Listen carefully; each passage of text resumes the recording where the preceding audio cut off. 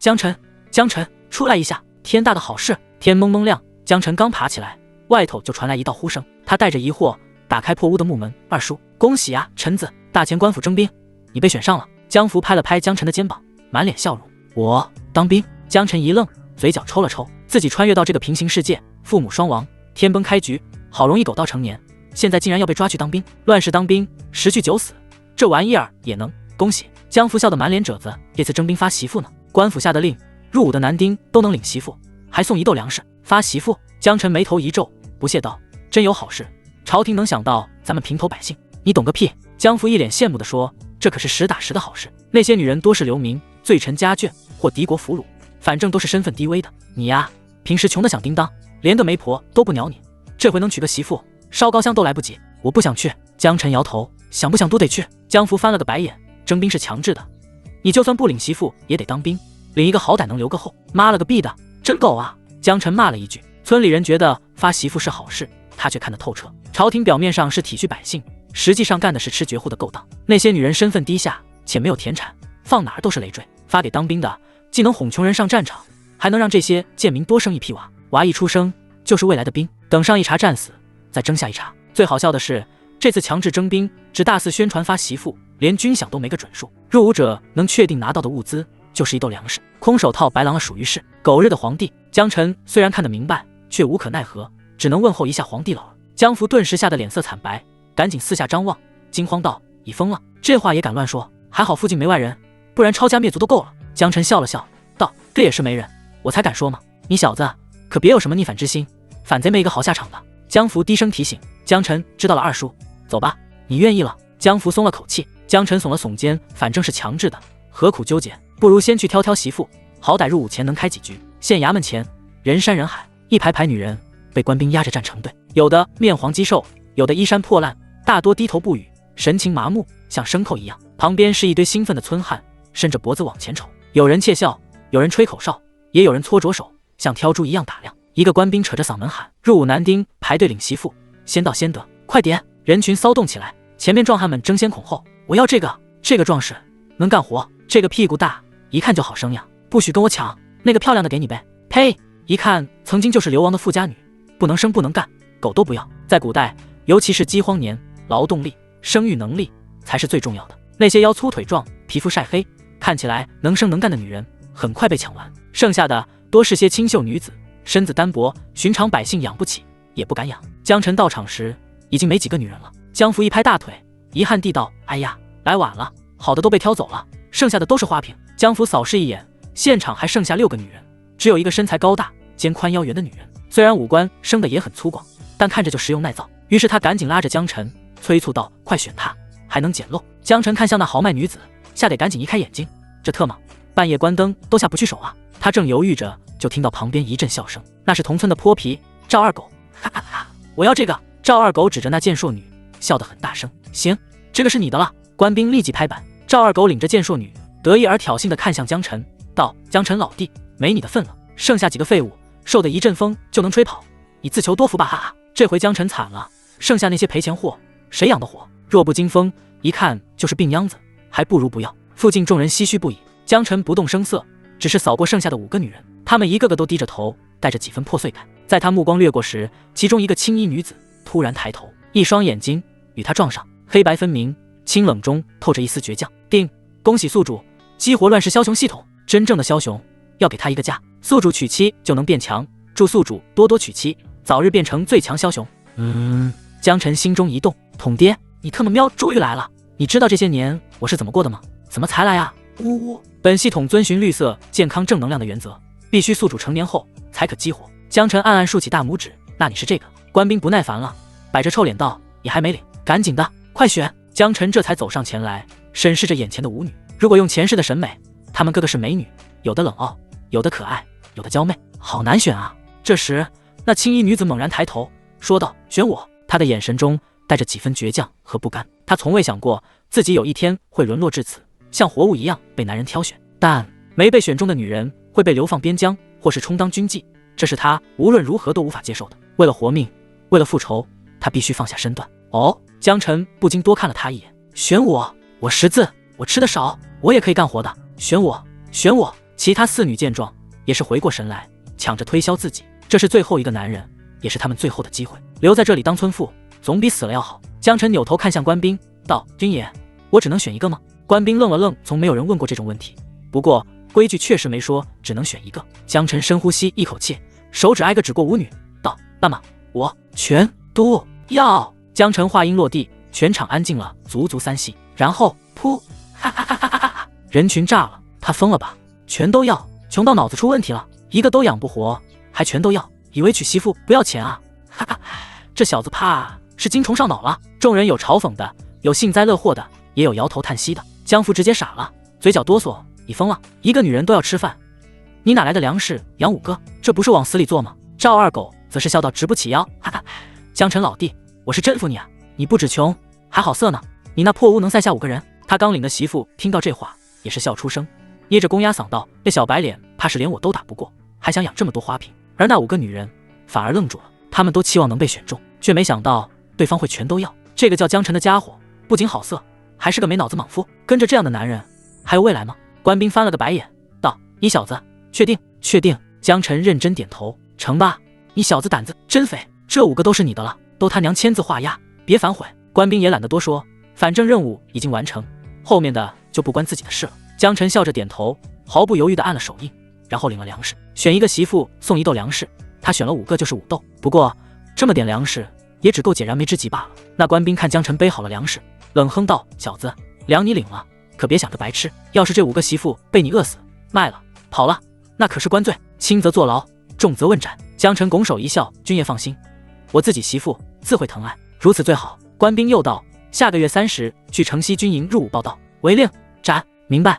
江晨应得干脆，然后转身看向舞女，道：“走吧。”几个女人面面相觑，然后跟了上去。虽然他们心中迷茫，但总归有了个去处，不用流亡了。江福看着江晨带着舞女离去的背影，叹了口长气：“哎，大哥你死得早，我对不住你啊，没能劝住这孩子。”旁边的赵二狗则是咬着草巾，眼底闪过一丝阴鸷。那5个女人皮白腰细，模样都不赖，尤其是那个青衣的，看着气质就不一样，像是大户出身。他舔了舔嘴角，心中泛起一股说不清的冲动。这种花瓶让他娶回家，他肯定不娶，毕竟每天要多一份口粮，还有额外的人头税。可要是能白玩几次，那就舒服了。看什么呢？一旁他的新媳妇狠狠掐了他一下。没什么。赵二狗心不在焉地道：“我饿了，赶紧回家做饭，然后洞房。”女人催促道。赵二狗不多时，江晨带着舞女回到家，一间土坯小屋，院墙歪斜，屋顶的草都被风刮秃了。屋里除了2张破木床，1张旧桌子，剩下的就是些打满补丁的衣裳。见此陋事，5个女人站在门口，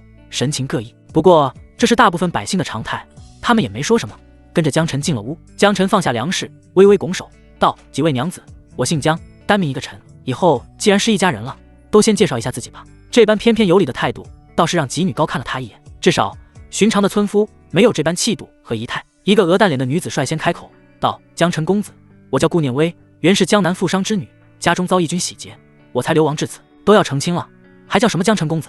一个身着红衣，眉眼带着几分妩媚的女子接着道：“夫君，我叫柳红，家世就没什么可说的了，父母都是平头百姓，闹饥荒死了。我叫夏玉，夫君可以叫我小玉，家里是打铁的，爹娘被乱军杀了。”看似最小的女子开口了，她最为拘谨，说话时还捏着衣角，回首往事，泪水已经在眼眶里打转。哼哼，我乃辽州刺史之女谢云舒。说话的是个神色倨傲的女子，提起身世，颇有几分高高在上的意味。江晨笑而不语，真这么牛逼？咋变成流民了？这谢云舒的父亲应该是前任辽州刺史，辽州早已陷落，谢刺史开城投降，反被灭族，既没守住城，也没守住气节，两头不是人。作为这种人的女儿，有什么可炫耀的？再说，既然成了无级的流民，身份都是最低的，连普通百姓都不如。江晨没有评价，看向了青衣女子。几女之中，她是江晨最关注的。论颜值姿色，几女都很漂亮，只是风格不一样。但论气质、气场，青衣女子明显更胜一筹。选媳妇时，她最先说出选我，最有勇气，敢争敢抢。现在自我介绍时，她又懂得谦让，最后一个开口。心智、能力方面，她必然是五女中最优的。青衣女子迎上江晨的目光，也不躲闪，不卑不亢地道：“苏月禅，夫君可以叫我月儿。”江晨微微颔首，道：“月儿，你是如何成为流民的？”苏月禅沉默了一下，道：“我原是燕王的女儿，父亲因党争被贬，家眷连坐，若非母亲拼死掩护，我也不可能活到今日。燕王之女，郡主。”此言一出，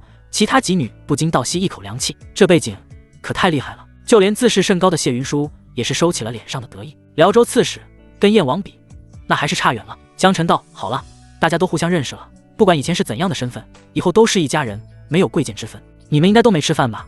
我去做点吃的。说罢，他就取出一点纲领的粮食，还有家里剩的野菜，准备煮点野菜粥吃。另外，几天前他打猎打到一只兔子，剩下半只也被拿了出来。江辰手脚麻利的劈柴、生火、洗米、切菜，动作干净利落。几个女人见状，也纷纷过来帮忙。柳红笑盈盈的帮着摘菜，腰肢一扭，风情万种。夫君这手艺可比城里大厨都利落啊。夏玉则小心翼翼的添水，怕溅到火星。顾念威挽起袖子，俏皮地道：我看着粥，防止糊了底。苏月禅则是帮忙把兔肉切块。只有谢云舒靠在门边，双手环胸，不停皱着眉，喃喃道：连个像样的灶台都没有，呛死了。柳红看向门口，笑着反击道：有饭吃就不错了，夫君还准备了兔肉呢，知足吧。你哼！谢云舒脸色涨红。江辰懒得理他，淡淡道：闲腔，你可以出去吹风。谢云舒被噎得一愣，刚要发作，对上他那双平静的眼睛，竟生出一丝心虚。这男人气势太稳了。算了，外头冻得要死，才不要出去呢。江辰瞥了他一眼，没再说话。在做饭的同时，他也关注了一下系统界面，可惜并没有什么变化。江辰猜测自己要完成结婚这个动作，系统才会有反应。毕竟系统说了娶妻才有奖励，自己现在只是领了5个女人回来，还没有正式拜堂成亲。看来得加快进度了，今晚就拜堂成亲，洞房花烛。很快，饭好了，屋里弥漫着腾腾热气，兔肉香混着米香，暖意在狭小的空间中流转。几女闻着香气，都不自觉吞了口水。流亡这些日子，哪还吃过这么好的？江辰盛好饭，坐下说道：都坐吧，家里虽简陋，但日子总能越过越好。他这话既平实又有力量。苏月禅跟着坐下，举止得体，夫君辛苦。柳红笑眯眯地道：辛苦夫君。顾念威与夏玉也乖巧地坐下，满脸期待。谢云舒刚才虽然嘴硬，身体却很诚实，也跟着坐下了。几人一边吃一边偷偷打量江辰。这男人虽穿着粗布衣，身材结实，但举手投足间又有几分读书人的气质，野性和儒雅两种完全矛盾的属性竟能出现在一个人身上。锅里的菜粥浓稠，兔肉嫩滑，一碗下肚，几女都忍不住轻叹出声，感到久违的安心和幸福。顾念微笑眼弯弯：我好久没这么开心的吃饭了。谢云舒怪声怪气地道：饿久了，吃什么都觉得好吃。嘴上这么说，可他吃粥比谁都快。气氛忽然有些尴尬，几人都埋头吃饭，没有理会谢云舒。顾念微最是活泼，吃到一半便忍不住问：夫君，我想问个问题。江辰抬眼，目光温和说：他眨眨眼，夫君有5个娘子，以后谁是正妻，谁是妾啊？此言一出，众人齐齐一顿。柳红抿着嘴笑，夏玉悄悄红了脸，苏月禅则是神情镇定，谢云舒却神色桀骜，略带不屑。当然该分清身份高低。江辰放下碗筷，语气淡淡：我既然娶你们为妻，便无妻妾之分。屋内瞬间安静。柳红惊讶地张大嘴：夫君这话可真稀罕。顾念微忍不住笑出声，这在外头说出去，怕是要被笑死。苏月禅则神色微动，心底生出一抹暖意。谢云舒冷哼道：哪有不分尊卑的？没规矩，这还像话吗？江辰神情平静，却透着不容置疑的坚定：我江辰的家不讲那一套，既为妻，皆为平等。他语气虽不重，却带着一种让人无法反驳的力量。几女都愣了愣。柳红轻声笑道：夫君真是与众不同。苏月禅看着江辰，目光柔和中透着几分敬意。夫君如此，实乃宽厚仁义之人。谢云舒咬唇，不再说话。江辰见气氛稍缓，又道：不过为了称呼方便，以后你们还是以姐妹相称吧。月儿，你今年几岁？苏月禅答：21。江辰又道：还有比他大的吗？其余几女摇头。那月儿就是大姐。江辰说道。接着他又依次询问了另外几女，最终排序到柳红老2。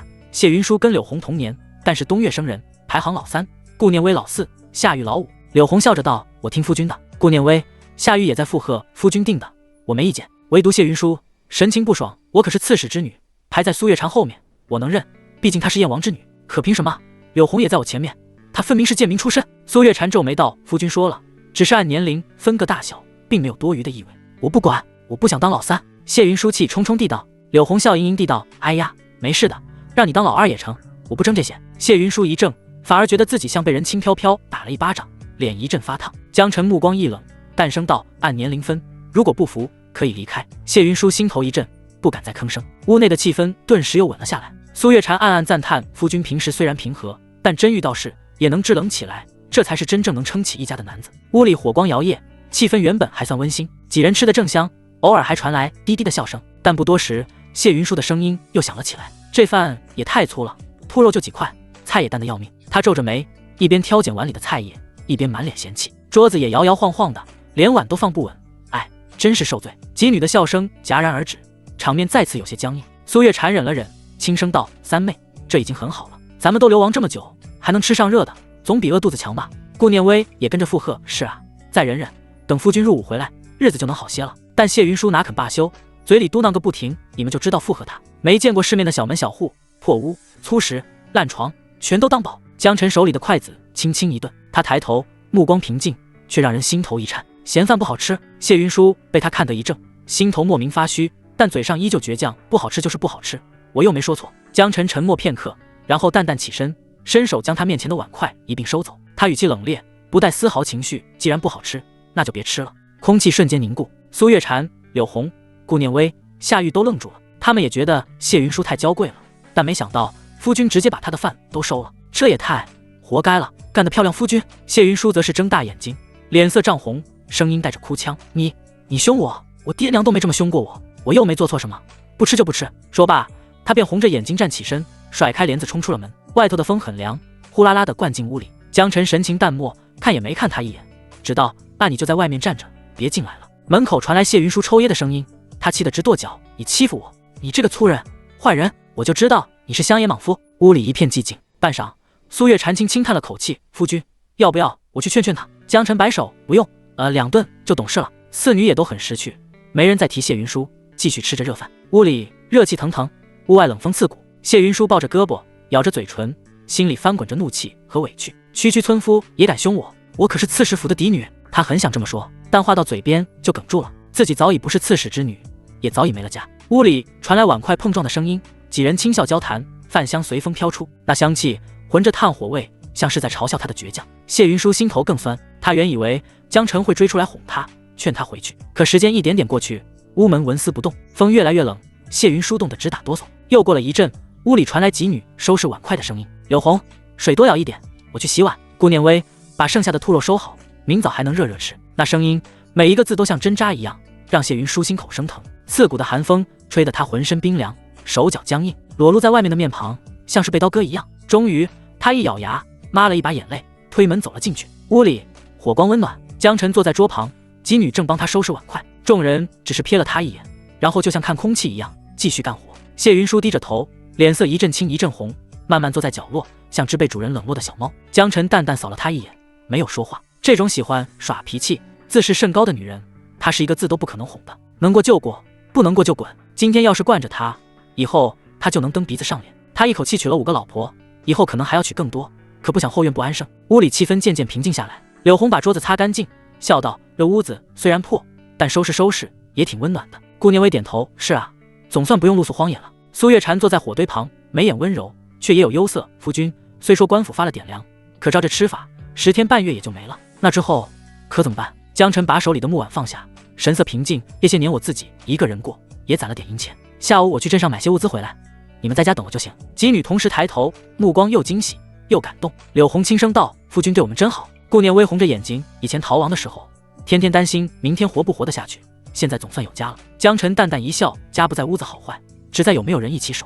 这句话让屋里一片沉默，火光映着几女的眼睛，仿佛照亮了他们乱世中久违的心安。谢云舒在角落听着，心口也被触动了一瞬，可他傲娇惯了，单独坐在角落里，拉着脸不肯说话。当日下午，江晨去了一趟镇上的集市，他买了些盐粮被褥，还添了几样红烛、红纸、喜帖，这些成亲用的东西当然不是生存刚需，但毕竟是第一次成亲，还是一次娶5个，还是要图个喜庆，顺便也激活一下系统的奖励。娶妻才有奖励，娶妻这个仪式应该是关键点。冬天太阳落山很快，天快黑时，江晨才扛着东西回家。到家时，院子已经被几女重新打理过，原本歪斜的院墙修了一角，屋顶多了几撮稻草，地上扫得干干净净。柳红提着水桶迎上来：“夫君回来了。”苏月禅微笑：“快进屋吧，天冷了。”江晨心头一暖，独居多年，他终于有了家的感觉。夫君买了好多东西。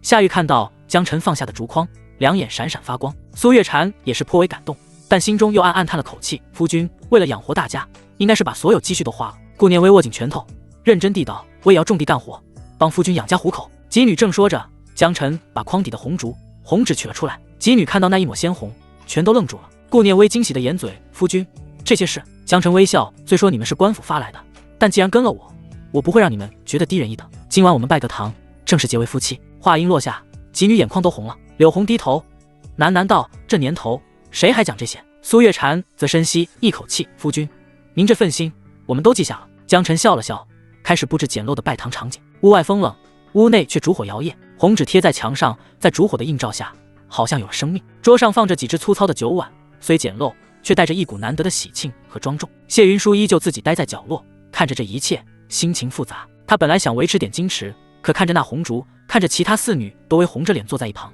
他心里突然慌了。拜堂，大家都拜堂，自己去不去？自己若是不拜，以后就彻底被排挤在外了。可怎么去？从中午到现在，谁都没理他，那种被忽视的滋味比寒风还刺骨。这种情况下，难道自己要舔着脸凑过去？堂堂刺史之女，岂能如此卑微？太丢人了！不可能，绝对不可能！很快，一切准备就绪，都准备好了吗？江晨语气认真问道。苏月禅点头，他始终是最稳重的一个。柳红目光忽闪，顾念微脸颊微红，夏玉则是双手紧扣在一起。4女很快来到了江晨身旁，江晨又单独看了一眼谢云舒。谢云舒一愣，目光与他相对，他眼底没有愤怒，也没有冷漠，只有一种平静的威严。这一刻，他心头忽然涌出一种被看透的羞意。谢云舒内心挣扎了一下，左脚微微挪了半步，他本想趁机顺势过去，哪怕装作不情愿也好。就在这时，夏玉好心喊道：“三姐，来吧，一起拜堂。”顾念微也笑着道：“一切从简，三姐别嫌弃就好。”他们语气温柔，本是好意，可落在谢云舒耳里，却像一根根针扎在自尊心上。他倔强地抬起下巴，冷哼一声：“哼，我才不去呢。”谢云舒话一出口，却忽然无比懊悔，胸口像被什么堵住，呼吸发紧。可屋内的气氛已经定格，江晨没有再看他，他淡淡的转回头，目光柔和的看着其他4女。既然如此，我们开始吧。红烛燃起，为这小小的茅屋里增添几分暖意和庄严。没有主婚人，也没有凤冠霞帔，但几人都是神情肃然。江晨沉声道：“一拜天地。”4女齐声应道：“拜。”苏月禅心情复杂，心中默念：“列一拜，拜新生，希望有朝一日我能讨伐逆贼。”柳红平日里大大方方，妩媚动人，此刻也是心情忐忑，双肩微颤。她出身敏感，从未敢奢求能与良人结发。顾念微拜下时嘴角轻笑，眼里有泪。她性子活泼，心思简单，1日相处下来，已经把江晨当做了归宿。夏玉年纪最小，动作有些笨拙，却也极其认真。2拜高堂，江晨的声音再次响起。屋内无父母，苏月禅低声说：“夫君父母已逝，我们各自的家人也因乱世而亡。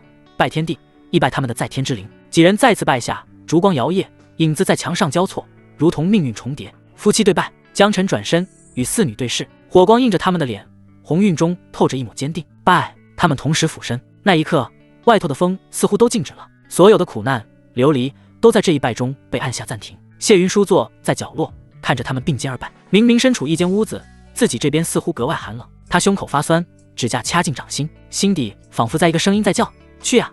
你再不去，就真的成外人了。”可他的腿像灌了铅，他只能看着江晨与其他4人对拜完毕，然后瘫坐在椅子上，一脸颓然。拜完后，江晨轻声道：“自此，你我共为夫妻，生死与共。”江晨深吸一口气，声音平静地响起：“今夜拜堂，从此我与诸位娘子生死与共。虽无锦衣玉楼，但此心无期。”几女含泪点头。或许最初他们只是迫于无奈来到了这间破屋中，但随着拜堂结束，他们觉得自己的生命已经与眼前的男人牢牢交融了。另一边，谢云舒的泪却是悄无声息地滑落，他低着头，胸口更加堵闷：“江晨，你就不能再喊我一次吗？”江晨却根本没注意到谢云舒的泪，当然就算留意到了也不会有反应。他此刻满脑子都是：系统呢？你倒是给我点反应啊！我特么成亲了，完成娶妻了吧？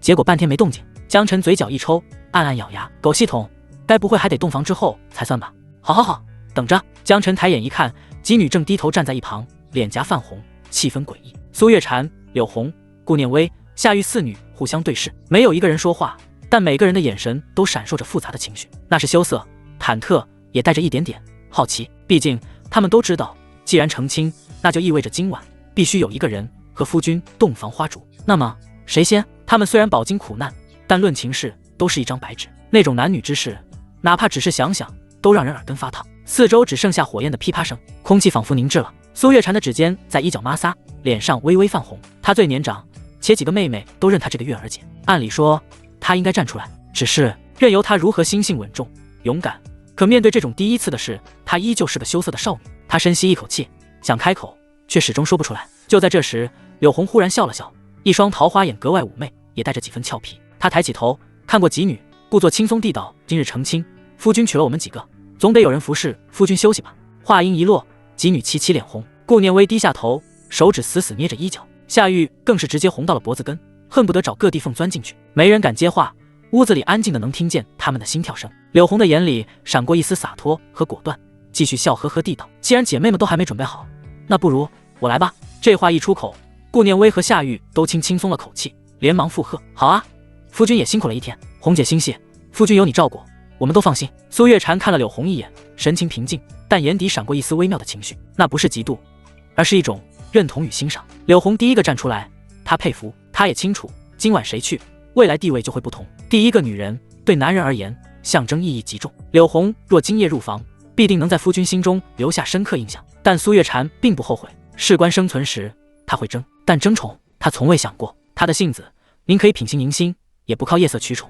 既然姐妹们都没意见，那我就却之不恭了。柳红微微欠身道，接着他又特意看向独坐的谢云舒道：“三妹，你同意吗？三妹，你同意吗？”这一问把谢云舒的心态彻底搞崩了。本来谢云舒就挺郁闷委屈的，现在更是脸都绿了。我同意吗？我有话语权吗？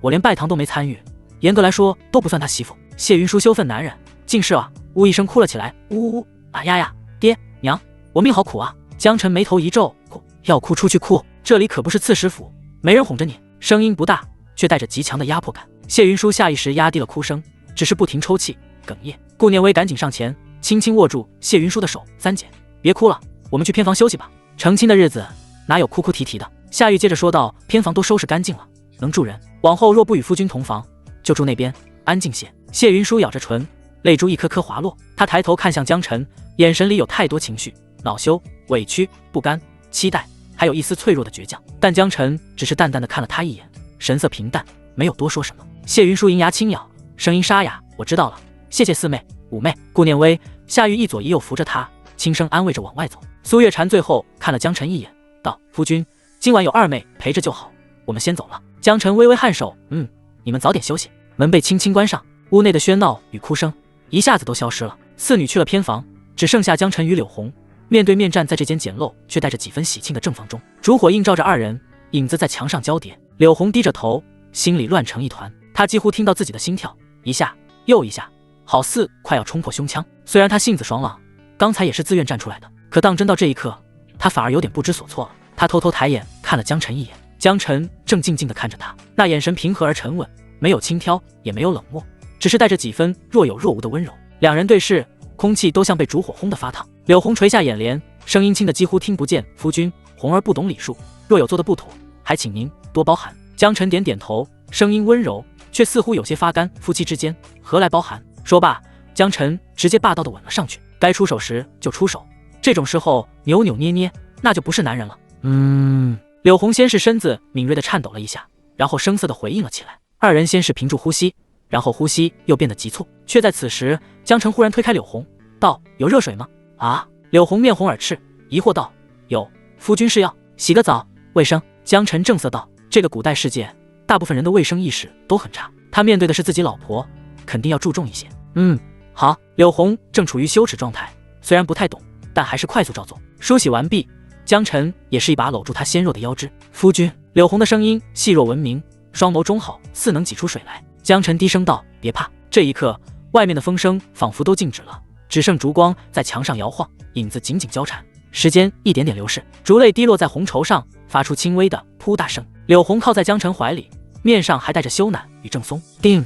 恭喜宿主完成娶妻任务，奖励力量提高10点，奖励技能夜里猛。江晨虎躯一震，果然，只是名义上的娶妻不行，必须有夫妻之实，才算能得到系统的奖励。他这一震，柳红顿时有些发怵，小声道：“夫君，我不行了，要不下次吧。”哈哈，好，今天先休息吧。江晨心生怜惜，轻轻拍了拍他的肩膀。柳红如蒙大赦，又朝着被子里缩了缩。江晨则是把注意力都放在了系统新增的信息上。宿主江晨，伴侣柳红，体力61，精神58，力量71，防御57，敏捷62，技能夜里猛。江晨心中一动，力量71，也就是说，我原本的力量是61点，这是什么概念？这次系统有了回应，普通健康壮年男性的各项属性平均在60点，正常条件下每提升1点都非常困难。江晨了然，如果不算刚加的10点力量，自己的各个属性确实都是60左右。在敏捷这一项，他是62。从小他就觉得自己比一般人更灵活，正好跟系统的数据对上了。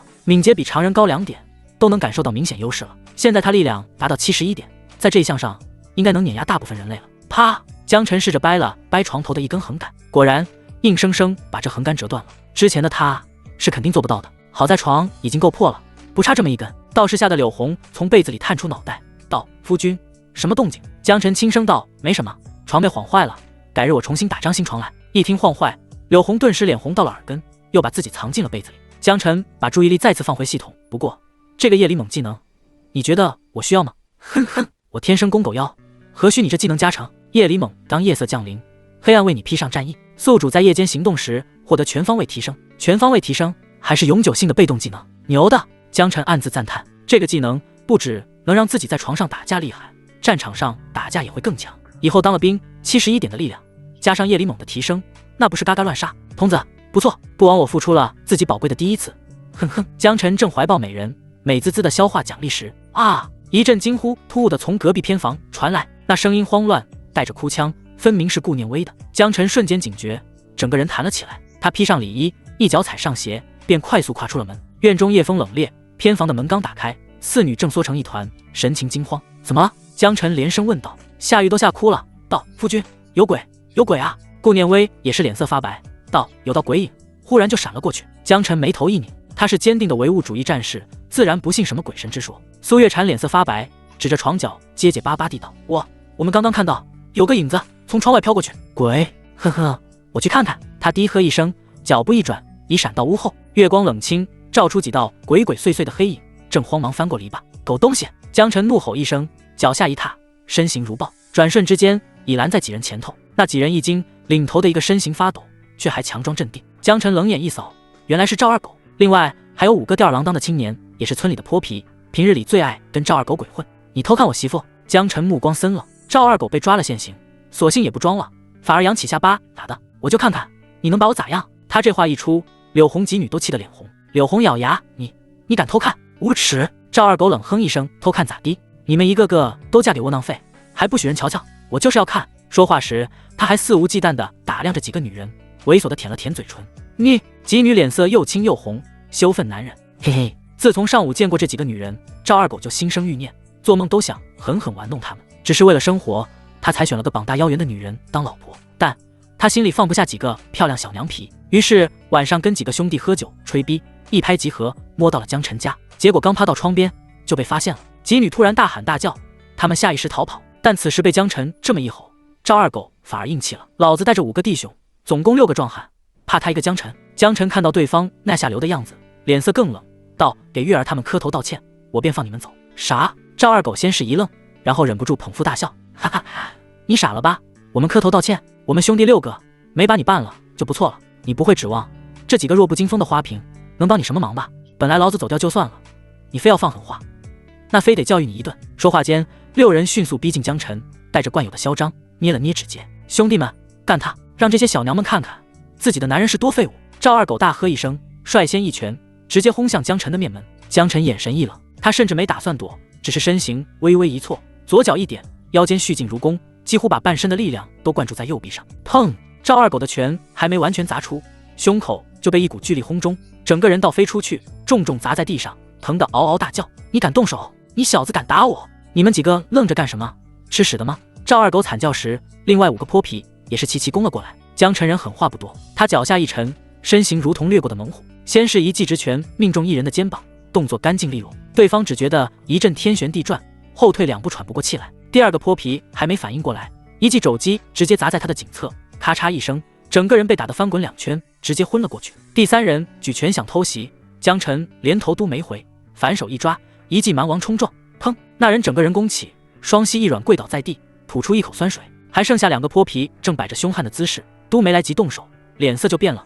不可能，怎么会这么强？2人愣神，这么一下 bang bang 2拳袭来，砰砰，2人的身影也倒飞出去，狠狠砸在了赵二狗身上。赵二狗刚要爬起来，此时又被同伴砸中，再次摔得满嘴是泥，骨头都快散架了。看着满地哀嚎的同伴，他惊惧交加，瞪眼道：见鬼了，这他妈是人的力量！夫君他好强，一个村夫竟有如此实力，便是很多军中上将都没这么大的力量吧？难怪刚才正房里不停传来二姐的求饶声。嘘，小孩子懂什么？苏月禅等女子纷纷眨巴着眼睛，惊叹不已。江晨收拳，呼吸依旧平稳。71点的力量，果然有点东西。在大家都没有经过训练、没有使用兵器的情况下，打架基本就是拼数值。普通人是60点，多一点具有很大优势。而江晨71点的力量，再加上夜里猛的加成，对这几个泼皮完全就是碾压。当然了，这6人如果是训练有素、配合默契的士兵，或有一战之力。可他们都是村痞，乌合之众，江晨随便几下重拳就能把他们废了。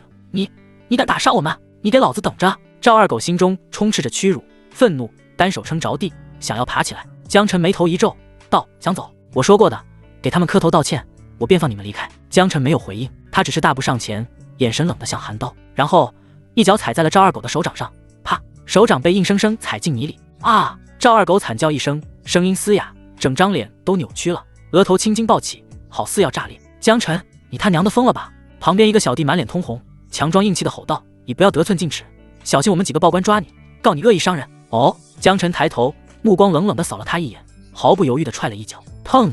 那人直接被踢飞出去2丈远，半空中还喷出一口血，落地之后翻滚几圈，嘴角全是血沫，几颗牙齿滚落在地上，四周彻底安静。赵二狗的手掌上发出轻微的咔咔声响，江晨脚下发力，手掌上早已渗出血来，浑阵泥浆，惨不忍睹。啊呀呀！赵二狗疼得几乎昏过去，额头冒汗如雨，胸膛剧烈起伏。江晨冰冷的声音如同丧钟，跪下道歉。夜风愈冷，空气中还弥漫着血与泥的味道，那咔咔作响的骨节声听得人头皮发麻。赵二狗疼得脑袋青筋暴起，眼角都是泪。终于他整个人一软，扑通一声跪了下去。别踩了，呜呜，我道歉，江晨，我错了。江晨松了脚，冷冷地盯着他，大声点，不是给我，是给我媳妇们道歉。赵二狗颤抖着转过头，转向苏月禅几女，哀求道：“几位嫂子，我不该偷看，不该胡说八道，我下贱，我该死，求求你们饶了我吧。”江晨淡淡扫了一眼其他几个小弟，那几人也被吓得魂飞魄散，赶紧跟着跪下，一边磕头一边求饶，好不凄惨。苏月禅几女面面相觑，只觉得不可思议，这几个横行霸道的泼皮竟有如此卑微懦弱的一面。不是夫君太强了，呜呜呜，我们错了。赵二狗带头不停哽咽着重复。苏月禅怕事情闹得太大，于是小声道：“夫君，可以了，这人毕竟也被征召入伍了，要是残废了不好收场，还是娘子思虑周全。”江晨轻声道，然后才抬开脚，冷冷冲赵二狗道：“是。”赵二狗如蒙大赦，慌忙起身，带着几个小弟滚带爬地逃了，鞋子差点掉下来。呼！几女纷纷长舒一口气。江晨安慰道：“别怕，有我在，我明天把房屋再修缮一下，确保安全。”好，多谢夫君。几女感到阵阵暖意，无比安心。另一边，赵二狗几人一路逃回自家，心中的屈辱翻腾的几乎要爆炸。妈的，这口气我咽不下。赵二狗咬牙切齿，拳头砸在桌上。一个小弟捂着肿脸，恨恨道：“狗哥，咱们报官吧，他打伤人了。”啪！赵二狗一巴掌甩在他脑门上，怒吼道：“报你妈个头的官！咱6个去偷看人家媳妇，6打1个打不过，还有脸报官？这事要是传出去，老子在村里一辈子抬不起头。”那小弟被打得直翻白眼，讪讪的挠头，那就忍了。赵二狗狠狠一咬牙，目光阴鸷的像条蛇，忍？老子什么时候忍过？江晨经常上山打猎，咱们找机会去山里把他埋了，死在山里，天知道。一个胆小的小弟犹豫道：“这就杀人，会不会太狠了点？”狠你娘！赵二狗咧嘴一笑，露出一口黄牙。那几个小娘皮你不心动，到时候江晨死了，女人还不是我们的？也是，嘿嘿。几个小弟对视一眼，纷纷露出猥琐的笑容。屋子里气氛越发污浊，他们开始低声商量细节，哪天动手，在哪埋伏，带什么工具。正说到兴头上，外头忽然传来一阵粗声粗气的喊叫：“夫君，怎么还没好啊？快来陪我睡觉，我想那个了。”屋子瞬间安静了。赵二狗浑身一哆嗦，脸上的狠劲瞬间僵住。这话如果是个娇媚小姑娘说的，他肯定立马精神一振。可偏偏声音来自他的媳妇陈翠。虽然媳妇是他自己选的，结实健硕，能干活，能生养，可内功压嗓，那厚重的分量他实在有点顶不住。事实上，今天他刚把陈翠带回家，就被陈翠按到里屋圆房了。本该是一桩美事，却让他有些阴影。此时听到陈翠故作妖媚却刺耳的喊声，赵二狗顿时起了一身鸡皮疙瘩，强装镇定地回道：“我跟兄弟们谈正事呢，下次吧。外面那女人却不依不饶，谈什么正事？快来，我都等不及了。”操！赵二狗心里骂了句，刚要说话，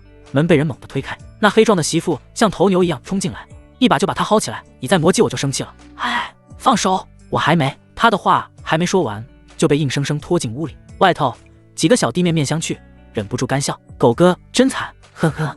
那咱们先走吧，不耽误他耕作。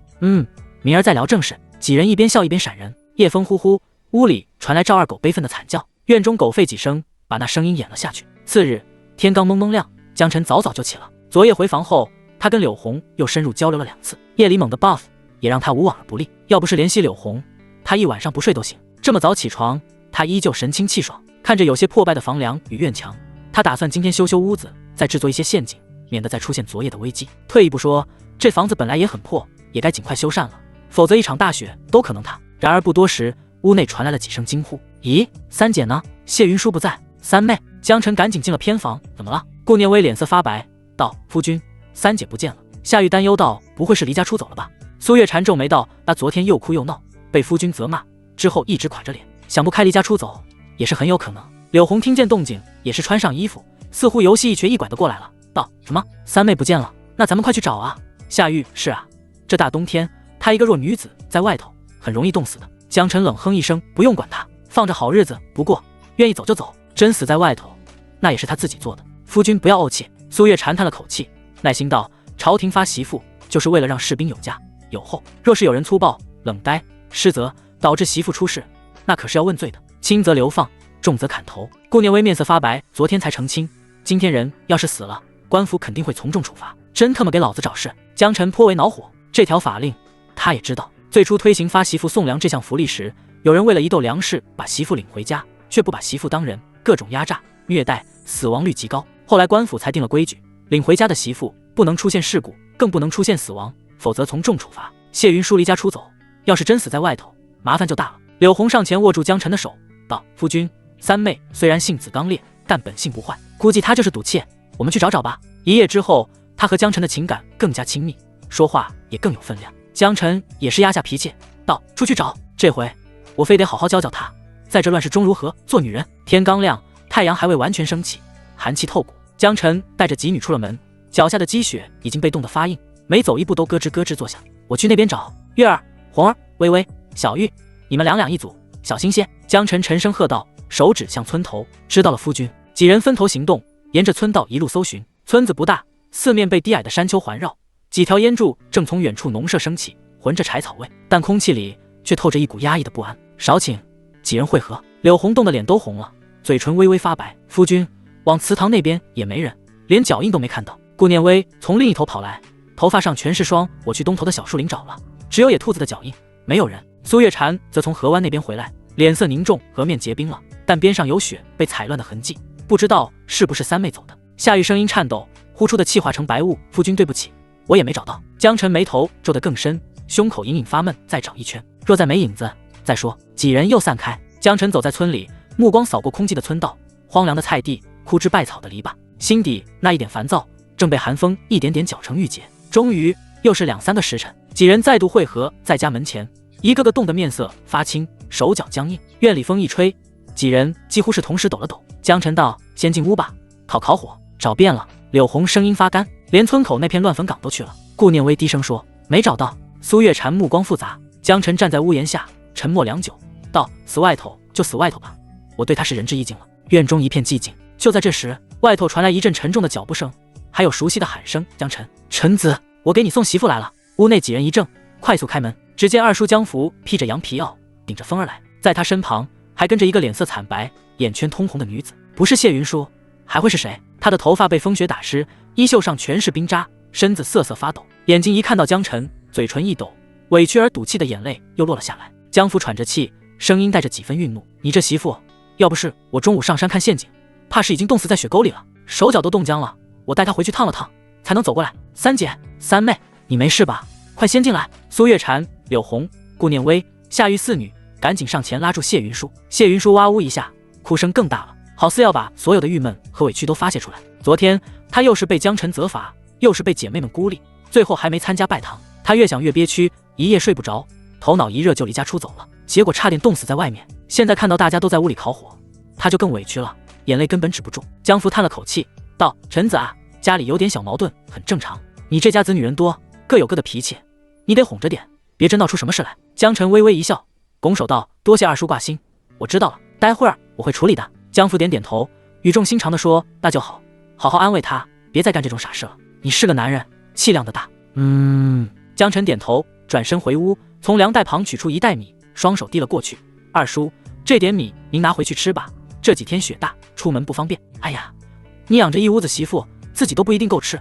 还给我米，算了，你留着吧。江福连连摆手，暗自为江晨担心。昨天挑媳妇那一幕，他也看在眼里。江晨一口气选了5个女人，村里人都在背后摇头。江福当时也急了，但不是生气，而是恨铁不成钢。可事情已成定局，他也不能再责怪，只能想着多帮衬一把。江晨却笑着说：“二叔放心，我家还有些存粮，明天放晴我就上山打猎。上回在北坡看到狍子的脚印，估摸着能逮1只，卖了也能换些钱。”不给二叔拒绝的机会，江晨死活把米袋塞进他怀里。那行，我先帮你存着，你没粮了随时喊我。我回家了，你哄哄媳妇吧。江福这才勉强收下，转身离开。江晨送完二叔，便回屋关好门，顺手拨了拨炉火，温热的气息在狭小的屋子里弥漫开来。谢云舒蜷坐在床边，眼眶红肿，他的哭声小了许多，只是轻轻抽噎着，目光试探看向江晨，眼神之中又隐隐有些期待。他觉得自己差点冻死，好不容易被救回来，二叔又在江晨面前说了好话，他肯定会安慰自己，甚至哄自己几句，也许还会把自己抱进怀里，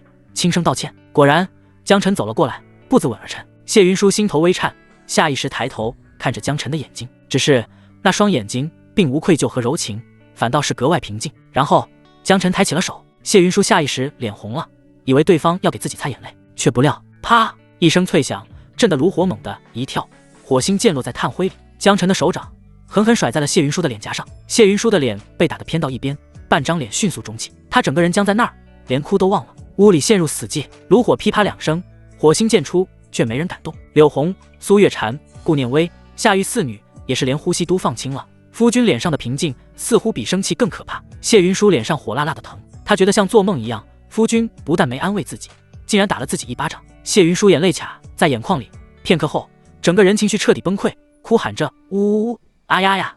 你打我！你打我！爹娘，呜呜，女儿想你们了！”江晨脸色瞬间冷下来，再哭就滚出去！谢云舒猛地一哆嗦，声音戛然而止，眼泪还在往下掉，却一声都不敢再出。江晨盯着他，眼神漠然。这种女人得治，不把她打疼了，学不会老实。其他4女相视一眼，不约而同地压住了最初的劝解之意。大家都是围绕着这个男人过活的，听他的没错。江晨缓缓开口：“知道错了吗？”谢云舒嘴唇发抖，下意识又把自己当作刺史家的大小姐，可对上那双黝黑冷漠的眼睛时，顿时声音发虚：“我知道错了。”江晨，错哪儿了？谢云舒脸色涨红，欲言又止。江晨眉头一拧，声音更冷：“要我帮你说？”谢云舒连忙摇头道：“不用，我自己说。我错在不该私自离家出走，险些酿成大祸。”江晨冷嗤道：“要不是你运气好碰到二叔，已经死在外面了，要是遇上赵二狗那种人，你晕在沟里，你猜会发生什么？”谢云舒浑身一颤，脸色煞白。江晨继续冷声道：“我们5个人一早发现你不见了，饭都没吃，找了你1天。这个家里没人欠你的，你自己想作死，别拖别人下水。”谢云舒低下头，指尖攥紧。他刚回家时看他们围在火边取暖，还心生不满，现在才知道，那是因为大家累了1天，在外面找他找到腿都麻了。江晨叹了口气，语气不再那么尖锐：“这1天就这么浪费了。我很快就要入伍，入伍前的拼命打猎存粮，免得你们挨饿。今天原本要进山打狍子，现在全泡汤了。”谢云舒眼泪再次涌出，但并非委屈，而是懊悔。哪怕是他再怎么有大小姐脾气，也觉得自己有点不是人了。夫君在为全家奔波，自己却闹脾气添乱，太过分了。江晨目光扫过他，冷静问道：“昨天的事，你还有怨气吗？”谢云舒怔了怔，哽咽着摇头：“没有了。去外面动了1圈，差点死了，他才知道家里多好。昨天要不是被夫君选中，自己可能已经被派去做军妓了。结果回家后还嫌房子破，嫌饭不好，嫌姐妹们不行，真的太作了。我知道错了。”说完这句话，谢云舒整个人瘫坐在地上，再次放声大哭起来。那哭声里带着彻底的服软与悔悟。这次江晨没骂他闭嘴，火炉噼啪燃烧，屋里渐渐恢复了暖意。但在场所有人都清楚，从这一刻起，江晨才真正成了这个家的主心骨，说一不二。过了一会儿，谢云舒终于哭完了，眼睛都有些肿了。江晨看了他一眼，道：“哭够了，哭得没个人样，自己去烧点水洗洗干净。”谢云舒身子一颤，再无骄纵跋扈的样子，只剩下敬意和懂事，道：“是夫君。”他提着木桶去了灶房，锅碗叮当作响，木柴的火光在他脸上跳动。曾经锦衣玉食、手不沾阳春水的大小姐，如今满身灰尘，脸颊被烟气熏黑。好不容易烧出一大桶热水，他提着桶回来时，灰头土脸，却比昨天看起来顺眼多了。“三姐，我来帮你。”夏玉见谢云舒提着这么大的桶很费力，立刻上前去帮忙。谢云舒愣了一下，看着他真诚的笑，心中一阵发酸，轻声道：“谢谢五妹。”这声五妹说出口时，竟觉得格外暖。昨日初到家门时的不甘怨气，在这一刻彻底散了。他忽然觉得自己昨天真是蠢得可笑。乱世之中，流离失所的人何止千万，他家破人亡，孤身一人，如今能有个夫君，还有几个姐妹，乃是天大的福气。此刻，谢云舒对这个家的归属感达到了前所未有的高度。他抿了抿唇，轻声说：“我多烧了点水，大家要是想梳洗也能用。”几人相视一笑，心里的隔阂悄然淡去。谢云舒舀出一盆热水，慢慢洗去一身的尘土，清水映着他的脸，他第一次觉得自己像个妻子，不是被迫的。江晨看了一眼天色，道：“时候不早了，一天都没吃饭，我去做点晚饭吧。”几女纷纷去帮忙，晚饭依旧简陋，野菜粥加上昨天省下的一点兔肉，对如今的时事而言，这顿已经算得上奢侈。只是江晨有点扛不住，这里的生活条件跟前世比太差了，几乎没得有水，明儿必须进山了。北坡那边有狍子的脚印。江晨自顾自地道：“要是能打下来，够咱们吃10天半月，再把兽皮卖了，能换不少粮。”谢云舒自告奋勇道：“夫君，我可以去帮忙吗？”江晨笑了道：“心意我领了，人就不用去了。你们上山反而增加危险，打猎可不是好玩的。你若是有心，待会儿帮我把箭头磨一磨。”“好。”谢云舒轻声应下，继续吃饭。过了一会儿，他忽然抬头，鼓起勇气，四地道：“夫君，我想。”江晨，谢云舒，我想和你拜堂。屋子里安静下来。谢云舒说出这话时，眼神里满是期待与惶恐。昨天江晨和其他姐妹拜堂，他自己赌气，死要面子，没有参加。当时他心高气傲，觉得不拜拉倒，谁稀罕呢？现在他后悔了，无比后悔。那一拜不只是仪式，更是认同，他不想缺失。江晨却只是淡淡看了他一眼，不拜了。人生如人流，落子无悔啊！谢云舒一怔，江晨正色道：“人生如棋，落子无悔。既然错过，那便错过了。成年人得为自己做过的事负责。”谢云舒神情恍惚，双眼顿时暗淡了下去，但他也没脸说什么。他很清楚，这次错过的不只是一次拜堂，更是在夫君心中的地位。即使他说过5个媳妇都是一样的，只按年龄分大小，可他知道自己到家就闹腾，惹事在夫君心中的实际地位注定只能排在最后了。谢云舒深呼吸一口，快速吃完碗里的粥，率先起身道：“夫君，我去帮你擦拭箭头。”说罢，他便蹲在角落里默默擦拭打磨着箭矢。随后江晨也吃完了，他放下碗筷去检查捕兽夹等用具了。剩下的4女围坐在桌边，吃了几口后，忽然不约而同地对视一眼，像是集体想到了什么。柳红昨晚有了经验，今天说话也更大胆了。她率先开口，唇角带着一丝狡黠的笑：“今晚哪位姐妹和夫君睡一张床？”气氛变得有些微妙。新婚洞房这种事，几女都没经历过，昨天都极为紧张敬畏。如今柳红已经体验过了，也算是有人打了个样。其他几女的心态也没昨天那么怕，那么紧张了，甚至心底隐隐多了几分好奇。二姐、二妹昨夜发出好奇怪的声音，到底是发生了什么呢？苏月禅、顾念威一时沉默。夏玉年纪最小，脱口而出道：“二姐，昨晚你跟夫君干了啥呀？洞房到底是啥感觉啊？”柳红眼神一转，似笑非笑地道：“反正比想象中更让人心慌，但也很有意思，很难描述，试过就知道了。”夏玉眼神天真，歪着头问：“那我也想试试。”柳红笑出声来：“小丫头，还嫩着呢，夫君好像还没把你当大人，等他点头再说吧。”夏玉似懂非懂：“我很小吗？”他顿了顿，扫了一眼几人，所以今晚谁去？顾念威轻声提议：“要不让三姐去，她今天刚融入这个家，正好借机会和夫君处好关系。”柳红摇头，她现在的情绪还没稳，而且夫君虽然认下了这个三媳妇，但其实对她还是有些冷淡的。几女点头，也是。柳红看向苏月禅道：“昨天没人去，我自告奋勇，今晚按理该轮到大姐了。”苏月禅的脸霎时红透，连耳根都红了。她的第一反应就是紧张，道：“二妹已经有经验了，要不就先多陪夫君几晚。”柳红语重心长地道：“我倒是不介意，但夫君实在不消停，天天来我真受不了，不然我才不想把机会让给别人呢。”苏月禅埋头吃了一口粥，试图掩盖自己的慌张，其实心头扑通乱跳。一方面，这种事没经历之前总归是忐忑的；另一方面，他也看得出来，自昨夜和柳红同房后，江晨对他的态度明显变得柔和许多。自己总不能一直逃避，否则肯定会寒了夫君的心。火光映在他的脸上，红晕一片。柳红看在眼里，轻轻拍了拍他的手，笑道：“大姐，别紧张，夫君不是那种蛮横的男人，他会好好疼你的。”苏月禅抬头，目光复杂，似羞又似惶，最终轻轻咬了咬唇，点了点头：“今天我去。”入夜，炉火把屋里烧得颇为温暖，江晨已经躺在了床上，被子另一侧还躺着神情紧张的苏月禅。出身皇族的他，从未想过这样的夜晚会落到自己身上。好在这2日的相处，他渐渐发现，这个男人虽冷峻，却有担当，有底线，不似村中那些粗鄙之人。只是他心中仍旧忐忑，纵然出身不凡，纵然经历过极致的大起大落，她终究只是个未经世事的女子。终于，他微微侧身，轻声唤了一句：“夫君。”江晨转头看着他，颅缝中露出的黄光隐约照亮他的侧脸，白皙中带着一抹红晕。这个坚强稳重的女子第一次露出如此娇羞的小女人作态。那一瞬，江晨的指节一紧，他忽然一个翻身，俯视着她的面庞，近到两人呼吸相融。苏月禅抬头，只见那双深邃的眼睛近在咫尺，还有那温热而粗重的呼吸，他的心脏几乎要从胸口跳出来。紧接着，对方的呼吸狠狠压了下来。我来了。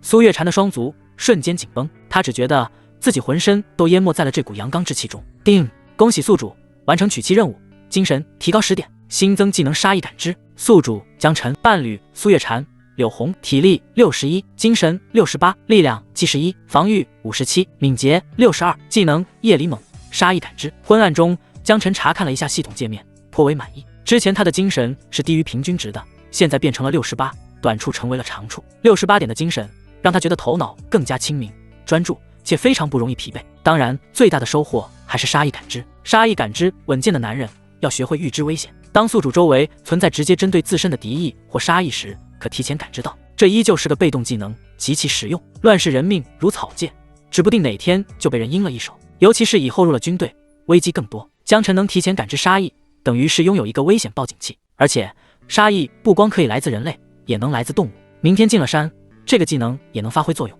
猎户进山最怕的就是冷不丁冒出一只猛兽，一旦反应慢半拍，命能就没了。而有了杀意感知，江晨能提前感知到猛兽的杀意，也就拥有更多反击或逃跑的时间。正好明天进山试试效果。江晨吸收消化完今天的奖励后，回头望去，苏月禅已经睡熟，呼吸轻柔而平稳，脸颊仍残留着一抹醉人的红意，惹人怜爱。他微微一笑，俯身在他额头上亲吻了一下，然后轻手轻脚的下床。当然不是因为他肾不好，只是晚上水喝多了，而且他从前世就有个习惯，睡着之前必须把膀胱清空一次，不然睡不着。江晨披上衣服走出屋外，夜风刺骨，寒气几乎能割裂皮肤。他赶紧钻进茅房刺了一泡，尿柱才一会儿功夫就结成了冰晶。呼，真几把冷啊！他嘀咕一声，正往回走，却见院子里有个人影，原来是谢云舒，刚从偏房走了出来。夫君。谢云舒小声唤了一声，神色慌张。江晨停下步子，语气带着几分打趣：怎么又想离家出走？谢云舒脸红着低头，小声道：不是，我出来小姐。去吧。江晨淡淡一笑，转身往正房走。两人擦肩而过时，谢云舒忽然伸出手，轻轻拉住了他。他的气息微乱，带着犹豫与羞怯。江晨回头，目光与他相触。谢云舒的神情复杂，像是有千言万语堵在喉咙，却又不敢说出口。怎么了？江晨问。谢云舒咬着唇，低声道：夫君，你怎么了？江晨又问。谢云舒拉着江晨的手，指尖冰凉，却握得极紧。他的呼吸有些急促，像是终于鼓起了全部勇气，说道：夫君，我好后悔。江晨静静看着他，我好难受，我好羡慕，我好嫉妒。谢云舒一把抱住了江晨，身子几乎都埋进他怀里。昨天我太傻了，太作了，我不该惹你生气，不该离家出走。我知道我没资格嫉妒大姐、二姐、四妹、五妹，可看着他们都跟你拜了堂，而我却没有，我心里就像被刀割一样。他声音颤抖，带着几分压抑的情绪，甚至有些呜咽。江晨看着怀里的女人，眼神却比之前多了几分柔情，坦然承认自己的羡慕和嫉妒不但不是坏事，反而说明他真的变了，也真的懂事了。江晨轻轻拍了拍他，道：没事，你有这种感受也是人之常情，所以你跟我说这些是想……谢云舒抬起头，眼角仍有泪痕，却多了一种从未有过的坚定。我想他没有再说下去，只是微微踮起脚尖，双手扣住江晨的后颈，忽然将两瓣红唇送了上去。寒风始终呼啸，谢云舒的嘴唇有些冰冷，但这一吻带着炙热与忐忑，几乎是用尽他全身的力气，仿佛掺杂着懊悔、嫉妒、渴望和卑微。江晨虎躯一震，也是霸道的抱紧谢云舒，回应着他的热烈。少顷，或许是有些累了，也或许是受不住寒风，谢云舒终于松开江晨。二人对视，江晨第一次这么近，这么认真地看着他。他虽然身上只是一身粗布棉衣，却遮不住那股天生的贵气。一张瓜子脸，格外秀美精致，眉眼柔婉如画，双眼里映着月光，很是动人。夫君。谢云舒轻轻唤了一声，声音低的几乎被风吹散。江晨柔声道：回去歇吧，夜里太冷。谢云舒眼底闪过一丝挣扎，又似下定了决心，我不想回去。下一刻，他竟反手一拉，将江晨往灶房方向带去。江晨怔了一下，那双纤细的手好似想要牢牢锁住他一样。院子里有3间房，正房是江晨平时住的，现在里面睡着苏月禅，偏房住着其他几女，如今只有灶房没人。江晨能感受到谢云舒手上的力度，他第一次真切意识到一个女人的占有欲、嫉妒心会强大到什么程度。灶房里，寒风透过道处的缝隙钻进来，好在还有柴火的余温，散发出些许温暖。谢云舒紧紧抱住江晨，那一刻，他心中的嫉妒、悔意、渴望，全都对江晨的占有欲。两人紧挨在草堆上，呼吸交错，微弱的火光映在谢云舒微红的脸颊上，柔和的眉眼中透着一种隐秘的倔强与柔情。呼！江晨顺手把几根干柴添进灶膛里，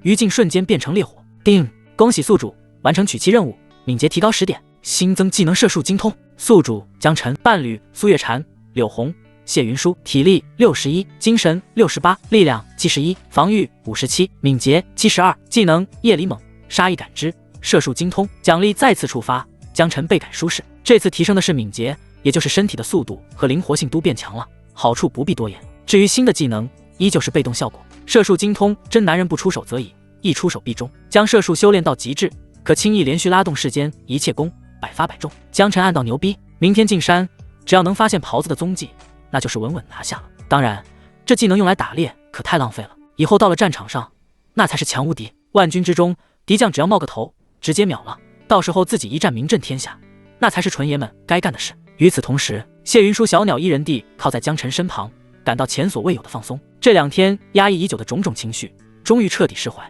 他红着脸，轻声开口：“夫君，对不起，我又任性了。”江晨俯下身，温柔一笑：“没事，我喜欢。”谢云舒的心跳不由得加速，脸上的红晕更深了几分。平静片刻后，寒意逐渐袭上两人的身体。尽管江晨刚才添了柴火，但这毕竟不是睡觉的房间，还是嗖嗖的冷。谢云舒帮江晨裹紧棉衣，道：“夫君，你快回房休息吧，这太冷了，而且大姐还在呢。”江晨点头道：“啊，你也回去睡吧，今晚我不陪你了。月儿已经在正房，我肯定得回去的。我已经很满足了，我还是先回偏房睡。”谢云舒说完，乖巧地转身离开，步履轻盈。江晨看着他的背影，心中一阵欣慰。以前老三有多刁蛮任性，现在就有多懂事。果然，差点死过的人就是不一样，是叫人一次就会。很快，江晨也回到了房间，却不料刚才睡着的苏月禅不知何时醒了，正靠在床头望着进门的他，疑惑道：“夫君刚才去哪儿了？”看到苏月禅清澈的眼神，江晨莫名有些发虚，他脚步一顿，干笑着挠了挠头：“我去上了个茅房，蹲得久了点。”苏月禅的眼神柔和，却带着一丝意味深长的笑意：“那确实挺久的，快上床暖暖吧。”江晨咳嗽一声，讪讪笑着钻进被窝，被子里充斥着暖意，带着淡淡的女子体香，令人心头一荡。苏月禅见他回来，也不多问，只是伸出手为他掖了掖被角。江晨心头忽然一热，忍不住伸手一揽，将他整个人都揉进怀里。破旧的木床再次吱呀作响。次日清晨，天刚蒙蒙亮，江晨便起身了。外头寒气逼人，呼出的气在空中凝成白雾。他吃了点昨夜剩下的野菜粥，又叮嘱几女在家好好待着，留下一把柴刀给几女防身，自己就出门了。按照计划，他要去山里打狍子。江晨背起弓箭，带上干粮和皮囊，独自踏进了林海深处。山风呼啸，脚下积雪咯吱咯吱作响，天地间白茫茫一片，偶尔能见到几只乌鸦在光秃秃的树梢上叫着。江晨凭着记忆来到了北坡，找到了那片出现狍子蹄印的区域。他蹲下查看，根据经验选择一个方向，继续前行。没走多久，忽听到一阵细碎的窸窣声。江晨屏住呼吸，目光顿时落在远处一片雪之中。精神属性的提高，让他的视觉、听觉也变得更好了。雪之中，赫然有一只白茸茸的雪狐狸，白的几乎与雪地融为一体，毛色纯净，眼睛晶亮如宝石。若非目力惊人，很难发现这东西又白又可爱。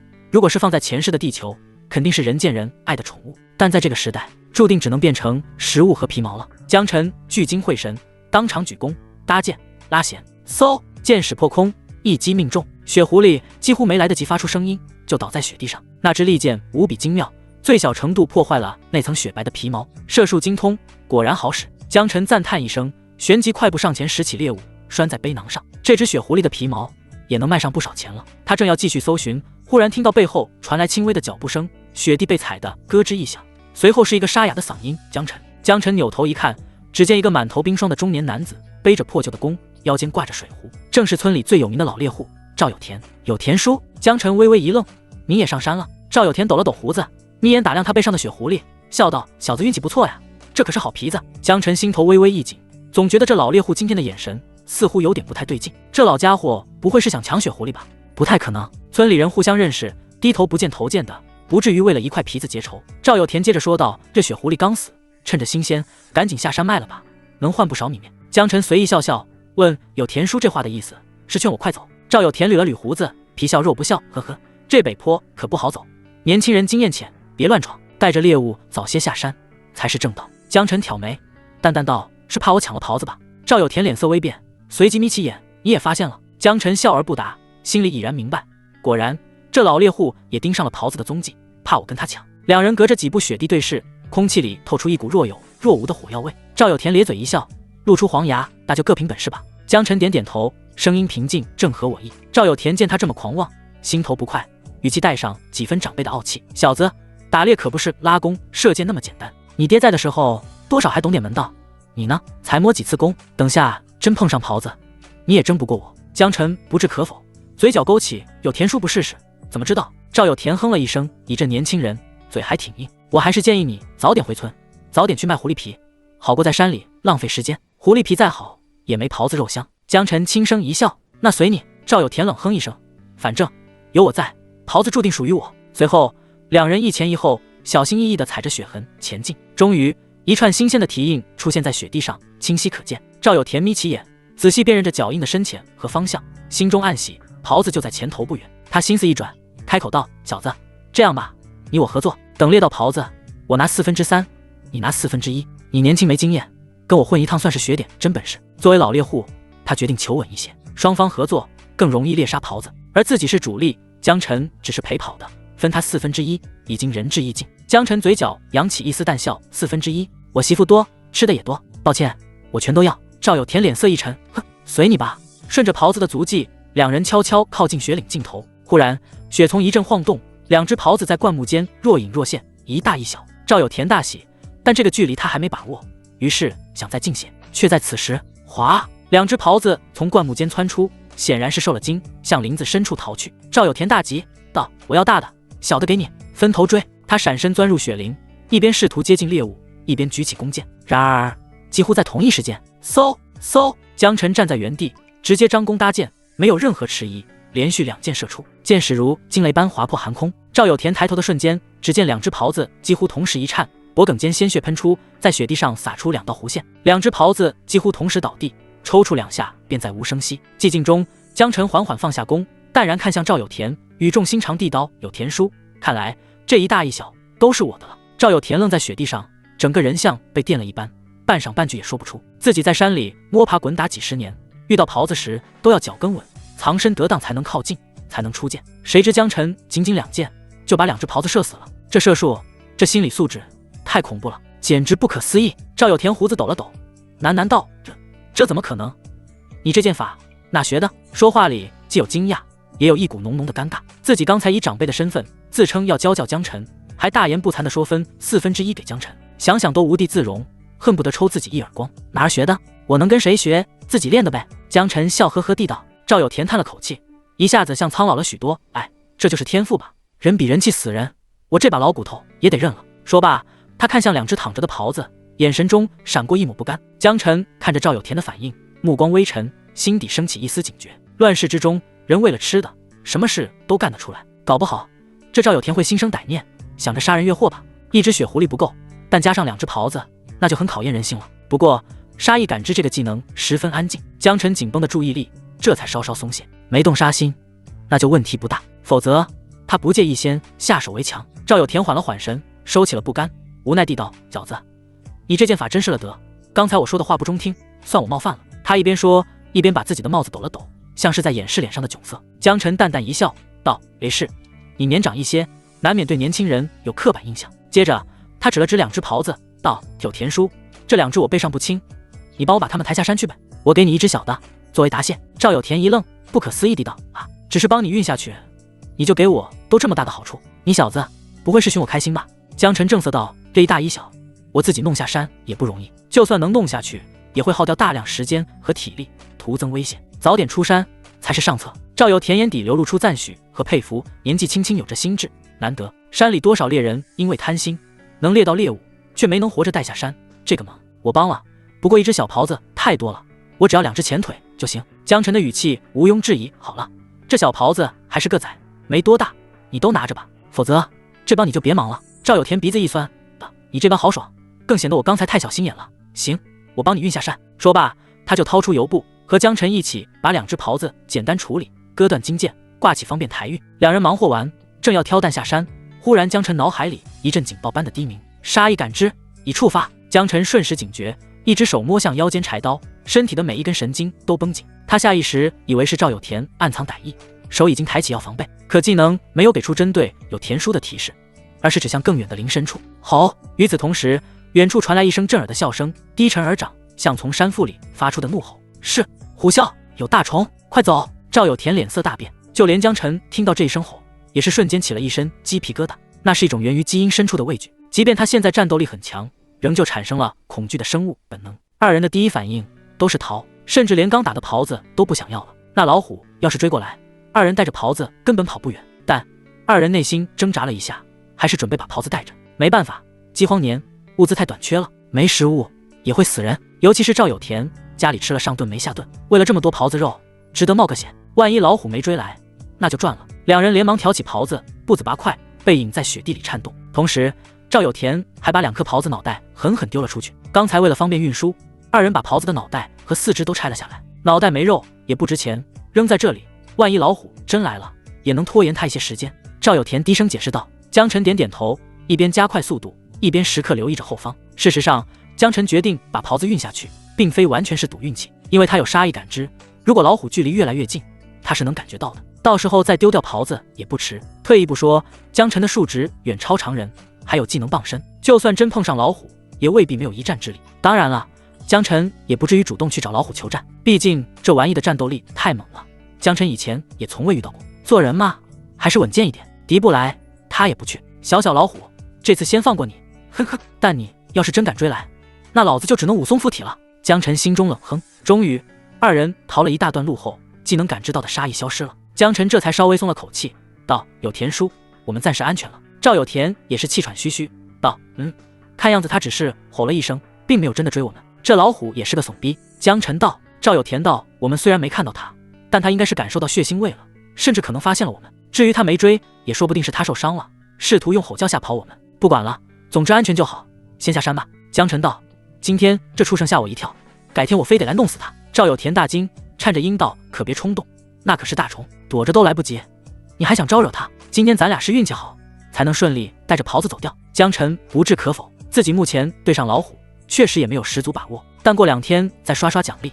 提升一下属性，那应该就很稳了。若能猎一只老虎，未来很长时间的花销都不愁了。二人喘了几口气，喝了口水，也不敢久留，继续下山去了。毕竟老虎的领地范围很大，赶紧出山才算彻底安全。一路无话，正在临近山脚时，江晨再次精神一紧，杀意感知已触发，随着系统警报的响起，技能指向斜前方的一处草丛。这次显然不是老虎了，老虎不可能突然出现在这个地方。有田叔，小心！江晨看向赵有田，压低声音道。赵有田很疑惑，心说还有2里地就出山了，还能有什么危险？江晨不再多言，打起精神走在了前头。他装作如无其事的样子，其实注意力始终在那片草丛中。待到他接近时，突然草丛里忽地炸出6道人影，个个蒙着面，手中挥舞着金刀，暴喝道：你山匪爷爷在此！江晨，速速受死！声音里故作凶狠，实则有些生硬。江晨有些发笑，谁家山匪有病，跑这种深山老林打劫？而且这声音他不陌生，虽然故意捏着嗓子，但还是隐隐能听得出来是谁。关键是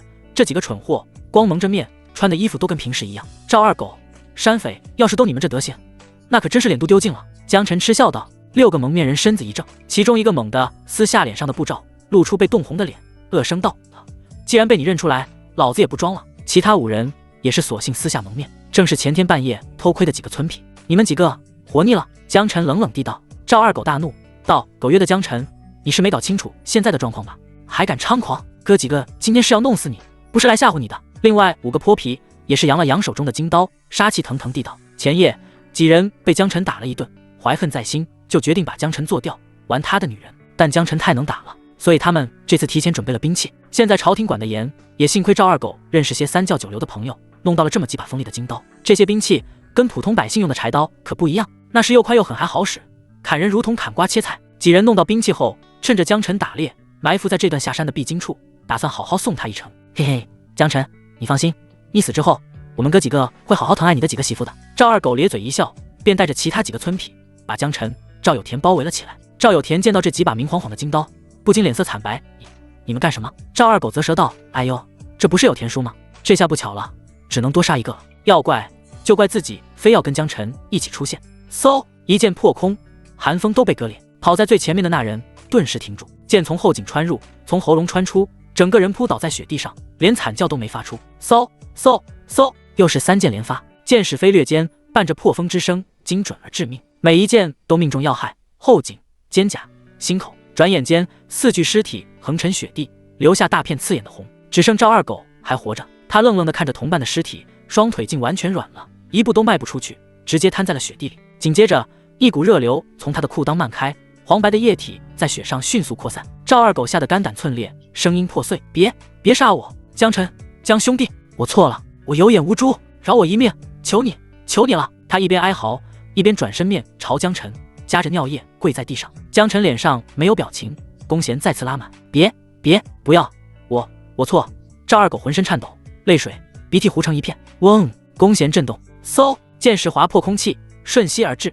噗，一剑正中赵二狗的眼眶，贯穿头颅，鲜血喷溅，眼珠碎裂，那具身体再也无法颤抖，彻底倒在雪地里。就在这时，扑通，身后传来一声闷响。江晨回头，只见赵有田脸色惨白，整个人像是被抽空了力气，一屁股坐在雪地里，他的嘴唇在发抖，双眼圆睁，死死盯着那一地的尸体。他见江晨射死2只狍子时，虽然震惊，却还能勉强消化，顶多心里感叹一声这小子真有本事。可眼前这地狱般的景象太过恐怖，6条人命就这么没了，鲜血染红了雪地，令人头皮发麻。那血最初还蒸着热气，很快又凝成了薄冰。赵有田身为老猎户，见惯了野兽的血，可那毕竟是兽，现在躺在地上的是人，是他们同村的活人。终于，赵有田哆嗦着开口道：“江晨，你杀了6个人，这可是要偿命的呀。”江晨淡淡反问：“有田叔，是打算报官吗？”说话时，他面色平静，握住金刀的手掌却多了几分力道。赵有田打了个哆嗦，连忙摇头：“不报，我怎么可能报官？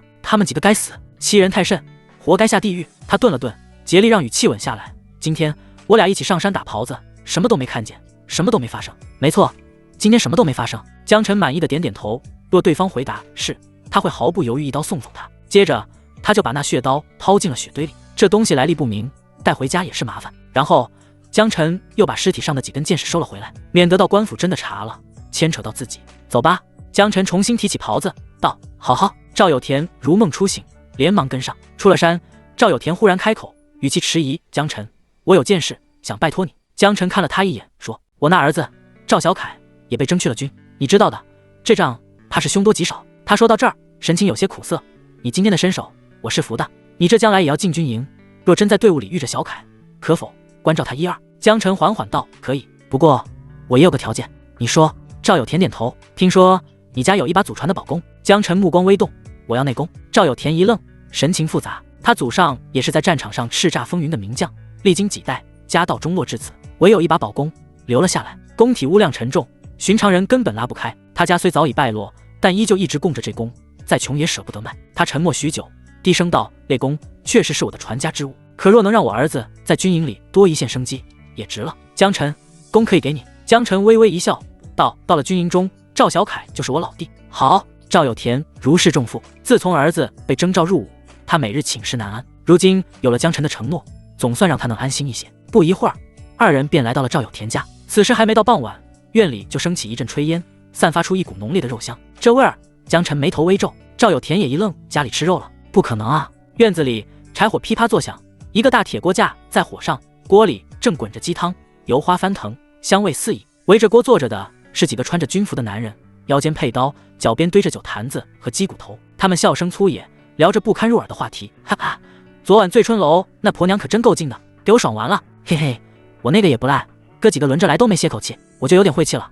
上次我遇到个不长眼的，竟然问我要钱，哈哈哈，要钱！这种女人就是该打，就是睡女人还给钱，这并不是白当了。一旁一个穿着破衣的妇人正不停给他们端茶送水，口中小声应着“君爷喝茶，君爷慢用”，正是赵有田的媳妇张氏。张氏看着院子里满地的鸡毛鸡血，满脸苦涩，家里都快揭不开锅了。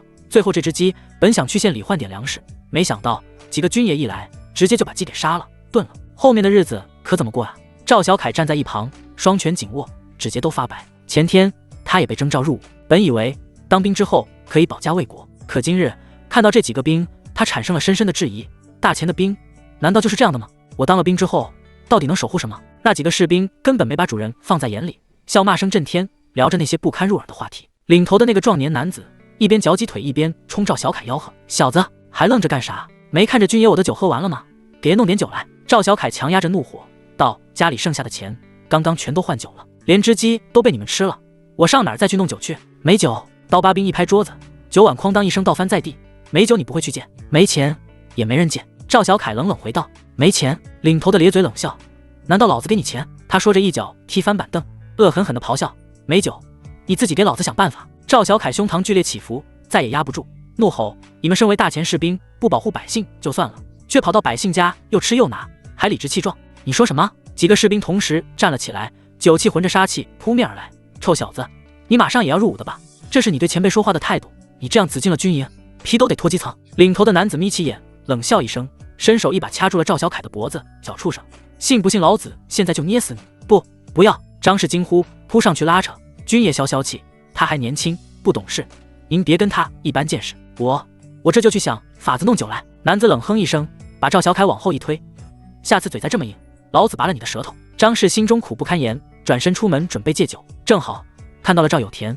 江晨走了进来，当家的张氏看到丈夫，屈辱的泪水一下子掉了下来。面对这几个横行霸道的兵，她没有任何办法，只能任由他们白吃白喝。怎么了？赵有田深呼吸一口，赶紧上前搀扶着媳妇。张氏抹了一把眼泪，小声道：这几人是县里的军爷，领头的还是个将军，叫李霸天。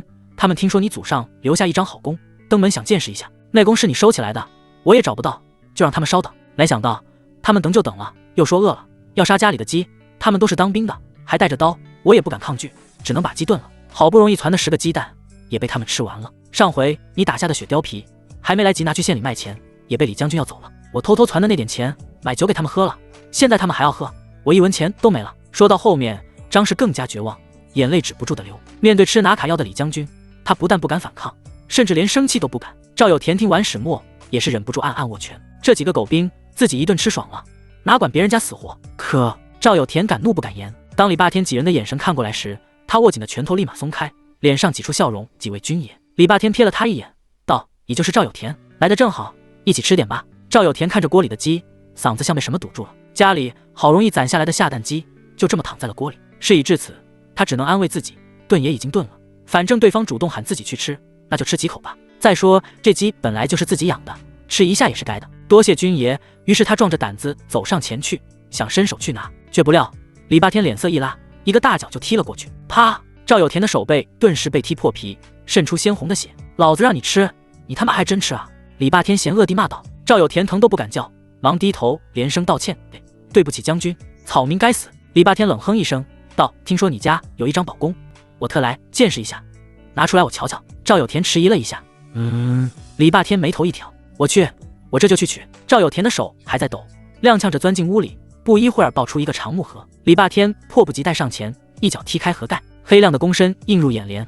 他伸手一摸，眼睛一亮：好弓，这弓我要了。赵有田脸色大变，急道：不行，李将军啊，不是说好只看看的吗？李霸天没好气道：老子特意跑来，只为看看，这弓放你家也没用，到了我手里才能杀敌立功。张氏见状更加绝望，这弓家里穷死都没舍得卖，哪敢想最后会被人白拿了。赵有田一跺脚道：李将军，求你了，这弓真的不能。李霸天瞪了赵有田一眼，按住腰间佩刀，恶声道：你想死吗？赵有田顿时噤若寒蝉，张氏、赵小凯也都是脸色发白，不敢说话。李霸天得意的大笑道：这才像话。却在此时，一个不合时宜的声音打断了他的大笑：这弓有田叔已经许我，你不许带走。江晨站在院门口冷冷地道。李霸天转过头，眉头一皱，这个年轻人刚才是跟赵有田一起来的，他都没注意，没想到一个村夫敢大放厥词，好大的口气。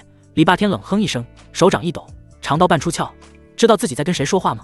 嫌命长了。寒光闪烁，杀意逼人。赵有田连忙上前挡着，满脸陪笑。李将军息怒，这弓之前我确实答应了江晨，但那时没想到你会登门呢。江晨他马上也要入伍，您看在同袍的份上，就别跟他计较了。江晨。李霸天缓缓收回长刀，语气带着几分不屑，原来是个小兵胚子，行，那老子就不跟他一般见识。接着他也不想吃了，对几个同伴一挥手道：这几人起身欲走，临走前还故意踢翻了没喝完的鸡汤。可谁知江晨依旧站在门口，冷冷开口：我说过，这弓已经许给我了，你带不走。李霸天脸上的笑意彻底消失，咬着牙道：好小子，你真是不知死活。其他几个士兵也是上前半步，气势凶狠：臭小子，你再说一遍，找死的玩意，敢顶撞李将军，信不信我们当场宰了你？赵有田脸色惨白，连连摆手：“江辰，别说了，别说了。”江辰淡淡道：“有田叔，你若信我，剩下的事你就别管了。这弓不能被白拿，鸡也不能被白吃了。”赵有田陷入了沉默。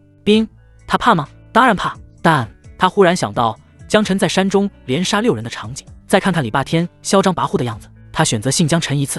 哈哈，想不到这小小的白山村竟能生出你这样不怕死的虎逼。李霸天再次被气笑：“你不会真以为本将军不忍心杀你吧？将军现在什么阿猫阿狗也敢自称将军了？”江辰嗤笑道：“你！”李霸天怒目圆睁，江辰露出戏谑之色道：“小小一个武长，我倒要看看你有没有胆杀我。”此话一出，李霸天的脸色顿时又青又红，其他几个士兵表情也有些异样。江辰见状，更加确定了自己的猜测：将军即便是在乱世，将军这东西也不可能遍地都是。但凡是个正儿八经的将军，能跑到一个百姓家里蹭吃蹭喝，倒不是说将军的素质一定高，而是到了一定地位，没必要连只鸡都蹭。李霸天几人刚好5个，另外4个都以李霸天为核心，但又不是那么敬畏，所以江辰推测李霸天应该只是个武长。军队之中，武长管理一个伍及5名士兵，武长名义上是军官，但其实是职位最低的，只比小兵强一点。当然了，吓唬平民百姓还是够的，只是这李霸天居然自称李将军，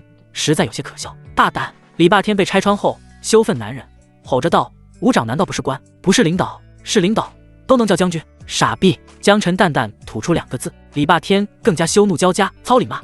老子弄死你！”话音落下，几人同时拔刀。江辰浑然不惧道：“我就站在这里，你们敢动我吗？”李霸天握紧刀柄，虽然气势汹汹，却真的迟迟没有真动手。到百姓家吃拿卡要都是小事，军中甚至都默许了。可如果在军中内斗，甚至自相残杀，那就是大事了。轻则杖刑，重则斩首。更何况现在正是缺人的时候。这江辰虽然还没正式入伍，但名字已经登记在册，属于军中一员。他一个小小的武长，要是真把江辰砍死了，上面查下来，麻烦就大了。别说砍死，就算是把江辰打伤，那也是大过。小子，你有种！李霸天一字一顿地道：“今天老子不杀你，但等你入了伍，老子有的是办法对付你。”另外几个小弟也是阴阳怪气地道：“你最好祈祷，跟我们不要在一个编队里。”走！李霸天再次一挥手，冲向门口。呼哧！江辰顺手从篱笆上拽起一根棍子，狠狠砸向地面，撕扯出一阵刺耳的破空声。听不懂人话，弓留下，再滚！江辰一棍砸落，震得一片冻土崩飞。李霸天眯起眼，笑意狰狞：“老子非要带走，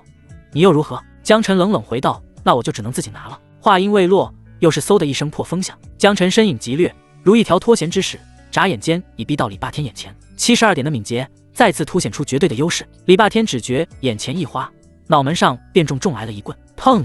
闷响沉闷，头骨发麻。他踉跄后退几步，双手抱头，口中发出惨叫：“啊！”武长几个小弟大惊，齐齐上前，抡着拳脚轰向江辰。他们虽然带了刀，但毕竟怕闹出人命，还是刻意收敛了。但他们显然没料到自己不该收敛的。江辰手中的棍子使得又快又狠，棍影翻飞，破空声不断。每一次空气呼啸，就意味着有人挨了重一下。砰砰砰砰，几人被打得东倒西歪，鼻青脸肿，惨叫声连成一片。赵小凯在旁边看得目瞪口呆。他刚才见了李霸天等人的仗势欺人后，有些怀疑当兵的意义。可此时见到江辰的手段，他心中那团久违的热血再次燃起。这才是真正的兵，真男人当如此。自己以后就要成为江辰这样的猛男，荡平天下不平之事。操！李霸天等人武达一还打不过，也是急了眼。一阵咬牙切齿之后，他们彻底不管不顾了，齐齐拔刀。我斩！李霸天身形暴起，一刀劈来。江辰手中木棍狠狠迎了上去，啪！木棍应声断裂。尽管这棍子很粗挺结实，但打了这么多次也是扛不住了。嘿！李霸天嘴角露出幸灾乐祸之色，这小子就是耍棍子厉害，没了棍子他就是一条爬虫。然而几乎在棍子断掉的同时，江辰没有任何迟滞，猛地一脚踢起，精准地踢在李霸天的手腕上，同时闪电般探手，反手夺过李霸天的刀。什么？李霸天大惊失色，还没来及做出任何应对，刀光一闪，唰，刀锋掠过，李霸天胸口的军服被划开一条长口，露出里面的棉袄，布料被染出一道血痕。啊！他倒吸一口冷气，脸色煞白。要不是冬天衣服厚实，这一刀可就不止是出血了。剩下4人先是一愣，但毕竟是军旅出身，反应和胆子比一般人强多了。仅是震惊一下，4人也齐齐攻了过来。啪啪砰砰，江辰连砍带踹，4人或是被震得手臂发麻，长刀落地，或是被直接踢飞，像死狗一样蜷缩在地上。敏捷和力量的双重压制，让江辰对付这些基层小兵易如反掌。你不可能！一个村夫怎能这么强？李霸天死死盯着江辰，眼神中满是惊惧。军中有你们这种废物，怎么可能打得出胜仗？江辰满脸鄙夷，一边讥笑，一边步步逼近。李霸天心头发毛，连声吼道：“你不能杀我们！军中禁止内斗，你要杀我们也是死罪！”他话音一出口，自己都觉得讽刺，这条本该用来保护江晨的军规，竟然成了自己的救命稻草。江晨却没有停下脚步，李霸天几人吓得瑟瑟发抖，竟是全然没有战意，一边退一边缩在一起。江晨他们固然可恨，但真要出了人命，麻烦太大。军中死了一整个伍，可不是死几个村痞那么简单。赵有田从震惊中回过神来，连声劝阻。他被江晨的实力彻底折服，但也怕江晨年轻气盛，遭军法处置。江晨平静地道：“有田叔放心，我不会在这里杀人。”他话锋一转，嘴角带着戏谑的弧度，也不能让他们白来这一趟。李霸天听说不杀人，先是松了口气，可听到后半句又有些狐疑，还有一种不祥的预感。不等他们反应过来，江晨脚下一动，几人的军刀全部被踢飞。紧接着，江晨走到石台旁，刀尖一挑，将5把刀整齐并在一处，斜靠在石台上。江晨一脚踏下，啪咔，5把军刀全部折断，断口平整，锋刃卷曲，仿佛在诉说着主人的耻辱。院里陷入死寂，李霸天几人呆立原地，神情僵硬。这些可都是军中配发的制式刀，刀身坚韧，很难损毁，可如今竟被江晨一脚全踩断了，就像踩断了他们的脊梁。震惊、恐惧、屈辱混成一团，但比起屈辱和愤怒，他们心中更多的是惊慌失措。完了，完了！李霸天喃喃出声，脸色惨白。在军中，兵器就是士兵的命，丢失兵器是极重的罪，轻则鞭打、杖刑，重则以失职毁械论处，那是能打死人的刑。关键是他们无从解释，难道说实话，说他们5个跑到村里抢老百姓的鸡，罢人家的功，最后被一个还没正式入伍的新兵打得满地找牙？这要是说了实话，非但不可能免刑，反而会加重处罚，而且一辈子抬不起头。伍长，这可怎么办啊？明天练兵的时候，咱们没刀，如何跟团长交代啊？其中一个小弟几乎要哭出声来。李霸天脸色铁青，心中乱成一团麻，只能咬牙切齿地吼一声闭嘴。接着他起身冲江晨咧嘴一笑，道：“江晨，我记住你了，等你入伍那天，我会好好欢迎你的。”江晨呵呵一笑，道：“那我拭目以待。”李霸天眯了眯眼，对几个手下一挥手，几人一刻也不想久留，灰溜溜走向门口，却不料江晨又叫住了他们，语重心长地道：“李伍长，是不是忘记什么了？”李霸天皱眉，什么意思？江晨冷声道：“你们来有田叔家杀鸡吃蛋喝酒，把人家的积蓄全败了，就这么走了，赔钱。”赵有田听江晨要帮自己要赔偿，颇为感动。张氏更是老泪纵横。不过两口子还是太害怕当兵的了，小声道：“江晨，要不算了吧，平安是福。”江晨语气坚决道：“我说过的，这鸡不能白吃。”李霸天咬了咬牙道：“好好好，我赔钱。”事情闹到这份上，他只想赶紧回去想办法解决军刀的事，根本没心思省这点钱。钱这东西，找机会去百姓家抢点来就是了。江晨看向张氏道：“张婶，你算算损失多少吧。”张氏如梦初醒，赶紧掐着手指道：“10个鸡蛋，1个老母鸡，还有粟米、野菜，酒钱花的最多，加起来大概700文。”江晨心头暗骂：这几个狗兵真是该死！这饥荒年，寻常百姓家要攒几百文钱，何其困难！真到了关键时候，这钱是能救命的，可他们一顿吃喝就给败完了。700文是吧？呵呵。李霸天听到了张氏的话后，却是不屑一顾，从怀里摸出1块银子，随手丢在赵有田脚下：“老子赔你们1两，够了吧？”银子落地，赵有田连忙弯腰去捡，眼神里竟带着几分激动。1两银子，那可是1000文，自己还赚了呢。江晨却是皱着眉，反问道：“谁跟你说只要赔1两的？”李霸天满脸不耐烦：“1两就是1000文，老子等于多给他300文，难道还不够？”江晨淡淡道：“损失的物资1两是够了，但精神损失费不算了。”精神损失费什么东西？李霸天脸色古怪。江晨毋庸置疑地道：“他们一家3口的精神损失费，还有我的，加起来你就再给10两吧。”李霸天又惊又怒道：“10两？你怎么不去抢？精神损失，就算他们一家3口有损失，那你损失什么了？你也要？”江晨神色一沉，不想赔也行，那就去军营让上级评理。李霸天的脸皮抽了抽，声音全噎回嗓子眼：“10两给你，老子认栽。”他咬着牙，忍着心痛，凑出1把碎银，狠狠塞了过去。这么多钱，即便对伍长来说也是很大的数字了。江晨收下银子，再次冷冷吐出那个字：“滚！”李霸天脸色铁青，却一个字都不敢多回，赶紧一挥手，带着几个小弟溜之大吉。院子里终于恢复了安静。赵有田惊魂未定，江晨走了过去，把刚得的10两银子递了过去，道：“有田叔，他们赔你的钱，你收好吧。”赵有田像是被烫到一般，连连摆手：“使不得，使不得！这银子是你挣回来的，俺们不能要。有田叔，这钱不是馈赠，更不是我挣的，是那帮人应该给你的。”江晨语气坚决，硬是将银子按进他手里。家里的损失，受惊的心神，哪样不用补偿？赵有田看着手中沉甸甸的银锭，眼眶一热，浑浊的泪水滚落下来。他这辈子都没见过这么多钱，哪敢收下？江晨不由分说，硬是将银子按进他手里道：“你若是不收，以后到了军中，我也不关赵小凯了。”赵有田终于不再推辞，紧紧攥住银子，使劲点下头，然后他竟是拉过身旁的媳妇，两口子双双跪在了地上。扑通！江晨啊，你对我们家有天大的恩情，以后我们老两口这条命都是你的。赵有田声音哽咽，张氏也是抹着泪，满脸感激和激动。江晨连忙将二人扶起，有田叔、婶子，你们这是做什么？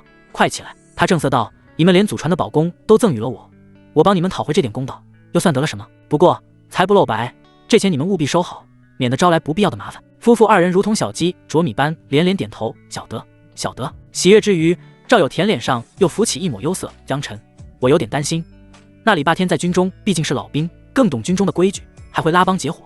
你今天折了他的面子，他日后会不会报复你？江晨闻言却只是淡然一笑，眉宇间透着一股自信。有田叔放心，他今天丢了军刀，回去不死都得脱层皮。再说一个武长罢了，翻不起什么大浪。他顿了顿，反问道：“你觉得以我的身手，到了军中想晋升歌舞长难吗？”赵有田脸上忧虑尽散，一拍大腿道：“也对，军中最看的就是武力，就你这本事，入伍后的职位只会比李霸天更高。”江晨眼中闪过一丝金光，继续说道：“而且他能拉帮结伙，我未尝不可。这次征召，咱们村连同我在内，一共出来了30个青壮，这些人知根知底，将来可以成为我立足军中的根基。”赵有田听完，心中更是佩服不已。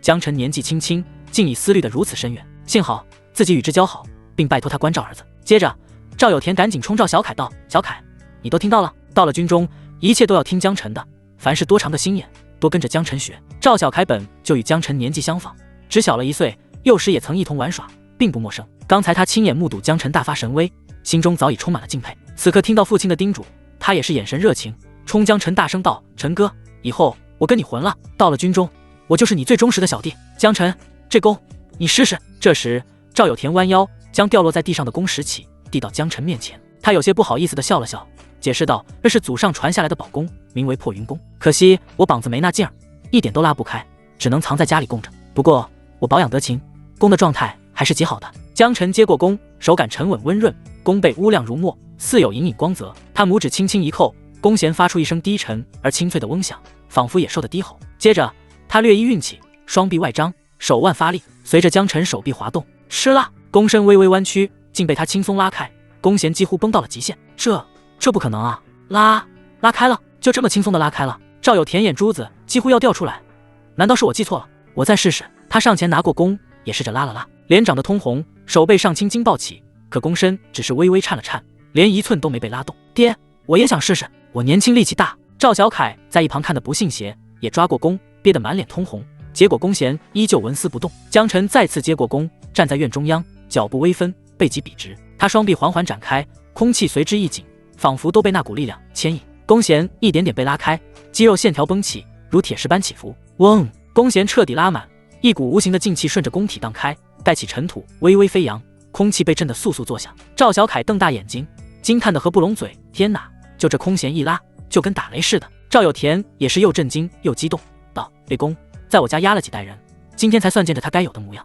江晨放开弓弦，低头抚摸弓背，满意道：“破云弓，好弓。”赵有田感慨道：“先祖若在天有灵，能见到破云弓重振雄风，一定也会欣慰的。我家几代人都没卖掉它，或许就是在等待你吧。”收好破云弓后，江晨把用油布裹着的袍子拖了进来，道：“有田叔，趁着天没黑，咱赶紧把袍子肉包了卖吧。”嚯，这么大的袍子，还有一只小的！张氏和赵小凯齐声惊呼。刚才光顾着对付李霸天，他俩都没注意地上的猎物。赵有田笑着道：“江晨的射术惊人，射杀2只袍子，算多大点事？”也对，赵小凯呵呵一笑。接着一家都忙活起来，把袍子肢解，剥下完整的毛皮，还有那只血狐狸也一并处理了。江晨把那只小的拎了出来，道：“有田叔，按照约定，这是给你们家的。”赵有田连忙摆手：“不成不成，你刚给了我这么多银子，再要袍子，我这脸往哪搁？”那行。江晨也没多推搡，10多两银子足够一家人过好几个丰年了，也不差这点袍子肉。接着他自己留下2条腿，还有肋骨附近的大片好肉，打算把其他的都拿到村口卖了。这种野味肉质结实好吃，若是拉去县城卖，价格肯定更高。只是去一趟县里，来回1整天，太过麻烦，不如在村里卖了，节省很多时间，价格较低些，也算是人情。随后在赵有田的帮忙下，2人一起把袍子抬到村口，铺在了油布上。白雪映衬下，鲜红的袍肉格外惹眼。白山村不大，平时也没个新鲜事，这么新鲜的2只狍子摆出来，很快就吸引了许多村民。嚯，我看到什么了？狍子肉啊，这年头可稀罕，好大好肥，还有一只小的呢，可惜咱手里没钱，只能看看喽。众人你一句我一句的议论起来，馋得口水都要流下来了。只是如今家家户户穷得紧，平日能吃上1碗糙米饭就算奢侈，哪还敢想这等新鲜野味，过过眼瘾就得了。很快人越来越多，几个常常打猎的汉子也聚了过来，惊叹道：哎呀，这年头还能打到狍子，饥荒年连动物都少了，别说狍子了，我上个月连只兔子都没见着赢。啧，这2只加起来得有8、9、10斤了吧，得多厉害的手艺才能猎到，肯定是有田叔，他是村里最老道的猎户。惊叹声中夹着浓浓的羡慕。赵有田赶紧摆手道：嘿，不，我只是帮忙抬个肉，这2只狍子全是江晨一人猎的。他打的？江晨？周围的村民先是愣了愣，眼神里明显带着不信，毕竟江晨年纪轻轻，又没有老师傅教，就算平时能进山打个猎，技术又能多好？赵有田脸色一正道：我赵某人打了一辈子猎，也是有几分骄傲的，若非亲眼所见，怎会甘当绿叶？可惜你们没看到江晨的手段，嗖2剑，几乎是瞬杀双袍，宛如剑神。真有这么神？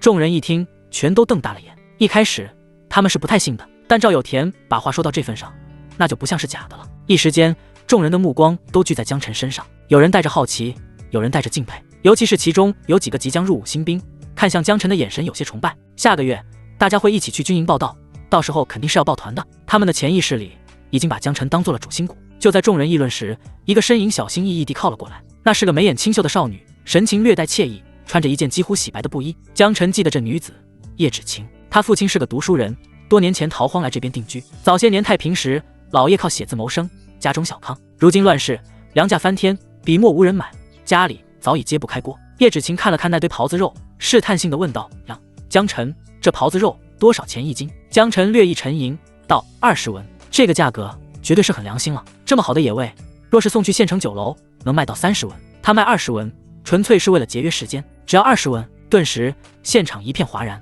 大家都以为这新鲜狍子肉很贵，20文比市场价要低很多了。江晨淡淡一笑道：那狍子我打下来，自己也吃不完，正好临近年关，便留在村里便宜卖了，帮大家过个好年。真好啊，陈哥够意思。众人眼神一亮，纷纷喝彩。这个价格，家里或许能挤点钱出来，买个1、2斤过年用，哪怕日子再穷，过年总得有点年味。那我1斤，今年奢侈一把，我要2斤，我要3斤，熏成腊肉多吃几顿。很快，一些条件稍好的村民争相购买，不过大部分人也只是买1、2斤，东西就算再划算，他们也没太多闲钱，过年能吃上几口肉已是莫大的幸福。只要20文吗？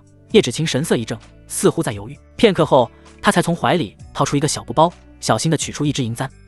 江晨，我没钱，这簪子是我娘留的，能不能换2斤肉？叶芷晴的声音很轻，很没底气。江晨看着那只簪子，虽不是什么贵重之物，但荧光温润，显然平日被好好保存着。于是他爽朗地道：这簪子不错，可以换10斤狍子肉。叶芷晴愣了一下，接着眼里涌现惊讶与感动：真给我10斤？江晨正色道：这是纯银的簪子，就算熔成银子，也不止购买10斤狍子的。好，那太好了。叶芷晴忧郁的小脸上难得露出喜色。他父亲最近病重，连点像样的东西都吃不上，这么下去怕是熬不过这个冬天，所以他想弄点肉给父亲补补。只是在喜悦之余，叶芷晴的眼底又有几分失落，悄悄多看了一眼簪子，这是母亲仅剩的遗物了。江晨很快割好了肉，用麻绳串着递给了叶芷晴。谢谢。叶芷晴诚惶诚恐地提着肉，泪水已经在眼眶里打转。这么多的肉，她多久没见过了？这时围观的人群中有人冷哼一声：叶家的闺女真是好吃懒做，你爹写字卖不出去就省点吧，狍子肉这种好东西也轮不到你们吃，就是拿簪子换肉，多败家，而且一次搞这么多，这么馋嘴，不如多囤点粮食。叶芷晴脸色一白，低声道：我也不想，只是我爹病得厉害，不吃点好的补补，怕是撑不到春天。他的话没说完，声音便哽在喉咙里。众人这才安静下来，神色复杂，都不容易啊。江晨心中一动，道：这簪子我看你也挺稀罕的，东西我先不卖，以后若你有钱可以来赎，按照肉价200文就行。还能赎？叶芷晴喜极而泣，声音都有些颤。没什么谢的，你这簪子也不止200文。江晨只是摆了摆手，他虽有几分怜惜，但也心里清楚，这世道谁家不艰难，他帮不了所有人，更不可能因为叶芷晴生得好看就不要钱白送肉，最多也就是容许他随时赎回簪子了。多谢，我会尽快赚钱来赎簪子的。叶芷晴提着狍子肉小跑着离开。江晨看到他有些轻松的背影，心中暗想：尽快赚钱，妹子你可别误入歧途啊。很快众人买肉的声音把江晨的思绪拉了回来。江晨老弟，我也要，我买，我只要半斤可以吗？很快，几十斤狍子肉卖得差不多了，还剩下狍子皮没卖掉。村民们牙缝里攒点钱，买块肉过年已是拼尽全力。至于狍子皮，连棉衣都打着补丁，哪敢想什么皮子？江晨正准备收拾摊子回家，远处传来一声高呼：“且慢！”一个身穿锦袍的年轻人在几个家丁的簇拥下昂首走来。那青年一身蓝缎长袍，腰间挂着玉佩，面白无须，跟那些皮肤黝黑的村民格格不入。赵少爷来了！有人低声嘀咕。白山村里大部分人姓赵河江，但能被称为赵少爷的只有眼前这么一个赵文聪。他爹赵德昌是大地主，望子成龙，希望儿子以后能考取功名，当上大官。那年请了半个县的先生给取名，说是文以治世，聪以成名。结果这位少爷既不文也不聪，光会吃喝玩乐，平日里在村里横得不行。听说这里卖狍子的，我全都要了。赵文聪大声嚷嚷道，语气豪横得很。江晨淡淡抬头，狍子肉卖完了，卖完了。赵文聪看着那油布上残留的血迹，咽了口水。可惜啊，这年头连野味都难得吃一口。正说着，他目光一转，落在一旁晾着的2张狍子皮上，皮毛光滑油亮，皮质厚实，毛尖还透着柔光。这皮不错。赵文聪眼睛一亮，我要了，回头让丫鬟给我做件皮袄，多少钱？江晨道：2张皮，总共4两银子。什么？4两？赵文聪顿时瞪圆了眼，你当我傻？这皮子顶多值3两。江晨神情未变，这是刚包下来的皮子，品质有目共睹，4两银子不讲价，爱买不买。刚才他卖狍子肉几乎都是给穷村民，定的是友情价，这回狍子皮的价格反而比市场价还高了点，主打一个价格歧视。这赵文聪一脸豪横，说话鼻子都冲着天，不卖贵点都对不起他。你这么跟我说话？赵文聪脸色一阵青一阵白，但终究是喜欢这2张皮，冷哼道：算了，本少爷今天高兴，不跟你一般见识，我买了。他让家丁掏出银子4两，一手交钱一手交货。赵文聪心满意足，正要离去，余光忽然瞥见人群中有个驼背老汉，怀里用干荷叶包着一块狍子肉。他眼神一变，陡然大喝：江东升！被点名的老汉吓得一抖，回头一看，顿时脸色煞白。赵少爷！赵文聪冷笑着走上前，指着他鼻子喝道：好啊，老不死的东西，你有钱买肉，没钱还我。话音一落，他身后那几个家丁立刻围了上来，一个个凶神恶煞。江东升急忙摆手，语气哀求：赵少爷，这买肉的钱是我大哥凑的，俺娘年纪太大，眼瞅着没几天活头了，我哥说就算砸锅卖铁也得让他老人家吃口肉，过个好年。我自己那是真的没钱了，家里穷得揭不开锅，求你再宽限几日。赵文聪眼中闪过一丝不耐烦，老子不管这些，你有钱买肉却没钱还债，是存心耍我。他抬起手懒洋洋一挥，几个家丁立刻动了，动作粗暴，竟是硬生生把他怀里的肉抢了回来，还一脚把人给踹翻。吃肉你也配？赵文聪居高临下地道：不要啊，赵少爷，那肉是我哥的钱，不能让俺娘死前连一口肉都吃不上啊。江东升老泪纵横，爬到赵文聪脚下。赵文聪满脸嫌恶道：滚开，这肉最多2斤，算你拿来抵账了，抵掉50文。50文，便宜你了。江东升抹了一把眼泪，心里稍微好受了些，多亏了江晨卖的便宜，2斤肉只卖40文钱，如果能抵50文的账也能接受，只是回家不好跟大哥和母亲交代了。但面对赵少爷，自己又有什么办法呢？江东升苦着脸起身，神色失落，准备离开，不料几个家丁又把他拦住了。赵文聪咧着嘴道：抵账50，其他的钱你还没还，谁让你走了？江东升怯怯地问：啊，那去掉50文，我还欠多少？赵文聪不紧不慢地伸出2根手指：你如今还欠我2两银子，去掉50文，还得还1两酒钱领50文。什么？江东升眼神呆滞，颤声道：我上个月不是还过一部分了吗？咋越还越多了呢？赵文聪冷哼一声：大势利息，懂不懂？利滚利，拖得越久，欠得越多。别废话，还钱，立刻！我真没钱啊！江东升几乎要哭出来，连地都被你家收走了，如今给你家当佃户，那点工钱都不够自家吃饭。哼，白纸黑字写着，你还想赖账？赵文聪脸一沉，手一挥，立刻有家丁上前，从怀中取出一叠皱巴巴的纸，翻了几下，掏出一张借据，重重摔在江东升面前。江东升看着那借据，手都在抖，那是他亲手签的，可那是说好的，也没有这么多啊！他整个人像被抽空了力气，瘫坐在地上，眼神涣散。赵文聪嘴角带笑，踱了2步，语重心长地道：要是真还不上也行，赵少爷我心肠好，就给你条活路，签个卖身契，这账就一笔勾销。话音一落，周围的人群顿时一阵骚动，有人低声咒骂，也有人叹气。乱世里这种事太常见了，穷人借钱借粮，利滚利还不上，然后只能卖地给人当佃户，再还不上，连整个人都要卖了。江东升面色如灰，喉咙发出一声沙哑的叹息：那好吧，俺签。话音刚落，一个家丁又掏出一张卖身契，显然是早就准备好的。哗！卖身契被丢在地上，江东升缓爬了过去。就在这时，一只大脚忽然踩了过来，啪！江晨踩在那空白卖身契上，狠狠碾了碾，契约被踩得稀巴烂。赵文聪皱起眉头道：“杨晨，你小子什么意思？”哦，我想起来了，你跟他也算同族吧？虽然是远房，但也算沾亲带故。怎么，你想帮他还钱？对对，你帮他还。几个家丁也哄笑道：“反正你刚卖袍子赚了不少。”江晨看向江东升，东升叔，你借了他多少钱？江东升声音发颤：“3个月前借的，借了1两银子，我上个月还还了半两银子，谁知道越还越多。”赵文聪插嘴笑道：“呵，小本生意而已，结果拖了3个月还没还清，利息都长出牙来了。”江晨的胸口像是被什么堵住，一股烈火从心底往上烧。他穿越过来，从未想过当救世主，只想自己好好活着，快活就好。可此刻，史书上那些平时的文字，田地兼并，农户破产，转为店仆，或卖身为奴，就这么活生生在他眼前上演。一个老实巴交的农夫，背驼如弓，拿着大哥从牙缝里攒下的钱，只想给老母亲买一块肉过年，却连这块肉都守不住，却要被逼着卖身为奴。前世江晨是个普普通通的打工族，朝9晚5，拿点工资还房贷，挤地铁，看着老板脸色活着。这一世他是个普通的农民，面朝黄土背朝天，用尽全力才能挣得1日2餐。他永远无法跟富豪、跟地主共情。看着江东升佝偻的身躯，比树皮还粗糙的手掌，江晨深呼吸一口气道：“东升叔，你先起来，这账我帮你平了。”话音落地，周围一阵哗然。他要帮江东升还钱，太仗义了，但这合理吗？赵文聪怔了一下，随即噗的一声笑出来，满脸讥讽：“哈哈哈哈，这小子是真的愣头青吧？还真帮人还钱。”几个家丁也跟着哄笑起来，说是一个姓，隔了8竿子还不一定沾亲呢。哎呀，行行行，既然有人送钱，那我还能拦着不收？甭管谁还，反正钱拿来，这账就一笔勾销。赵文聪笑得更厉害，笑的眼泪都快出来了。反正自己横竖不亏，这傻子要是真给钱，自己就赚一笔利息；要是不还，就让江东升为奴，为赵家种地种到死。更何况，就算江东升此刻脱了身，明天、后天、下个月呢？他没地、没银、没粮，迟早还得再借，迟早还是赵家的奴。速速拿钱来！赵文聪伸出手，颐指气使地道。江晨淡淡道：“借据，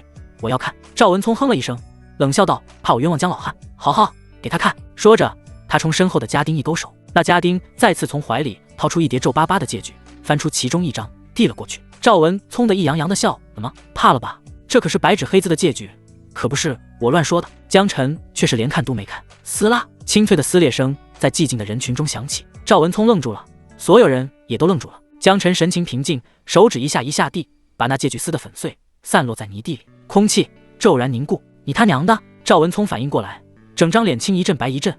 你几个意思？敢撕我赵家的借据？活腻了！人群顿时炸了。天啊，他把借据撕了，疯了吧？那可是赵少爷，这么屏障的，这下完了，赵地主不得整死他！一片哗然声中，不少人赶紧往后退，生怕被殃及。还有胆子大的躲在更远的地方探头张望，脸上写满震惊与惶恐。赵文聪气得浑身直抖，指着江晨破口大骂：“你他娘找死！给我上，废了他！”话音一落，几个家丁同时冲了上来，他们个个手臂粗壮，眼神凶狠，像几条脱缰的恶狗。这些家丁本身也都是穷人，但当了地主家的狗后，要别的穷人却比谁都凶狠。江晨眸光一冷，当即右脚一踏，身影一晃，砰！第一个家丁的胸口被重重一拳，整个人直接飞出，砸翻了旁边的摊子。咔！第二个家丁抬棍砸来，被江晨顺势抓住手腕，轻轻一拧，骨节断裂的声音清脆刺耳，惨叫随即而起。第三人刚想从背后偷袭，江晨反手一肘，正中肋下，对方弯腰跪地，冷汗直流。最后一个家丁心胆俱裂，想跑，却被江晨一脚扫中膝弯，扑通跪倒在地。短短几息之间，数名家丁全都到地不起，或重伤，或昏死。场面安静的出奇，只剩下粗重的喘息声和风声。赵文聪心中大惊，嘴上却还发狠：“你小子完蛋了！打狗也要看主人，在这白山村惹了我赵家，你休想有活路！我爹一定会让你……”可话还没说完，啪！一记响亮的耳光，清脆的连远处的人都听见了。赵文聪整个人被扇的原地转了半圈，嘴角溢出血丝，2颗牙齿混着血沫飞了出去。啊！赵文聪捂着脸，叫声凄厉的像杀猪。周围的人倒吸一口凉气，赵少爷被打了，那可是赵地主唯一的宝贝儿子，谁敢动他？可江晨不仅动了，还下了重手。众人在震惊的同时，心中也是暗爽。赵文聪好不容易从地上爬起来，嘴角还在往外渗血，声嘶力竭地骂道：“你敢打我！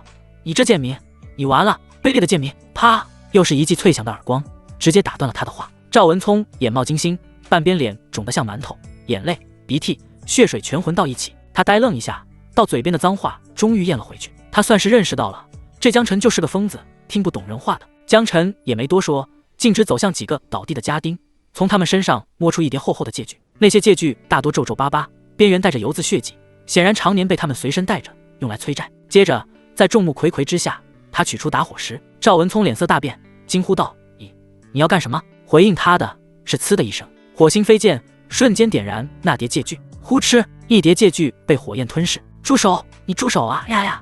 赵文聪瞪圆了眼，几乎嘶吼着扑上去，却被江晨一脚踹飞，重重摔在泥地里，嘴角血流不止。江晨接着大手一挥，哗，那团燃烧的戒具被抛向天空，很快被烧成片片灰烬，随风而散。围观众人全都呆了，有人震惊，有人发怔，还有人眼眶微微泛红。他们之中还有许多人跟江东升一样，都欠着赵家的债。那越来越多的债让他们喘不过气。这一刻，在戒具的火光下，仿佛他们胸口的压抑也被点燃了。烧了，真的烧了，都没了，我的账也平了。众人纷纷看向江晨，目光中满是感激和敬意，但这份敬意他们只敢埋藏在心里，都不敢出声。毕竟赵地主是这方水土的天，惹不得他们，怕到甚至不敢在赵文聪面前笑。嘶！赵文聪趴在地上，疼得龇牙咧嘴。他盯着那片灰烬，眼珠子几乎裂开。但刚挨了江晨一脚，五脏六腑翻滚，他也不敢再说话了。于是瞪了几个家丁一眼：“少爷，我们走。”几个家丁赶紧搀起他，连滚带爬的离开。附近围观的村民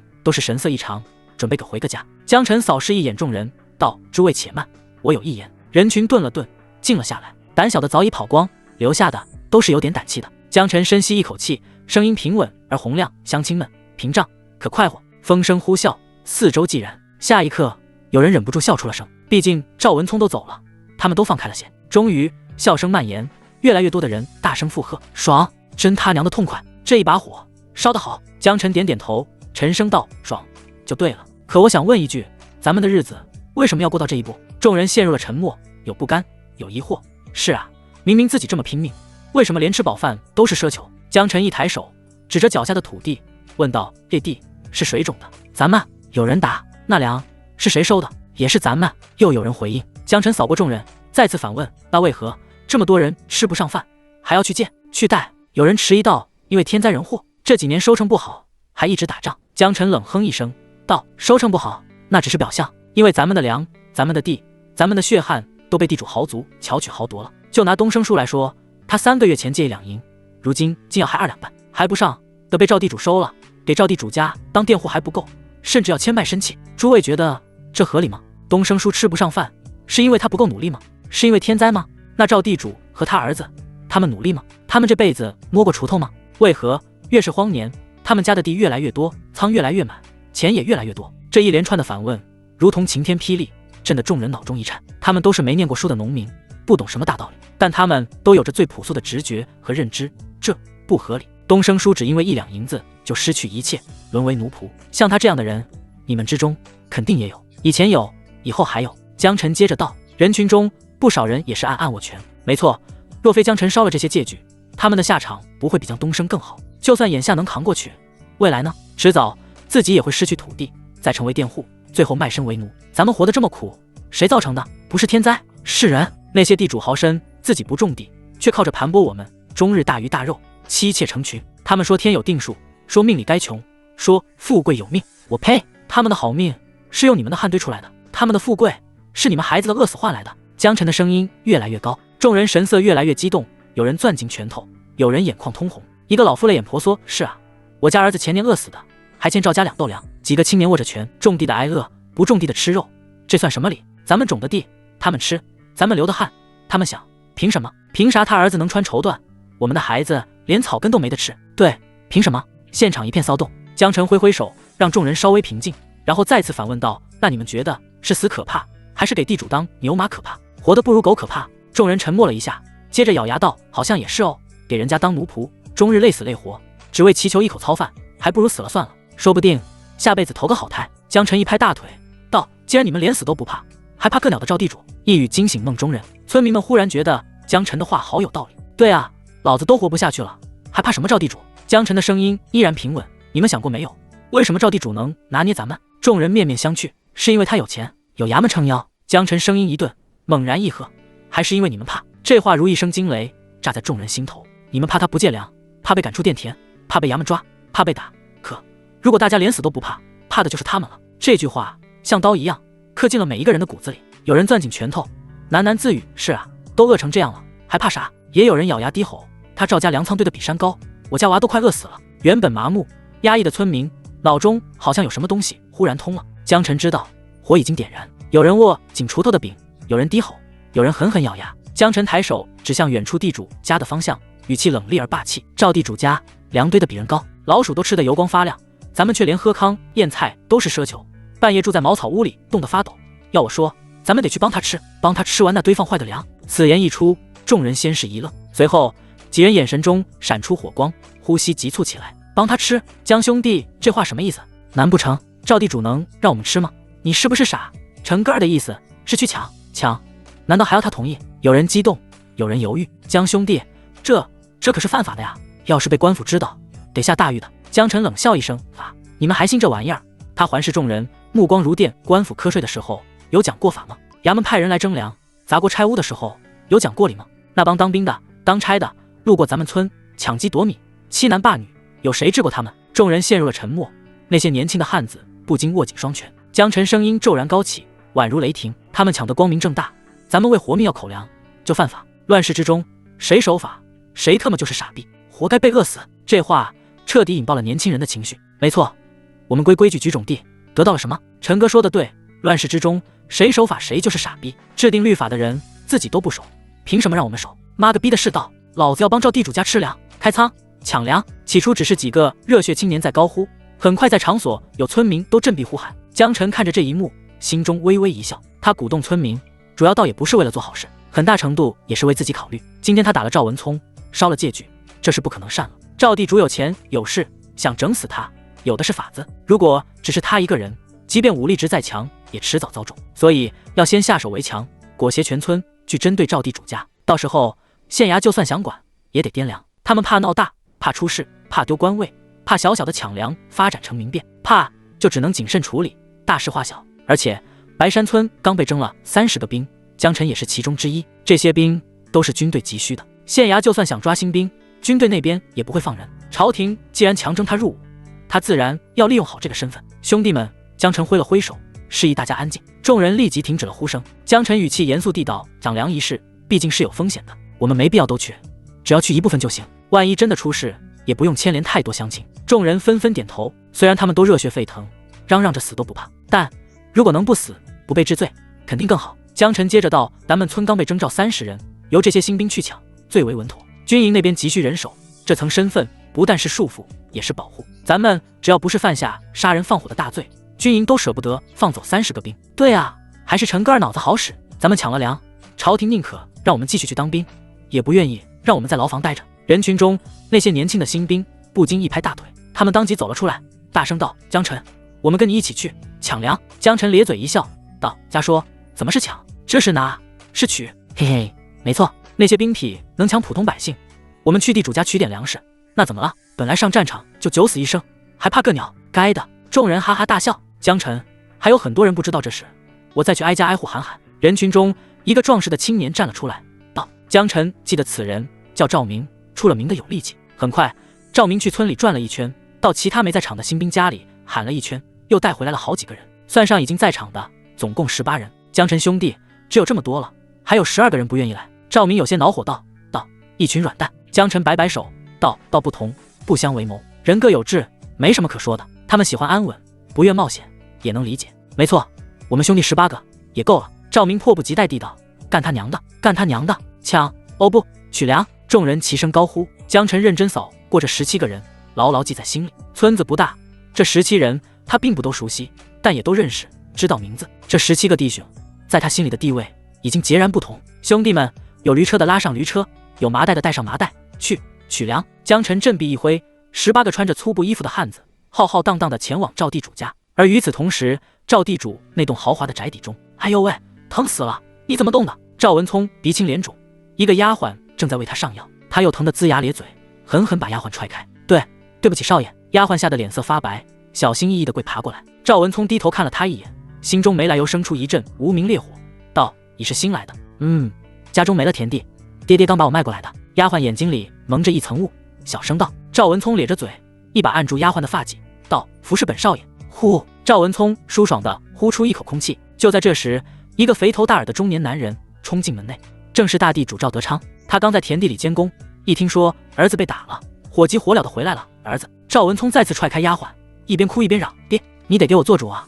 那江晨他把我的脸都打肿了，牙都掉了2颗，我带的几条狗也被他打伤了。”赵德昌咬牙切齿地道：“混账东西，敢动我赵家的人！”赵文聪抽噎道：“他不仅打我，还把那些借据给烧了，很多账都坏了。”赵德昌眼底闪过一丝轻蔑，借据烧了又如何？那些贱民哪个敢赖我赵家账？没有借据，他们照样得还钱。接着他顿了一下，阴声道：“眼下要做的是要把江晨办了，今日必须狠狠教训他一顿，也顺便提醒一下白山村的其他贱民，得罪我赵家的下场。”好！赵文聪满脸兴奋道：“不过爹，那江晨身手不简单，我带了4个家丁，加起来都不是他的对手。”赵德昌不以为然道：“你放心，我喊了一批佃农过来，还有家丁，加起来30多人，纵然他有3头6臂，也得给我跪着。”说完，父子2人就来到了院中。30多个佃农、家丁已经被聚集起来，都带上家伙事儿，跟我走。赵德昌披上貂裘，亲自提起铜头拐杖，气势汹汹地出门。赵文聪在一旁扶着脸，兴奋地搓手道：“爹，我都等不及了，这次我要亲眼看他跪地求饶，看他被抽断筋骨。”父子俩刚迈步几步，还没来得及出门，却忽然听到一阵奇怪的动静，踏踏踏，像是一阵沉重而整齐的脚步声。什么声音？赵德昌皱眉。很快，管家慌慌张张跑进来，脸都白了：“老爷，外面来了好些人。”2人？什么人？多少？赵德昌狐疑道。黑压压一片，全是青壮汉子，手里提着棍，扛着麻袋，还有人扛着锄头，提着柴刀的。管家心惊肉跳地道。话音未落，大门外的黑影已经逼近。砰！赵家那扇厚重的大门被一脚踹开，门板轰然倒塌。江晨站在人群正前方，神色冷峻，踏在了门板上。他身后是17个身强力壮的新兵，一个个手持木棒、铁锹、长叉，气势汹汹。赵文聪愣了半晌，忽然大怒：“臭小子，你竟敢主动上门！”赵德昌更是冷哼一声：“好胆，真不怕死！”江晨看都没看他们，淡淡地道：“弟兄们，自助。”弟兄们虽然没太听清自助，但也隐隐感受得到，江晨应该是让他们开仓自取。啥？赵家父子又惊又怒。江晨小儿，真当我赵家无人了吗？上！江晨振臂一挥：“上！开仓取粮！”众新兵齐声怒吼，冲了进去。赵家府院顷刻乱作一团，赵德昌人都傻了，他做梦都想不到自己没找江晨就算了，这小子居然会主动上门。更想不到的是，这家伙二话不说直接开抢。还有王法吗？还有天理吗？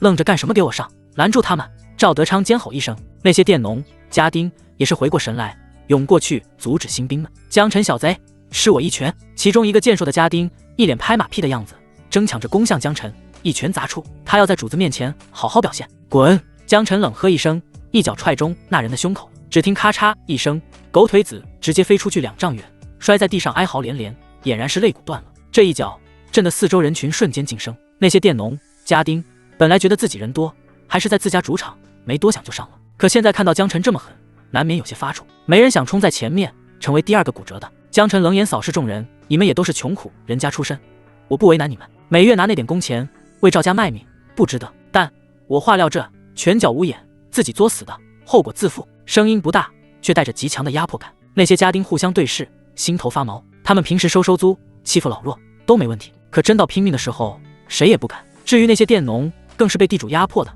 怎想卖命？渐渐的，家丁、佃农们纷纷后退，新兵们如入无人之境，冲入府中各处。爹，他们要抢我们的粮！一群畜生，一群畜生啊！赵文聪声嘶力竭的道。赵德昌气得满脸通红，大吼：“一群废物！拿下江晨者，赏银10两，不，50两！”重赏之下，终于有4、5个胆大的家丁面色一狠，目光锁定了江晨。几人相视一眼，齐齐冲出。可还没靠近，江晨已如猎豹般出手，拳脚交错，劲风呼啸，砰砰砰几声闷响，那几人直接被打得骨裂吐血，躺得抽搐，再没一个敢动。赵德昌彻底傻眼，整张脸都青了。江晨，你这是土匪行径，是要杀头的，你玩聒噪！江晨有些厌烦，猛然一掌甩出，啪，巴掌直接狠狠扇赵德昌脸上，发出刺耳的脆响。站着的家丁们都是噤若寒蝉，又震惊又庆幸，这江晨连赵地主都敢打，还有什么不敢的？咱们不上才是对的。那些佃农虽然是听命于赵地主的，但看到赵地主挨打，也有些莫名的暗爽，没一个想制止的。就这样，赵地主特意喊来的30多号人，竟是形同虚设。砰砰砰！江晨带来的弟兄们如同出笼的猛虎，有人踹门，有人撬锁，有人往偏院钻，发现粮食了。有人激动的大喊：“我靠，全是精米！我这辈子没见过这么好的米，这边也有，都要溢出来了，老鼠都吃这么肥。还有人拉开地窖，只见粮食堆得快顶到天花板。卧槽，这腊肉得有几10箩筐！这帮畜生，我们村多少人半年没沾荤腥了？快装麻袋，驴车呢？装车！整个赵家府宅乱成一锅，门窗尽碎，箱柜全开，地上是滚落的谷粒、碎银、油渍。赵文聪眼看粮食被搬走，急火攻心，哭嚎道：“爹，这可怎么办啊？都是白花花的大米，怎么能给这些穷人啊？”儿子在哭嚎，赵德昌也是急火攻心，发出痛苦的嘶吼：“不要！你们不许搬，那都是我辛辛苦苦收上来的，好不容易从刁民手里榨出来的血汗粮啊！”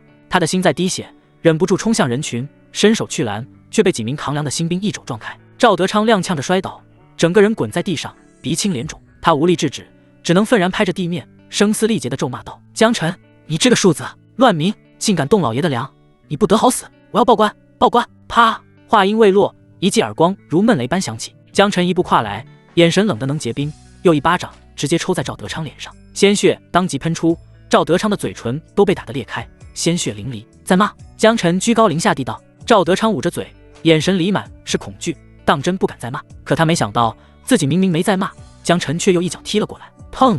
赵德昌肥硕的身躯被踢得翻滚出去，刚好撞在柱子上，老腰几乎被撞断，疼得他蜷缩成一团，发出杀猪般的惨叫。院子里搬粮的声音还在继续，还有地窖里，还有这屋还有一间煤茶，全是米，全是麦，全是豆子，比咱村全年的收成都多。听着那一声声惊呼，江辰的脸色反而越来越冷。他想过赵地主家里有很多粮，却没想到会多到这种地步，一袋又一袋，像流水一样从各个房间、暗室、地下通道源源不断被抬出来。这些都是村民们的血汗，这么多粮足够全村人舒舒服服地度过几个荒年。可这些粮就这么封在仓里，成为毫无意义的数字，成为老鼠的口粮。江辰胸口忽然闷得慌，突然扭头看向赵文聪。赵文聪有了父亲的前车之鉴，也不敢再激怒江辰，躲在角落里瑟瑟发抖。江辰几步上前，一把揪住他的衣领。赵文聪还没反应过来，脸上便传来一连串清脆的声音，啪啪啪！江辰的手掌一下一下扇下去，毫不留情。赵文聪的脸几乎肿成了猪头。啊呀！呜呜！噗！他哭着吐血，脸上带着惊惧和委屈，嘶吼道：“你为什么打我？我都没吱声，老子想打，怎么着了？”江辰膝盖猛然顶了出去，砰！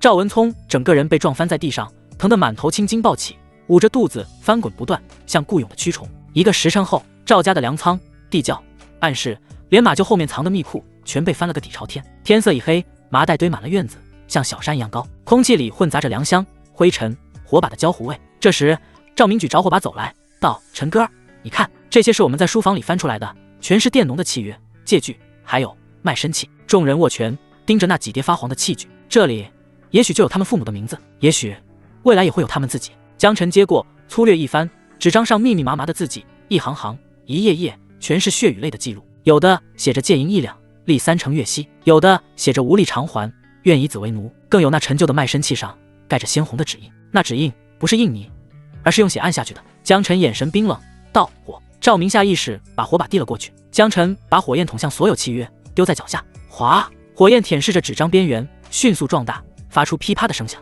火光映照在众人的脸上，那一张张脸上有愤怒，有激动，有释怀，最终他们的目光都凝聚在了江辰身上。眼前的男人带着他们干了人生中最大也最正确的一件事，至于后果，他们不清楚，也懒得去想了。至少今晚畅快，烧得好！赵明红着眼喊出声：“好，烧得好！”其他新兵跟着高呼。赵家父子的脸上却充斥着绝望。赵德昌本就被江辰打得不轻，此刻眼看所有器具化作灰烬，不禁胸口剧烈起伏，嘴角泛白。我的契约，我的银，我的地！他一句没喊完，鲜血猛地从口中喷了出来，当场昏死过去。爹！赵文聪在旁喊叫一声，余光瞥见地上的灰烬，也是浑身发抖，嘴一歪，噗的吐出一口血，跟着晕了过去。这对狗父子真是该死啊！陈哥儿，要不砍了他们算了。赵明冲二人啐了一口浓痰，杀气腾腾地道。江辰略作沉思，道：“不可，取粮是取粮，若死了大地主，就是另一码事了。好，咱都听你的。”赵明立即点头。江辰嘴上说不杀，其实早已给赵家父子宣判了死刑。所谓不杀，只是此时此地不能杀。下午，江辰可以射杀几个村痞，那是因为在山里死无对证，杀人不被发现，就等于没杀。而且赵大柱几人都是泼皮无赖，官府看着也闲，死就死了。但赵德昌、赵文聪是上层阶级，还是待在自己家里，这么明目张胆把人杀了，藏都藏不住，官府不想管都得管。单是抢粮一罪，江晨有把握洗脱，但如果再多一项入户杀人罪，那就不好说了。反正杀人的机会多的是，后面随便找个机会都能送走这对父子。江晨当兵之后，几个媳妇还要留在家，这白山村里不可以有活着的仇人。这时，弟兄们看着堆积如山的粮食，道：“陈哥儿，这么多粮，咱们这些人根本带不完啊！对，驴车都不够用，要不多分几趟？”江晨沉声道：“这粮我们不能全吞了，自己家留一部分，其余的分给其他乡民。”众人一愣，分给别人。当即有人嘟囔道：“他们又没出力，凭什么跟咱们分？”陈哥儿，你这是心太善了。江晨淡淡一笑：“这不是心善，是为了我们自己。”众人对视，不明所以。江晨正色道：“这么多粮是咱们抢的，可如果家家户户都分了粮，就等于变相让全村人都参与了打地主，他们都跟我绑在了一起，如此官府更不好轻举妄动，我们也更容易浑水摸鱼。”众人恍然大悟，还是陈哥儿想得深。江晨点点头道：“当然，粮仓是咱开的，我们自己得先拿够本，每人先自留一车。”好，一人一车，爽！欢呼声四起，众人兴冲冲的先为自家运粮，江晨亲自监督，每人限一车，不许多拿。这种时候最怕的是不公，一旦有人贪得无厌，很容易产生内乱。等弟兄们各自装满粮后，江晨又带头让人把剩下的粮食一袋袋送到村民家门口。这是赵家欠的粮，收着。这真能收吗？听说是抢的，管他呢，都快饿死了。什么抢的？是别人给的，先吃饱一顿再说。村民们起初还犹豫不安，但想到家里饥饿的孩子，也是心一横，纷纷收下粮袋。当然，也有一部分胆小如鼠的村民死活摇头：“你们疯了，连赵地主家的东西都敢抢，我可不敢拿，赶紧走开，莫要沾边。”对于这种人，江晨也没有多劝。这世上永远不缺软骨头，宁肯饿死也不愿反抗，那就只能尊重祝福了。忙完分粮的事时，夜早已深了。江晨回到家中，屋里还亮着光，5个媳妇早早备好了饭菜，反复热了好几次，却谁也没动筷。见江晨回来，几人一齐迎上前。苏月禅最先开口，语气里带着一丝焦急：“夫君，听说你们今天把赵家的粮仓给抄了个底。”柳红也忧心地道：“夫君你没事吧？”江晨笑着道：“没事，我好得很。”苏月禅又道：“闹出这么大的动静，官府肯定会下场的。”江晨神色镇定道：“此事是风险，但也是机遇。今晚之后，那17个弟兄都是我为核心，将来入伍，他们就是我的根基。”谢云舒眉头紧锁道：“可那罪名？”江晨坦然道：“如今边境告急，军队太缺人了，我们就算犯了事，肯定还是优先入伍，县衙只能先给我们定罪不罚。这点罪名挂着就挂着吧，打仗的时候谁还管这些？”江晨的语气很平静，让几女紧绷的心弦稍微松了些。夫君一向遇事不乱，相信他准没错。江晨轻轻笑了笑道：“我别愁眉苦脸的，先吃饭吧。”几人这才重新落座。屋外风声渐小，屋内的气氛也安宁了不少。吃过饭，江晨站起身，伸了个懒腰：“我先去洗洗，这一天身上都是灰。”他走进里屋，热水早被烧好，木桶里升起缕缕白雾。几女收拾碗筷时，互相看了一眼。柳红低声笑：“今儿晚上谁去伺候？”苏月禅想了想，轻声道：“我跟二妹都陪过了夫君，今晚就让3妹去吧。”谢云舒脸色一热，想到自己昨夜在柴房的索取，哪好意思今晚再来，于是他干咳一声道：“我这2日身子不太方便，要不让4妹吧。”顾念威原本正在擦桌子，闻言一怔，脸一下有些红。他性子最是活泼开朗，可真到了这种事上，却羞得不敢抬头。柳红轻声笑着劝：“没什么可害羞的，都是一家人，日子长了，总得轮着来。”苏月禅也柔声道：“4妹，那种事你试试就懂了。”好。顾念威轻轻点了点头。夜深了，江晨沐浴完毕，推门回到卧房。顾念威早已等在屋里，手中端着热茶，神情紧张而柔和。江晨愣了一下，笑道：“还没睡？”顾念威低下头，轻声道：“姐姐们说你今日劳累，我来伺候。”江晨怔了怔，随即笑着接过热茶，道：“辛苦微微了。”顾念威连声道：“夫君为一大家人操劳，我做这点事算什么辛苦？”说话时，他那双水汪汪的大眼睛认真看着江晨。江晨看着这张俏丽的面容，暗自满足。几个媳妇各不相同，苏月禅雍容华贵，柳红妖娆妩媚，谢云舒冷艳孤傲，而顾念威则是明媚动人。她的气质很契合前世的校花，明媚外向可爱，充满青春气息，走到哪里都闪闪发光。虽然这里不是前世，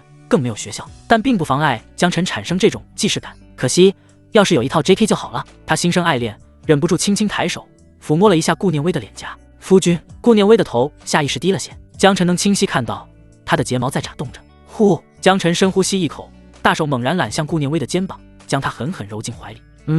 夫君。定。恭喜宿主完成娶妻任务，防御提高10点，新增技能鹰眼。宿主江晨。伴侣苏月禅、柳红、谢云舒、顾顾念威，体力61，精神68，力量71，防御67，敏捷72，技能夜里猛，杀意感知，射术精通，鹰眼。鹰眼承载天空之灵的目视之术，被动技，宿主拥有异于常人的视力，包括但不限于动态捕捉与远距观测能力。黑暗中，系统奖励再次触发，江辰大喜，童子还是这么贴心。他之前最大的短板就是防御，只有57点，说白了抗打能力不行，这也是他不想主动招惹老虎的原因之一。自己的力量敏捷虽强，但如果挨了一虎掌，跟普通人一样会死。现在总算补齐了短板，那么最低的数值就是体力了。不过体力主要跟耐久有关，也就是关系到战斗时长，优先级远不如防御。至于鹰眼，也是个好技能。江辰明显感觉得到自己的视力大幅提升，甚至是在夜间，他看到的东西也比以前更加清晰，而且视野中的任何细微变化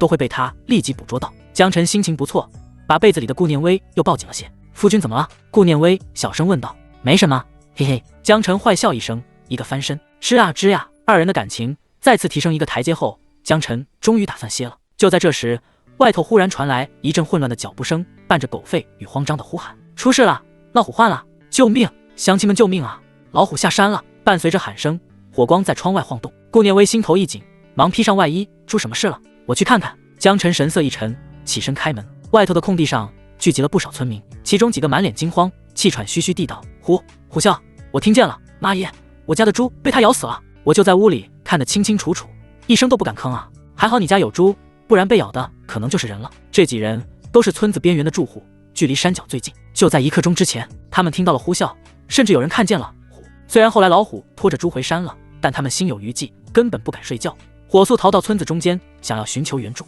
村中闹虎患，即便是不住山脚村民也是满心惶恐，毕竟谁也不敢保证老虎下山后只在村子外围活动。现场气氛一片紧张，有人抱着小孩瑟瑟发抖，有人急得直跺脚。老虎要真下山，那还得了，这日子还怎么过呀？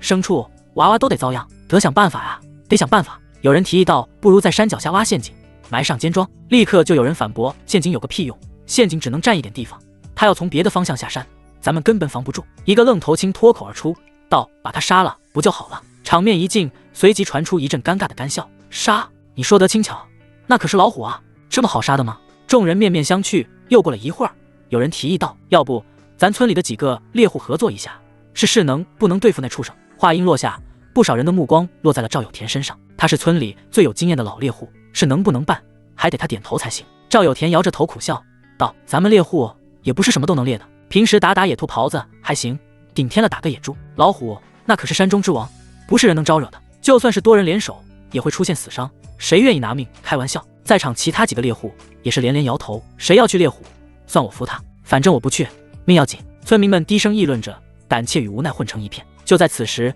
一个平稳的声音从人群外传来：这虎我打。众人一怔，纷纷回头。江辰，他说什么？我没听错吧？众人大惊，赵有田都不敢去打虎，江辰竟然主动要去。尽管有人愿意去打虎是好事，但村民们也都觉得江辰一个人去打虎简直是去送命，于是纷纷劝说道：江辰小子，你不要冲动啊，村中闹虎患，大家都急，但要从长计议，要不你和有田他们再商量商量。江辰语气认真道：我意已决，这虎总要有人打，为了乡亲们，我愿意试。许多村民脸色涨红，激动感动得说不出话来。江辰负手而立，目光坚毅如铁。今天他下山已经咬死了一头猪，下次要是咬的是人呢？要是谁家的娃被叼走呢？说着，他抬起头，声音变得更加铿锵有力。趁他刚出没，还容易寻到踪迹，我们还有一点主动权，若拖得久了更加麻烦。火把的光映在江辰眼中闪烁着几分冷光与决绝。江辰，陈哥儿，不少村民甚至被感动哭了，只觉这道身影无比伟岸。江辰自己都差点感动了，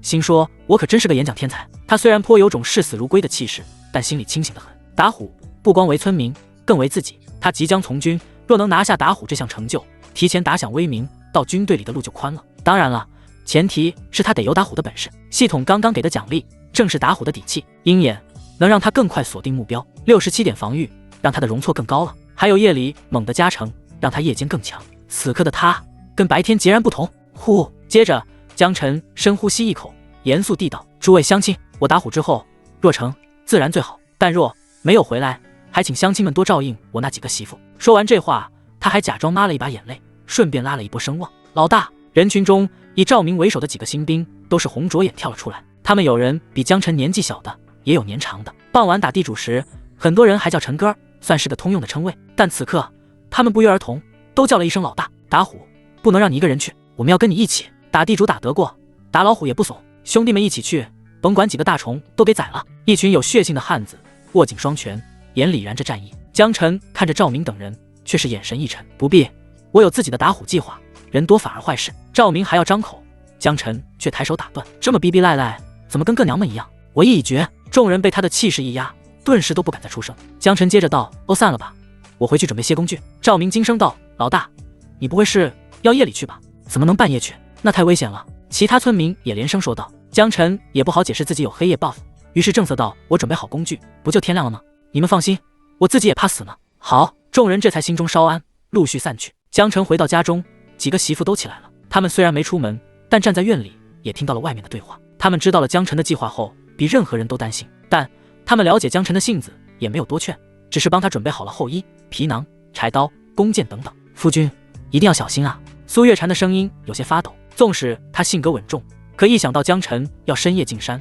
就控制不住担心害怕。其他几女也是认真注视着江晨。夏玉眼圈已经红了，几乎要哭出来，嗫嚅道，夫君一定要平安回来哦，姐姐们都跟夫君同房了，我还没同呢。几个姐姐不禁笑骂道，小丫头片子就要说不吉利的话。原本紧张的气氛倒是因为夏玉的话而轻松了些。江晨也笑了笑道，老婆们放心，我既然敢去，就是有十足的把握。好。夜山寂静，唯有江晨的脚步声在山径上轻轻回荡，月色淡薄，林影重重。若换做旁人，这种夜色下根本寸步难行，可在江晨的视野中却是另一番景象。由于鹰眼的加持，他目力惊人，即便是在黑夜中也能看清周围的一切，稍加专注时，甚至能看清树叶的纹理，枝头的积雪都清晰可辨，地上那些细微的爪印或足迹更逃不过他的眼睛。进山后，江晨还特意路过了一趟下午杀人的地方，赵大柱等6人的尸体还在，早已冻僵，只是在那尸体上赫然有许多撕咬、啃食的痕迹。难道是那老虎路过时啃了这些尸体？江晨暗忖道，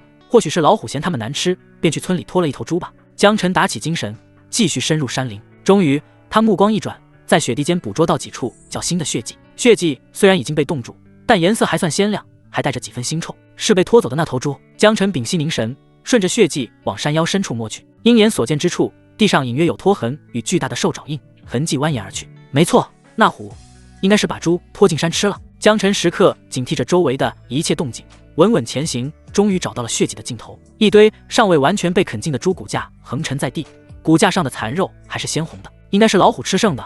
这畜生吃饱喝足后，肯定更有力气了。江晨眉头紧皱，继续观察四周。血迹到此为止，但还有脚印的痕迹。那脚印的方向正是北坡，果然是白天那只。也对，老虎的领地意识极强，一山不容二虎，一直都是他。江晨眯了眯眼睛，继续前行。不知走了多久，脚印的痕迹渐渐乱了。江晨心中一凛，鹰眼视野全开。突然，他的瞳孔骤缩，前方100余丈外的林间，一团暗金色的庞然大物卧在雪地中。好大的虎，粗一看至少有500斤，皮毛在月光下泛着金与黑交错的冷光，肌肉块块隆起，尾巴粗如藤杖，每一次呼吸，胸腔都像风箱一样起伏。他仅仅是卧在地上，都透露出极强的压迫感。即便隔了这么远，江晨看到这团巨物时，依旧起了一身鸡皮疙瘩。不是因为他胆小，纯粹是身体本能的反应。人类演化了漫长岁月，对猛兽、对毒蛇的畏惧是刻在基因里的。好在江晨有底牌，他的理智和自信瞬间压住了这份心悸，情绪重回冷静。悄然间，江晨取下破云弓，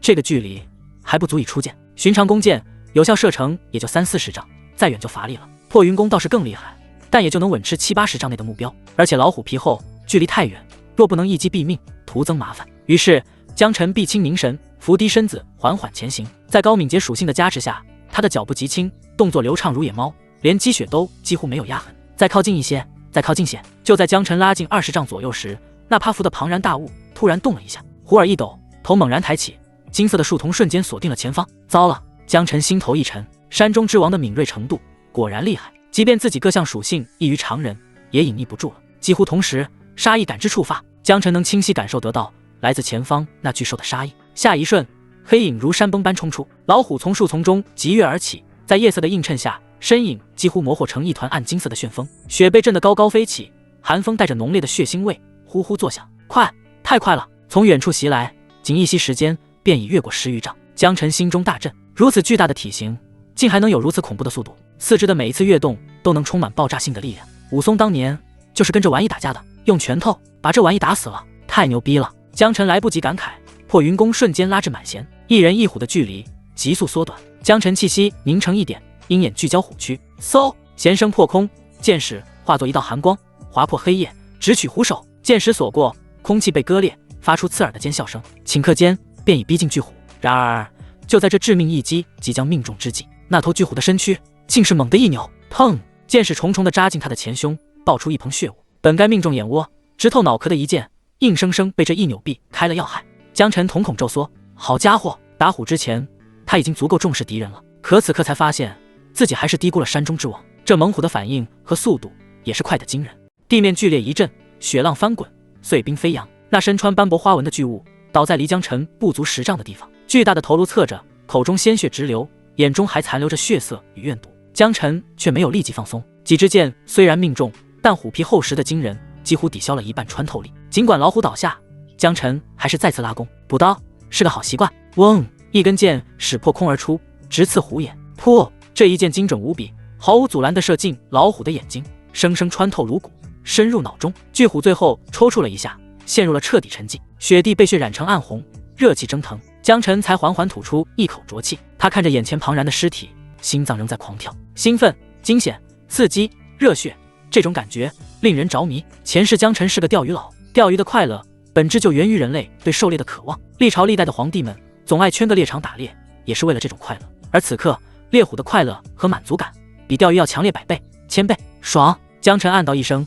快速走向老虎尸体，踢了几脚，然后拿出柴刀准备剥皮。老虎一身最值钱的就是虎皮，虎肉倒是也能吃，但这老虎少说有500斤，江晨带不下去，也没必要带，留着虎皮就够了。呲啦！江晨虎腹上划了一道长口，刀锋破开后皮，滚烫的鲜血顺着口子流出，在雪地上融成一片暗红。一股腥味扑面而来，混杂着野兽特有的膻气。江晨一边划一边用手去撕，每一次拉扯都会发出撕裂皮肉的闷响。这么大的虎，光剥皮都是个体力活。江晨忙活了好一阵子，总算剥下完整的皮。这个过程中，他还一直保持着警惕，防止其他野兽靠近。不过虎巢附近，其他动物根本不敢靠近。哗啦！江晨把厚重的毛皮塞进麻袋，最后利落地将柴刀一横，切下2条后腿。整条虎带不走，带2条还是没问题的，好歹尝尝鲜。当然，一整张皮加上2条腿，也是把麻袋撑得满满当当，无比沉重，一般人很难抗下山。但江晨很从容，夜里猛那是真的猛。东方的天幕泛起一抹鱼肚白，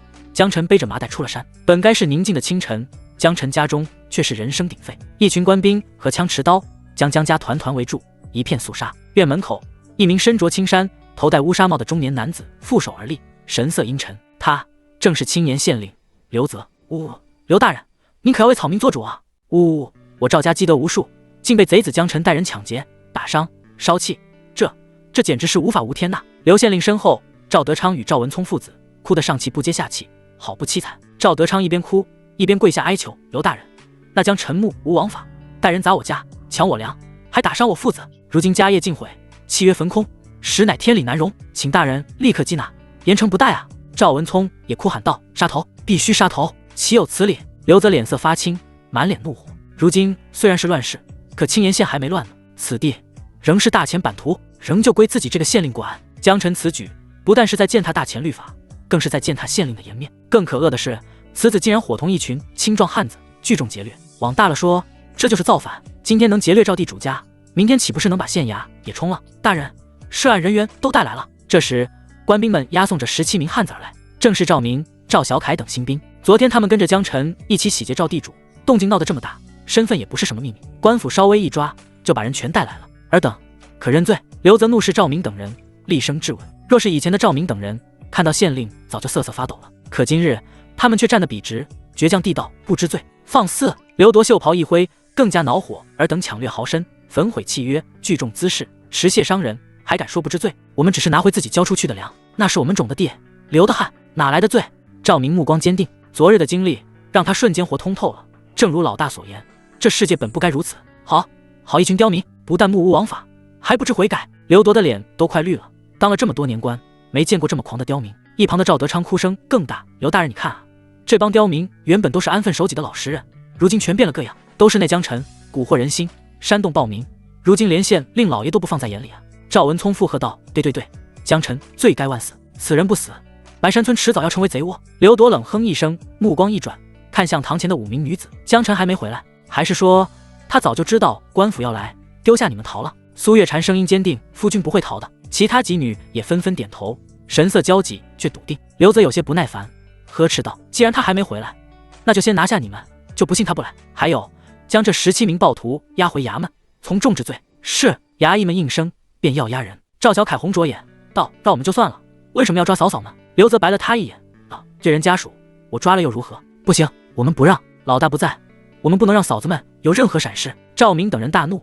下意识想反抗。衙役们立即亮出兵器，咄咄逼人地道：放肆，还想动手？活腻了！刀剑在眼前，赵明等人不得不退后半步，心中暗骂这些朝廷走狗。就在这时，驾！一阵沉重的马蹄声从远处急速逼近，雪地飞溅，伴着金铁摩擦的声响。只见一名身披黑甲、腰悬长刀的军官，面色威严，策马而来。刘泽脸色一正，曹振东，他怎么来了？曹振东在军中任军侯之职，军侯手下可掌管数百名士兵，看似不多，可在这偏远小县，绝对是恐怖的武装力量了。当前整个青岩县也就2000多驻军而已，曹振东几乎是这支军队的2把手。军营跟县衙属于不同的体系，和平时代双方互不干涉，军侯和县令也很难说谁的品级更高。但在乱世，武高于文，一旦进入战争状态或县城成为军事驻地，军侯要负责作战和防务，其权力和地位会立刻凌驾于县令之上。县城的各行政部门都要配合军队的各项行动，比如最近的全县大征兵。刘泽心里瞧不上曹振东这种武夫，脸上又不得不带着和善，拱手道：原来是曹军侯大驾，刘某失迎。曹振东坐在马上看了他一眼，道：听说刘大人来村里抓人。刘泽正色道：白山村发生一起恶劣洗劫事件，规模巨大，涉案人数众多，事关百姓安定，我自然要亲自处理。这话倒不是他瞎说，如果这次洗劫只有3-2个人，他才懒得来，但10几个人把地主家搬空，是闹得太大，整个县史上都找不出来第2桩。若处理不善，影响自己的官途。曹振东扫了一眼正被押送的17人，眉头一皱，道：刘大人，你抓人查案我不管，但你抓我的兵不行。什么？刘泽心中一惊。赵小凯心中一动，一脸悔恨和遗憾地道：曹军侯，我等好运被朝廷选中，本想上战场保家卫国，如今即将入狱，恐怕不能随您去杀敌了。刘泽的表情有些僵硬，他光顾着抓人，却没注意到这些报名竟是即将入伍的新兵。难怪曹振东来了，军中非常缺人，最近连哄带骗，好容易征了一批新兵。县衙这边要是抓1个、2个兵，那还好说，一下抓10几个，军队那边肯定急眼。将军，不是我们想当逃兵啊，这是真的没办法，毕竟做了错事，只能认罚。其他一些脑子灵光的新兵也是学着赵小凯惋惜地道。曹振东冷哼一声道：你们想得美，以为下了大狱就不用上战场了。他以为这些新兵是宁肯坐牢也不想当兵，所以更加坚定要捞出他们。于是曹振东下马，继续对刘泽道：刘大人，前方战事吃紧，新兵继续入伍训练，这些个兵我不管他们犯了什么事，都先放，让他们先入伍，服完兵役你再审讯他们不迟。曹军侯，此事牵涉重罪，铁证如山，本官必须要依法问罪，否则无法向全县百姓交代。刘泽有些恼火，他作为县令也是要脸的，也要守着自己的权力底线。对方说不许抓，那就不抓，以后自己这个县令还怎么当？曹振东冷笑道：依法问罪，乱世当道，别跟老子说这些废话，老子只想要兵，你要拿人也行，用你家的男丁替他们当兵。说罢猛然拔出腰间长剑。刘泽的气势瞬间怂了，赶紧后退，干笑道：曹军侯切勿冲动，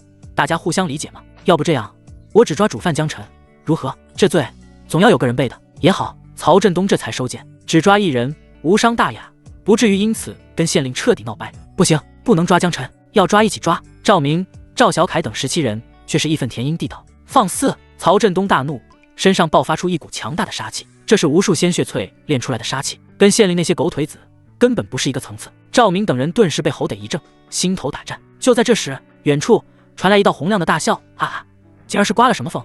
我家门口这般热闹。夫君，舞女见到江晨回来，又惊又喜，有的眼睛都红了。他们期待江晨回来，却又不想江晨回来，因为江晨要被作为唯一主犯被捕，难逃斩刑，那还不如逃了。江晨扫过几女，冲他们露出一个安心的眼神。赵明等17名弟兄不禁齐声喊道：老大！哦！曹振东在一旁看得兴致盎然，这个叫江晨的小子年纪轻轻，却临危不乱，而且能让这么多血气方刚的汉子喊他一声老大，看来不是个普通的莽夫，是有点本事的。不过曹振东既然答应刘泽交出主犯，那也不会改口，也仅仅是多看了江晨一眼而已。刘泽冷笑一声，拱手道：好啊，主犯竟自己送上门来。曹军侯，那我便拿人了。曹振东淡淡道：刘大人自便。且慢！江澄忽然开口，反问道：“刘大人为何要抓我？”刘泽冷哼一声，理所当然道：“为何？你目无王法，待人私斗，打伤良民，洗劫赵府，抢夺粮食，此乃重罪。你还有何话说？”赵德昌、赵文聪又适时哭嚎起来：“青天大老爷，要为我们做主啊！我们好惨啊，被他逼得都吃不上饭了。”江澄神情一愣，脸上露出几分茫然：“什么？这些事我怎么不知道？我可从未干过呀！”此言一出，全场愕然。赵明等人面面相觑：“老大，这是什么操作？昨夜那么大的动静，瞎子都知道了，还有什么可瞒的？”赵德昌气得胡子都抖：“好你个刁民，眼看要砍头了还嘴硬！你昨夜带人砸我家门，抢我粮，还重伤我父子，竟然不认！”赵文聪也怒吼道：“你还说没干？合着我家粮食是凭空飞了？你家粮食咋没的？我怎么知道？”江澄白了他一眼。刘泽怒喝道：“放肆！此事全村皆知，人证物证俱全，没有你狡辩的余地。”江澄叹了口气，神情忽然变得有些寂寞。刘大人既然心中早有定论，那我多说无益，只是临别之前想给曹君侯一件礼物。曹振东饶有兴致地看着他：“何物？”江澄一手卸下背后的麻袋，然后砰的一声将其踢开，咕噜，一条被剥了皮的后腿血淋淋地从袋中滚了出来，带着冰雪与凝固的血水，散发出刺鼻的腥味。这也算礼物？区区一条狍子腿也想收买曹君侯？刘泽不禁嗤笑道：“刘大人，这肯定不是狍子腿，哪有这么粗的？”旁边一个衙役小声道。刘泽脸色一青，曹振东也是微微一愣，一眼尽是没看出这是什么腿。紧接着哗啦一声，江澄提着麻袋一脚将里面的东西狠狠倒了出来，顿时一张巨大的虎皮铺满在雪地上，那虎皮金黄斑纹，黑白相间，上带着血色的纹路，毛发逆光而立，带着一股骇人的野气，皮边还有几缕残肉未尽，更令人触目惊心。附近围观的村民们瞬间汗毛炸起，不少人更是被吓得尖叫一声，一个老妇直接跌坐在雪里，颤声道：“老虎，真是老虎啊！”有人甚至以为那是真老虎，惊慌逃窜。就连刘泽和不少衙役都是脸色一白，下意识退了好几步。曹振东瞳孔猛地收缩，惊呼道：“虎皮！”江澄拱手道：“昨夜村中闹虎患，我担心老虎伤人，便上山把它宰了。”一句话轻描淡写，轻的好像在说抓了条鱼，打了条野兔，可地上躺着的却是老虎的皮，是山大王的腿。那些用鼻孔看人的衙役看向江澄的眼神突然充满敬畏。赵德昌、赵文聪倒吸一口凉气，像见鬼了一样。村民们则是又震惊又不可思议。江澄昨夜说打虎，这就打完了？他真的连夜上山把虎打了？赵小凯睁大眼睛道：“这可是虎啊，这么大一张皮，得500-600斤了吧？被陈哥打死了。”赵明仰头大笑道：“老大威武，你打的？”曹振东的呼吸有些急促，沉声问道。江澄丢下几根沾满虎血的箭矢道：“没错，这畜生好硬的皮，我连射4箭他才到，后面还对着眼睛补了1箭。”曹振东先是怔住，接着抚掌大笑：“好一个江澄，这小小白山村竟出了这等打虎的好男儿！哈哈哈，还是我的兵，我的兵！”这3个字说出来，刘泽、赵地主父子的脸色一下子就不对劲了。江澄捧起虎皮送到曹振东面前，语气认真而诚恳：“曹君侯特意为弟兄们跑一趟，我江澄替他们谢过了。唯有您这等英雄，才配得上此等虎皮，才能表达我的感激之情。”曹振东心头一阵舒畅，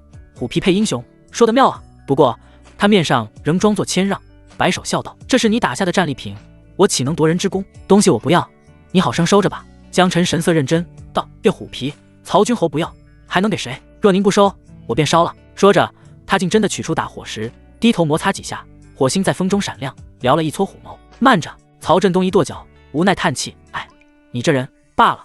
既然你如此坚决，我若再推辞，反倒寒了你的心。多谢曹君侯成全。”江澄感激涕零，把虎皮强行塞进曹振东手里。曹振东假装推诿了几下，才双手抱住。他抚摸着那张厚实柔滑的虎皮，指尖能感受到那股霸气和兽性，心中涌起万丈豪情。他已经想好了，这虎皮可以做成披风，自己一披上，得是何等威风；或做成地毯，铺在营帐之中，更显得他气度非凡，有大将风范。好，江澄此子必成大器。江澄！曹振东快速收起杂念，大声叫了一句江澄的名字。在！江澄大声回应。入伍之后，不要让我失望。曹振东使劲拍了拍江澄的肩膀。是，愿为君侯赴汤蹈火。江澄身形笔挺，慷慨激昂地道。赵德昌一下子傻眼了，道：“等一下，不是说要抓了江澄问斩吗？怎么就说上入伍之后的事了？”曹振东的笑意瞬间收敛，沉着脸道：“抓了江澄问斩，谁敢抓我的兵？”声音洪亮如钟，震得所有人心头一颤。本来10多个新兵闹事，抄了地主家，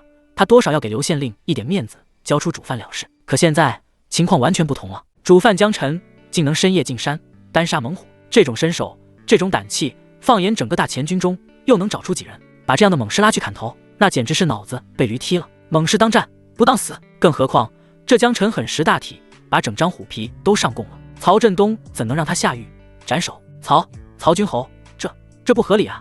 我赵家全部粮食被洗劫一空，难道要任由贼人逍遥法外？赵德昌咬了咬牙，终究咽不下这口恶气，壮着胆子道。曹振东再次拔剑，应声道：就要多言，老子把话放下。江辰有上将之资，此人若死，乃是大钱的损失，便是天王老子来了也不能动他。剑光闪到赵德昌的脸上，吓得他肝胆俱颤，用求助的目光看向刘泽。刘大人，您为草民说句话呀！刘泽也是很头疼，这事本来都谈妥了，谁想到曹振东又反悔了。但作为县令，他退无可退，只能硬着头皮说：曹君侯，这江辰带头煽动民众，抢掠赵氏粮仓，实属藐视官法，依律当斩。曹振东冷笑：律法？哼，你有你的律法，我有我的军规。如今战事吃紧，朝廷缺兵，更缺猛将，深夜单杀猛虎，你若找出第二个人来，我就让你抓他。刘泽脸一抽，气得心口疼，这种猛汉上哪儿找去？双方再次陷入僵局。这时江辰又站了出来，一脸纯真地道：曹君侯，刘大人何必为此事争执？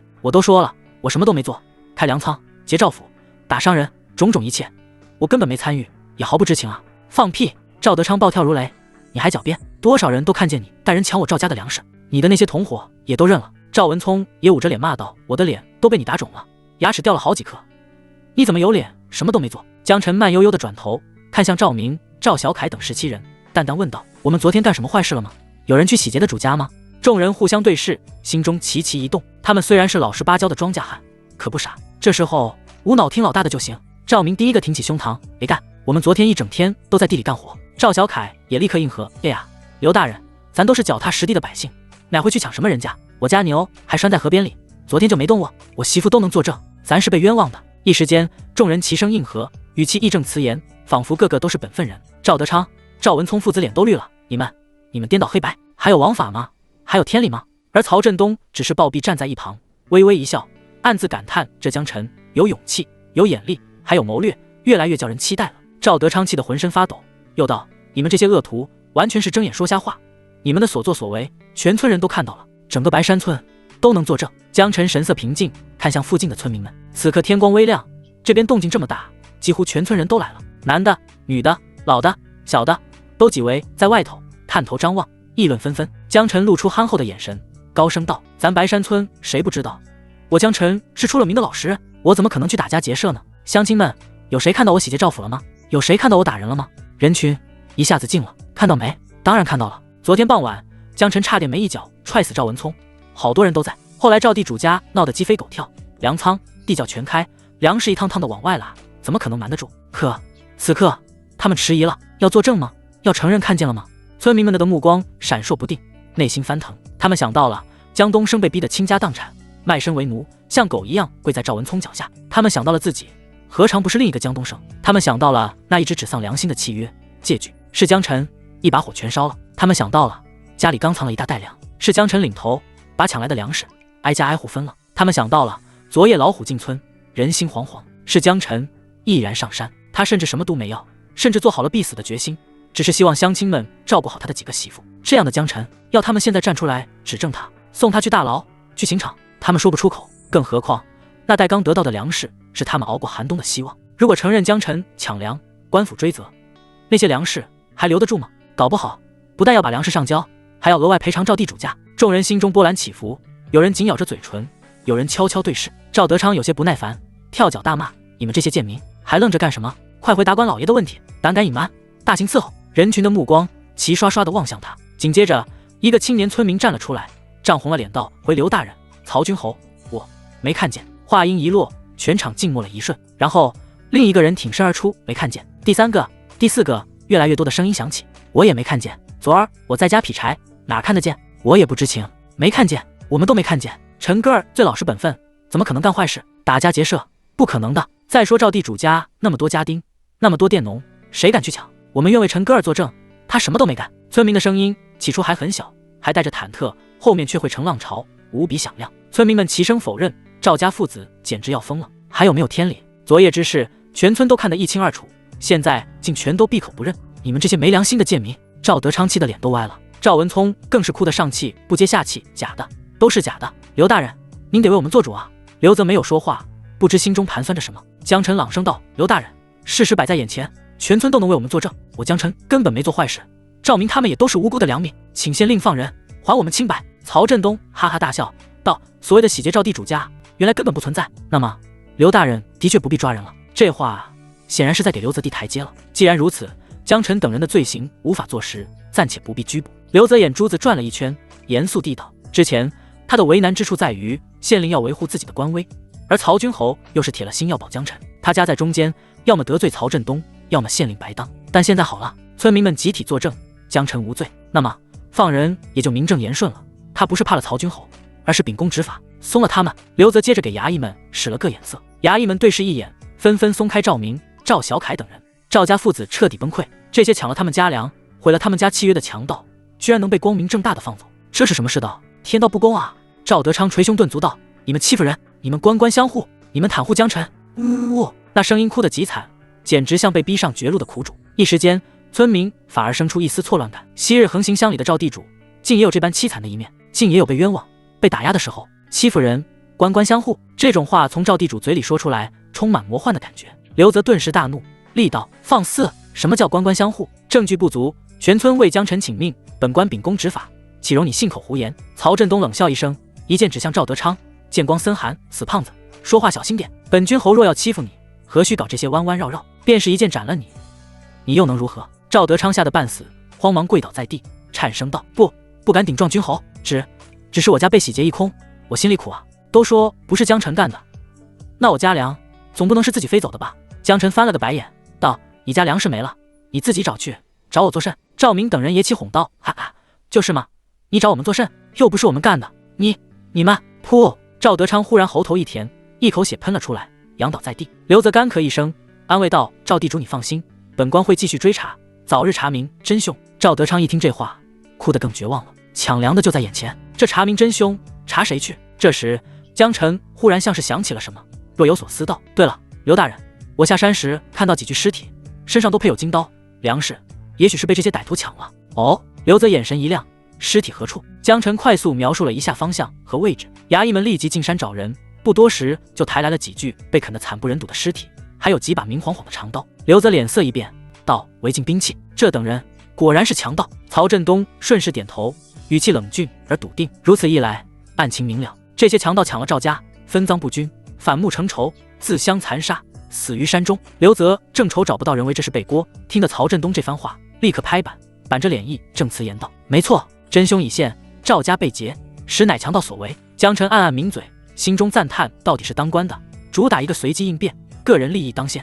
啊！赵家父子彻底傻眼，齐齐瘫在地上。是，就这么了。赵家被抢，结果竟是几个死人背了锅，可自己又能怎样？赵家父子横行霸道多年，第一次感到如此深深的无力。看见曹振东手中的宝剑，看了看刘泽脸上的光明正大，父子俩终究是没再出一句话，像丢了魂一样。可他们更想不到的是，江晨忽然又开口了，一本正经：“我对赵地主被劫一事深表同情，但刘大人，他们血口喷人，诬陷我兄弟，还害我家娘子受了委屈，这总得有个说法吧？”刘泽都愣了一下，他觉得江晨成功脱罪已经很黑心了，居然还能反咬一口的，够狠！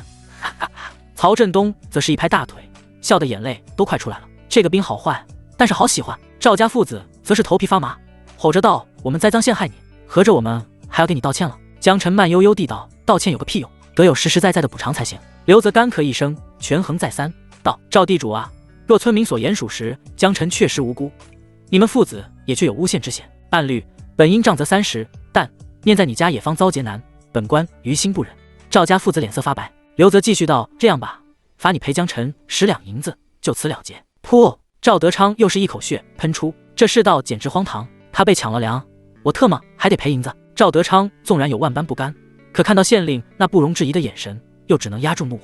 这10两银子逃不掉，否则连县令都得罪了。于是他咬着牙掏出一锭银子递给江晨。江晨接过银子，笑得灿烂：“多谢赵地主，就不跟你计较了啊。”赵地主只觉胸口一阵剧痛，眼前一黑，整个人仰面倒下，人事不省。爹！赵文聪一声惊呼，慌忙扑上去，几个家丁连忙抬起赵地主，灰头土脸地往回走。村民们看到地主这家人凄凄惨惨的样子，丝毫不觉得同情，反而觉得大快人心。原来那看似高高在上的地主也不过如此呢。村民的心中某些说不清的种子似乎缓缓发芽了。事情彻底告一段落，刘泽跟曹振东虚与委蛇地打了个招呼，便带着衙役们撤了。当然还有那6具强盗尸体。曹振东则是再次打量着江晨，目光深沉而锐利，仿佛要把这个年轻人看透。良久，他点头笑道：“小子，不错，我很看好你。等你入伍，本君侯必为你争取一个职位。”江晨躬声道：“多谢曹君侯栽培。”江晨必当竭力报效，不负所望。说完，他把那条虎腿也抱了起来，挂在了马背上。曹振东明知故问：“你这是？”江晨笑着道：“我杀了那虎后，卸了2条腿下来，这条君侯也带回去尝尝鲜吧。”曹振东连连摆手：“这哪成啊？哪成啊！我已经破例收了虎皮，岂能再拿你的虎腿？”江晨道：“我这不是还有1条吗？君侯收下吧。”那好。曹振东朗声道，脸上更多了几分欢喜。老虎肉太少见了，谁不想尝个鲜？不说味道如何，光是虎肉2字就足以让人血脉奋张。收下后腿后，曹振东也是上了马。马匹刚转身，他抛出一个钱袋，稳稳落在江晨手中。你赠我虎皮、虎腿，这算是我的回礼。丢下这话，策马离去。江晨打开钱袋，便看到几块银锭，往里面摸了摸，竟然还有1块金灿灿的金锭。这曹君侯真够阔绰的。江晨赞道：“虎皮虽然稀奇，但若是拿去卖，最多能换那几锭银。这块金锭等于是白送的。老大威武，要不是你，我们这边倒霉了，抢了地主的粮，咱们还能毫发无损。哈哈哈，畅快！”这时，赵明等17个弟兄压抑的情绪彻底爆发，大呼起来。众人热血沸腾，目光看向江晨的目光更加敬畏、幸福。江晨摆摆手道：“都是兄弟，别说什么谢字，倒是接下来我有事想拜托弟兄们。”老大尽管说就是。众人齐声道。江晨道：“我娶了5个娘子，这草屋实在不够用，正好现在有了银子，我想种盖一处宅院。你们要是闲着，就来帮我干活，工钱照给。”众人连忙道：“不行，给老大干活怎能要钱？对，我们不要钱，肯定把老大的房子盖得最结实。”江晨眉头一挑，语气严肃：“你们不拿钱，那我就找别人干。”众人挠了挠头，只能应声道：“别呀，老大。那好吧，听老大的。”于是当天便开始动工。江晨亲手画了个粗略的布局，院落朝南，正堂居中，2厢分裂，外加一个大厨房和粮仓。先从空地上起，旧屋还留着暂住，一边盖新，一边拆旧。锯木声、夯土声此起彼伏，众人都是为江晨干活，不但认真，效率也极高。第1天就搭起了框架，忙活到天黑才散去。当晚，江晨与几位娘子围坐一桌，桌上满满当当的好饭好菜。昨天从地主家零元购了一波，今天家里吃的是白米饭、炒腊肉、猪油炒野菜、疙瘩汤。最引人注目的还是中间那盘虎肉，焦香中带着一股淡淡的腥气。江晨夹了1块，嚼了2口，眉头一挑，味道一般，又膻又腥，硬巴巴的，油水也不多，还不如腊肉好吃。舞女掩嘴轻笑，柳红调侃道：“夫君吃的是气势，不是味道。”这倒是。江晨大笑一声，又加了1块。也不知是不是心理作用，江晨吃了几块虎肉后，感觉气血上冲，筋骨发胀，人好像更猛了。虎肉入腹，似乎真有点劲。江晨啧舌道：“这随口一言，却让苏月禅、柳红、谢云舒、顾念微都是脸色一红。4女都经历过了那种事，一下子就想到了夫君的猛烈。吃了虎肉的夫君，岂不是更？4位姐姐，你们怎么了？”夏玉发现气氛不对劲，好奇问了一句。4女的目光同时看了过来，今晚应该是五妹和夫君同寝了，这妮子也不知遭不遭得住。没什么，五妹，今晚你跟夫君住一起。苏月禅说道。夏玉的脸顿时红了。我几女之中，她本就是最内向的，一时竟是慌得筷子都拿反了。柳红调笑道：“昨夜是谁说的？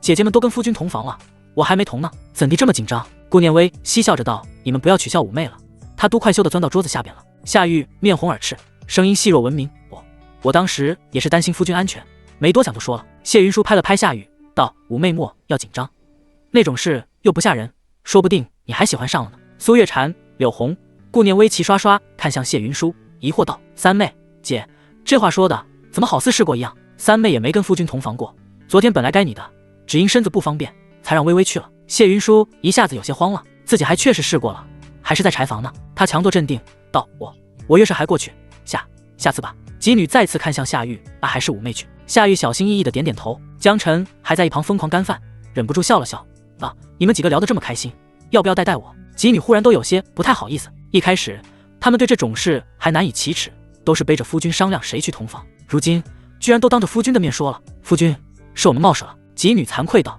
江晨摆摆手道：“不，这样挺好，你们不避讳着我，说明是完全信赖，完全接受了我开心还来不及呢。夫君你真好。”几女心中很是感动，夫君虽然强势，但只要触及原则的事，始终都很尊重他们。成亲那天他说夫妻平等，真的言行合一，但是这一点世上有几个男人能做到呢？入夜，一阵温热的呼吸渐渐贴近江晨。夏玉像小猫一样钻进了江晨的被窝，江晨掀开被窝一角，夏玉轻轻咬着唇，怯怯地望着他，看着这柔弱可爱眼神，他心头忽然一软，抬手揽住内白净的肩膀。夜色如墨，烛影摇曳，房间里充斥着最原始的气息。叮，恭喜宿主完成取妻任务，体力提高10点，新增技能前行姿态初级。宿主江晨，伴侣苏月禅、柳红、谢云舒、顾念微、夏玉。体力71，精神68，力量71，防御67，敏捷72。技能夜里猛，杀意感知，射术精通，鹰眼。前行姿态初级。前行姿态初级，收风藏芒，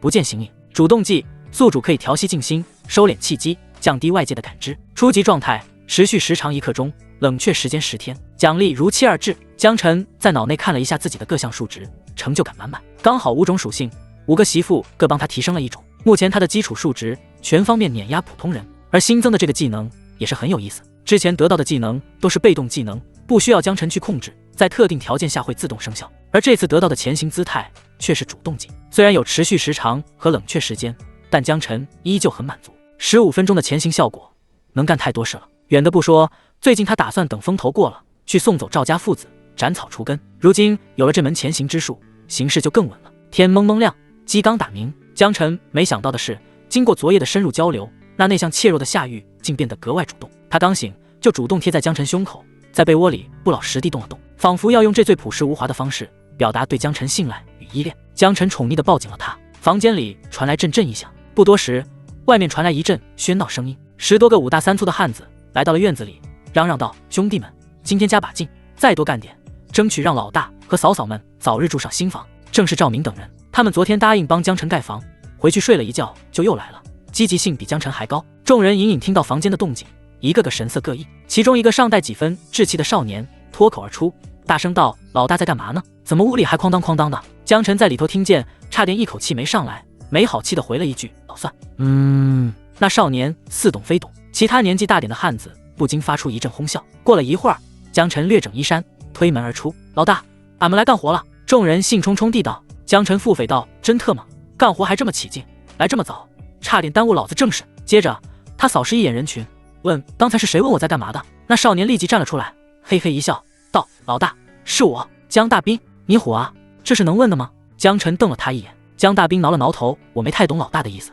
你也被征召入伍了，没领媳妇？”江晨又问。江大兵道：“领了，领了，啥也没干。”江晨嘴角抽了抽。江大兵不解道：“睡觉呗，还能干啥？”江晨：“睡觉，只睡觉。”江大兵一脸单纯：“是啊，睡觉就是睡觉，还能有什么别的事？”江晨竖起大拇指道：“那你是这个？”江大兵有些脸红，又有些骄傲，虽然不太懂老大的意思，但老大对自己竖起大拇指，应该是在表扬自己。哈哈哈！众人又发出一阵哄笑，笑声把清晨的寒气都冲散了。接下来他们便忙碌起来，砍木、夯土、铺地，一片热火朝天。江晨则是准备去一趟县城，如今他有了很多银子，该去再囤一些物资，等自己入伍后留着给几个女人用。另外，他们现在穿的也太破了，可以买些像样的衣服来。在脑中思索了一下采购清单后，江晨借了一辆驴车便出发了。他自家是没有驴车的，但如今他在村里声望极高，一说想用驴车，有驴的村民抢着给他用。进了县城，江晨先是去皮货铺把那条雪狐狸皮卖了，又进账好几两多银子，然后买了一批肉、蛋、菜，还有油盐酱醋，堆在了车上。至于主粮，暂时不需要，毕竟刚从赵地主家取了很多。他接着去了布庄，挑了几批布，买了10套成衣，一个媳妇2件，加起来一算，竟是要20两银子。难怪普通百姓的粗布衣服都是补了又补，根本舍不得换。但凡稍微好点的料子，稍微好看点的衣服，都是奢侈品，一件都能换1担米了。也就是江晨现在不差钱，才能这么花。令人啼笑皆非的是，这钱不是他努力种地赚来的，而是曹军侯给的，随手给的。上层的手指缝里露出一点资源，普通百姓一辈子都挣不来。这世道能不乱吗？江晨载着一车物资，正要返程时，听到前方街口传来阵阵哭泣，那声音带着压抑与哽咽，混着人群的窃语，令他不由侧头望去。一块牌匾赫然入目，一心牙形，门口蹲着7、8个男女，皆衣衫褴褛，手脚间系着铁链。不少路人旁边指指点点，还有一个贼眉鼠眼的牙婆，正笑着向一名客人兜售。这丫头才15岁，性子温顺，会针线，模样也不赖。客官若是要做通房，那是极好的。江晨眉头微微一动，人牙形也就是买卖人口的地方，在大前买卖人口原本是犯法的，后来随着土地兼并，朝廷也越来越烂，国库空虚，买卖人口就合法化了。尤其乱世年景，百姓卖儿卖女求活的事更是屡见不鲜。只要缴税挂号，官府都是默许的。以前只能偷偷摸摸买卖人口，现在却能光明正大的开铺子。江晨缓步走近，看见那被兜售的女孩正低着头，头发凌乱，手腕上有勒痕，脸上是半新半旧的伤痕。我能不能卡个 bot 刷奖励？江晨心中一动。我能不能卡个 bot 刷奖励？江晨心中一动。系统的娶妻送奖励机制，江晨早已摸清了门道，每次都是发生夫妻之时才能触发奖励。5个媳妇的奖励都已经给完了，如果再找一个丫鬟婢女呢？丫鬟婢女有钱就能买，如果这也能触发奖励，那岂不是无限收益？说是就是。至于道德负担，这里是大钱，不是地球。这些人口被当商品贩卖，他们到了别人家可能会被压榨，过猪狗不如的生活。跟了他，至少能吃饱穿暖，不会受苦，还有个好身份。从这个角度考虑，江晨也就没什么心理负担了。江晨刚在门口驻足，那牙婆就笑容满面的迎上来：“客官要买人，快请进来看看，我这儿货全着呢，男的女的，老的少的都有。”江晨微微颔首，看不出情绪。牙婆先领他看门口那些蹲着的男女，吹得天花乱坠。客官你看，这个好，一看就是会干活的；这个也好，手臂长；这个也不错，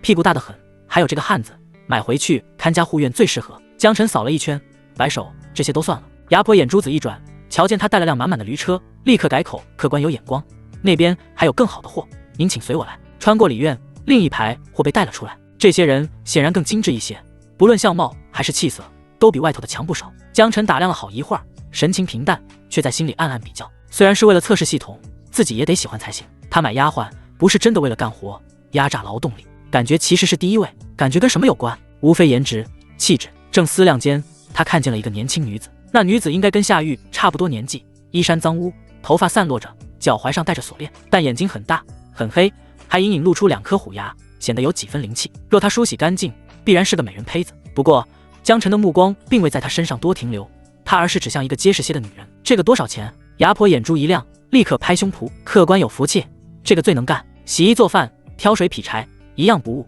要是要回家生孩子，那更没得说，价格只要20两。”江晨脸一沉：“你怎么不去抢？”说完转身就走。牙婆脸都变了，急忙上前拦道：“客官别走啊，这价还可以谈吗？”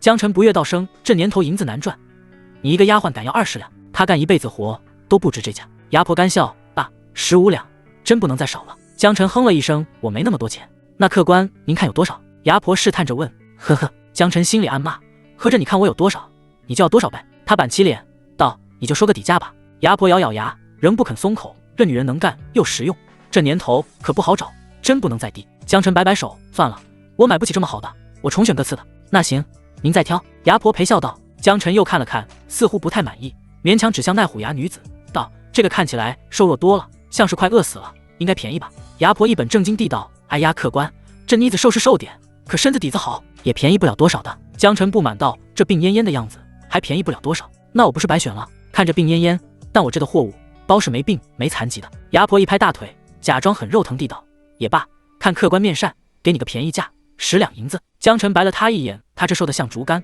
干活不成，风一吹就倒，10两银子买来干嘛？放着看风景。牙婆抢笑着：“客官别说笑，这妮子一看就是大户人家的丫鬟出身，懂事懂规矩，我不管。”江晨直接打断：“我只能给5两，这5两真不行啊！”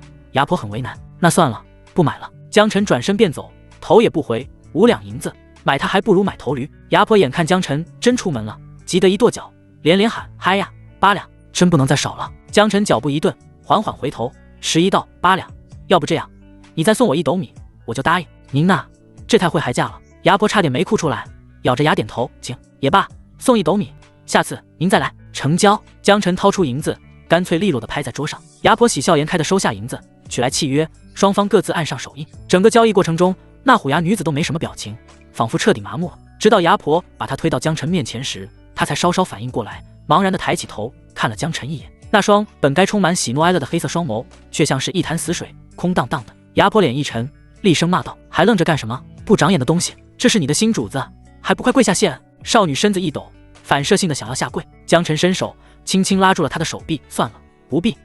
你叫什么名字？”少女怔了怔，嘴唇微动，声音极轻：“回，主人，我叫小桃，原先的小姐就是这么叫我的。那你本名呢？”本名？她的目光飘了几下，似乎在回忆，却又什么都抓不住。我不记得了。江晨叹了口气：“那就接着叫小桃吧，跟我走。”是。小桃低着头跟在江晨身后，像影子一样默不作声。走到门外，江晨翻身上了驴车，一回头发现那小桃正规规矩矩地站在车后，双手交叠在身前。你在那儿干什么？江晨问。我。小桃怯怯地抬头，我在后面跟着走。江晨挑了挑眉，上车。小桃明显愣了一下，眼中闪过一丝不敢置信的光。我能上车？废话。江晨有些好笑，不然你不撵，那我和驴还得等你。快上来。小桃犹豫了片刻，才小心翼翼地攀上驴车，坐在最侧面，屁股却又不敢坐满，好似生怕弄脏什么。江晨坐在前头，甩了甩缰绳，驴打了个响鼻，慢悠悠地走了起来。小桃的余光看到车上的粮食，还有那几件上好的成衣，眼神不禁有些恍惚。主人买了这么多衣服，他的夫人肯定会很开心吧？当年我跟着小姐也穿过这么好的衣服呢，可如今也不知道小姐还活着不？万般回忆涌上心头，小桃的眼睛有些发酸，却又忍着不敢掉下眼泪来。驴车走了一会儿，又停在了成衣房。掌柜的满脸热情和好奇道：这位客官方才不是刚买了10套成衣吗？怎地又回来了？莫不是衣服有什么问题吧？我店里的衣服绝对都是顶好的。江晨摆摆手道：衣服没什么问题，我想再买一件。掌柜的欣喜道：您尽管瞧着，价格保您满意。江晨余光扫了一眼小桃的身材，快速挑了一身淡黄色的衣裙。车上虽然已经买了10套，但那些是给5个媳妇的，他可不敢拿出任何一件分给小桃，不然谁少一件谁就要争风吃醋，所以还是回来单买一身吧。结了账，江晨说道：掌柜的，可否借一盆温水？嗨，自然没问题。掌柜的满口答应。客官买了这么多，莫说1盆，100盆都没问题。很快，掌柜的就打来水，摆在了江晨面前。江晨看向小桃道：把脸洗干净，最外面那层破衣扔了，换上这身干净的，早回家再洗吧。说完便把那身崭新的衣裙递给了他。这怎么行？小桃满眼不可思议，下意识后退半步，手都不敢伸。他不敢想象自己刚被买走，非但没有下跪，没有被欺负，竟然还能有新衣服穿，一定是在做梦。让你拿着就拿着。江晨正色道：主人，这衣服太好了，我身份卑贱，配不上。小桃小声道。江晨只得摆出冷漠的表情道：你都叫我主人了，这是主人的命令。是。小桃这才颤巍巍地接下衣服。江晨脸色稍缓，宽慰道：你不必有心理负担，这衣服你是穿出来给我看的，是为了满足我。谢主人。小桃赶紧进了店里，掌柜的提前找来2面屏风帮他遮住。哗啦啦，江晨能听到他清洗的声音。过了一会儿，就是一阵窸窸窣窣换衣服的声音。主人，好了。终于，一个瘦弱的身影从屏风后面走了出来。江晨抬眼一看，不由微怔。那张原本灰扑扑的脸，此刻被洗得干干净净，露出一双清亮的眼睛，睫毛微微颤着，眸光里还带着一丝惬意，鼻梁秀挺，唇色浅淡。她并不是那种艳丽的美，而是一种安静、干净，让人心生怜惜的美。淡黄的衣裙衬得她气色温柔，仿佛冬日的一缕阳光。江晨心中暗叹，不愧是我，这眼光，若非生在乱世，这样的姑娘本不该被人锁在链子上卖的。小桃见江晨直勾勾看着自己，不禁低下头，捏着衣角，低着头想开口，却又不敢。江晨忍不住笑了笑，道：不错，挺好看。小桃的脸疼得红了，眼神里闪烁着感激与局促。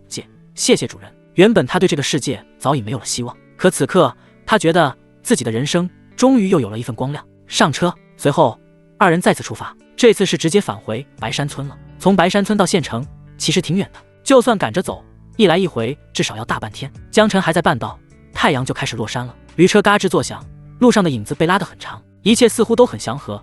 可突然路过一片树林时，江晨拉住了驴子，眉心一紧，杀意感知再次被触发了。周围有杀意，而且不止一点。江晨脸色一变，目光扫向林子深处，在鹰眼的加成下，他的眼睛像雷达一样，林中隐约的动静都好似被放大成清晰的轮廓。几株大树后藏着众人影。主人怎么了？小桃见江晨停留，疑惑道。江晨语气平静地道：没什么，待会儿可能会见血，要是害怕你就闭上眼睛。哦，好。小桃下意识点点头。林子深处几道人影正窃私语着。操，这小子怎么不动了？是不是发现我们了？发现就发现，反正已经到我们的地盘了。兄弟们，直接上吧。各位好汉，请务必帮我生擒此子，我要亲手扒了他的皮，抽了他的筋。哈哈，赵地主放心，二当家亲自出手，这小子绝对逃不掉。黑暗里10多道人影一拥而出，一个个面色凶狠，蒙着头巾，手上还拿着砍刀。江晨目光一凛，山匪。这些人的眼神、气势、配合是真正的山匪，而在他们的后方则是一个肥胖的身影，赵德昌。江晨瞬间就明白了，应该是赵德昌勾结山匪，在此地拦截自己。哼，老不死的东西，我还没去弄死他，他倒先对我下手了。他眯起眼睛，全身肌肉悄然绷紧。虽然他杀过人，但对手只是几个泼皮无赖，但眼前这些是真正的亡命之徒，不可同日而语。心中瞬间默数一下，不算赵德昌，整整15个持刀的山匪，不可大意。江晨下意识摸了一下后背，才意识到今天没带弓箭。本来只是打算去县里采购物资，也没想到会用到弓。不过江晨也没慌，没有弓，正好试试一下自己的真实战斗力。电光火石间，不等山匪们完全合围，江晨动了。他非但不退，反而身形暴起，主动冲向那群凶神恶煞的山匪。这一下完全出乎所有山匪的意料，15个山匪都懵了一下，脑子里同时冒出疑问：什么情况？我们是来杀他的，这么多人，他没看见吗？怎么他非但不跑，反而还主动冲过来？找死！众人心中的惊愕瞬间化为被轻视的暴怒。一个皮肤黝黑的莽汉冲在最前面，他反应最快，怒喝一声，抬起手中后背砍刀，狠狠劈向江晨。呼哧，这一劈全是蛮横的力道，凝聚着毫不掩饰的杀气。到底是真正的山匪，下手狠辣，没有半分犹豫。面对这夺命一刀，江晨瞬间状态拉满，身体猛地向侧方一滑，险之又险地避开锋芒。同时他左手如电探出，精准无比地抓住了莽汉握刀的手腕，然后五指如铁钳般狠狠一拧。这一拧把他71点的力量值全部炸了出来。咔嚓，令人头皮发麻的骨裂声清晰响起。啊！莽汉的怒吼瞬间变成凄厉的惨叫，手腕呈现诡异的角度垂了下来。随着莽汉的手腕断裂，他的砍刀也是朝下坠落。江晨脚尖一挑，砍刀翻空而起，寒光一闪，被他稳稳接住。接着刀锋横扫，扑哧，血线喷涌，莽汉的喉咙被齐齐割开，整个人便重倒地，瞳孔涣散。一切快得不可思议，江晨的动作如行云流水，刀光与血光几乎在同一瞬间绽放。其他山匪甚至还没反应过来，而江晨的身影却没停顿。他脚下一踏，带着狂暴的劲力旋身飞踢，正中又一个山匪的脑壳。咔！那个倒霉的山匪颅骨直接被踢碎，七窍流血，连叫都没来及叫，就软成一滩。江晨的战术很简单，对方人数多，必须尽快减员。趁着敌人一开始太自负，他一个照面就杀了2人。余下的13个山匪瞬间色变，脸上浮现出震惊和狰狞。此子实力太强，兄弟们合力，速速杀他！怒吼升起，13把砍刀从4面8方落下，寒光交织，几乎无死角，毫无躲闪的缝隙。但江晨也没打算躲，哐！他双臂蓄劲，一刀正面横劈，刀锋如山，正前方的几把砍刀竟被震得倒飞，几名山匪手腕崩裂，虎口迸血。江晨借势前冲，2翼的敌人扑空，只见他人影一闪，如鬼魅般掠入混乱的刀阵中。好快，这速度还是人吗？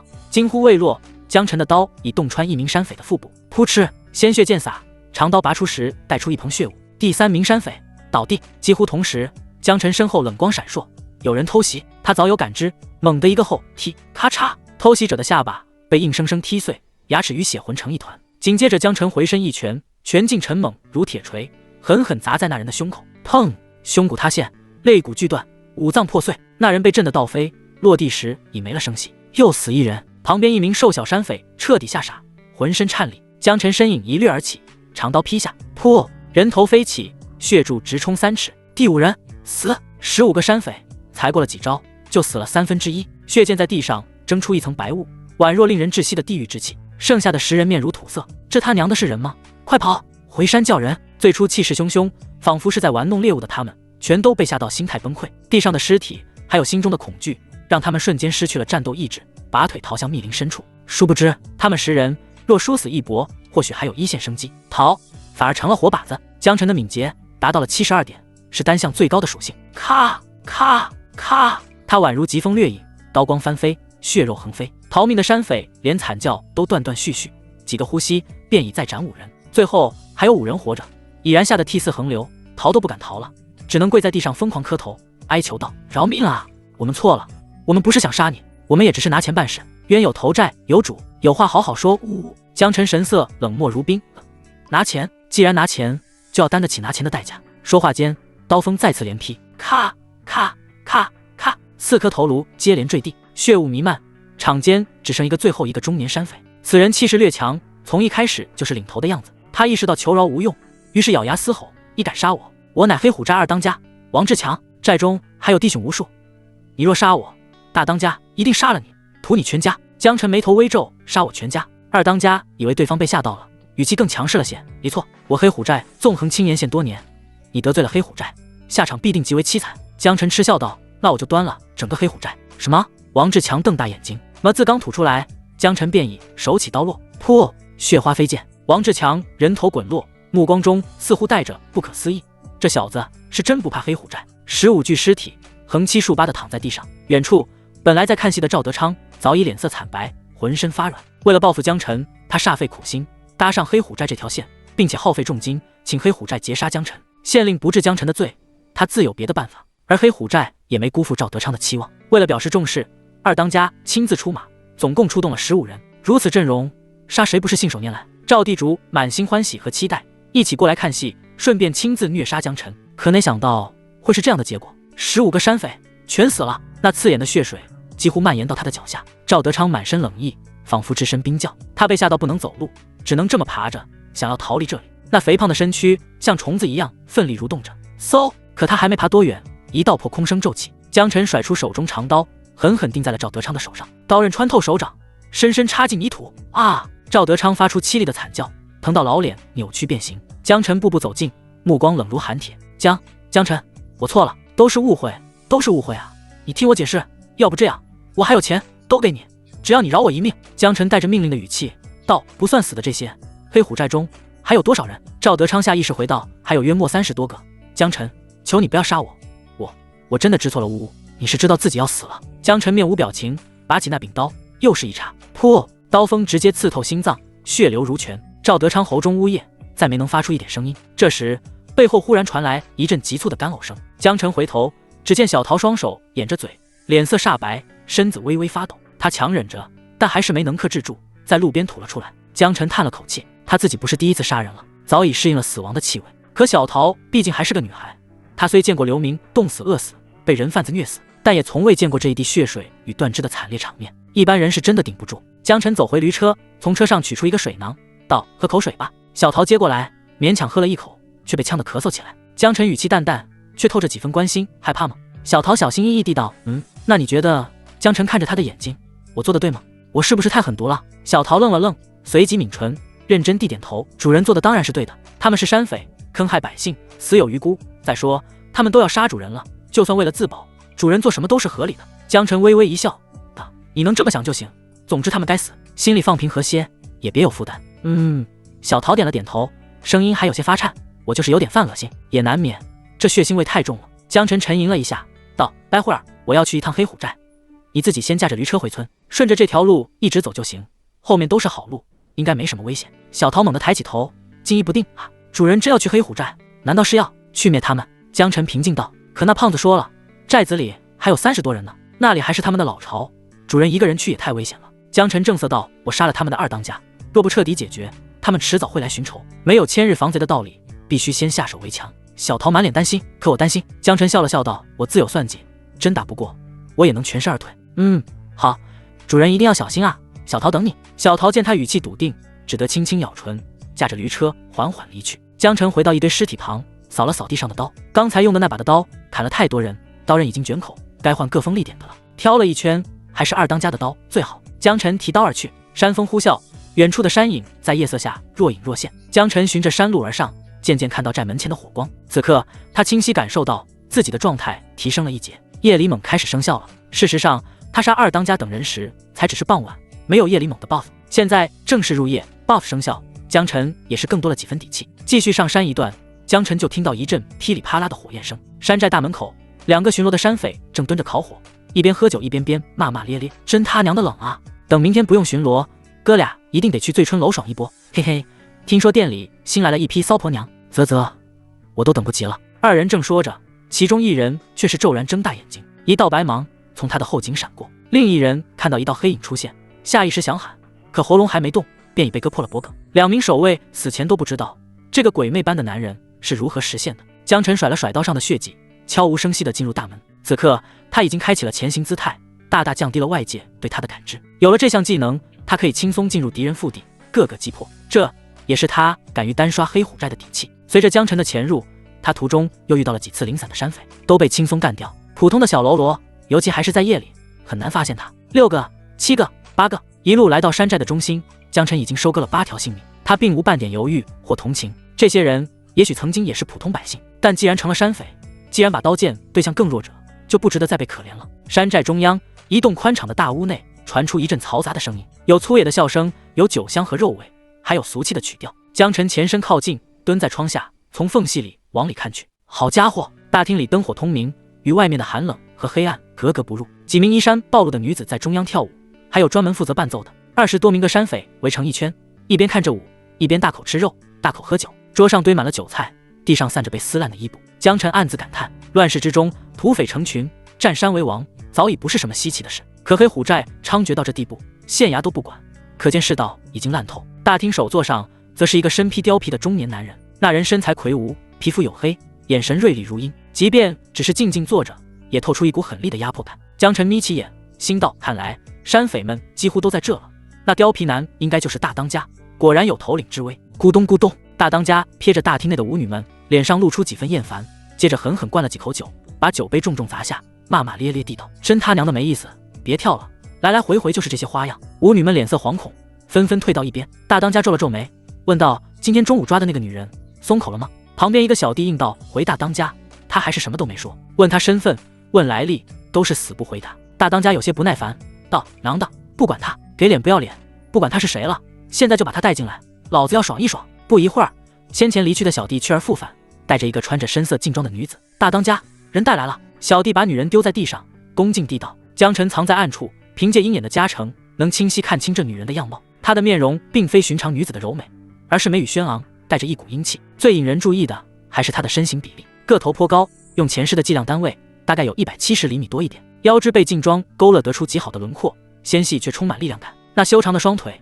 线条流畅分明，很是惹眼。此刻他正紧闭着双眼，似是昏迷未醒，双手被粗糙的绳索牢牢捆绑在身后。嘿嘿，大当家一见这女人，不禁贪婪地舔了舔嘴唇。他目光灼热地在她身上来回扫视，然后站起身，拎起桌上一杯酒，直接泼在了女子脸上。女子昏得太深，并无反应。大当家轻哼一声，索性抄起旁边一个几乎满着的酒坛，将坛口对准女子的脸，哗啦一声，整坛酒当头淋下。冰冷的酒液瞬间浸透了女子的头发、脸颊，连带着衣襟也湿透，紧紧贴在身上，勾勒出更加清晰的曲线。咳，他被酒水呛到，猛地咳嗽起来，终于睁开了眼睛。那是一双明亮却充满敌意的眸子，死死瞪向大当家，没有丝毫怯懦。大当家被他瞪得愣，随即咧开大嘴，狞笑道：哟，小娘皮你醒了，呵呵，这眼神，你是没搞清楚自己的处境吧？女子深吸一口气，冷冷道：你有种就把我杀了，杀你！哈哈。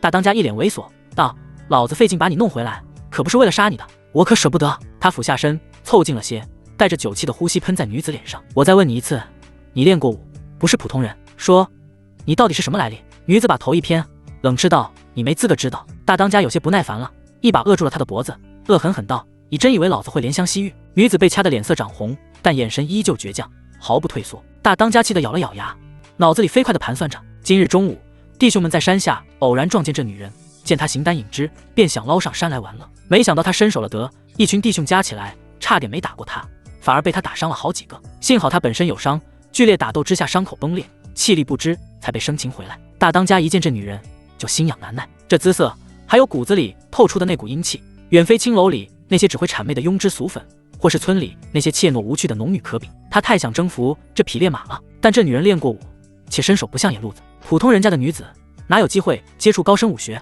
此女的身份是个谜。大当家心存忌惮，才没有一上来就用强，想先问出她的底细。可这女人被关了一下午，却什么都不说，现在醒来态度还更加恶劣。大当家的火气越来越盛，那点谨慎终于被色欲和怒气压过。他低吼道：你不说拉倒，妈的，就算你这有什么了不得的身份背景，老子今天也得先把你完了。老子都当土匪了，脑袋别在腰带上过日子，过一天是一天，爽一天是一天。说完，眼中凶光毕露，另一只手便要向女子的衣襟探去。大厅内的山匪们见状，纷纷发出猥琐的起哄声，或用筷子敲着酒碗。那劲装女子的脸上终于浮现出一抹绝望，她只能双眼紧闭，牙关紧咬，仿佛要隔绝这即将到来的屈辱。大当家，不好了，出事了！突然，一个小弟举着火把，连滚带爬地冲了进来。大当家酝酿好的情绪被打断，不禁勃然大怒：你他娘的吼个屁！没看见老子正要办正事吗？滚出去！那小弟被骂得浑身一颤，却不敢退下，急道：小的该死！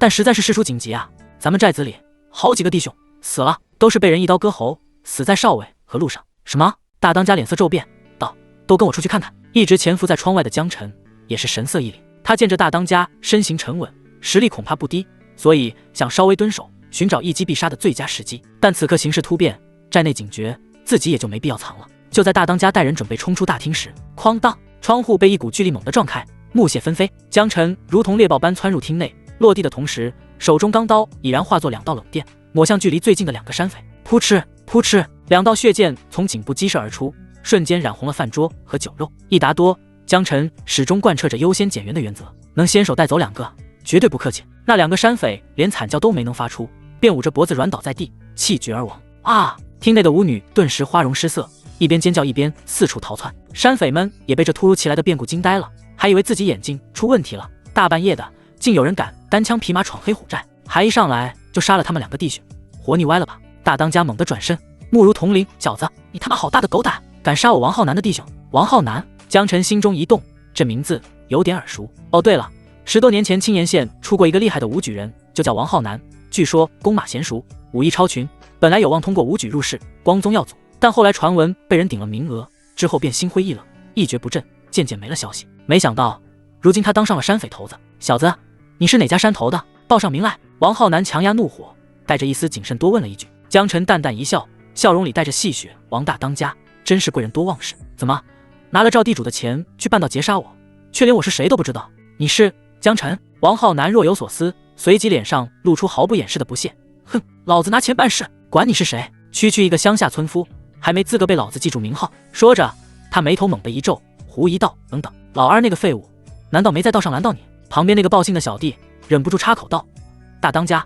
外头巡逻的弟兄刚死，肯定是他干的。二当家他，该不会也是被他？不可能，绝对不可能！我二弟杀人如麻，岂会栽在区区村夫手中？”王浩南闷哼一声：“老大，跟他废话什么？管他是谁，敢来我黑虎寨，直接宰了便是。”王浩南说话时，最靠近门口的2个山匪醉醺醺的起身，径直走向江晨。他们在山寨中的地位不高，正是展现自己、争取地位的时候。2人身上酒气熏天，各抓着个酒坛，直接对着江晨的脑壳砸了过去。哼！江晨冷嗤一声，一脚踢碎其中一个酒坛，脚上力道不减，狠狠砸在了那人的脑壳上。咔！巨大的冲击力直接震得那人七窍流血，倒地抽了2下。另一人还没反应过来，江晨已经一刀扫过，扑哧，鲜血狂飙。江晨脚下又添2具尸体，现场所有人的脸色都变得凝重起来。起先他们看江晨的目光像是在看到送死的猎物，可这才短短时间，竟有4个兄弟死了，蠢货，不可轻敌！王浩南又惊又怒，看向江晨的眼神也变了。此子实力如此强大，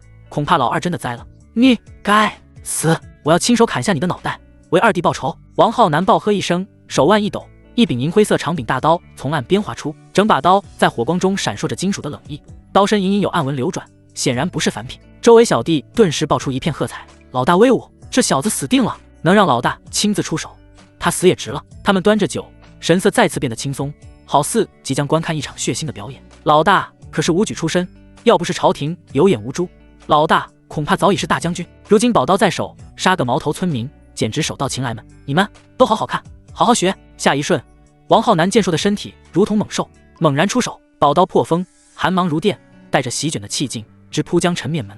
又快又猛，江晨微微眯了眯眼，提刀迎上去，枪！一道金铁交击声炸响，火星飞溅，啪！江晨在山下缴获的砍刀竟被硬生生劈断，呼哧！江晨脸色一变，幸亏敏捷度够高，才在刀身断裂的瞬间，身形就连退数步，再慢一点，胸口就该开花了。王浩南眉头一挑，眼里露出一抹亚色：“咦，竟能接我一刀，不简单！”江晨看着王浩南的银灰宝刀，不禁暗暗啧舌：好刀，如此极品的兵器，他要定了，能让我出第2刀，黄泉路上你也有的吹了。王浩南再度出刀，势如雷霆。江晨丢掉断刀，整个人如同猎豹般暴冲出去，徒手找死！王浩南心中冷笑，刀势暴涨，一刀横斩。江晨身形一晃，险之又险地避开，气浪呼啸，刀锋贴着他脸颊掠过，似乎他陷入了劣势。然而他心中的战意反而愈发炽烈，啪啪啪，哐哐哐，2人你来我往，刀光与残影在大厅中不断交错。江晨的呼吸越来越沉，额头沁出细汗，愈发落入下风。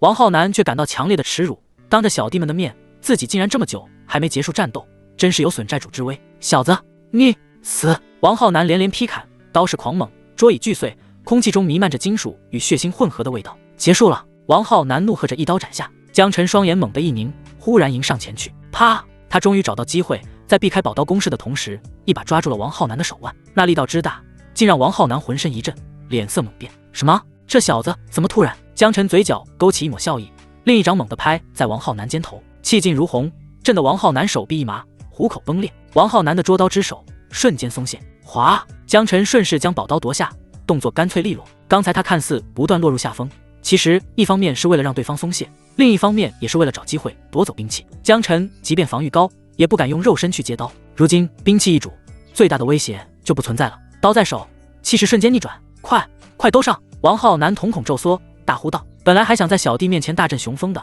可现在被人缴械，他立马就慌了。”然而江辰的动作太快了，几乎在他夺走兵器的瞬间，宝刀就如同灌注了千钧之力，狠狠扫过。呼哧，刀光一闪，血线喷薄，王浩南的脑袋高高飞起，带着刺眼的鲜血划出一道抛物线，最终砸在地上。那双铜铃般的眼睛里还带着震惊和不甘。一刀斩首，现场一片死寂，剩下不到20个山匪小弟都是瞠目结舌，连呼吸都不敢大声。那可是老大啊！宝刀之下亡魂无数，他就这么身首异处了。一阵颤栗从脚底直窜天灵盖，一群人竟是没打算反击，没打算给王浩南报仇，突然齐刷刷跪在了地上。饶命，大哥饶命，我们愿意投靠江爷，当我们新当家吧。江爷，您就收下黑虎寨吧，谁敢不服，先砍他，以后我们就是你最忠诚的狗。众人连连磕头，眼泪一把鼻涕一把，态度诚恳至极。江辰暗自发笑，这趟来黑虎寨，他格外谨慎，生怕敌人难对付。现在看来，都是一群乌合之众，也就王浩南算半个人物。但王浩南太自负，非要在小弟面前装逼单挑。当然了，就算他一开始就带着小弟们一起上，也只是给江辰多制造一些麻烦，改变不了最终结局。这些小弟没实力，没骨气，根本不堪一击。呜，江爷，饶了我们吧！王浩南死了，只要您一句话，山寨中的一切都是你的。山匪们匍匐在地，哀嚎不停。可惜江辰对占山为王并没有兴趣，他提刀向前，刀光一闪，又斩了一名山匪。啊，跟他拼了！跑，快跑啊！其他山匪发现求饶没用，纷纷又站了起来。有人打算拼死反抗，也有人想逃，可不论如何选择，都难逃一死。江辰身形如鬼魅，刀光如流星，冷厉精准，毫不拖泥带水。一个个山匪倒下，惨叫与血雾交织，仿佛地狱开门。不过片刻，所有山匪尽皆变成尸体。角落里，那些舞女早已被吓得面无人色，身子止步，驻地发抖，连眼泪都不敢掉。他们以为下一刻刀锋就会落在自己脖子上，不过江辰只是淡淡扫了他们一眼，就将目光移开，最后停在了那被绑的劲装女子身上。他也目睹了这场屠杀，甚至身上被溅满鲜血，但他没有尖叫，没有崩溃，神色甚至有些冷淡。江辰的目光微微一动，这女人不简单，肯定是见过大场面的，甚至可能杀过人。多谢侠士救命之恩。那女子迎上江辰的目光，沉默了一下后，认真地道。江辰抬手摆了摆，道：“我不是为了救你，本来也要杀他们。”女子一怔，神情微妙，合着自己这条命是顺带救的，那可否帮我把绳子解了？他试探性地道。江辰上前，一刀挑向绳索，绳索应声而断。女子起身活动了一下手腕，随后拱手一礼，在下沈寒霜。江辰。江辰微微点头。沈寒霜问道，冒昧地问一句，你是什么身份？为何实力如此强劲？江辰耸耸肩，随意一笑，哪有什么身份，只是住在附近的村夫罢了。沈寒霜目光微闪，不可思议，村夫竟能这么强，单枪匹马夜闯山寨，狂斩20余人。江辰笑呵呵地道，可能是我从小身体好，天生打架厉害。沈寒霜仔细回想一下刚才的战斗，很快也信了。确实，这江辰虽然很强，但毫无招式可言，完全就是力大专飞，可见是没有受过正经训练的。他叹息一声道，可惜了，你天赋极好，要是有个正经师傅，肯定会更强。江辰深以为然，自己的基础属性很高，却不会套路，不懂招式的衔接，实战靠的都是本能反应。要是系统性学习一些武学招式技巧，那就能如虎添翼了。于是他饶有兴致地道，我听这些山匪的口气，你是个练家子。沈寒霜神色傲然道，若非我身负重伤，这些山匪岂能擒下我？那你教教我。江辰道。沈寒霜思索了一下道，教你可以，但我最近无栖身之所，你要给我个住处。江辰拍胸脯一笑，小问题，我家里正在盖新房，地宽房多，如此甚好。沈寒霜道，既然要教你，你就得磕头拜师。江辰立即摆手，磕头？我才不磕头，什么年代了，还搞这套？沈寒霜冷冷一哼，我这些武功很多都是不传绝学，你不磕头拜师，我怎么教你？江辰的视线不自觉地上下打量一下，这颜值身段都是顶级，腿比命长，系统鼓励娶妻，保不齐他就成老六了呢。要是自己给他跪下了，成何体统？当然这话他没说出来，而是义正辞严地道，这头是非磕不可，都是你这种迂腐之人，害很多绝学失传了。沈寒霜陷入了沉默，仔细一想，也是，自己今天差点死在山寨里，若如此，这一身本事又交给谁？江辰趁热打铁道，磕头就免了，但师傅的名分可以暂时给你一个。那好，你我今后就是师徒了。沈寒霜沉吟了一下，终于答应下来。这样的好苗子他也不想浪费，而且自己如今毫无安身之所，也只能先跟着他了。这时江辰话锋一转，问道，可师傅，那山匪多次逼问你的身份，你都不肯说，所以你到底是什么身份？这么神秘？沈寒霜面露难色，江晨嘟囔道：“对徒弟还这么藏着掖着。”沈寒霜无奈道：“不是我有意瞒你，而是我的身份太敏感，你若知道，反倒会惹祸上身。”江晨两手一摊道：“那好吧，那我不多管。”沈寒霜暗暗松了口气，正色道：“不过我向你保证，既然收你为徒，我就绝不会藏私。我所会武学，你能学多少，就看你的本事了。”好。江晨咧嘴一笑，提着刀道：“你先在这休息一下，我去搜刮物资。来都来了，也不能空手回去。”江晨绕着寨子转了一圈，翻出了不少钱财和物资，正好寨子里也有驴车，他牵着驴车载着满满的收获，然后跟沈寒霜一起下山了。走前顺手点了一把火。回到白山村时，夜已深沉，月光如水，院门前却亮着一盏灯。江晨远远就看到院口那几道熟悉的倩影，心头一暖。苏月禅、柳红、谢云舒、顾念微、夏玉5个媳妇都站在门边，神情满是焦急。不久前，小桃带着驴车回来，根据村民的提醒找到了江晨家，然后跟舞女说明身份，并且解释了山匪一事。他们都快急死了，都快半夜了，他怎么还不回来？要不我们去找夫君吧？不行，那样反而会添乱，先等等吧，相信夫君。几人正说着，忽然院外传来驴蹄声，是夫君。夏玉一眼认出，惊喜的叫出声。几人齐齐看去，却又愣住了。等等，夫君怎么又有一辆驴车？车上那些箱子是什么？还有个女人，生得好漂亮。几女来不及多想，快速冲到外面迎接。江晨从车上跳下，笑着道：“让你们久等了。夫君你没事吧？有受伤吗？”柳红急忙上前仔细查看江晨。江晨轻松地道：“我没事，毫发无伤，还带了些战利品来。”舞女齐齐瞪大眼睛，一个人灭了山寨，还劫回满车财物，这要是别人说的，怕是当场得被当成疯子。不过他们见过夫君创造太多奇迹，竟是很快就接受了事实。当然了，他们并不太在意这些财物，只要看到江晨平安归来，就无比满足了。几女心情安定下来后，这才看向沈寒霜。苏月禅作为大姐，先开口问道：“夫君，这位姑娘是？”另外4女顿时心弦绷紧了一下。江晨表情坦然，解释道：“这是我在山寨救下的沈寒霜，她精通武学，愿意教我。现在咱俩是师徒。”纯师徒。好，是这样啊。几个媳妇先是如释重负，随后又冲沈寒霜露出笑容，齐声道：“原来是沈姑娘。”双方互相打了个招呼，介绍一下，算是认识了。沈寒霜的眼神扫过众人，心中却掀起惊涛骇浪。这家伙真是个普通村夫，村夫娶了5个妻子，而且5个妻子气质各异，貌美如花，这阵仗放在王城都少见。正惊叹间，小桃从灶房那边跑了出来，手里还拎着一根烧火棍。主人，他惊喜地喊，眼圈都红了。你终于回来了。江晨笑着摸了摸他的头，我说了，我有把握，自然不会出事。小桃用力点头，我刚烧了热水，待会儿主人可以好好洗洗身上的血气。沈寒霜的脸色更加异样，村夫家里还有丫鬟呢，而且这丫鬟也如此俏美伶俐，这场面是穷山村里该出现的吗？江晨察觉到沈寒霜的目光，茫然问道：“师傅怎么了？看我的眼神好奇怪。”沈寒霜轻哼道：“没什么，我是小看你了。”江晨咧嘴：“师傅别急，说不定以后还会看到更大的。”什么意思？沈寒霜听得一头雾水。江晨干咳一声，神秘一笑：“可没什么，都先进屋吧，外面冷。”屋里早就烧好了火，木桌上摆着几盘热气腾腾的饭菜，有菜有肉，喷香扑鼻。沈寒霜一踏进屋，又愣了一下，饥荒乱世，还有底层百姓能吃这样好？不过转念一想，江晨连黑虎寨都能一人灭掉，有这等本事，吃得好也不奇怪。小桃蹲在火边，守着一锅汤，道：“主人，这汤我再热一热，待会儿伺候你们用膳。”苏月禅上前温柔地笑道：“小桃妹妹，一起坐下吃吧，别忙了。”小桃愣了一下，忙摇头：“不行，我是下人，哪能？夫君常说，既然成了一家人，不必分那么清。”苏月禅轻拉着他坐下，接着道：“柳红也笑眯眯地道：我们这儿规矩没那么多。”小桃眼眶微微发红，低头喃喃：“谢谢几位夫人。”江晨坐下吃了一口热米饭，然后缓缓开口：“这事我还没来得及和你们说，今天去县城采买物资，遇到奴贩卖人，我看小桃挺可怜，也挺懂事的，我就买了下来。我想着，等我进了军营，家里就剩你们几个，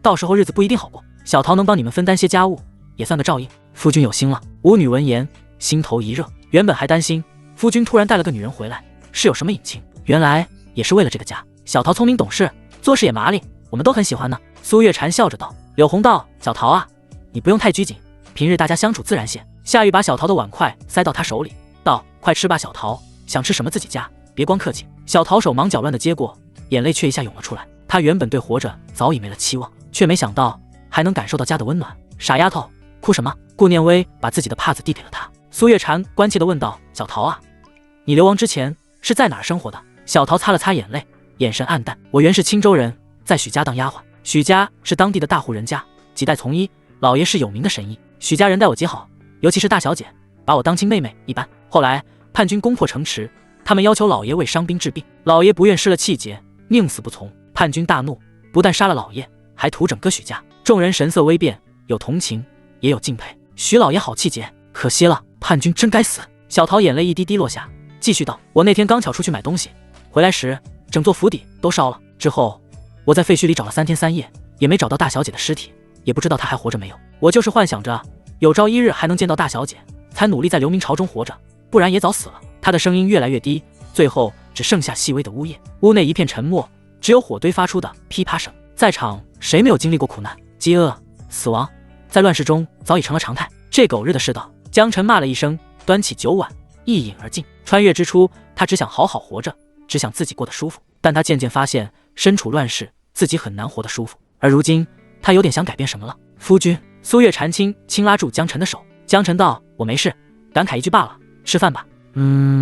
几女齐齐点头，拿起筷子，吃饱喝足，收拾完碗筷后，苏月婵、柳红、谢云舒、顾念微、夏玉不约而同地相视一眼，然后苏月婵说道：夫君连日奔波，今日又打了一仗，小桃你留下，彻底帮夫君洗洗吧。他们其实早就商量好了，小桃这样伶俐好看的女子来到家里，肯定不光是为了干粗活。夫君对她的态度明显不是纯粹的丫鬟，丫鬟本来也有服侍主人的职责，正好今晚就让小桃留下。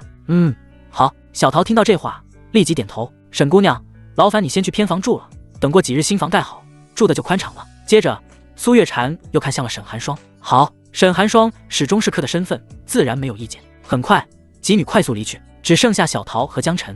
主人稍，就算不走捷径，在这个落后的古代，娶妻也不是很难的事。接着他翻身下床，重新穿上了衣服。小桃迷迷糊糊的睁眼，轻声问道：主人，你要去哪？出去办点事，马上回来。江晨的语气平静，像是在说一件微不足道的小事。月黑风高，整个白山村寂静无声。趁着夜色，江晨悄无声息地进入了赵地主家。赵德昌已经死在黑虎寨了，但他儿子还活着。虽然赵文聪是个废物，但斩草要除根。江晨很快找到少爷的住处，推门而入。赵文聪睡得正香，呼噜声震天。江晨嘴角冷笑，抬手就是一巴掌，啪！赵文聪被扇得眼冒金星，惊醒过来，一看到江晨，不禁呆住了。江晨，我在做梦？不对啊，我爹不是花钱请黑虎寨杀你了吗？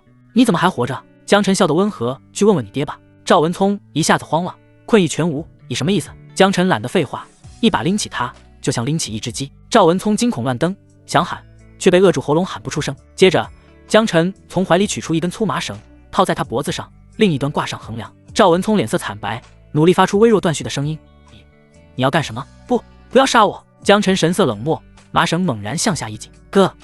赵文聪拼命挣扎，双脚乱蹬，在空中抽搐片刻，终于软垂下去。随后江晨把赵文聪就这么吊在房梁上，下方放上一把凳子，便再次消失在夜色中。次日天还没亮，江晨就起床了。赵明那伙人盖房的热情太高，他不想捣蒜的时候被打断，便起来晨练了。他先是活动手臂，就拿出昨天缴获的那柄宝刀，唰，刀光一闪，破风之声宛如猛虎咆哮。江晨抬腕、旋身、翻刃，诸多动作全凭本能，虽未经师承，却把大刀耍得虎虎生威，颇有几分狠辣的气势。不远处，沈寒霜正靠着门柱，双手环胸，笑盈盈地看着，刀耍得不错吗？江晨道：没什么章法，瞎练罢了。沈寒霜快步走来，正色道：今日我就先教你一套刀法吧。江晨眼神一亮，这师傅没白拜。沈寒霜娓娓道来，这套刀法名为破风七式，顾名思义，总共7式，先教你第1式。江晨把刀递给沈寒霜，他轻抚刀身，目光一凛，看好了，此时起手，腰为轴，劲在脚，手随心走，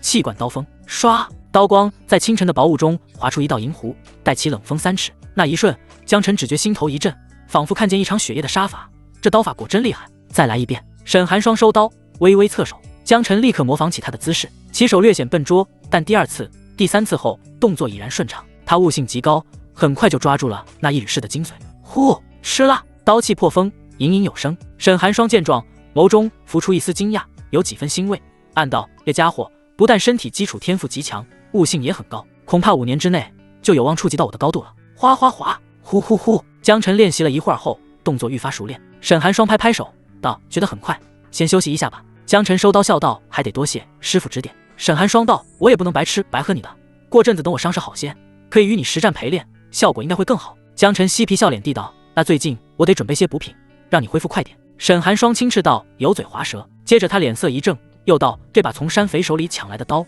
虽然材料上乘，但铸造技艺一般，且你使刀的手法重心短促，便是快狠，这把刀的形态并不适合你。江辰又抡了几下，点头道：确实如此，刀柄有点过长了，容易脱刀。沈寒霜继续道：若有条件，最好重铸一把，就用它为原料就行。此刀看起来唬人，更适合劫掠威慑，不适合在战场上持续拼杀搏命。江辰喃喃道：大得找个极好的铁匠才行。正说着，院外传来一阵喧哗：老大起了吗？今早还在忙吗？我们来继续盖房了。赵明一伙人扛着木梁和瓦片，大声招呼着走进来。众人刚进院子，看到江辰手上的大刀，纷纷惊叹：这刀看起来好猛，老大什么时候搞到的？这玩意能把石头都劈开吧？江辰淡淡一笑道：侥幸获得，只是这刀有些不趁手，我想把它熔了，重铸一把。你们可有认识厉害的铁匠？众人面面相觑，沉思道：十里八村的铁匠倒是有不少，但技术厉害的能铸刀的倒是不多。这时江大兵站了出来道：老大，我知道一个人，青岩县里他认第二，没人敢认第一。哦，江辰饶有兴致地道：是谁？江大兵挠了挠头道：是我干爹。众人闻言先是一愣，然后捧腹笑道：你小子别开玩笑，你老光棍什么时候会打铁铸刀了？江大兵涨红了脸，语气却很坚定：我没开玩笑，我干爹真的可以。听到江大兵的话，江辰也提起了兴趣。大兵的干爹他其实有印象，那是个独来独往的老头，叫陆千山，是外来户，多年前逃难到白山村。老头性格孤僻，没有妻儿，平日里极少出门，也不和村里人往来。唯独江大兵小时候爱去找老头玩，慢慢混熟了，还认了干爹。据说因为这事，江大兵还被家里打了一顿。不过大家都是穷苦人，多了个干爹也没什么损失，家里也就任由大兵这么叫干爹了。陆大叔这人我也不太了解，从没听说过他会打铁。江辰喃喃道。江大兵赶紧又解释道：老大，你别看干爹平时闷不吭声，他打铁的本事真不是盖的，只是他从来不愿意提起，也不让我说，所以大家都不知道。我家那口菜刀就是干爹打的，他用的就是最普通的铁，结果锋利的吓人，用了这么多年都没钝过。我娘开玩笑说，那菜刀都能传3代了。江辰心中一动，道：这么厉害，那我必须去拜访一下了。说罢，他便提起宝刀出门了。村子不大，各家各户住的地方基本都互相知道。江辰也是很快来到了陆千山家门口，哐哐，江辰敲了敲篱笆门：陆大叔进来。片刻后，屋里传来一声沙哑的回应。江辰推门而入，进入一间昏暗的茅草房。一个驼背老者坐在炉子旁，动作迟缓地看着柴火，目光浑浊，却又似乎藏着无数风霜。正是陆千山。他扭过头，目光就如钩子一般扫向江辰：你找我？江辰莫名心头一紧，那眼神好似要把人看穿一样。他拱了拱手道：陆大叔，我是江辰，大兵的兄弟。我听他说陆大叔精于锻铁，我有一把刀，想请你帮我熔了，重铸一把新的。陆千山的眉头一皱，冷哼一声：大小子真是管不住嘴，我早就不打铁了，也不会替人铸刀，你走吧。啪！江辰反手从背后解下那柄大刀，重重砸在地上，道：陆大叔如果不出手，那这块好料恐怕就要浪费了。陆千山本来兴致索然，但听到那金属声，眼神陡然一变，旋即弯下腰，目光在刀身上划过，那枯瘦的手指也是在银灰色的刃面上轻轻一抚。鬼头刀，这刀竟是云铁所铸，呵，好稀罕的料子。陆千山惊叹道。江辰疑惑道：鬼头刀？陆千山自顾自地解释道：刀有千形，世人多智认长短轻重，却很难认清所有种类的刀，鬼头刀就特指地上这类，刀手外凸，形似獠牙，刃重而深厚。江辰恍然大悟，果然是内行看门道，这么小众的名字自己听都没听说过，也足见这老头是真有东西的。陆千山突然抬头盯着江辰问道：你这刀哪来的？江辰坦然一笑：黑虎寨里抢的，顺手把他们一窝端了。抢的？黑虎寨一窝端？陆千山怔了一下，接着却并没有露出太多震惊的表情，只是竖起大拇指：厉害。江辰有些诧异道：我这么说你就信了？陆千山眼瞳一缩道：当然信了，你身上带着人命气，厚的化不开，起码背着20-30条人命。江辰暗暗抽了一口气，这老头目光毒得吓人。陆千山接着道：而且鬼头刀不是寻常人能使的，往往只有军中将领说山匪首领才会用，这刀的纹路不是军制，说明是你是真的灭了一窝。江辰也没否认，拱手道：陆大叔，我真心想请你为我铸刀，不知怎样才能让你出手。陆千山沉默良久，才缓缓开口：黑虎寨危害四方，官府无所作为，你能剿了黑虎寨，也算是为民造福了。也罢，看在这件事上，我可以破例一次，为你铸刀。江辰大喜道：多谢陆大叔。陆千山又看了一眼鬼头刀，轻哼道：这么好的云铁料子，却断得如此一般，实在暴殄天物，我也是看不惯。江辰更加欣喜，一个手艺人敢瞧不起同行，那绝对是本事够大才行。你跟我来。陆千山驼着背缓缓走向后院，这刀既然是为你打造的，我要知道你力气的上限，还有耐力的上限。江晨点头，果然是行家，还要量体定刀。两人穿过屋子，来到后院。院子不大，四周是斑驳的矮墙，墙角堆着几块巨大的磨盘，石面泛着灰白的光泽，布满尘土。陆千山指着其中一块，淡声道：“列个磨盘，200斤，你举一下试试，我看他力气如何。”江晨走上前，伸手抱住，下一瞬，他一发力，腰背弓起，那块磨盘便被他轻轻举起，举重若轻。陆千山老眼一瞪，差点以为自己看花了眼。这磨盘可是纯石磨，一个200多斤，江晨竟然举得如此轻松，不知道的还以为是木头呢，太轻了。江晨摇头道：“是不出上限。”陆千山脸皮微抖：“啊，那你再加一块。”砰！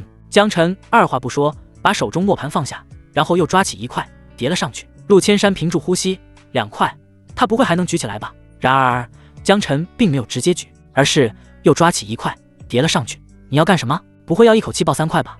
那可是600斤，不是人能拥有的力量，不是人能有的力量。这个评价江晨是信的。前世的举重运动员最高纪录也就是500多斤，而且杠铃很好抓握，很好发力，跟举磨盘的难度不是一个概念。3块磨盘摞起来，正常人肯定举不起来，别说举了，抱都抱不动。但他不是正常人。江晨没理会陆千山的劝告，忽然又弯腰叠上了第4块。陆千山的老脸彻底僵住，眼神从震惊变成了失望，暗道：哎，还是太年轻，浮躁，气盛，在我一个小老头面前有什么可装的？罢了，让他吃点苦头，就知道该收敛了。然而就在他暗暗叹息的当口，只听咔的一声，地面微微震颤，那4块堆叠在一起的磨盘竟缓缓离地。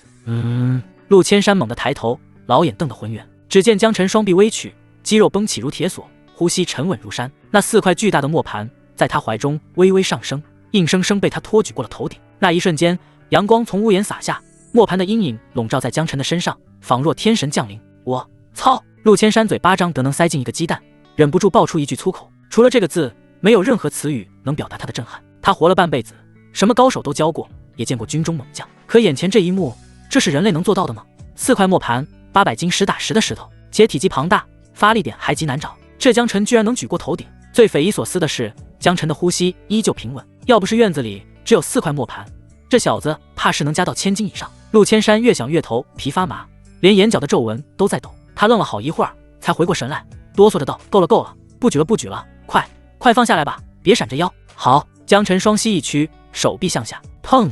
地面震颤，灰尘四溅，4块磨盘整整齐齐叠着，落地时竟几乎没有偏移，稳如山。呼呼！陆千山满脸涨红，激动地道：“江晨之猛，天下无双，能为你断刀，是我陆千山的荣幸啊！天下无双，好！”江晨心中顿生一种豪迈之情，好似能把这天都捅了。这个评价他喜欢。陆千山强压下激动，正色道：“你的力量我有数了，接下来试试耐力吧。”怎么是？陆千山指了指草棚下的一排大小不一的锤子，道：“最大的那把锤子重80斤，实在没有更重的了，你就用它吧。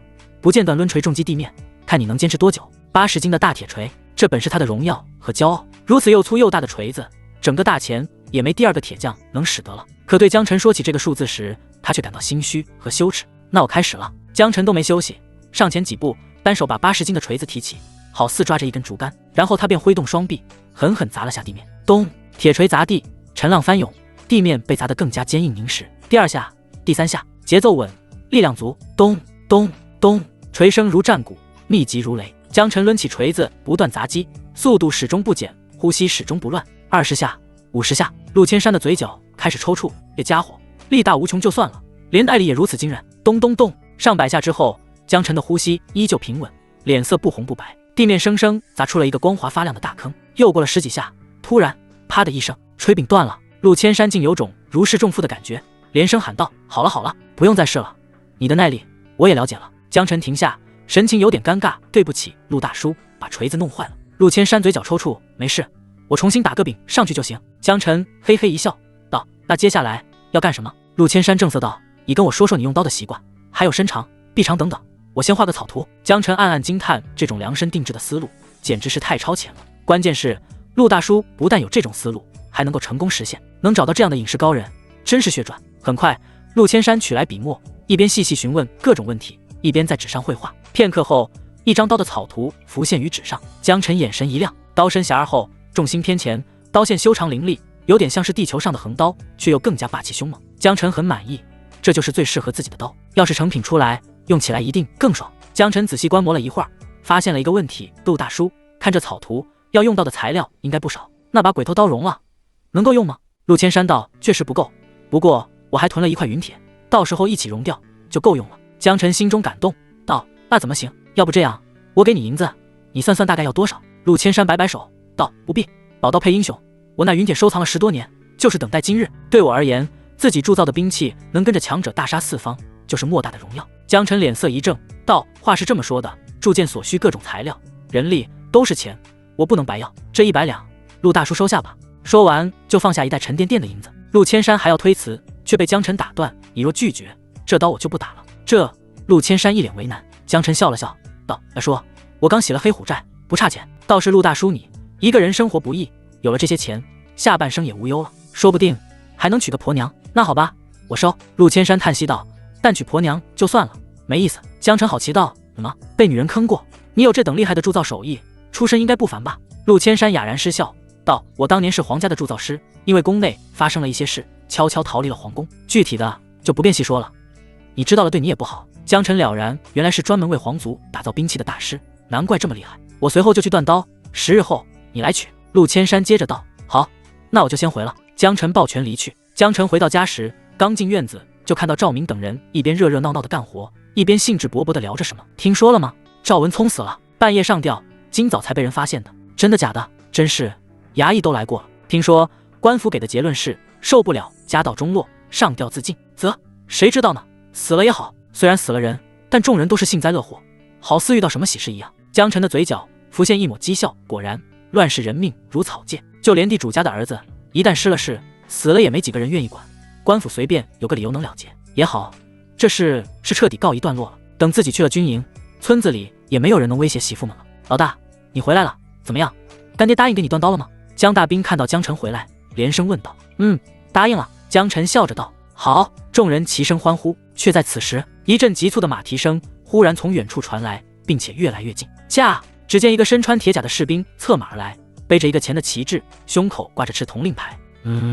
军营的人，赵明等人狐疑道。令兵道：奉军部之令，所有征召在册的新兵10日后入伍报到，违令者视作逃兵，斩。士兵的声音如铜钟般响彻半个村子。接着从怀中取出一卷黄纸诏令，甩手丢在江辰家门口。什么？还有10日就要入伍了？这也太快了，刚领了媳妇都没亲热几次，不是说要到下个月30的吗？怎么说改就改啊？赵明等人脸色一变。令兵大怒，呵斥道：闭嘴！军令如山，岂容尔等质疑？你们只需听令即可。令兵这一吼，气氛顿时有些紧张。江辰赶紧出面，面带笑意：军爷莫怪，这消息来得太突然，兄弟们难免有些心乱。你倒有几分分寸。令兵语气略缓，接着扫视人群，大声道：谁是江辰？江辰道：我就是。那令兵神色一震，脸上立马露出恭敬之色，从怀中掏出一块刻着铜文的令牌，双手奉上。哈哈，原来你就是江辰兄弟。曹军侯让我给你带句话，他给你预留了个对律之旨，入伍之后你可以入他帐下。江辰拱手道：多谢曹军侯抬爱。好好干，军侯看好你。令兵也是微微抱拳，旋即一拨马缰，扬蹄远去。尘土散开，院中众人全都愣在原地。赵明反应最快，嘴巴张得老大。妈呀，老大你直接就是对律了。对律那是啥职位啊？有人挠头，你连这个都不知道？大前军制，职位从低到高是伍长、时长、对律、屯长、军侯、都尉。伍长管5个人，时长管10个人，对律管50人，屯长管100人。赵明顺势解释了一番，众人纷纷惊呼：哈哈哈！老大威武！入伍直接从对律干起，太牛了！我还记得那李霸天只是个伍长，都在乡里横行霸道了，老大手下能带50个人，那得多威风啊！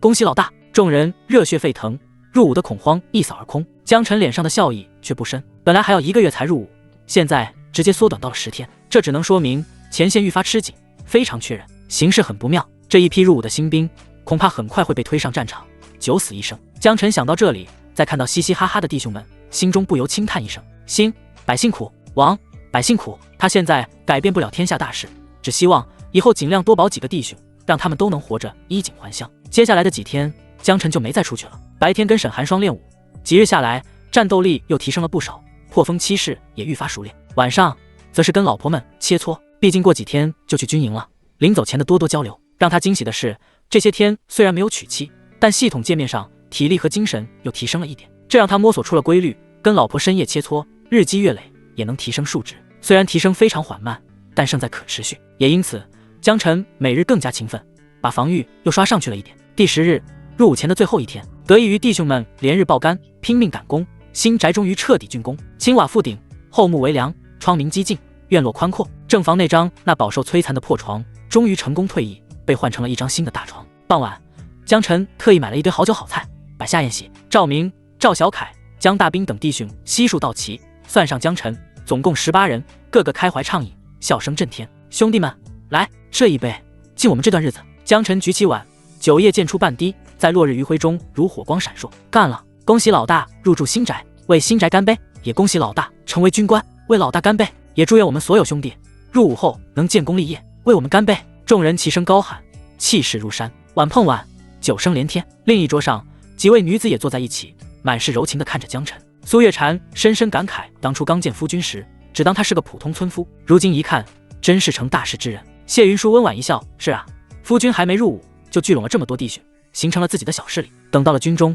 更能如鱼得水。夏玉笑呵呵地道，夫君可是对律，手下要同50人，说不定以后真能成大将军呢。沈寒霜也赞赏道，虽说当兵不是什么好差事，但不得不承认，或许军营于战场才是他的舞台。几人对视一眼，沉默了片刻，那沉默中除了有骄傲，更多的却是不舍和担心。他们把江晨说的这么厉害，也只是想多给自己一些安全感罢了。他们不求夫君建功立业，只希望他能平安归来。夜渐深，众人酒足饭饱，赵明等人约好明日一同去军营报道，便带着醉意散去。院中渐渐安静，只剩余烛摇曳。江晨靠在门框上，身上带着几分醉意，笑盈盈地道：“今夜是我在家的最后一晚，哪位娘子陪我？”几位媳妇相视，脸色微红，又带着几分坚决。吃饭时，他们悄悄商量好了，今晚让夫君自己住。之前每晚夫君都很疯狂，就算是铁人，那也吃不消啊。明日就要入伍，今晚必须让夫君好好休息。苏月禅先开口，脸色认真：“夫君，明日入伍，怕是要练兵，今晚还是早些歇歇，养精蓄锐吧。”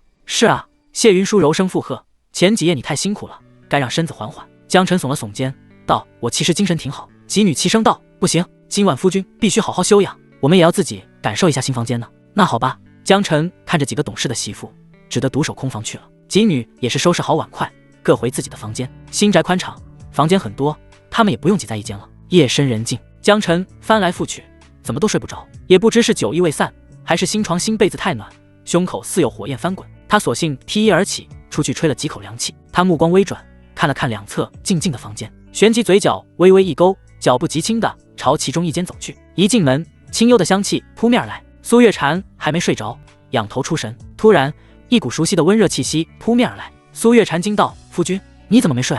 江晨道：“舍不得你们，睡不着。”苏月禅苦口婆心地道：“睡不着也得睡，说好的今晚好好休息，等下再休息也不迟。”江晨态度强势，直接钻进了被窝，连帐轻晃。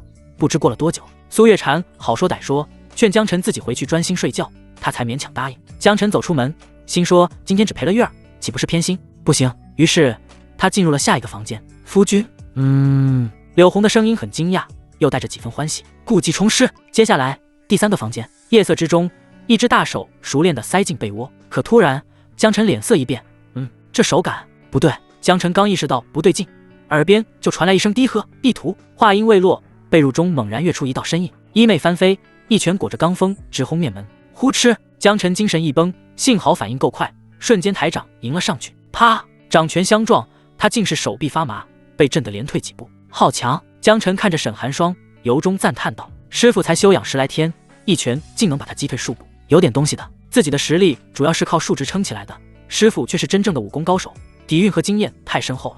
你这逆徒，竟敢连师傅都敢！”沈寒霜只觉得胸口仿佛还残留火热，不禁死死盯着江晨，眼神几乎要杀人。江晨连忙解释道：“我不是想冲事啊，我哪知道床上是你，这是进错房间了。”沈寒霜眼中羞愤交织，道：“若再有下次，别怪我清理门户。”江晨狐疑道：“我寻思着，也不能怪我呀，这屋子该是谢云舒住的，哪晓得一进来是师傅在这儿。”沈寒霜解释道：“云舒不喜光，这间房太朝阳，他同我换了。”江晨一拍大腿：“所以嘛，这都是误会，师傅你别生气，嘿嘿，我先去找云舒了，你自己好好歇着。”说罢，他脚底抹油，溜之大吉：“不要脸，登徒子！”沈寒霜脸色微红，低声骂了一句，才钻回被窝。没过一会儿，隔壁隐约传来一阵奇异的动静，让人忍不住脸红心跳。沈寒霜更加面红耳赤，暗道：每天晚上都这样，迟早死女人身上，我怎么会收这么个徒弟？真是造孽。当晚，江晨又去找了谢云舒、顾念威、夏玉，还有小桃，对每个人都进行了一番贴心道别。天将亮时，才心满意足地回房休息。躺下不到1个时辰，又被鸡鸣唤醒。小桃早已准备好了早饭，江晨快速干了2碗。赵明等弟兄也都聚齐，都来了是吧？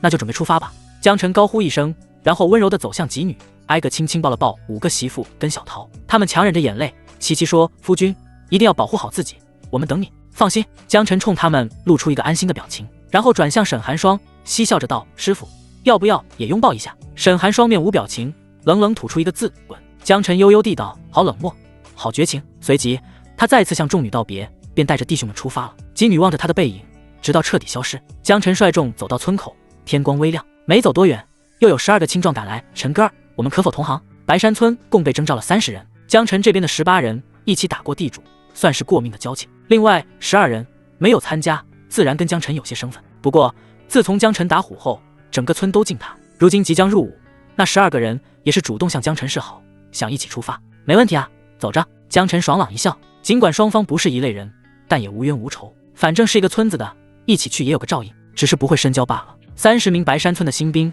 一路步行，中午才赶到城西的军营。远远望去，营门高墙，旗帜烈烈，门外摆着几张长桌，后面坐着2名穿甲执笔的军官，手边一卷卷军册，正一一登记各村新兵的姓名、籍贯、人数。柳溪村新兵15名，全部到齐。山口村17人，挨个报上名来。平原村20人整，前来报到。一声声高喊，铿锵有力。新兵们排着队，胸怀激荡地走进营门，领取军需，再分配到不同的帐篷。几个负责登记的驻营点验官都是军中的武长，其中一人一边记录，一边不断观望着新来的兵。终于，他眼神一亮：“江晨小子，终于等到你。”李霸天看到江晨时，心中兴奋极了。10多天前，他去白山村抢功，功没抢到，反被江晨打了一顿，还被敲诈了10多两银子，甚至军刀都被江晨踩断。他回营后，为了掩盖丢刀之罪，花了重金买通了军械库守卫，重新补了军刀，才免于重罚。但这一仇，他日日磨牙，夜夜难眠。他每天都盼望着江晨快点入伍，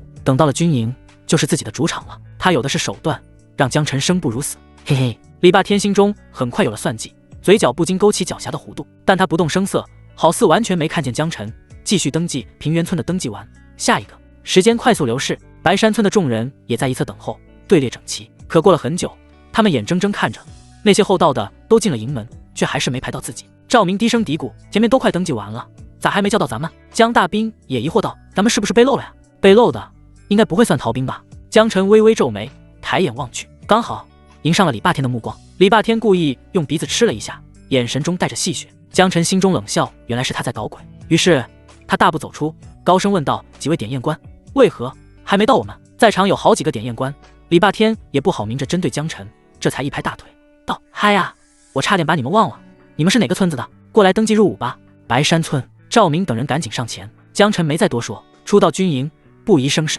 对方只要安安稳稳让弟兄们入伍，他也不想在营地门口闹事。白山村是吧？共计30人，都到齐了。李霸天双手插在胸前，懒洋洋地道：“齐了。”众人齐声道。李霸天站了起来，道：“那好，入伍之前要检查你们所有人带了什么。”是。众人纷纷放下包裹，李霸天却是眉头一皱，道：“只放下包裹有什么用？既然要检查，就要全方面检查，所有人脱光衣服。”什么？众人脸色一变，检查东西似乎是没问题，但哪有要人脱光衣服检查的？赵明立即抗议道：“军爷，这不合适吧？没听说过检查还要脱光衣服啊！”其他人也说道：“是啊，咱们是兵，又不是囚犯。点验官大人，您这不是为难我们吗？这大冷天，尿个尿力马能成冰棍？脱光衣服不得冻死。”李霸天面露凶光，恶声道：“不脱，那就是违抗军令。”江大兵鼓起勇气道：“若真是军令如此，咱们没话说，但前面入伍的人也没见他们脱衣服啊。”李霸天脸色一沉，猛拍桌案，喝道：“闭嘴！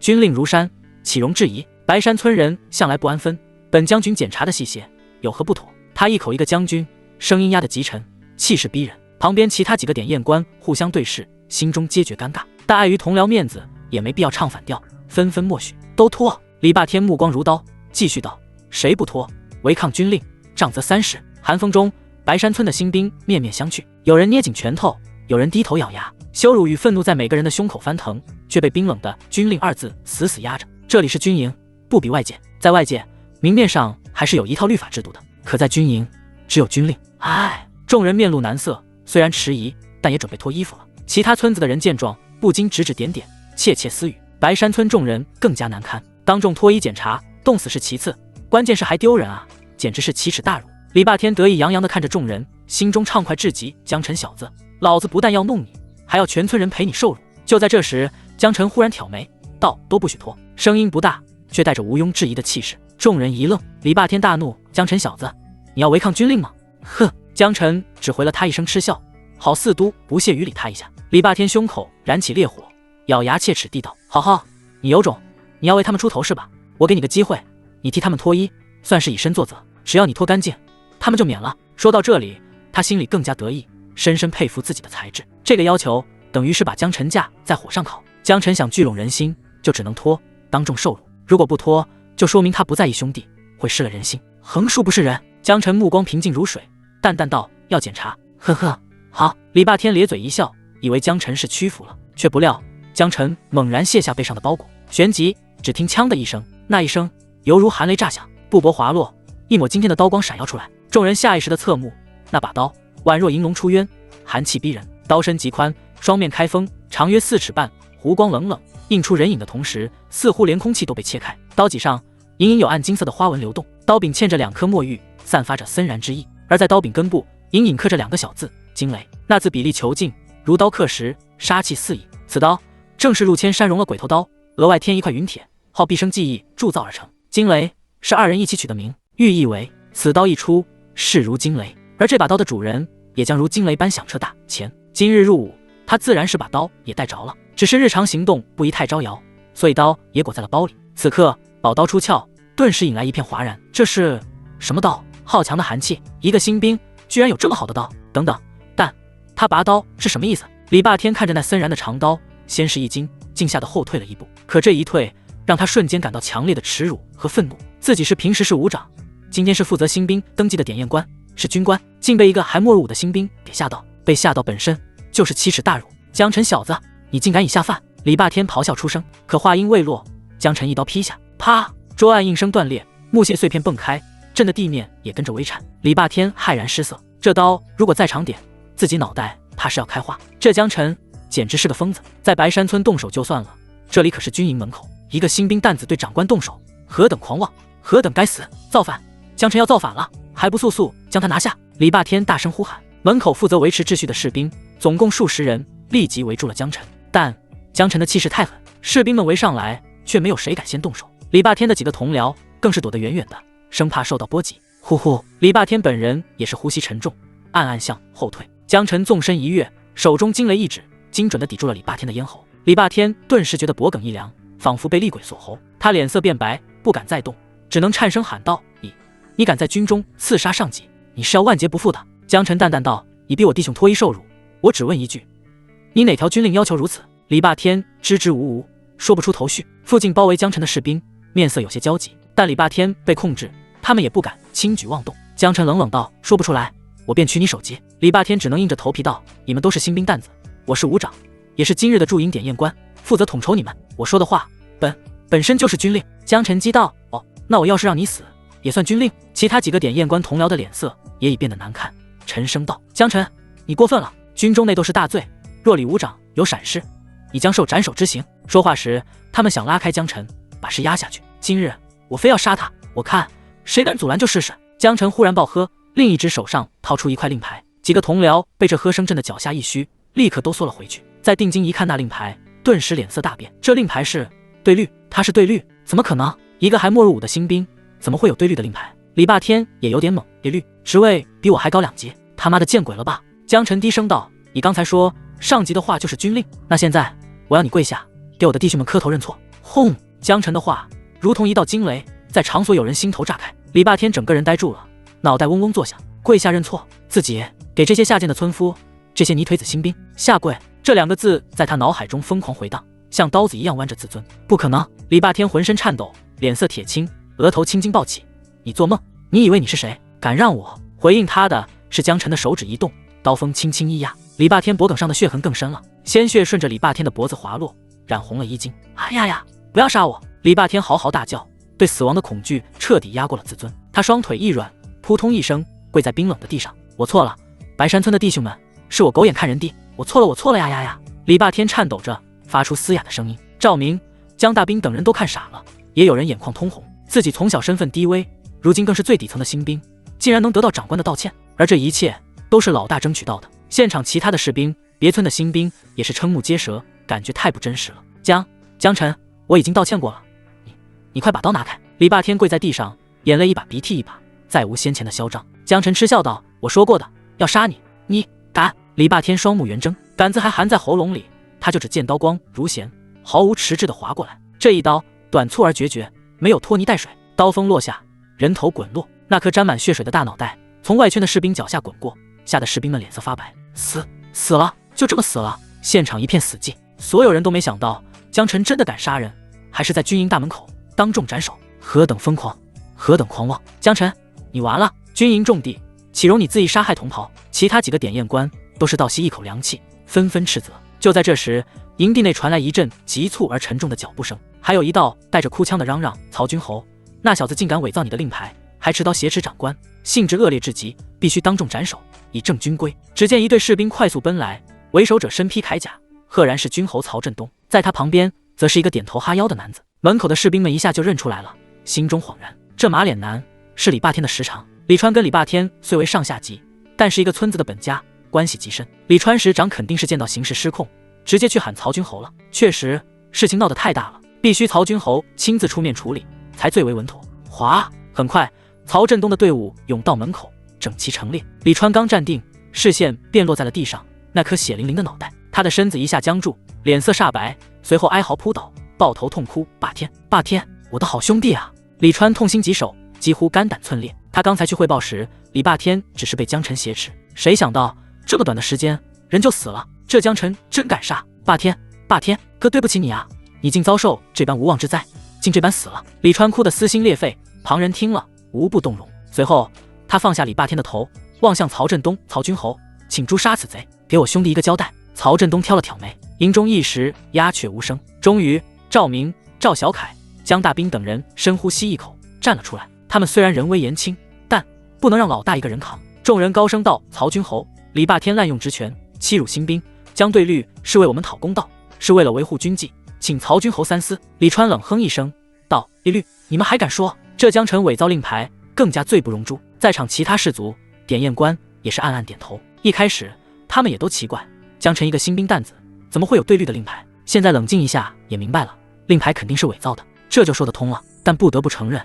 这小子是真火啊！军中的令牌都敢伪造，单是这一项罪都够他死好几次的了。伪造！曹振东看着一脸愤怒的李川，眉头拧得更紧了。李川扑通一声跪在地上，道：“伪造令牌，残杀同袍，桩桩都是死罪。属下恳请把江晨五马分尸，以儆效尤，请曹军侯将江晨五马分尸，为李武长报仇。”曹振东的眉头忽然舒展开来，然后低头看着李川，不咸不淡地道：“谁跟你说他的令牌是伪造的？”李川一愣，曹军侯您说什么？其他兵卒也是一头雾水，以为自己听错了。李川接着哈哈笑道：“曹军侯您真会开玩笑，这令牌若是不伪造的，难不成是真的？如果是真的，那也一定是他偷的。”曹振东脸色一愣，这令牌是我给他的，江晨已被我内定为对律，入我帐下。李时长，你有何意见？什么？李川身形巨颤，几乎破音。李川自始至终都认为江晨的令牌是伪造的，罪上加罪，压根没考虑过其他可能，结果竟然是真的，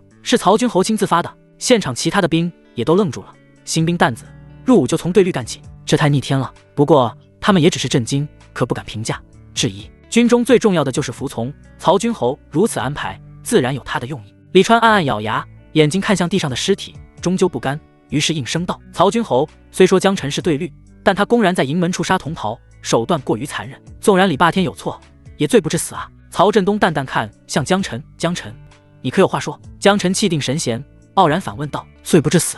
好，那我问你，他玩忽职守，假传军令，该当何罪？他滥用职权，欺辱新兵，该当何罪？他以下犯上，不尊长官，该当何罪？”这一连串的发问，字字珠玑，逼得李川无言以对。江晨轻哼一声，继续道：“数罪并罚，他该不该问斩？别的不说，单是他命士兵围攻我，就是犯上作乱，就是死罪，我一刀斩了他，可否？”此话一出，先前围过他的那些士兵纷纷退得更远了。李川脸色铁青，一句话也说不出来，反驳、否认。若是反驳这些问题，那就真的是在对抗军规，对抗整个军官体系了。呼，半晌，他长长一口气，强压心中悲痛，拱手道：“将对律说得对，我属下只是一时激动，言语不当，还望恕罪。曹振东哈哈大笑道：“都是调卵的好汉，不必如此扭捏。今日之事到此为止，军中不以私怨乱法，但也不容欺压下级。”是。李川躬身道。很快，尸体被抬走，只剩下渗入冻土中的血红，没人再提李霸天。江对绿，这可真是大水冲了龙王庙呢。刚才有点小小的误会，得罪之前那些对江晨出言不逊的典验官们，这会儿你看看我看看你，纷纷上前低头赔不是，脸上带着谄媚和讨好的意味。江晨淡淡一笑道：“几位典验官，可以为白山村的兄弟们登记入伍了吧？”当然可以。几个典验官赶忙应诺，动作麻利地完成了新兵登记。这时曹振东发话了：“江晨啊，你是新进队律，可管50个兵，既然我出来了，就给你个方便，你自己从这些新兵里选人吧。”多谢曹军侯。江晨心中一动，一般而言，新兵都是随机分配的，曹振东让自己先挑，其实是有点开后门了，但也能理解，毕竟江晨现在属于曹振东帐下，江晨选的兵好，对曹振东也是好事。不过选的也不能太过分。曹振东话锋一转道：“我知道你跟白山村的弟兄们更熟，但军中为了防止抱团作乱，你最多能选10个同村人。”了解。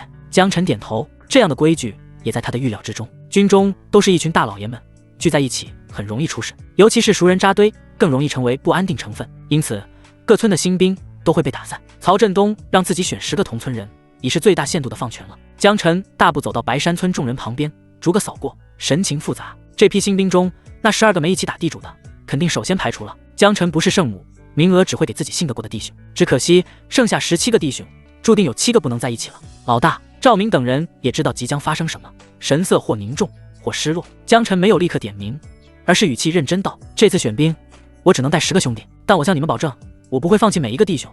这次没被选上的7个弟兄，我后面一定会找机会把你们纳入麾下。”众人齐声道：“好。”江晨这才深吸一口气，逐个扫过众人，大声喊名：“赵小凯、江安、江大兵、赵青山、赵明、赵空，你们10人跟我走！”一个个名字落下，被点到的人热血沸腾，没被点到的7人虽眼神暗淡，却没有一句怨言。江晨走到7人面前，伸手逐一拍在他们肩上：“等我！”仅此2字，却掷地有声。选完本村10人后，江晨又转身走向其他村的新兵，他目光如鹰，逐一扫过那些体格结实、神情果决的青年，纷纷被他挑中。他选人不问出身，只看气势与眼神。曹振东远远看着，微微点头。江晨的兵也是他的兵，要是选一群草包，他自己先不答应。不多时，50人的名单已然凑齐，接下来就是分配居住点、领取军需了。值得一提的是，每人能领到一把制式军刀。江晨自带了惊雷，就没有领取。军需官登记后，倒也没多言。惊雷这种兵器放在外面绝对是违禁物，但军中并不禁私刀，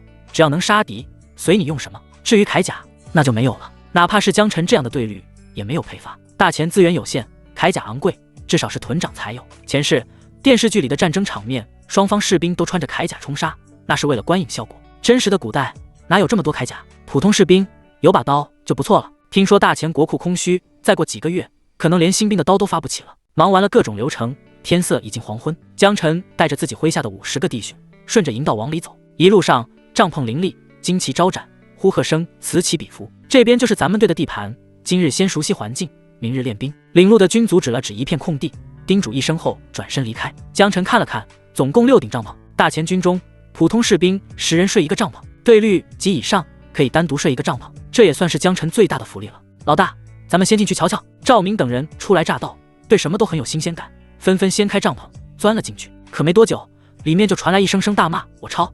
好湿，好湿！我们的也是湿的！他妈的，刚分的铺位怎么会是湿的？被褥上的水都冻住了！”在阵阵骂声中，赵明等人弯腰钻出帐门，神色愤怒：“老大，我们分到的铺位全都湿透了，连被褥都能凝出水来。这大冷天，铺位都是湿的，还怎么睡觉？真他娘的邪门！咱这才刚进营，总不能是自己湿的吧？”江晨眯了眯眼，这军营之中的人情世故也是复杂的很呢。赵明还在一旁骂骂咧咧：“老大，这事不能忍，谁给咱分的是被褥？我得去军需处要个说法。”江晨摆摆手道：“不必，应该跟军需处无关。他们虽掌管发放，但出这种事，最后还得他们擦屁股，没理由自找麻烦。那他妈谁干的？有病吧？”赵明气得直跺脚。就在这时，远处传来一道拖长的笑声，带着几分假意的关切：“哎呀呀，这位应该就是江晨、江对绿吧？我怎么听到你们的被褥湿了？这可真是开营大吉啊！”啧。说话的是个虎背熊腰的男子，嘴角带笑，眼神却充满阴冷。在他身后还带着几个小兵担子，来势汹汹。江晨微微皱眉：“你是？”男子眉梢一挑，语气不快：“怎么都入伍了，连同僚都不认识，真是不称职。”对方态度如此不善，江晨也是毫不客气，你几把谁啊？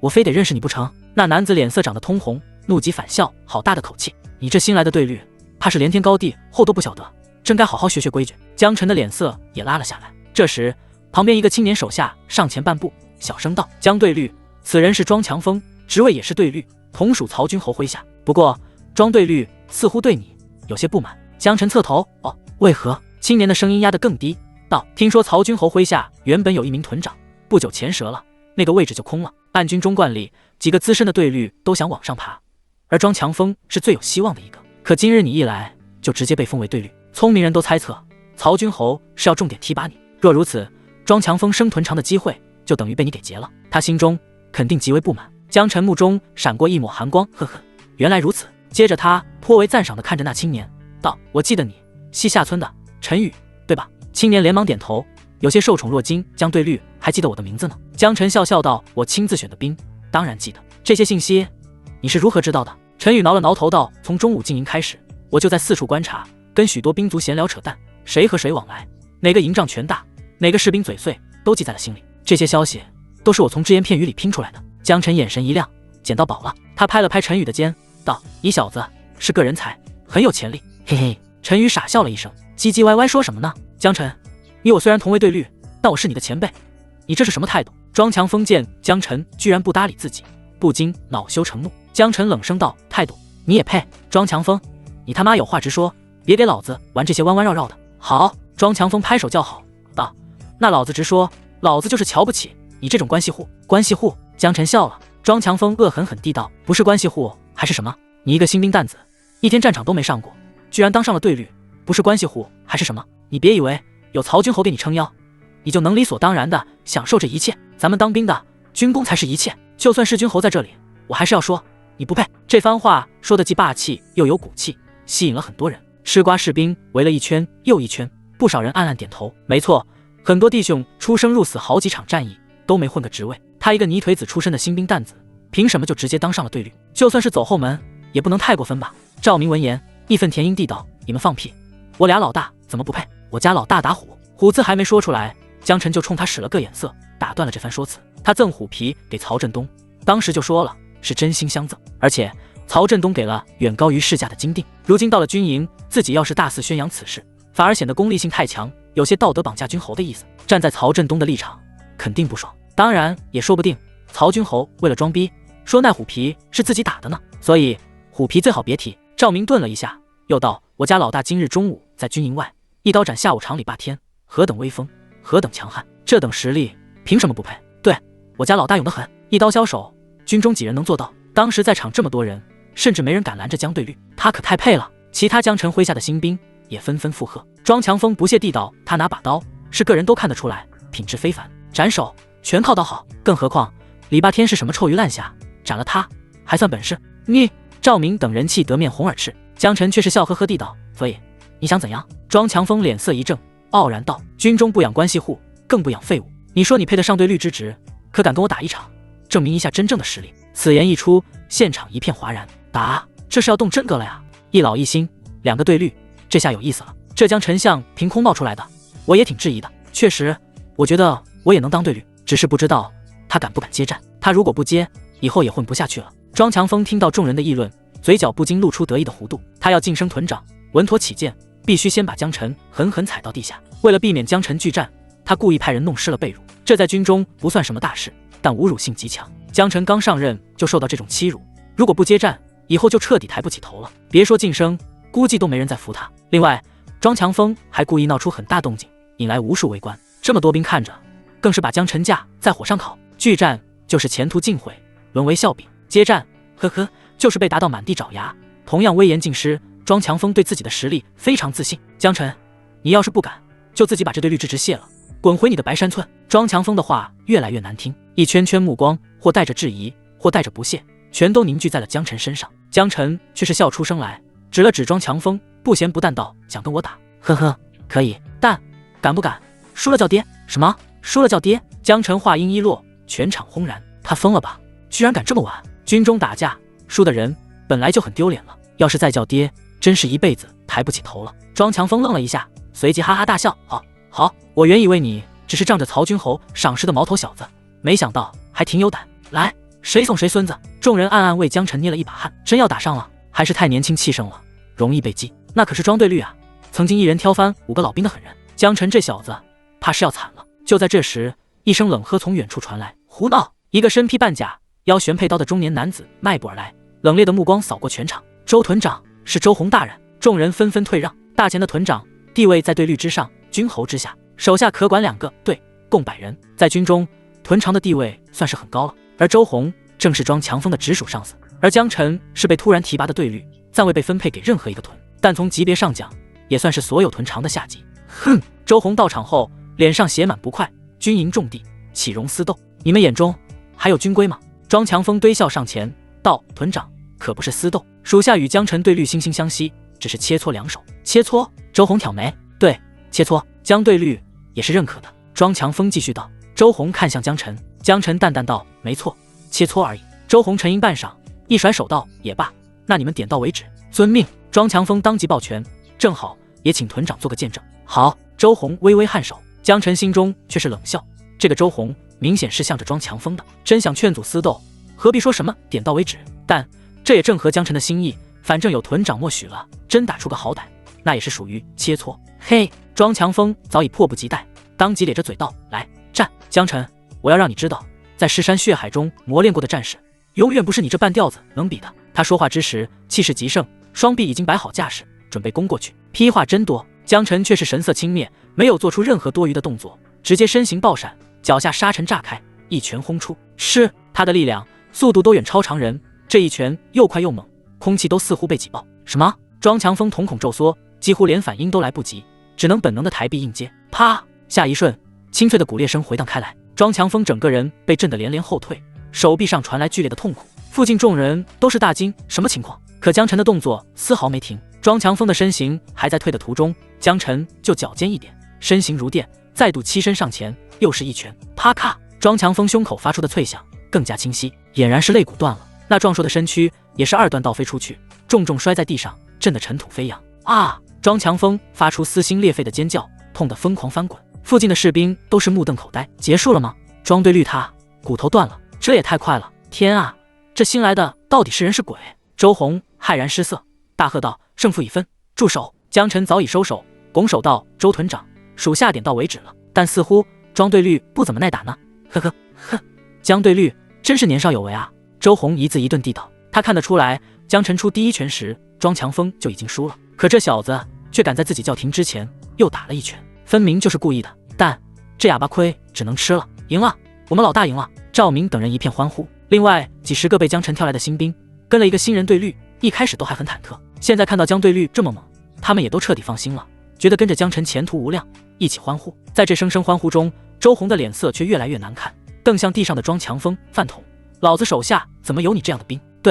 对不起屯长，给你丢脸了。庄强风强忍痛苦，单手撑着地，努力站了起来。附近那些围观的士兵看向他的眼神都有些异样。庄强风想死的心都有了，本来想当众碾压江晨，彻底断了江晨晋升的可能，现在好了，自己反而成了别人的垫脚石，让江晨狂长一波威望。可恶，可恶啊！江队律，青山不改绿水长流，咱们走着瞧。庄强风羞愤难忍，只能应声撂下一句狠话。江晨却是眉头一挑，语重心长地道：“走着瞧。”庄队律这就走了，是不是忘了还有事没干？庄强风的呼吸有些急促，你什么意思？江晨冷哼一声，目光凌厉如刀，输了叫爹，在场的弟兄们可都听见的。此话一出，全场一静，所有围观的士兵都是屏住呼吸，又惊奇又不可思议地看着二人。真叫爹，这下完大了！但是这场大戏好刺激！你庄强风的脸色瞬间变得又青又白，怎么玩不起？江晨戏谑地道：“这真要叫啊？那是他自己说的，可没逼他，不管叫不叫，脸都要丢尽了，难收场了。”不少看戏的士兵小声议论着。庄强风听到这些非议，神色更加难看，整张脸都扭曲了。他知道自己的脸面已经丢完了，如果连约定都不履行，只会更加受到鄙夷。他额头青筋暴起，嘴角抽搐，几乎从牙缝里挤出一个字：爹。江晨却没有应，而是冷笑一声道：“谁要你这样的儿子？”庄强风怒目圆睁，只觉得胸口几乎炸掉。可他输得体无完肤，无数只眼睛都看着呢，连反驳都反驳不了。噗！哈哈哈！人群中传来阵阵压抑着的笑声。碍于对律的面子，他们笑得很隐晦，但在庄强风耳中，低声反而更加刺耳。他强压着耻辱和愤怒，一跺脚，对几个小弟道：“可江晨那声轻飘飘的声音又一次传来，等等，还有事没办完吧？”庄强风脚步一顿，几近崩溃，又有什么事？江晨不咸不淡地道：“今日之事的起因，不是你们弄湿了我队伍的被褥，这湿的被褥不解决一下，你不要欺人太甚。”庄强风气得牙都快咬碎了。江晨眯眼，冷声道：“当然了，庄队律可以不承认，但军中弟兄会不会更加看不起你，那就不好说了。”庄强风握紧拳头，指节咔咔作响，终于低声道：“好，我换。”然后他吩咐自己的几个小弟道：“把江队律那边的被褥全换新的，军需处那边不够，就用我们自己队的。”是。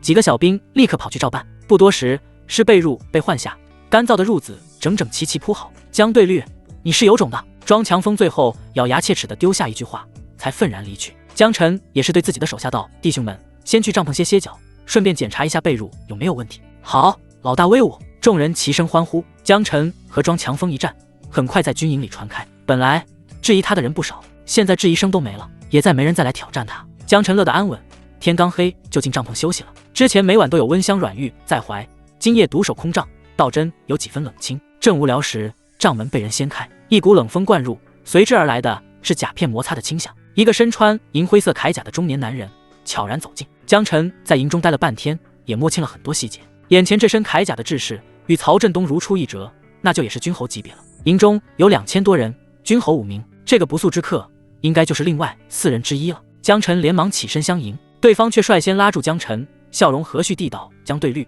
不必多礼，你初来乍到，想必还不认识我。军侯马松，竟是马军侯，久仰久仰，快坐。”江晨客气地道。马松也没见外，一屁股坐在火炉边，道：“我是个直肠子，有话就直说了。”江晨，请讲。我看你今日表现，杀里霸天，站桩强锋，气魄非常。马松满脸赞赏之色，道：“你这样的人才，放在曹军侯帐下，实在是屈才了。”他顿了一下，接着眼神一缩：“曹振东虽然资历老，但近2年锐气已衰，你跟着他没有出路的，不如来我帐下，1个月内我保你升为屯长，如何？”江晨有些诧异，这么快就有挖墙脚的了？马松神色认真地道：“我这个人爱财，若不能把你纳入麾下，我连觉都睡不着，所以大半夜来找你。”这番话说出来，利益、尊重都给足了江晨。如果江晨只是个连村都没出过的农夫，肯定就信了，肯定会被深深感动。但他两世为人，心思没这么简单。入伍第1天就有人来招揽自己，虽然自己表现突出，但从另一个角度看，也是个容易惹事的。马松能做到军侯的位置，不可能是个只有武力的莽夫，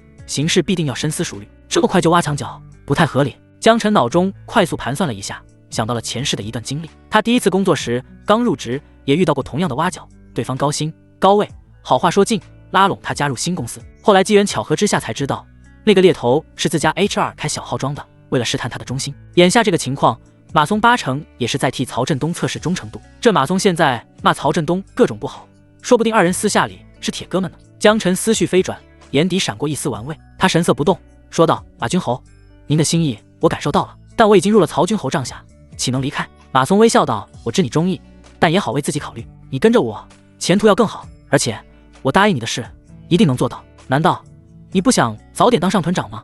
江晨正色道：“马军侯不必多言，曹军侯待我不薄，对我有知遇之恩，就算你给我再多承诺，我也不会改变初心的。”马松嘴角露出一道狡黠的弧度，直接从怀里掏出好几个金锭，摆在案桌上。“那再加这些呢？跟了我，这些金子你立刻拿走。”江晨看着这些金锭，眼中假装闪过一抹挣扎，然后毅然决然地道：“马军侯，你把我江晨当什么人了？钱你拿回去，我既然跟了曹军侯，至死不渝，至死不渝。”马松眼中闪过一抹诧异，想不到一个小小村夫竟能说出这种话来。曹振东这老东西真是捡到宝了。不行，这小子我还真想要了。马松深呼吸一口，道：“你投靠我，我可与你结为异姓兄弟。实话告诉你，我这个马乃是衡州马氏。”衡州马氏？江晨心中一惊，这可是正儿八经的世家门阀，普通人要是能抱上这棵大树，可保几代富贵。但江晨反而拉下脸来，面色不快：“马军侯，我不想再多说，你请回吧。”马松忽然气急败坏，直接拔刀指着江晨道：“小子，老子如此放下身段，你不要敬酒不吃吃罚酒。我话放在这里，你若不答应，我就削了你的脑袋。”冰冷的刀尖抵在喉咙上，江晨却浑然不惧。马军侯若要杀，自便。大丈夫生于世间，只求个问心无愧。好好一个问心无愧，你小子是个纯爷们。马松忽然收刀，大笑出声：“罢了，你我或许无缘，我也不强求，多谢马军侯理解。”江晨拱手道：“要是哪天曹振东战死，我还会来招揽你。”马松骂骂咧咧的起身走出了帐篷，一夜无话。黎明微曦，晨雾未散，号角声在营中骤然响起。如今铁交鸣，直震人心。江晨翻身而起，披衣出帐，只见密密麻麻的新兵如潮水般涌向教场。今天是第一次练兵，青岩县本次征兵300余人，编成6队，每队50人，每队由1名队律带领。除了江晨，另外几名队律都是被提拔上来的老兵。很快，所以新兵齐聚，排列成6个小方阵。教场正前方站着一名身形魁梧、满脸虬髯的壮汉，他穿着半身铁甲，背脊挺拔如枪，气场猛如虎。新兵蛋子们，我就是你们的指挥使石猛，接下来3个月练兵，全程由我训练你们。3个月内，尔等皆归我管。石猛的嗓门极大，穿透这空旷的教场，清晰传入每个人的耳中。指挥使并非大前固定的官职，一般是针对特定任务临时安排的职位。而在练兵时，指挥使就是最高长官，他的话就是最高命令。是，指挥使！众新兵立即齐声高呼，声震八方。石猛继续喝道：新兵入伍，若不练成精兵，便是废物。上阵杀敌，废物只会拖后腿，死了也没人收尸。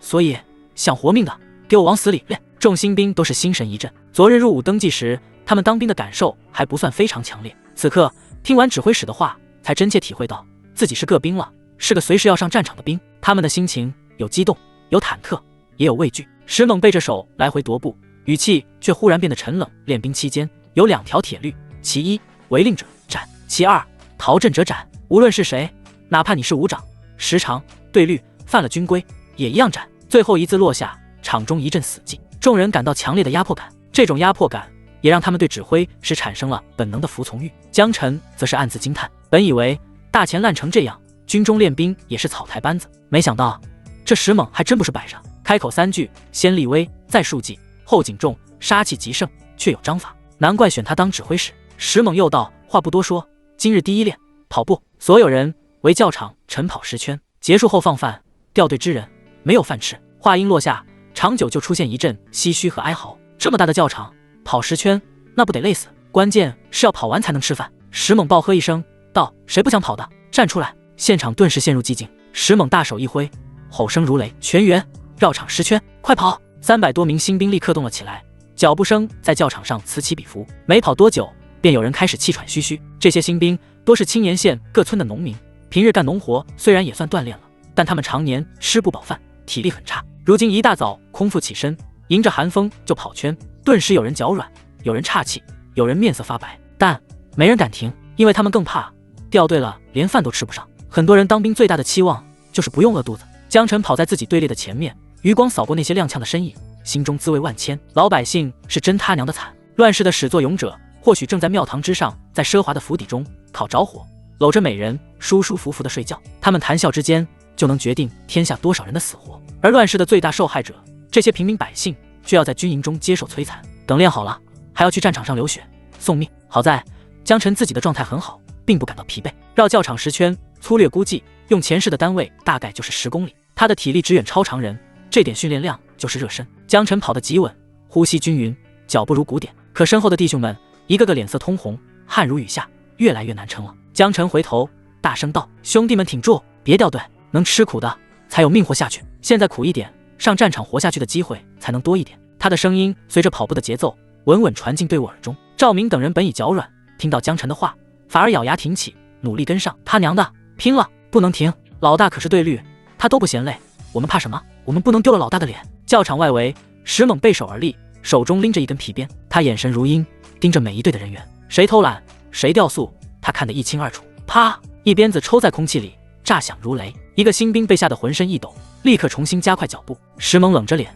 继续巡视，直到他的目光落在江晨身上，不由微微一顿。新兵的队律一般都是老兵提拔上来的，他都认识，这个年轻人却是新面孔，这应该就是江晨了。石猛忖道。昨日江晨2拳打碎装强风的手臂和肋骨，营中早已传开，石猛自然也有所耳闻。他原以为这样狂妄的年轻人很容易当刺头，不好管，谁知江晨这般低调，始终跟着属下一起跑着，丝毫没有存在感。但石猛仔细观察，才发现江晨步伐从容，呼吸平稳，跑了一圈又一圈，脸色都没变过。绕教场10圈，营中几乎所有士兵都能做到，但像江晨这样从容，仿佛闲庭信步的，却是寥寥无几。有意思，石猛的眼神中露出几分赞许和期待。终于10圈跑完，不少人脚软到站不起来，甚至有人几乎是爬着到的终点。放饭！号声一响，原本如枯草般的队伍立刻活了，所有人像饿死鬼一样冲向饭棚，手里的木碗哗啦啦直响。江晨带着自己的队伍跟上，按顺序领饭。也有人没有完成任务，掉队了。那些掉队的新兵累得脸色又黄又白，跪在地上求着道：“指挥使大人，我真不是偷懒，头一回跑，实在扛不住了，下次一定能跑完，求您给口饭吃吧。”石猛神色冷硬，骂道：“滚回去！军营无情，不守令者无饭。”他声音如铁，丝毫不容辩驳。那跪地的新兵一愣，脸色煞白，最后还是被几名军士拖走。教场上一阵沉默，江晨看在眼里，没多说什么。他心里清楚，这不是无情，而是立军规。今天因为有人可怜，就给了饭吃，那么下次其他军令下达时，就有人敢不听。快点，还没到我吗？我快饿死了，多剩点，多剩点。众人正领饭时，远处突然传来一阵马蹄声音，一个斥候策马而来，火急火燎地冲到石猛旁边，递上一份文书，悄悄说了几句话。知道了。石猛脸色一变，接着他深呼吸一口，高声道：“大家先静一下，我有一个好消息要宣布。”“什么好消息？要加饭吗？”众人纷纷看了过去。石猛笑着道：“你们不是觉得累吗？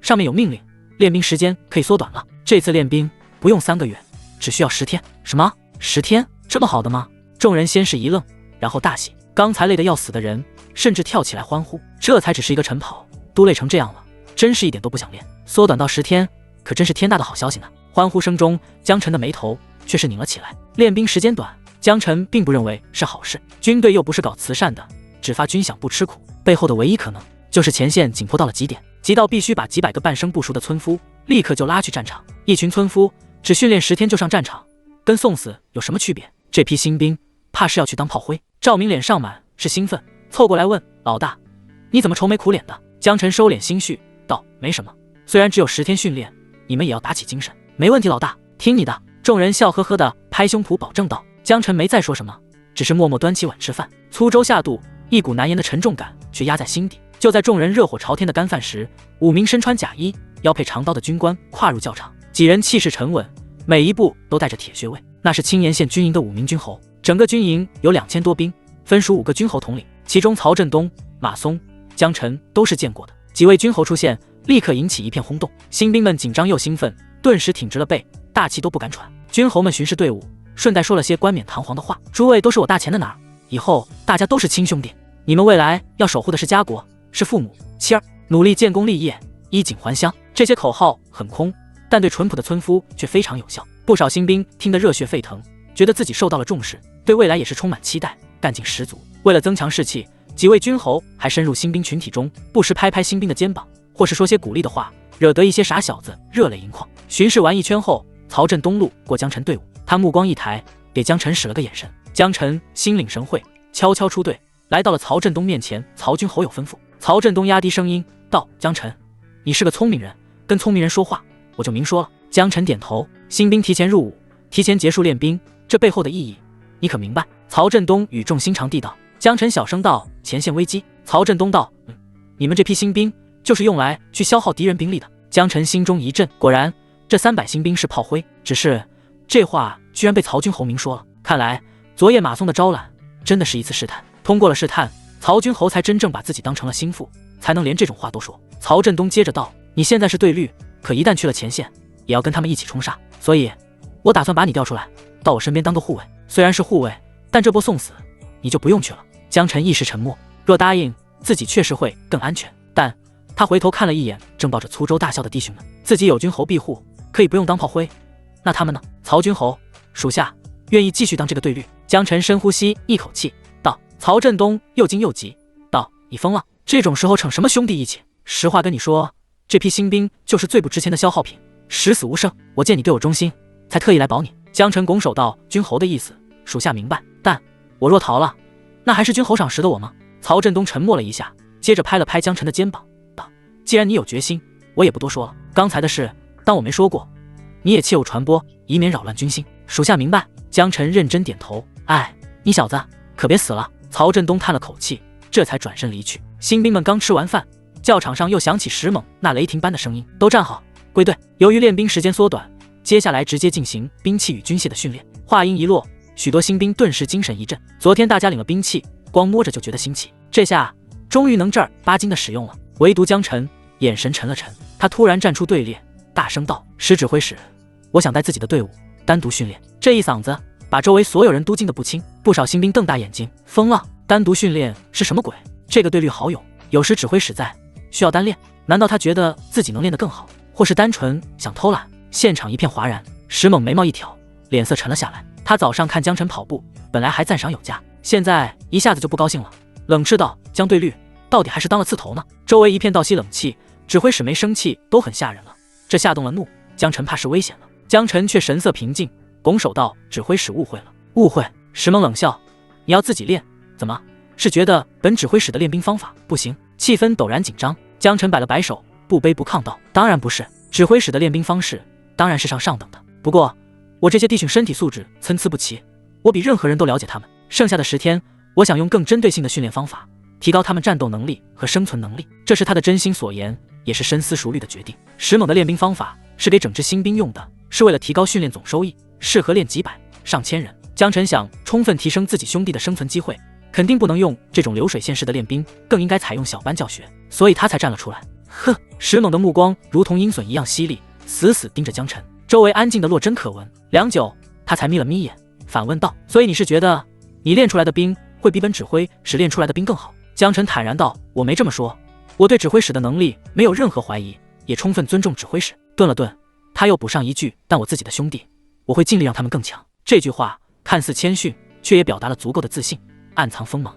石猛脸上肌肉一跳，终于冷哼一声：“很好，那我成全你，让你自己练兵。”但他话锋一转，眼神带着杀气：“10天后，每个队伍都要参加新兵考核，如果你的队伍不通过考核，你作为队律当斩，你可敢接受？”当斩！所有人都倒吸一口凉气，练不好就斩，这谁敢答应啊？然而江晨却站得笔直，连眼都没眨一下。江某愿签下军令状。轰！围观的新兵们先是呆住，然后炸成一片。他疯了吧？真敢接？天，军令状啊，那是真斩人的。就10天，他哪来的胆？石猛也是被震了一下，随即仰头大笑，声如擂鼓：“有种！江晨，你给我记着，军令为证，10天后若完不成，我石猛亲自斩你。我倒要看看10天后你练出来的兵能有几斤几两。”好！江晨领命而去，然后带着自己的50个弟兄从主队中分离出来，走向教场角落的一片空地，身后议论立刻响成一片：“真牛逼！牛逼你个头！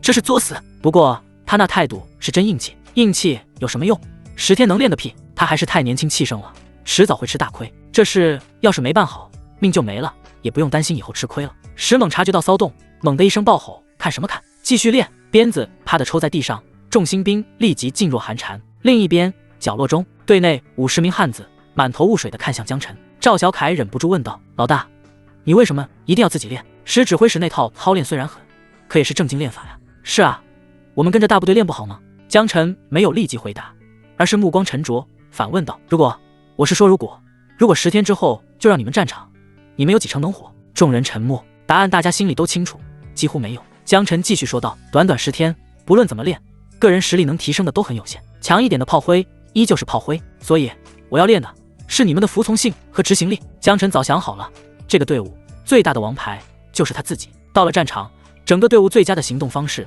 就是一切围绕他，听指挥，懂配合。能力越大，责任越大。当所有人绝对忠诚、绝对服从时，队伍才能取得最大的战果，同时让死伤最小化。他要把整个队伍拧成一股绳，令行禁止，指哪打哪。服从性和执行力，赵明等人似懂非懂的。算了，我不管，老大说怎么练就怎么练。江晨笑了笑道：“要的就是这种觉悟。接下来我教你们一些动作，跟着我的口令去执行。”练兵正式开始。很多人以为江队律会教大家更猛的刀法、枪法、战术等等，没想到重点竟然是如何听话。而且江队律还发明了很多新奇的词汇和动作，什么立正、稍息之类的。总之，这套训练流程并不算很辛苦，从最立正、稍息到向左转、向右转，再到变阵、开散、集结、冲锋、蹲守、后撤等等，全是最基础、最枯燥的内容，没有石猛那样往死里练，完全不走狠辣路线。大部队的不少新兵瞥向这边，神色古怪：“这练个啥呀？跟娃娃学走路似的，这能上战场，怕不是笑话。”也有人便是羡慕，起码他们不累啊。我们这边快被练断气了。马上有人枪声：“羡慕个嘚儿，练不出本事，上战场死得更快。”啪！交头接耳干什么？出练！接着是石猛的喝声与鞭声，外人的评价和议论，江晨并不在意，专注于自己的练兵。当然了，除了训练服从性和执行力，他也不是完全不练其他的，体能、实战的训练也会适当穿插其中，只是没那么无脑练而已。训练正进行得如火如荼，教场内尘土飞扬，号令连连。而在场外的一处林荫下，2道人影悄然伫立，默默盯着里面的动静。其中一人右臂缠着厚厚的绷带，脸色阴沉，正是昨夜被江晨打断断手骨与肋骨的庄强风。另一人则是他的屯长周红。2人远远看着江晨的队伍，嘴角露出鄙夷之色。庄强风冷笑：“这叫练兵，跟跳猴戏一样。”石猛这人虽然讨厌，练兵的本事还是有的。这江晨非要逞强自己练，注定练得一塌糊涂。周红也不屑道。庄强风咬着牙道：“听说他为了自己练兵，还立了军令状，若不能通过10天后的新兵考核，就斩了。最好真给我斩了，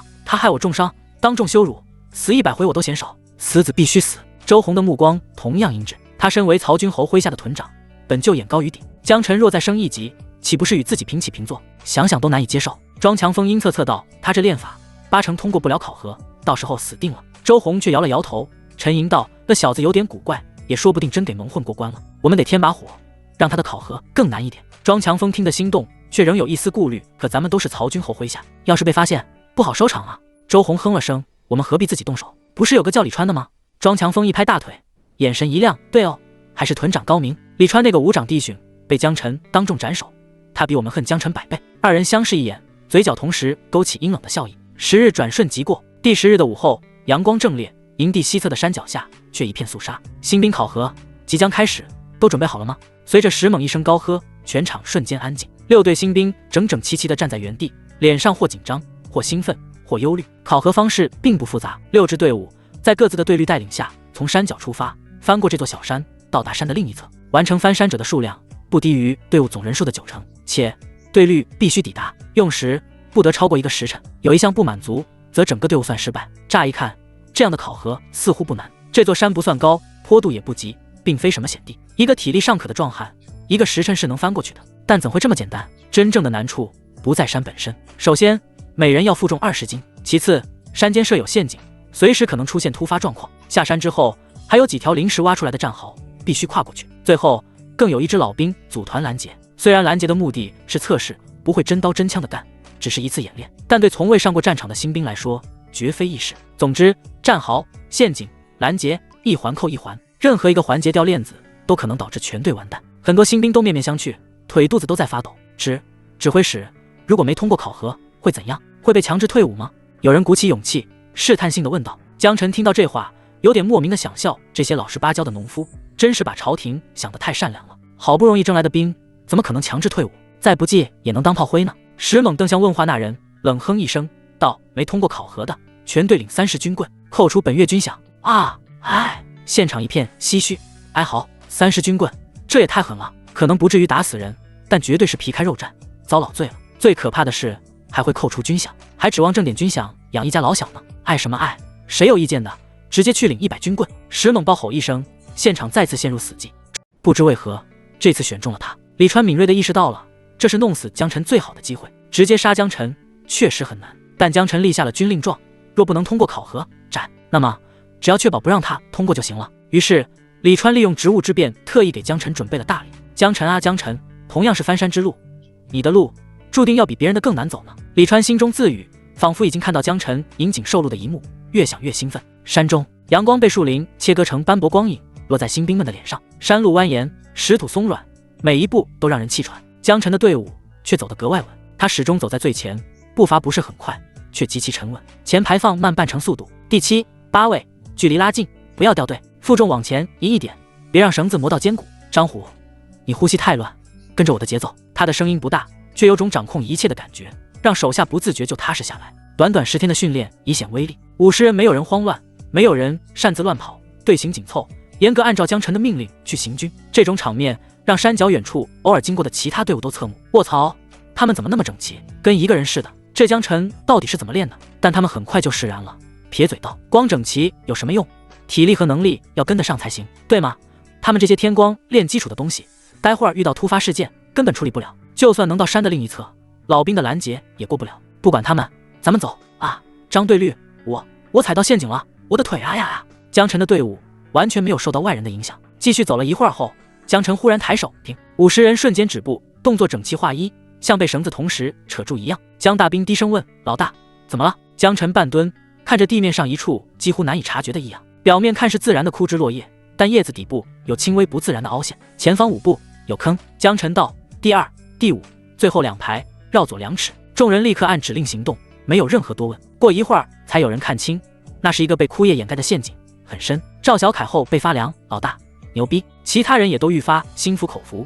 类似的事一路上发生很多次了，老大的观察力简直逆天，总能提前发现陷阱，顺利规避。江晨没多解释，这一切自然是得益于鹰眼的 buff。陷阱都是人为布置的，就算再细致，也会与环境有所不同。大部分时候，江晨都能很早发现，并找到安全的位置。其他队伍却频频中招，山林中不时传来惊叫：“哎呦我操！有人掉下去了！操！这是谁布的坑？抬出来！抬出来！怎么还有一根绳子拦在这里？绊死老子了！妈耶！那边有石头滚下来了！”惨叫、怒骂、慌乱不断。这些陷阱都是为考核而布置，并不至于造成死亡，但受伤在所难免。不少队伍都被迫停下搭救队友，处理伤员。最终过关的人数要超过80%，不能轻易丢下每个战友。但这么做又不得不耽误时间。江晨的队伍继续稳稳前进，可突然队伍中出现一阵焦急的惊呼：“老大，我的沙袋漏了！”操，我的也漏了！我说怎么越走越轻松呢？很快，多名手下脸色大变，用手捂着背上的沙袋。考核开始之前，每个人都背了20斤的负重，必须顺利带到终点。现在沙包漏了，重量轻了，他们却高兴不起来，因为沙包漏了会被判违规，毕竟没人知道你是不是为了减重自己弄破了沙包。总之，沙包不完整的人一律算作弊，即便抵达终点也算出局。多少人的沙袋漏了？江晨皱了皱眉，问道。大概有15人。众人快速检查了一下，脸色更加难看。15人出局，剩下的人无论如何都达不到8、9成了。那岂不是说，就算大家都到达终点，考核也必定失败？他妈的，好端端的沙袋怎么会漏呢？这也太不结实了！赵明、赵小凯气得直骂娘。15个。江晨听到这个数字也是眉头一拧。如果漏了1、2个，或许是巧合，但一个队伍漏了15个沙包，就不可能是巧合了。怕是有人不想自己通过考核。江队率，这可怎么办呢？可以回起点重新拿新的吗？肯定来不及了。要不把沙子装进来，能装的一模一样吗？众人急得脑子都烧坏了。江晨摆摆手道：“什么都不用干，都先别急，且继续走。”继续走的命令一下达，众人虽然心有疑虑，可他们还是什么都没说，立即照做。老大不慌，他们也不慌。众人重新排好队，跟在江晨后头继续前行。没过多久，前方林子里传出阵阵脚步声，另一个队伍的新兵正在翻过一道小坡。这个队伍江晨有印象，这个队的队率叫罗坤，在新兵中颇有名气。之前几日的练兵中，各队伍进行过几次实战演练，罗坤的队伍都是优胜，这支队伍整体都更强些。本次考核从一开局，他们队就动作最快，一直处在领先的位置。江晨则是凭借稳扎稳打，陆续甩开了其他队伍，即将超过罗坤队。前方罗坤等人听到背后的动静，回头一扫，脸色顿时凝重。这个队伍的步子不快，却稳得像打鼓一样，节奏分明，队形保持得比其他队伍都齐。怎么这么快？竟然有队伍能赶上我们？这是江晨的队伍，那个自己练兵的愣头青，他们凭什么能这么快？众人满脸不可思议。多日练兵下来，他们觉得罗队率就是最强队率，自己队伍也是最强新兵队。此次翻山，罗队率也是带着弟兄们披荆斩棘，快速推进。他们相信自己始终是遥遥领先的，哪曾想这么快就被赶上了。罗队率，咱们怎么办？这个最不被看好的江晨队，莫不是脚底抹了油？队员们纷纷看向罗坤。罗坤眉头一紧，道：“加快速度，不能让他们超了。他最不能容忍的就是被别人超越。尽管这次考核是通过制，并不排名，但他是好不容易被提拔上来的老兵，必须事事争第一，才能挣得更好的前程。所以，即便考核没说排名，他也要做第一，任何人都不能走在自己前面。”是。队员们立刻提速，脚步比刚才又急上2分。有人已开始粗声喘气，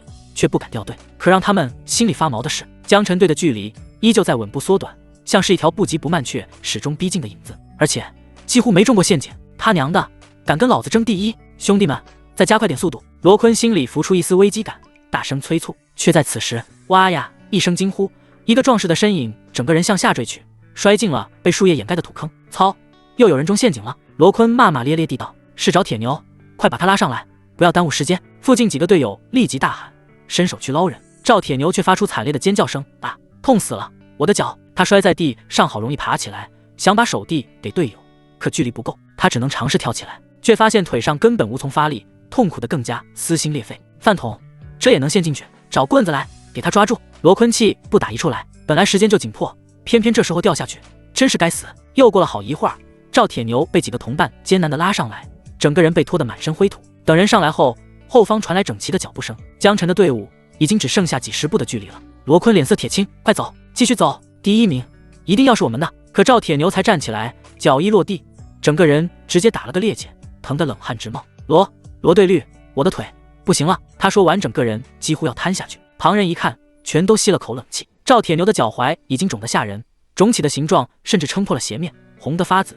肉眼可见的变形。别说继续行军，能站着已经很勉强，8成是严重骨折。赵铁牛疼得脸色苍白，却还不停道歉：“对不起，对不起，罗对绿，我拖累大家了，你他妈就是来耽误老子的。”罗坤心里焦躁，这会儿怒气彻底爆开，竟是抬起巴掌，重重扇在赵铁牛的脸上。啪！赵铁牛被打得眼冒金星，整个人愣了半晌，委屈和疼痛同时涌上来，眼圈都红了，却有苦难言。队伍里有人忍不住出声：“罗对绿，铁牛走前头是为了我们大家探路，踩到陷阱也是没办法的事，您别骂他了，你同情他了。”罗坤猛地回头，眼神阴沉的吓人。那名新兵声音瞬间卡住，脖子缩得像鹌鹑，再不敢说话。罗坤咬着牙，继续朝赵铁牛骂道：“利用的东西掉进陷阱耽误我们这个酒就算了，你竟然还给我摔骨折，接下来你让我怎么走？”赵铁牛被骂得低着头，浑身发抖，几乎都要哭出来。自己明明是探路最辛苦的那个，却成了整个队伍的罪人。脚上的痛，心里的委屈，对绿的羞辱，压得他喘不过气来。而就在这乱作一团的混乱中，江晨的队伍已然来到了正后方。他很远就看到受伤的赵铁牛，脸色不太好看。赵铁牛是白山村的17个弟兄之一，当日挑选新兵，他只能选10个同村人，有7个没能选上，就被分配到了其他队伍。赵铁牛就是那7人之一，但不是因为赵铁牛太弱，而是因为赵铁牛很强，身子骨很硬。他主动要求先把机会让给其他兄弟。江晨很喜欢这个老实憨厚、乐于奉献的汉子。可此时赵铁牛瘫坐在地，脚踝肿得像个红紫色的大馒头，抖得厉害，脸上还有一道刺眼的巴掌印。嘿，老大，俺身子壮，皮糙肉厚，能吃苦，你先选其他弟兄吧，等老大再升几级，再把俺调回去。江晨的脑中回想起入伍那日赵铁牛憨笑的样子，胸腔里的怒火轰的一下就炸了。江晨沉着脸，大步上前，直接站在了赵铁牛旁边，道：“罗坤，他是我兄弟。”罗坤原本就看江晨不顺眼，此刻被这口气一激，立刻火冒三丈，以兄弟，所以呢，他冷笑着，抬着下巴，一副高高在上的样子。江晨语气冰冷，指着赵铁牛脸上的巴掌印，给我兄弟道歉。空气瞬间凝固，罗坤愣了半息，然后突然嗤笑出声，笑意里满是轻蔑：“啊，你不会以为你队伍现在能追上来，就能跟我们平起平坐了吧？”他抬手一扫自己身后的队伍，傲然道：“这届新兵里，老子的队伍是最强，你说话注意点，否则休想再往前走一步。”江晨眸色更冷。哦，赵铁牛急得脸白，连忙抓住江晨的衣角，颤声道：“老大，算了吧，是我自己不小心，你和罗队绿都快继续前进吧，完成考核要紧，别耽误了时间。”去你他妈的，吃里扒外的东西！罗坤脸色一阴，一脚踹了出去。赵铁牛顿时被踹得人仰马翻，背上的沙包都掉下来了，扑通，沙包重重砸在地上。江晨这才发现铁牛居然背着2个沙包，他再一看，罗坤身上却是空的。江晨瞬间怒到极点：“罗坤，你他娘什么意思？让我的兄弟背着双倍负重？”罗坤毫无愧色，甚至理直气壮：“怎么了？他是我的兵，我让他干什么就得干什么，我要负责指挥，他替我背负重，那是他的荣幸。”这话一出，赵明等人的眼睛都快红了。罗坤却还鄙夷地看了赵铁牛一眼，然后对手下道：“兄弟们，赵铁牛伤成这样，已经是累赘了，把他丢下，我们继续行进。这第1名的位置绝不能让江晨小子抢走。考核只需9成人员抵达即可，也就是说，每个队可以有5个掉队，扔掉1个累赘才是最正确的选择。”罗队绿，赵铁牛听到这话，那双灰暗的眼神变得更加无神。罗坤正要走，一道破空声陡然袭来，呼哧，一把钝刀猛地在他面前划过，拦住了他的去路。江晨单手持刀，冷冷地道：“给铁牛道歉，跪下道，这刀并非惊雷。考核最后，新兵要和老兵进行一场实战，因此双方都发放了兵器。为了防止误伤，演练兵器都是钝刀，完全没开刃。可即便是钝刀，江晨这一批也是刀气逼人，吓得罗坤一愣。反应过来后，罗坤怒气冲天：“小子，你轻视老子，敢对老子动武！”说着，他振臂一挥，唰，身后的数十名队员立刻散开成半月形，气势汹汹地逼近江晨，仿佛随时都会扑上来。江晨这边也毫不示弱，赵明带头，50个弟兄怒吼着冲到前方，举刀挡在江晨两侧，气氛瞬间紧绷到极点。罗坤额头青筋暴跳，却迟迟不敢动手。他咬着牙，压低声音骂道：“江晨，你他妈疯了！真想在这里打起来？现在是考核，还在考核。”他当然很愤怒，很想暴打江晨队，但考核时间紧迫，双方上百人打起来很难收场。就算自己这边能赢，也会耽误很长时间，到时候肯定无法完成考核。出于理性，他还是吼着道：“真想打，等考核结束，老子奉陪到底。”江晨却是依旧神色冰冷，淡漠地道：“考核我不在意，我只要你给铁牛跪下道歉。”这句话让罗坤整张脸都长红了。你有病吧？为了一个小弟，你宁可不顾整个队伍的考核。江晨抬手指向赵铁牛，是我兄弟，不是小弟。赵铁牛当场控制不住，眼泪猛地涌出眼眶。老大，赵明等人也是瞬间眼睛发红，心中充斥着感动和激动。他们也怕耽误考核，但他们更知道老大愿意为了兄弟豁出去一切，那他们自己就算拼掉这条命也要跟着。操你妈的，给你脸你不要脸是吧？那就干！罗坤见江晨软硬不吃，怒吼一声后带着队员轰然扑来，江晨的队伍也是瞬间迎上，双方人员刚一接触便如洪水撞上巨石，爆发出震耳的冲击声，刀光、吼声、脚步冲击声像浪潮一样在山道上炸开，双方陷入混战。罗坤的视线死死锁住了江晨，他着急结束战斗，继续完成考核，因此直接爆发出全身力量，脚下如豹子般腾踏，手中钝刀破风直指江晨喉口。他心里笃定，这一刀逼开江晨，随后他的人冲上来，一波就能压垮对方。毕竟这几天他的队伍全练的是进攻冲杀，而江晨整天让队员列阵型、扎马步、披木桩、慢走练呼吸，活像在偷懒。小子，你这种半吊子训练也想跟老子比？给我趴下！罗坤心中冷嗤，钝刀呼啸而至。然而下一瞬，当一声炸响，像铁块被猛锤击中，江晨竟以一种看似最简单的斜劈迎面硬挡，不是巧劲，也不是泄力，而是硬汉。这招正是破风七式中的破月式，以蛮横著称。什么？罗坤的眼睛几乎要蹦出来。对方这招看似粗暴，可倒是沉稳至极，角度、时机、力量都恰到好处，仿佛江晨不是用的钝刀，而是在用一把要劈开山石的巨人。下一刻，砰！罗坤整个人像被野牛顶中，从刀上传来一股暴力无匹的冲击力，他根本握不住，被震得双臂发麻，虎口几乎裂开。他整个人踉踉跄跄退了3步，脚跟在泥土里拖出深深的痕迹。啪！他的钝刀直接脱手飞出去，插在山道边的土坡上，周围人的动作都停了一瞬。罗坤脑子一片空白，只剩下一个念头：怎么可能？这小子的刀法怎么会这么强？江晨却没有停手，他的脚步迈出一步，如山岳压顶，整个人气势猛然拔高。罗坤，给铁牛道歉！声音低沉，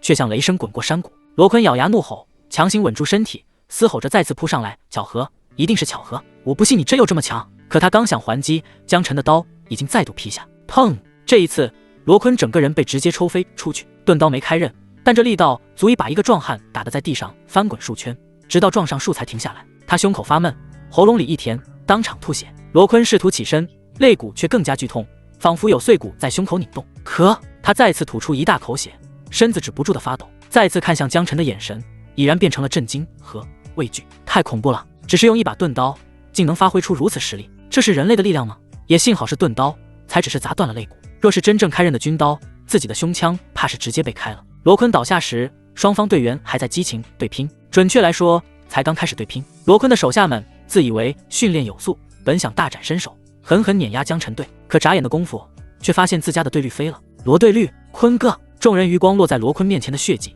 脸色大变，他们人都傻了，这才刚开始，队率就被废了，军心瞬间乱了。江晨队的弟兄们立即趁此机会疯狂攻来，他们的个人实力或许不是最强，但执行力、配合度绝对是新兵之最。干你娘的！赵明一刀砍下，虽然是钝刀，却把对面一个壮汉手臂震得发麻。敢发呆！赵小凯一脚踢得一个对手腹部凹陷，疼得蜷缩在地上翻滚。其余弟兄也是越打越勇，刀法虽不花哨，但扎实得很。老大在看着，不能丢人。铁牛是兄弟，今天谁敢动他试试？乱战中，江晨的队伍越打越猛，越打越爽。不过片刻光景，罗坤对所有人全部倒地哀嚎求饶。噗！罗坤发现自己的小弟这么不争气，又吐出一口血来。只是他忘了是自己先被虐，小弟们才乱了，几乎被单方面碾压。就在这时，江晨提刀上前，直接抵住了他的喉咙。罗坤瞬间汗毛竖起，若是旁人，他绝不信对方敢真下杀手。这可是军中残杀同僚当斩。可这是江晨，这是个疯子，一个为了给小弟撑腰，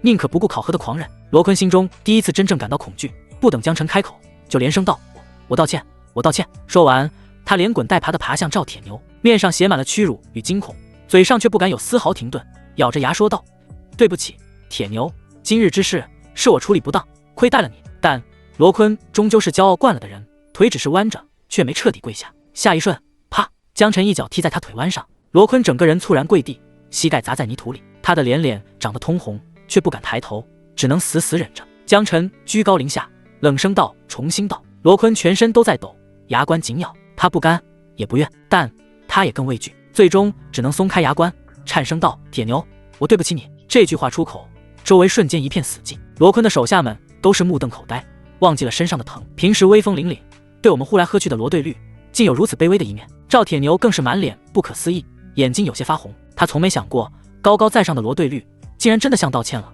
还是跪下的。赵铁牛喉咙发紧，几乎说不出话来。我没事，不用，真的不用。他声音都带着哭腔，眼泪早已止不住，从眼眶汹涌流下。不是因为疼，不是因为刚才被骂、被打、被丢下，而是因为他抬起头看到了江辰，那个站在前方背影笔直如山的男人，那个愿意为了一个不起眼的新兵蛋子，不惜与另一队撕破脸，不惜舍弃考核的人。老大赵明、赵小凯等人也是眼睛发红。老大说的没错，即便没在一个编队，他也不会忘记每个兄弟。有这样的老大，纵然为他去死也值了。哭什么？江辰看向赵铁牛，笑骂道：瞧你那5大3粗的样子，哭起来恶不恶心？是，嘿嘿，俺不哭。赵铁牛赶紧抹了一把眼泪，只是那沾满泥土的双手把脸上抹得更加脏兮兮了。赵明、赵小凯、江大兵等人不禁发出一阵哄笑，罗坤却是面如死灰。事已至此，他只能自我安慰，往好的方向想。好消息就是这场混战结束得太快了，本来他还担心打架要打太长时间，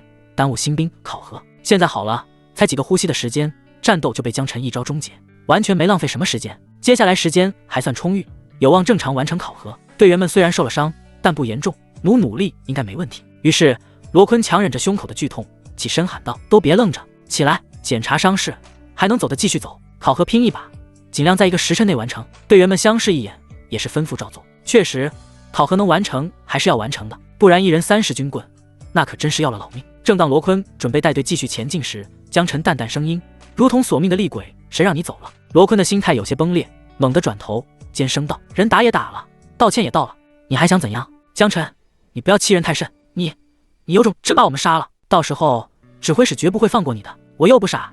江辰把刀往肩头一搭，笑呵呵地道：杀你们干嘛？那你到底想怎样？罗坤怔怔道。江辰笑意更深，语气平静却充满压迫感：我只是想让你们把沙袋留下。罗坤。江辰接着道：你不是不喜欢负重吗？既然如此，留下15个沙袋再走。什么？罗坤脑袋像被雷劈了一样。留下15个沙袋，那意味着至少15个人被判定作弊出局，队伍无论如何都无法通过考核。这是什么丧心病狂的要求？罗坤瞪大双眼，声音都撕了：江辰，你疯了？莫名其妙，你要我们的沙袋做什么？太过分了。江辰眉头一挑：我是在命令，不是在征求你的意见。说话之时，眼神再次浮现杀意。罗坤身子一颤，肋骨还在剧痛，他不想再来一次了。最终他像是被抽干了力气一样，不甘地道：把15个沙袋留下。队员们面面相觑，却没人敢吭声，只能老老实实照做。15个沙袋重重地丢在地上。江辰转头对自己弟兄道：刚才沙袋破损的，拿新的。众人狂喜，立即换上完好的沙袋。随后江辰又安排几名队员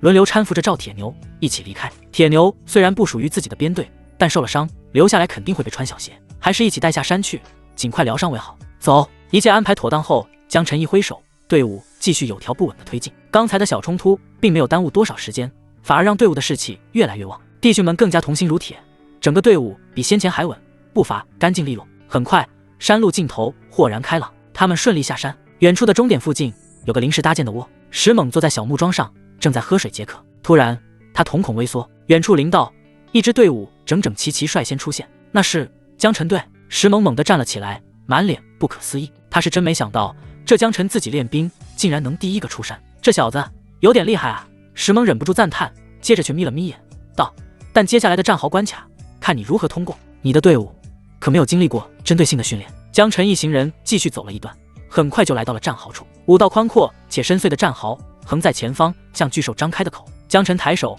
示意众人先停下来，自己上前检查了一番。果然，这些战壕不好越过。首先，战壕的宽度很大，跳过去是不可能的，深度也很深，几乎达到2人高。队伍只能先下去，然后翻上来。这个过程非常耗时耗力，而且战壕两侧非常湿滑，应该是被故意喷了水。如果贸然下去，只会一个接一个滑倒，压成一堆。就连战壕底部都有浑浊的积水。江辰用长棍试了一下，积水几乎没到膝盖。由于天冷，水已开始结冰，半冰半水，使得通过难度更高，稍一慌乱就会耗费大量体力，甚至受伤。听我口令！江辰脑中快速思索了一下，高呼一声：是！队员们立刻站直，精神紧绷。先翻第1道战壕，下去时2人一组，相互扶着，不要滑倒。赵明、赵小凯，你们这组打前锋，下去后负责稳定落脚点。我先去壕底接人，趟一趟浑水，后面机组按次序人梯、托举、拉拽。江辰有条不紊地吩咐着，重重困难都被他拆解成一条条能执行的步骤，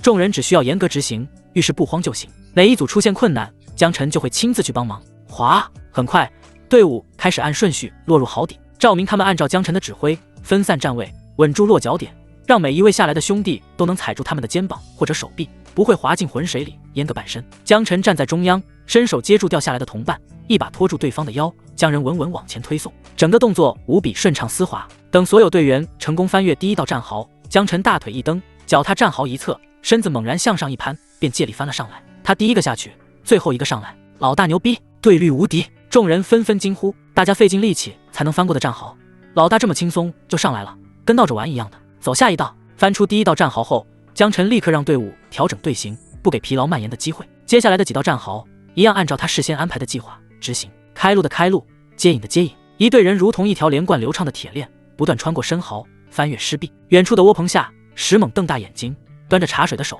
都僵住了。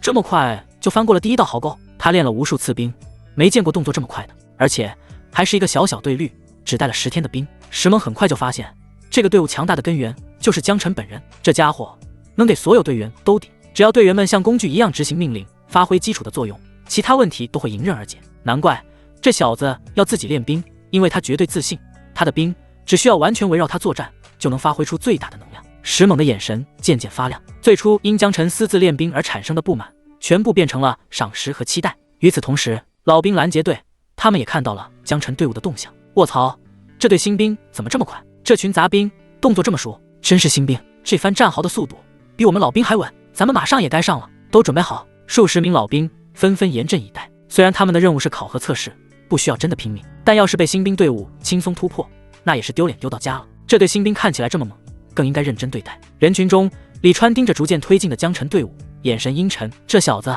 竟然能这么快！如果按照正常的节奏，他真的就通过考核了，而且是以第一的名字。但老子在拦截队里，绝不可能让你顺利通过的。接着，他暗暗扫了一眼身边，跟10多个弟兄相视一眼，微微颔首。这次参加拦截队，他管理的整个10都在，还有几个相熟的弟兄，加起来有15、16个自己人。这些人将会往死里针对江辰。实战演练中不小心打死、打伤人也是正常的，再不济也能狠狠拖延江辰的时间。很快，江辰队伍翻过了全部战壕，继续向前一段后，前方传来一阵大呼声，杀！由数十人组成的老兵拦截队突然冲出，气势如浪，以锋线呈扇形扑来。江辰脸色一沉，抬手喝道：“迎战！”是。江辰的队员们立刻收紧阵型，钝刀横举，硬生生迎上那股猛烈冲击。下一瞬，双方刀影交错，撞击声密集如雨点。当当当！江辰带的虽是新兵，却对行整，配合默契，不慌不乱，与老兵短兵交接，丝毫不落下风。而这时，江辰已经在混战中敏锐察觉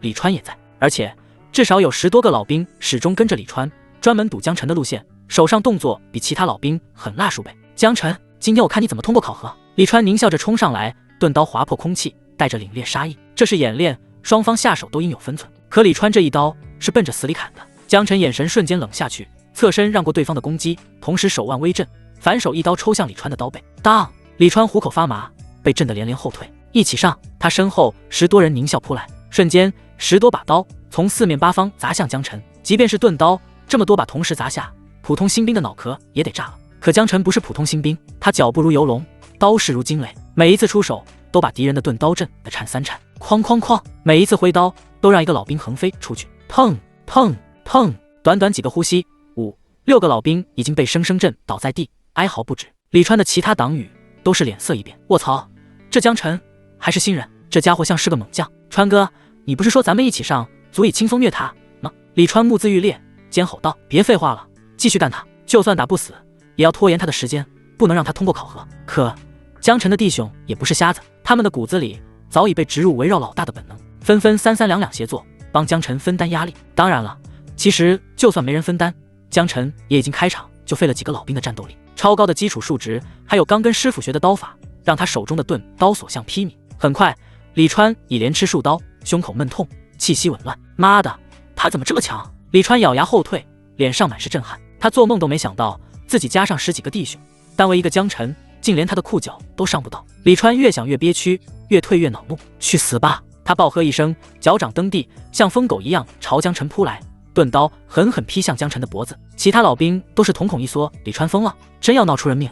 就算是钝刀，这么砍也是要出人命的。说时迟那时快，李川连人带刀已经距离江晨不足2尺，江晨早已看穿他的动作，当下手腕一翻，反手一刀劈在李川的手臂上，砰，咔嚓，一阵令人头皮发麻的炸裂声传来，李川的衣袖瞬间崩碎，手中钝刀直接飞了出去，同时一截小臂连同手掌血淋淋的从袖子里掉了下来。众皆大惊，这可是钝刀，钝的几乎就是个粗糙的铁板，这玩意竟生生劈开了厚重的冬衣，把手臂斩了下来。江晨的刀好快好猛，这一瞬间李川那些自己人兄弟都是脸色煞白，下意识疯狂暴退，看向江晨的眼神宛若魔神啊！李川痛得面目狰狞，满头青筋突起，还没等他稳住身形，江晨一脚横扫，砰，呼哧，李川整个人飞出去，翻滚7、8圈才撞在一棵大树上停下，一大口老血吐了出来，他脸色惨白，双目圆瞪，这家伙到底是人还是怪物？可江晨并未停下，接着脚掌往地上一跺，身形如猛虎般窜出，数丈距离几乎是被他腾空跨越的。人到李川面前时，手中那把沾了李川手臂血肉的刀直直对准李川脖子，李川浑身汗毛炸开，鸡皮疙瘩瞬间满身，刚才手臂裹着一层冬衣都被砍断了，脖子上却是空空如也的，怎能经得起这么捅？要死了！瞬间一股湿漉漉的液体在李川的裤裆里蔓延，就在李川即将血溅当场时，一点寒芒先至，住手！突然石猛竟出现在侧翼，一把长枪如龙直接轰在了江晨的钝刀上，啪，枪尖狠狠点在江晨的钝刀侧刃上，火星四溅，哐当，江晨手中的钝刀被生生震开，活了！李川瘫在地上，双眼翻白，汗水淋漓，如同从鬼门关爬回来。指挥使什么意思？江晨眉头微挑，将对律实战演练点到为止。石猛看了江晨一眼，语重心长地道：李川对我下狠手，我也只是本能反应罢了。江晨冷冷一笑，本来他确实想趁着演练的机会直接把李川斩了，演练说是切磋为主，不可伤及性命，但偶有失手，上面也不好说什么。只是江晨没想到石猛的反应这么快，竟能及时插手救了李川一命。更想不到的是石猛的实力，刚才的那一枪贯穿而来，居然能击退江晨的刀。当然有角度合适的原因，侧面重击肯定占据发力优势，可不论怎样，此人的实力都让江晨刮目相看。如今战事危急，每个兵的生命都很宝贵，若死在演练中，不如死在战场上。石猛轻叹一声，又道：这话语气明显软了几分，虽然没明说，但隐隐有对江晨道歉的意味了。江晨也是一笑而过，道：指挥使不必多言，我江晨也不是什么小心眼的人。好！石猛心中更加赏识，接着他面向战场，高声道：本场实战演练结束，江晨小队获胜！声音如雷，压住所有喧嚣。哗！所有老兵同时停下动作，他们看到江晨这么猛，早就不想打了。指挥使这一嗓子正好让他们借坡下驴，纷纷退散。撤！放行！退！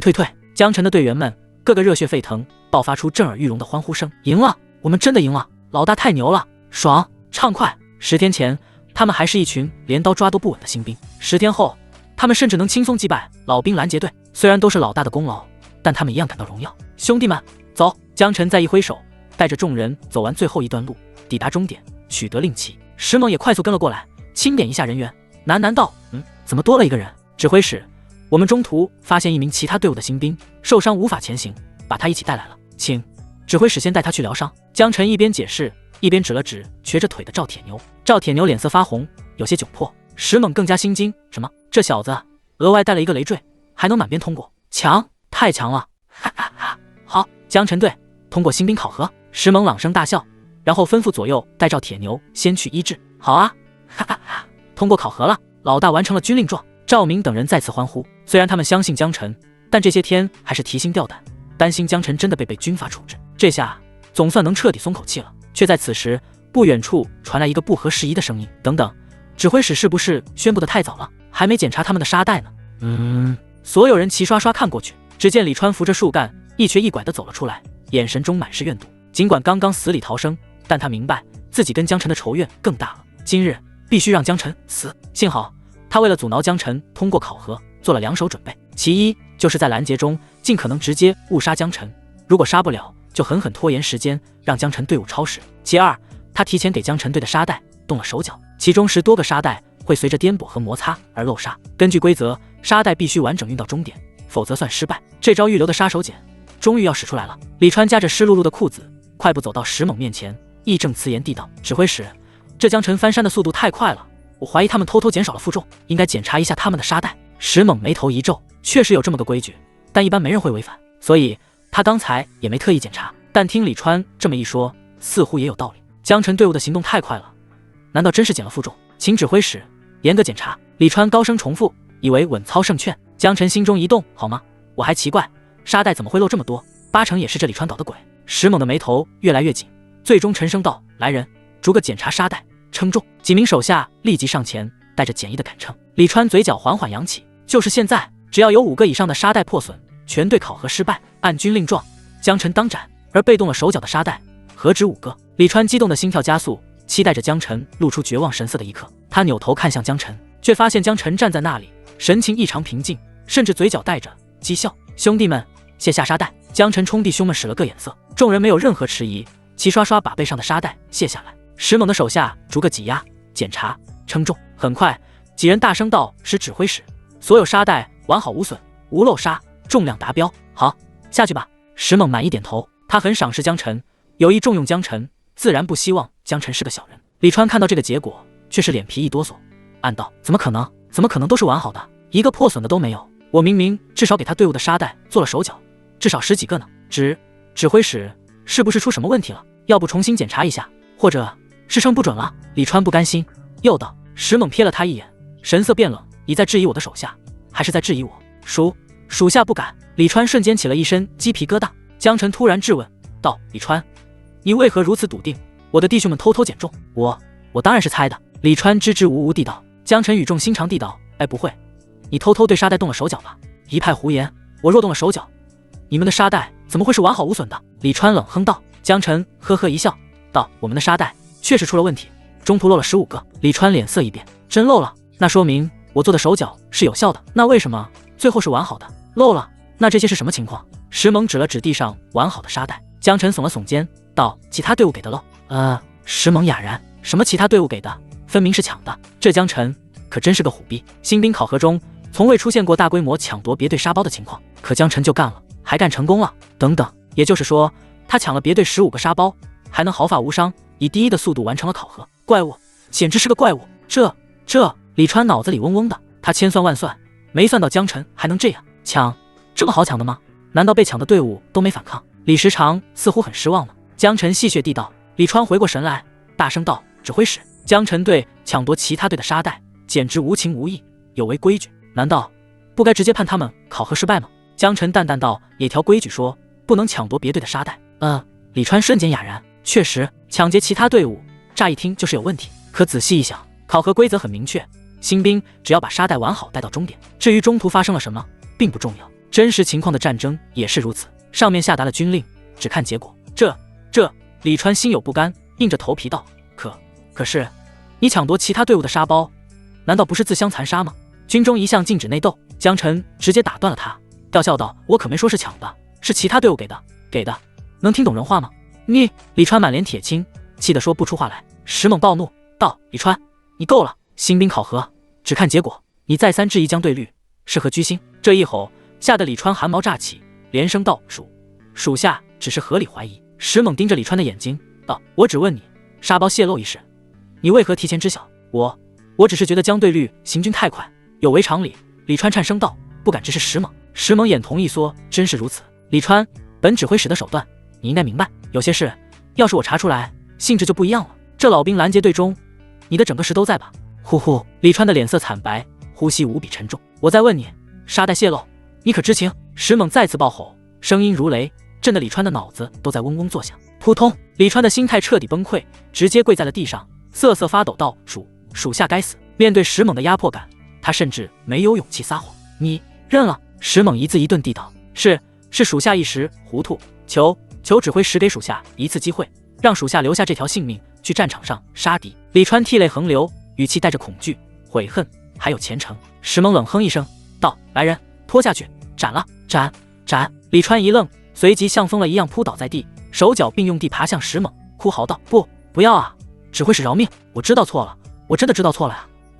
我不是故意害兄弟们的，是一时糊涂。我还能上战场杀敌，我能立功，求您给我个机会。石猛神色冷漠，一脚将其踢开。没错，现在军中是缺人，但那也不是什么错误都能原谅的。滚开！2个亲兵立刻上前将李川拖走。指挥使，求你给我个机会，求你了，我不想死啊！哇！李川挣扎尖叫，却毫无用处。刽子手刀锋落下，只听扑哧一声，滚烫的鲜血溅在黑土地上，人头落地。石猛重新看向江晨，道：“江队律，我也算是给你们队伍一个交代了。”谢指挥使。江晨拱手。石猛接着道：“今日考核，你的队伍表现不错。”江晨语气不骄不躁，全靠兄弟们同心协力，不敢居功。石猛眼底更添几分赞叹，这小子有能力，能挑重担，该狂的时候狂，该谦虚的时候又谦虚，真是不错呀。只是在赞赏之余，他又有些忧虑，这批新兵几乎都是炮灰，此子如此锋芒，怕是很难活着回来。石猛犹豫片刻，含蓄地道：“江晨，你愿不愿意先跟我？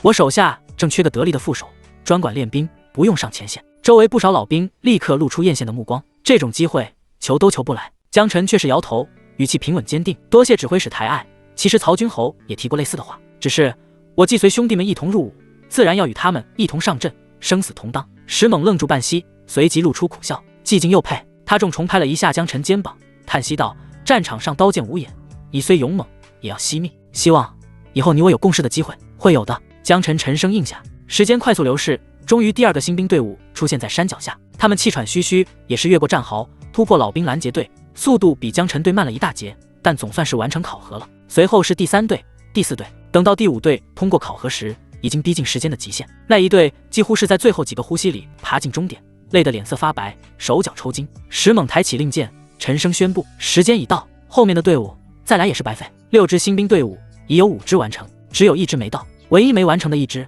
失败的竟是罗坤队。石猛扫了一眼，有些诧异。这几天训练中，罗坤队的表现一直最好，照理说应该第一个下山，结果却成了唯一被淘汰的。众人又等了接近2刻，才看到罗坤队摇摇晃晃出现，个个鼻青脸肿，步伐不稳，像是受尽了磨难和璀璨。石猛气不打一处来，隔着老远就开骂：“罗坤，你们队是唯一失败的，脸都不要了，老子白看好你们了。”罗坤欲哭无泪，他的队伍本来一直领先，结果被江晨队暴打，丢了15个沙袋。为了补齐沙袋，他只能去抢后面的队伍。想法是美好的，可真去抢别人时，他们又被打了一顿。自己这边刚被江晨打完，士气大损，还有不少人负了伤，谁都打不过，又被胖揍一顿。最终时间耽误了，伤也受了，体力耗尽，别说在时限内完成考核，能下山都是拼尽全力了。此时时间早就超了，却还要面对战壕、老兵拦截队。罗坤的心态有些崩溃，心想反正已经失败了，干脆摆烂，后面的关卡也没必要再费劲了。于是他鼓起勇气，大喊道：“指挥使，我们队伍已经失败，后面实在走不动了，直接领罚吧。”石猛却一声怒吼：“就算超时，也得给我走完所有考核流程，这是练兵的一部分。”罗坤等人脸都白了，考核的苦没少吃一点，惩罚也一下没少，怎么这么倒霉啊？众人哀嚎连连，但也不敢质疑石猛，只能硬着头皮跳战壕。战壕又深又滑，进去再出来，几乎把全身力气都榨干。好不容易翻过几道战壕，都没来及喘口气，老兵拦截队就冲了过来。前几个新兵队跟老兵拦截队还算打得有来有回，可罗坤这队完全就是被按在地上摩擦。好在拦截队的老兵都看不下去了，觉得练兵的作用实现了，才象征性踢几脚放水结束。他们用尽吃奶的力气才翻过去，接着又面对老兵拦截队，几乎被按着一顿疯狂暴打。好在拦截队打到中途就心软了，毕竟也看得出来罗坤队已经完全丧失战力，只能象征性踢2脚放水结束。罗坤瘫在地上，疲惫如同烂泥，大口喘气，眼泪都快掉下来了。石猛的声音再度响起：“未通过考核者，全员领30军棍，当月军饷扣除。”全队陷入更深的痛心和绝望，哀嚎不断。真打呀，这也太倒霉了，当个兵命都快没了。娘，呜，我想回家。石猛骂道：“哭什么哭，自己去军法场。”领完军棍后，全体新兵稍作整顿，校场集合。全体新兵都是心中一紧，垂头丧气地道：“啊，还要集合？考核都结束了，难道还要练？不是说好了最后一天吗？”石猛意味深长地看了众人一眼，道：“到了你们就知道了。”1个时辰后，所有新兵齐聚教场。石猛站在教场中央，脸上并非往日的严厉和凶狠，而是带着笑意，道：“怎么，以为我还要继续练你们？”新兵们面面相觑。胡一道：“难道不是？那指挥使是要？”石猛朗声大笑，道：“我既然说了，练兵只有10日，自然不会更改。此刻我召集你们，是给你们宣布2个好消息的。”哦，什么好消息？还是2个？众人眼神一亮。教场上人声嘈杂，石猛一举手，现场瞬间安静。他接着说道：“第1个好消息是，练兵正式结束，从此刻起，所有人休沐2日，后日傍晚之前在此集合，准备与主力军队会合。”轰！教场再次炸锅，许多新兵们都又激动又感动。休沐，终于能回家跟媳妇睡个觉了。这几天练兵快累死了，我得回去歇一歇了。能回家看看俺娘了。在场的新兵都是青岩县本地人，1天半的时间足够来回一趟了。江晨听到这些朴实的欢呼声，却是有些同情。这些老实巴交的庄稼汉，一听说休牧2日，就高兴的要跳起来了，却忽略了后半句与主力军队会合。各县的军队一般都在2000人左右，最终都是用来补充主力部队的。一旦汇入主力部队，就随时要上战场了。这2日休牧，新兵们回家，搞不好就是跟家人见的最后一面，只是指挥是没有明说罢了。第二个好消息，石猛接着道：本月军饷提前发放，若有家中老小者，可以趁休牧去采买些物资。此话一出，众新兵更加欢喜。军饷提前发，真的吗？老天爷开眼了，俺娘能买点肉吃了，哈哈，终于可以给家里囤点粮食了。感谢指挥使，感谢大钱，感谢陛下。不少人眼眶发红，泪如雨下。当兵真好，不但能休牧，还能提前领军饷，这下好了，又有时间又有钱，可以买粮回家，好好跟家人团聚一番。新兵们大多很高兴，有一队人却如丧考妣。罗坤队，他们刚领了军棍，一个个屁股被打得皮开肉绽，站都站不稳了。现在听说提前发军饷，却更加难受，一个个耷拉着脑袋，脸色灰白。没通过考核，军饷也没咱们的份了，真他妈闹心，倒霉死了。可就在这时，石猛的目光忽然看了过来，道：罗坤全队，你们本月的军饷理应扣除，但本指挥只担心你们家中妻小不能温饱，故而破例为你们预支1个月的军饷。本月军饷随大家一起发，下月的再扣除。众人先是一愣，然后也是感激涕零，道：多谢指挥使，天大的恩德啊！我这辈子给您卖命都行。人群之中，江晨暗自叹息，提前发的军饷哪里是大钱仁慈，倒更像是买命钱。临上阵之前给他们发点甜头，才能让他们更拼命。接下来所有人排队来领军饷，回去休牧吧。丑话说在前头，集合时间未能抵达军营者，视作逃兵斩。石猛最后宣布一声，众人便欢天喜地的去领钱了。暮色渐深，新兵们都领到了军饷，营地热闹非凡。走，快点回村，得赶紧回去看看孩子，还得买点肉。这10天折腾的我人都散架了，回家躺他娘的一整天。不少人火急火燎的往营门冲去，归心似箭。但同样的，也有不少人慢悠悠聚在一起，嘀嘀咕咕，一看就不是打算回村的。他们常年在村里待着，没见过什么世面。练兵这些天，一群大老爷们聚在一起，难免会聊些下三滥的东西。如今腰里总算有了点钱，难免有些心痒。有人兴奋又羞涩的低声道：这么晚了，要不去城里转转？转什么？你说清楚点。哎呀，就听说醉春楼新来了个花魁，漂亮的能把人魂勾走。哎呦，那是人待的地方吗？别把钱全扔进去，想什么呢？咱这点钱全扔进去也玩不到花魁啊，就是去看看也好，玩不到花魁，玩别的也行。就在众人越聊越兴奋时，赵明笑嘿嘿地凑到江晨身边，挤眉弄眼的道：老大，你回村不？江晨淡淡看他一眼，咋了？赵明干咳一声道：这天色不早了，军营离白山村又远，咱们就算现在走回去也得半夜了，黑灯瞎火的不安全。我寻思着，要不咱们去县城里见见世面。江晨心领神会，却故意问道：怎么个见世面？赵明压低声音，满眼兴奋，听说醉春楼最近来了个花魁，我光听别人怎么形容他，都心里直痒痒。今晚不如去看看。江晨反问道：你自己不是有媳妇？赵明叹了口气道：我领的那个媳妇确实是个能干活的好劳力，膀大腰圆，能抡锄头，但总觉得不太得劲。你小子也是个假老实。江晨笑骂道。赵明却忽然理直气壮了起来，道：天晓得我还能不能领到下个月的军饷？家里还有从赵地主家抢的粮，暂时不用补充了。人嘛，总得为自己活一回。哎，男人啊。江晨叹了口气。赵明无奈道：看来老大是不打算去了。也对，老大家中好几个美娇娘，肯定也不稀罕醉春楼那些庸脂俗粉。江晨脸色一正道：谁跟你说不去的？老大也去。赵明面色一喜。江晨煞有介事地道：吃了这么多天苦，犒劳自己怎么了？再说了，咱就是看看那所谓的花魁是不是徒有虚名。嘿嘿，没毛病，就看看。赵明傻笑着道，然后火急火燎拉着江晨出了营地。原本江晨是想回家的，跟几个媳妇刷数值，毕竟日常捣算也能缓慢提升属性，但努力好多回才能提升1点2点，太慢了。真想快速获得奖励，还得多娶妻。天天待在军营，新老婆总不会从天上掉下来，应该多出去走走。哎呦喂，两位大爷来玩呀，快来看看有没有喜欢的姑娘。二位面生莫不是第一次来？嘻嘻，那您可真是来对地方了，姑娘们一定好好伺候您。江晨、赵明刚到醉春楼外，几个花枝招展的姑娘就笑盈盈地迎了上来，不由分说地拉着二人进入大厅。一进门，楼内宛如另一个世界，丝帛垂落，红烛高挂，檀香袅袅，绣帘、彩灯、铜炉、玉盏，琳琅满目，耀眼的叫人目眩。外头是良价飞涨，流名遍野的乱世，醉春楼里却是纸醉金迷的享乐天堂。地方士豪衣锦华贵，捏着酒盏谈笑；世家子穿金戴玉，让姑娘们陪着淡征抚琴。有人醉卧软榻，有人怀抱美人，笑声震天。咕咚，赵明进门的瞬间就忍不住吞了吞口水，眼睛粘在姑娘们身上，再也挪不开了。几个女子穿得暴露，腰肢软得像没骨头，一边拉扯着赵明，一边娇声细语，媚态横生。这乃是家里那粗糙悍妇能比的？随便几个眼神就把赵明撩拨得满脸通红，呼吸粗重。公子，要不要上楼坐坐？花钱不多，保你舒舒服服，只要你一句话，今晚我陪你。赵明再也绷不住，被一个红衣女子挽着腰，径直走向楼梯。江澄问道：“你不看花魁了？”赵明像没脑子似的摆手：“不看了，不看了，我等不及了。老大，咱们各忙各的。”话没说完，就被红衣女子拉上了楼，那神情好似多等一刻就会爆炸。江澄笑骂道：“不中用的东西，美人计一使一个准。”剩下的几个女子立刻围住江澄，继续甜甜的劝道：“公子也是为花魁而来，还是别等他了。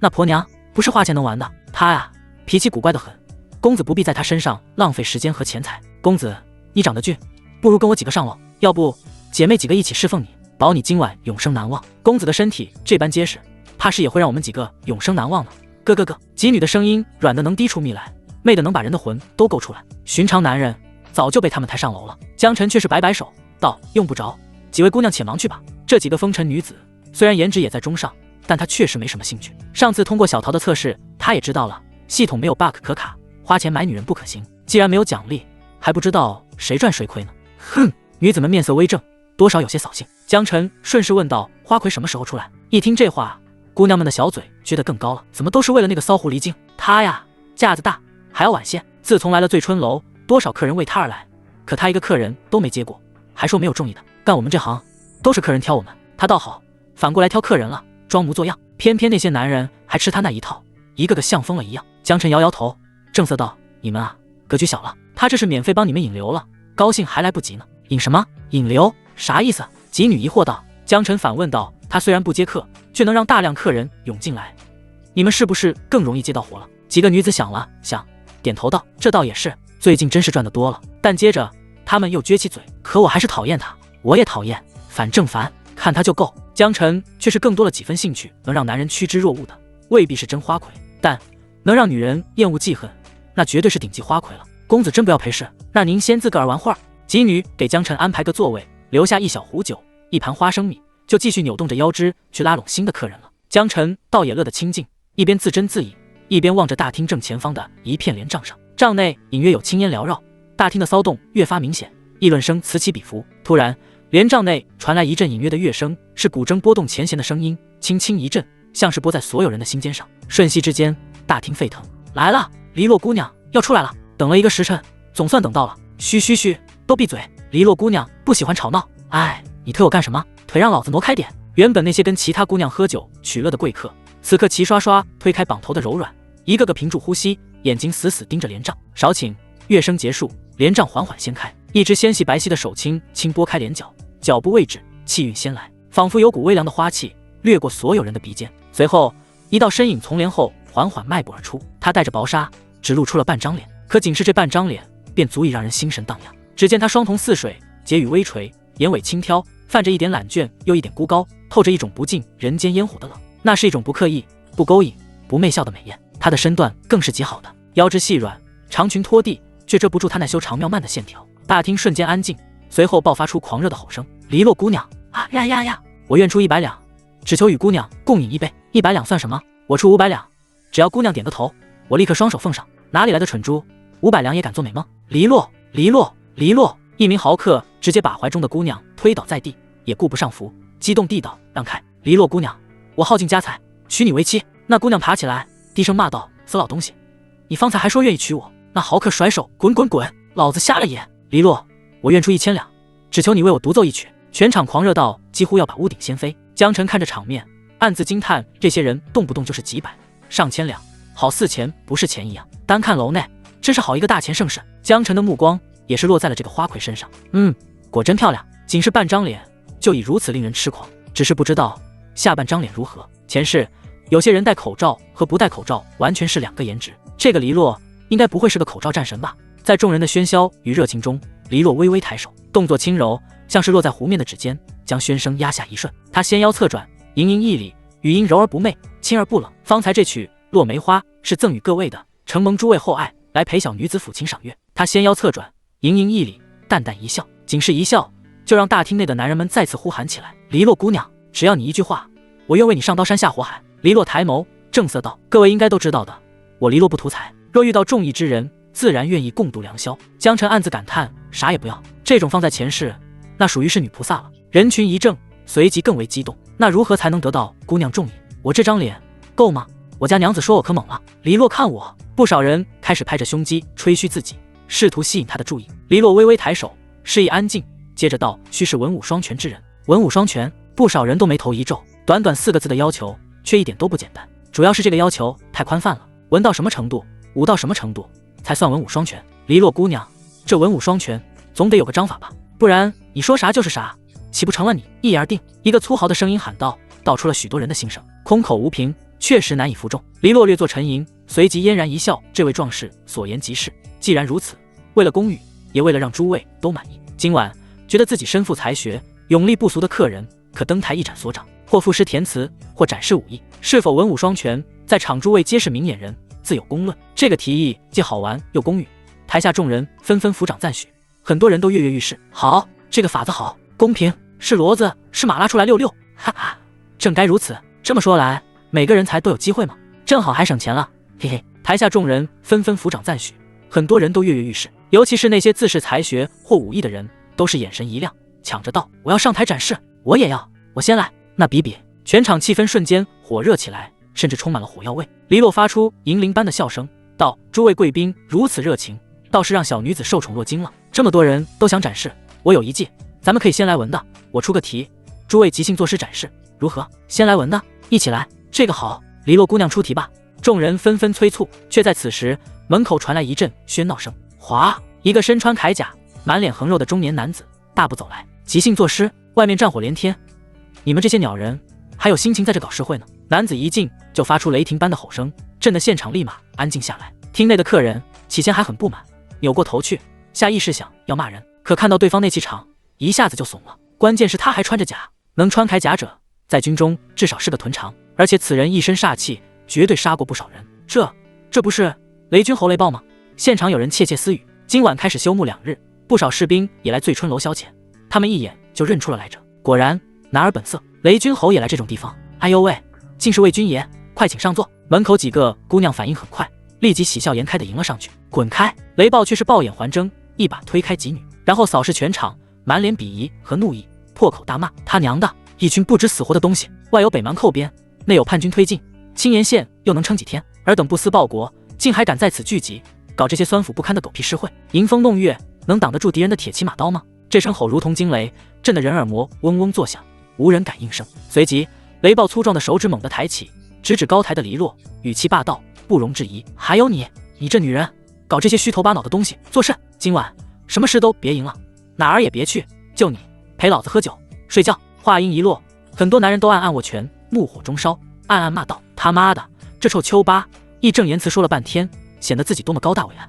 结果呢，原来是想白嫖黎洛姑娘，狗约的，真不要脸。但众人也只敢在心里骂了。乱世之中，军队的地位被无限拔高，在这小小的青岩县，一个军侯比县令都不好惹，人家手握军权，就算干点烧杀抢掠的事，又能怎样？哎，今日黎洛姑娘怕事，宾客们不禁水头丧气，心里比吃了苍蝇还难受，自己费尽心机，连拉黎洛小手的机会都没有。可这雷豹直接来强的，什么文武双全，什么斗诗，人家压根不跟你玩这套，就这个霸王硬上弓，爽！军爷，小女子并非。黎洛本人则是花容失色，试图解释，雷豹却直接怒声打断：老子不管你的规矩，今晚你必须是老子的，至于后面你爱卖不卖。说罢，他便迈开大步就走向台上，铁靴踏地，发出沉闷的咚咚声，每一步都仿佛踩在众人的心跳上。本来有几个胆子大的男人有点想去阻止，但感受到这千钧辟役的煞气，几人都觉得腿肚子直打转，僵在原地不敢上前。黎洛看着那如同铁塔般逼近的身影，眼中闪过一丝绝望。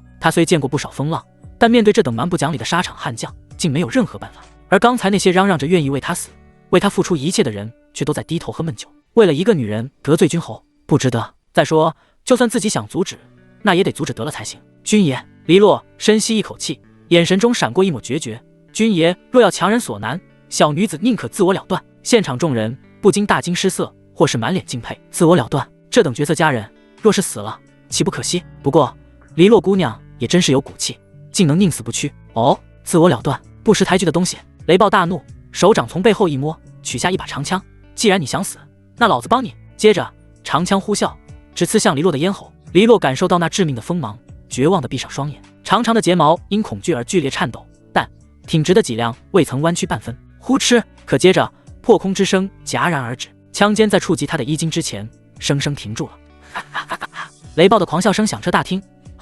好烈的性子，老子更喜欢了。越烈的马，骑起来才越有滋味。今晚我必会百般疼爱你的。说话的同时，他手腕一抖，枪尖向上一挑，黎洛的面纱翩然落地。刹那间，所有人的目光都汇聚到了一处。之前他只露出半张脸，就已是亲历绝伦。此刻轻纱落下，才完整显露出那令人窒息的容颜。一张鹅蛋脸，娇俏动人，肌肤白皙胜雪，鼻梁挺拔秀气，唇形饱满如初绽的花瓣，还自带3分媚意。这媚态并非刻意，而是从骨子里透出的风情，与他那清冷的眼神融合在一起，更加动人心魄。现场的宾客目光死死粘在那张脸上，都快要吃了。江晨也是眼神一亮，心中怦然。他刚才还暗自嘀咕，这姑娘别是个口罩战神吧？此刻见到全貌，即便他家有美妻，也不禁为之惊艳。这等姿色，这等风骨，有资格做他的女人？真美啊！雷暴距离黎洛最近，更是看得两眼发直，舔着干燥的嘴唇。想到能将这等绝色尤物压在身下，他体内邪火狂燃，兴奋得难以自持。尤其是看到黎洛眼角滑落的屈辱泪水，他更加亢奋，狞笑着伸出大手，便要去搂抱那纤细的腰肢。果然是个小狐狸精，嘿嘿！却在此时，又是一道破空声，一道寒芒在雷暴和黎洛之间劈落。雷暴脸色大变，他毕竟是沙场老将，危机时刻爆发出惊人的反应，生生止住轻浮的动作，脚下猛地发力，身形暴退。呼！刀锋擦着他的手臂掠过，要是反应慢半步，这条手臂怕是要没了。雷暴踉跄站定，脸上的骇然化为滔天怒火。臭小子，你敢坏老子好事！江晨手握惊雷，刀尖斜指地面，神色淡漠。坏你好事？到底是谁坏谁的好事？本来诸君在此饮酒作乐，快活得很，你一来，大家都不快活。雷暴仿佛听到了天大的笑话，仰头狂笑，哈哈哈！好大的口气！老子管你们快活不快活，老子自己快活那就够了，是吗？江晨脸色一冷，谁让我不快活，那我就让谁快活不起来。你找死！雷暴彻底被激怒，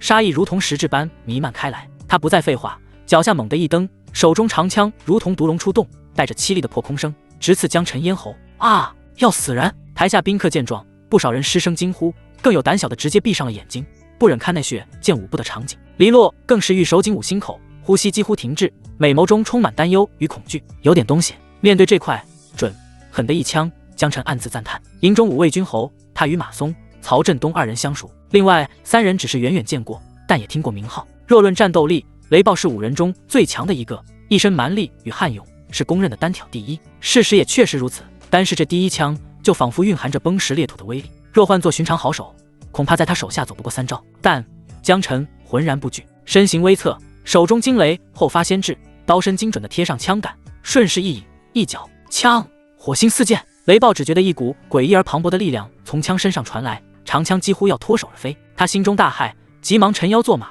全力回夺。可江晨根本不给他喘息之机，脚步一错，身形如鬼魅般贴近，惊雷划出一道诡异的弧线，避开枪尖的同时，直削雷暴握枪的手指。雷暴吓得魂飞魄散，急忙撒手后撤，模样狼狈不堪。江晨得势不饶人，刀法瞬间展开，如狂风暴雨。他超高的基础属性，再加上惊雷在手，仅仅3-5招间，高下立判。什么？这个年轻人竟然压着雷军侯打，太强了吧！好啊，活该！宾客们都是睁大眼睛。雷暴要霸王硬上弓，他们自己不敢阻止，但看到雷暴挨打，心中也是颇为暗爽。这人怎么也有点面熟？我想起来了，这不是江晨吗？对了，新兵的对率，最近在营中出尽风头，新兵考核更是以碾压性的优势通过了，难怪连曹军侯、石指挥使都对其赞誉有加，这实力真是没得说。人群中有些来寻欢作乐的新兵，很快认出了江晨。说话间，刀光如匹链环绕，雷暴被完全压制，只能勉力挥舞长枪格挡，每一次碰撞都震得他手臂发麻，虎口冒血。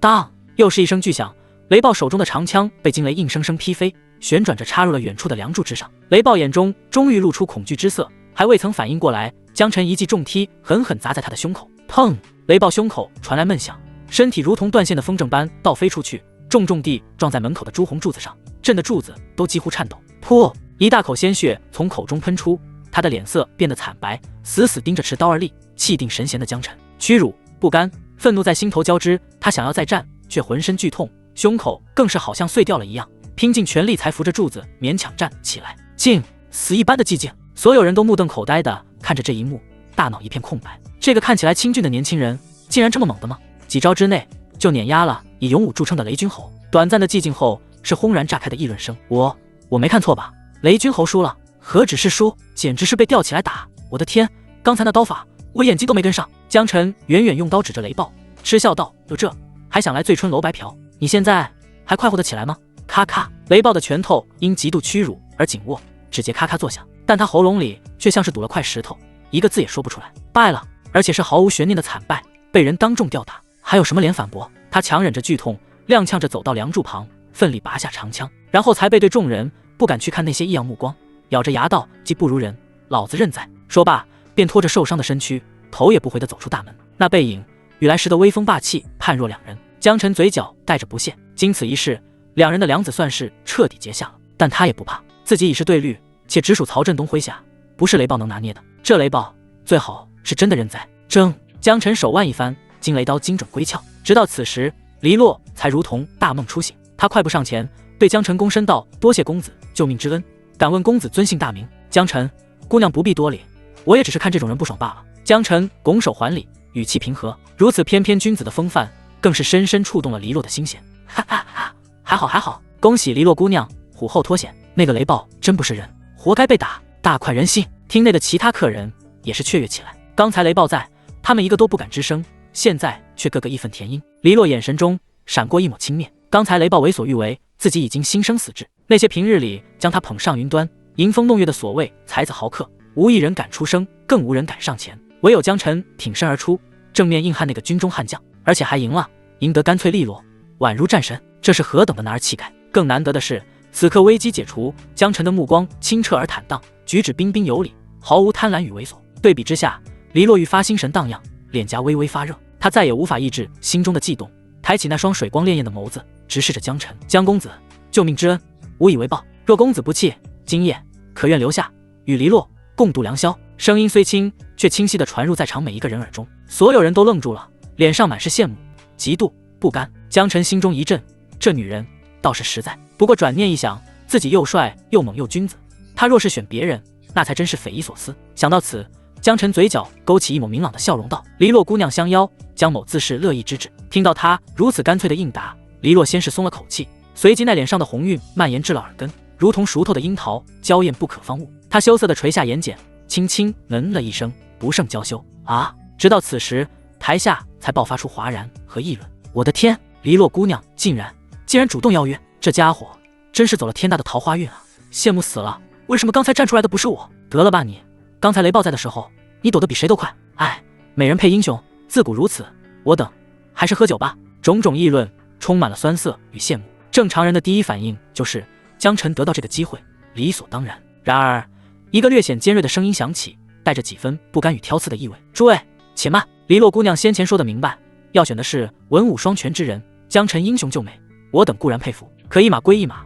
黎洛姑娘若只因救命之恩便选了他，岂非背离了初衷，难以服众？说话的是一个青衫文士，他大冬天还摇着折扇，努力摆出公允的姿态。是啊，武是武，文是文，规矩不能坏呀，总不能因为他能打，就默认他文采也好吧？这话立刻引来了不少失意者的附和。若能借此将江晨拉下马来，自己未必没有机会。黎洛秀眉微蹙，心想这些人可真不要脸。但规矩的确是自己立下的，众目睽睽之下，他不能自打嘴巴。于是黎洛维持着得体的笑容，反问道：“这位公子所言似乎有些偏颇。江晨能正面击败雷军侯，难道不足以证明其勇武？莫非你们有谁觉得能胜过他？”现场顿时安静了一下。胜过他？开什么玩笑！连雷暴都被几招打得吐血倒飞，谁还敢跟他比？青衫文士淡淡一笑，又道：“姑娘误会了，江对绿的武，我们自然认同。但姑娘说的是文武双全，这文上还不知道他几分斤两呢，总不能大字不识几个，光靠武力也算文武双全吧？”旁边几人也趁机帮腔：“是啊，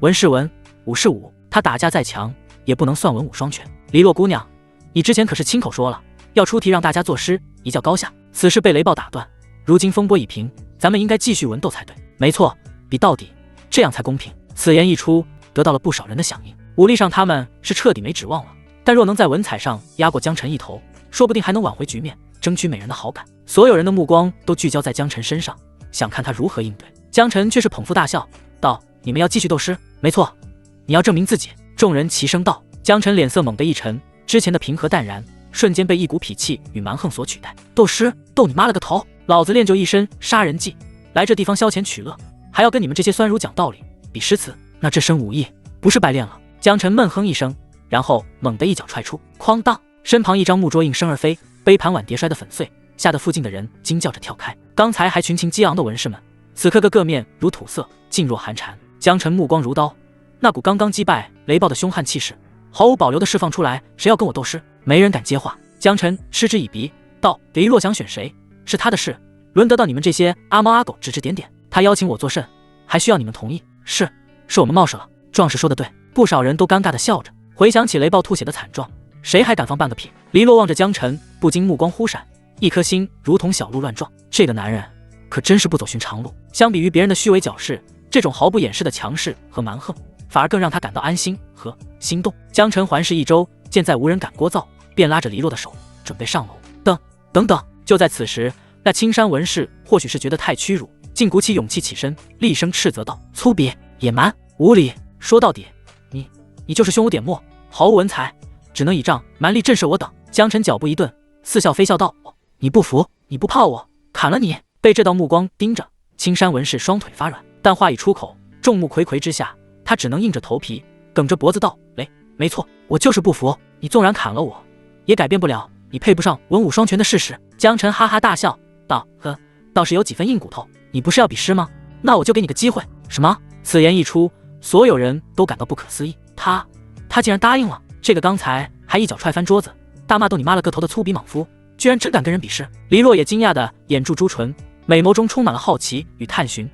真的懂诗文？那青衫文士在短暂的错愕后，心中涌起狂喜。好小子，你还真敢跟我比！武力我不如你，但论诗词歌赋，你这臭丘巴岂是我的对手？待我狠狠碾压你，夺取美人芳心。他生怕对方反悔，急忙道：好，君子一言。对了，忘记告诉你，在下周文轩。说出这个名字时，他的脸上满是得意与傲然。这青岩县的年轻一代中，论学识，他周文轩说第二，没人敢认第一。厅内也随之出现一阵唏嘘。是啊，周文轩可是我们青岩县公认的第一才子。周家是书香门第，周公子3岁时签字，7岁能成诗，在咱们县里闻名极盛。这江晨竟然真跟周公子比才学，注定是要输得体无完肤了。我只怕他玩不起，到时候又要动刀子。周文轩也怕江晨耍赖，再次环顾四周，道：在座这么多文人雅士，都要为我作证。周公子放心，你二人所作之诗都会传播出去，自有世人评说。有人附和道：好。周文轩神色坚定，如果这江晨耍赖，那才是彻底的颜面扫地。江晨忍俊不禁，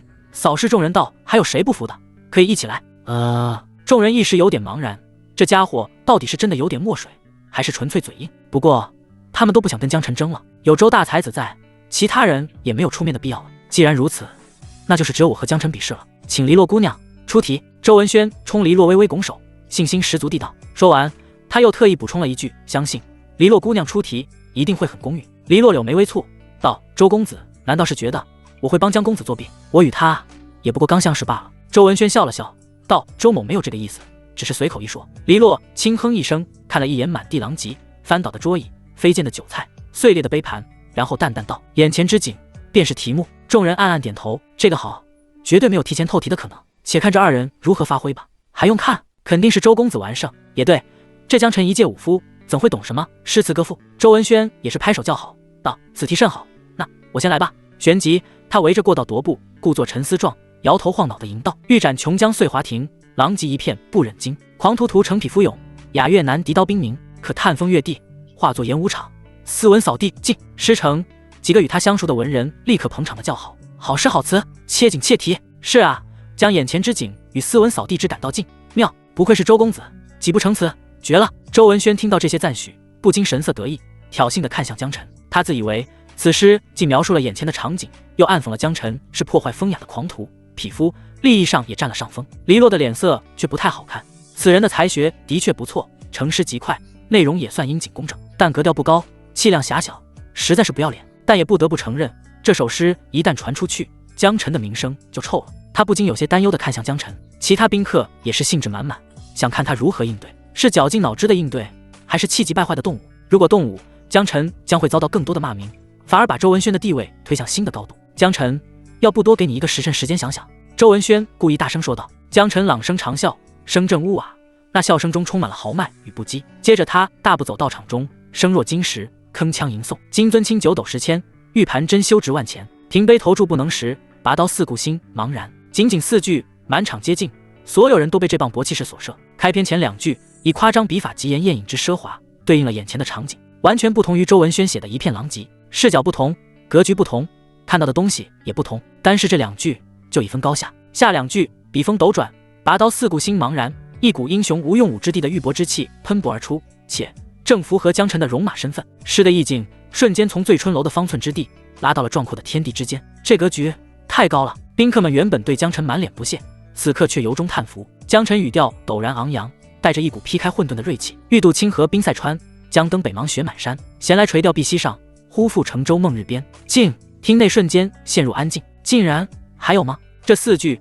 以自然险阻遇世路艰难，暗示自己虽遭困境，却从未放弃济世之志。那些文人骚客安静了几息后，再次爆发出赞叹：这哪里还是争风吃醋，分明是英雄的慷慨悲歌。题目的要求只是眼前之景，他却能把意境接连拔高，写出无尽的英雄气概。高，实在是太高了，随便一句单拿出来都足以流传100年。周文轩脸上的得意早已僵住，脸色开始发白。可更让他绝望的是，这还没结束呢。只见江辰猛地拔出腰间宝刀，刀锋遥指，气势攀至顶峰。行路难，行路难，多歧路，今安在？长风破浪会有时，直挂云帆济沧海。最后2句石破天惊，一股虽前路多艰却百折不挠的信念，还有对未来的憧憬与豪情，如同浩荡长风，席卷了整个醉春楼。所有的争斗、讥讽，在这直挂云帆济沧海的壮阔胸怀面前，都显得如此渺小可笑。诗毕，全场死寂，落针可闻。所有人都沉浸在诗的意境中，心神摇曳，难以自拔。周文轩面如死灰，嘴唇哆嗦着，一个字也说不出来。他那首自作聪明的酸诗，只是对一片狼藉的叙述，还有对江辰的诋毁。对比江辰这吞吐日月、豪气干云的杰作，如同萤火置于皓月，米粒之珠与光华万丈争辉，甚至是没有任何可比性，何等可笑可悲。好啊，好一个长风破浪会有时，直挂云帆济沧海。今虽乱世，我辈未必没有建功立业的机会，此诗何止能流传100年，当流传千古啊！江公子真乃神人也，能见识此神作的诞生，真是我等的荣幸啊！惊呼声、赞叹声如同潮水般涌起，所有人都心悦诚服。在巨大的差距面前，哪怕是3岁小儿都分得出孰优孰劣。诸位谬赞了。江辰微微拱手，宠辱不惊。众人更加赞不绝口，唯有如此胸襟气量之人，才能写出如此绝世佳作啊！说话时，他们的目光不禁转向了周文轩。周文轩早已羞愧得无地自容，脸色又青又红。他沉默良久，像是被抽空了3魂7魄，对着江辰一一到底，颤声道：在下服了，心服口服。江公子大才，是我有眼无珠，班门弄斧，告辞。我周文轩从此封笔。说罢，他再也无言停留，掩面而去。黎洛痴痴地望着江辰，美眸中异彩连连，震撼、倾慕、迷醉，种种情绪交织。他万万没想到，眼前这个男人不仅是武力超群的猛将，还是胸有丘壑、志在四方的鲲鹏。世上竟有如此完美的男子。江辰不再理会他人，笑盈盈地看着黎洛，道：黎洛姑娘，我们继续。黎洛俏脸一红，将手掌再次放入江辰掌心。在众人艳羡又叹服的目光中，二人踏上楼梯，身影渐渐消失。闺房的珠帘轻轻晃动，发出细碎的声响。房中熏香袅袅，是清雅的兰蕙之香。一架古琴静置于窗下，旁边的书架上垒着不少书册，整个布置清雅不俗，完全不像风尘女子的香闺。黎洛引江辰在窗边的茶榻坐下，玉指执起素瓷茶壶，为他斟上一杯热茶。江公子，请用茶。多谢姑娘。江辰接过茶杯，指尖无意相触，两人都微微一顿。独处一室，先前在众人面前的那股豪气，化作了微醺的暖媚与出入秘境的试探。还是江辰先打破了沉默，坦然道：说来惭愧，方才在楼下，我本不想多管闲事，只因姑娘宁折不弯，我心生敬佩，才管了这件事。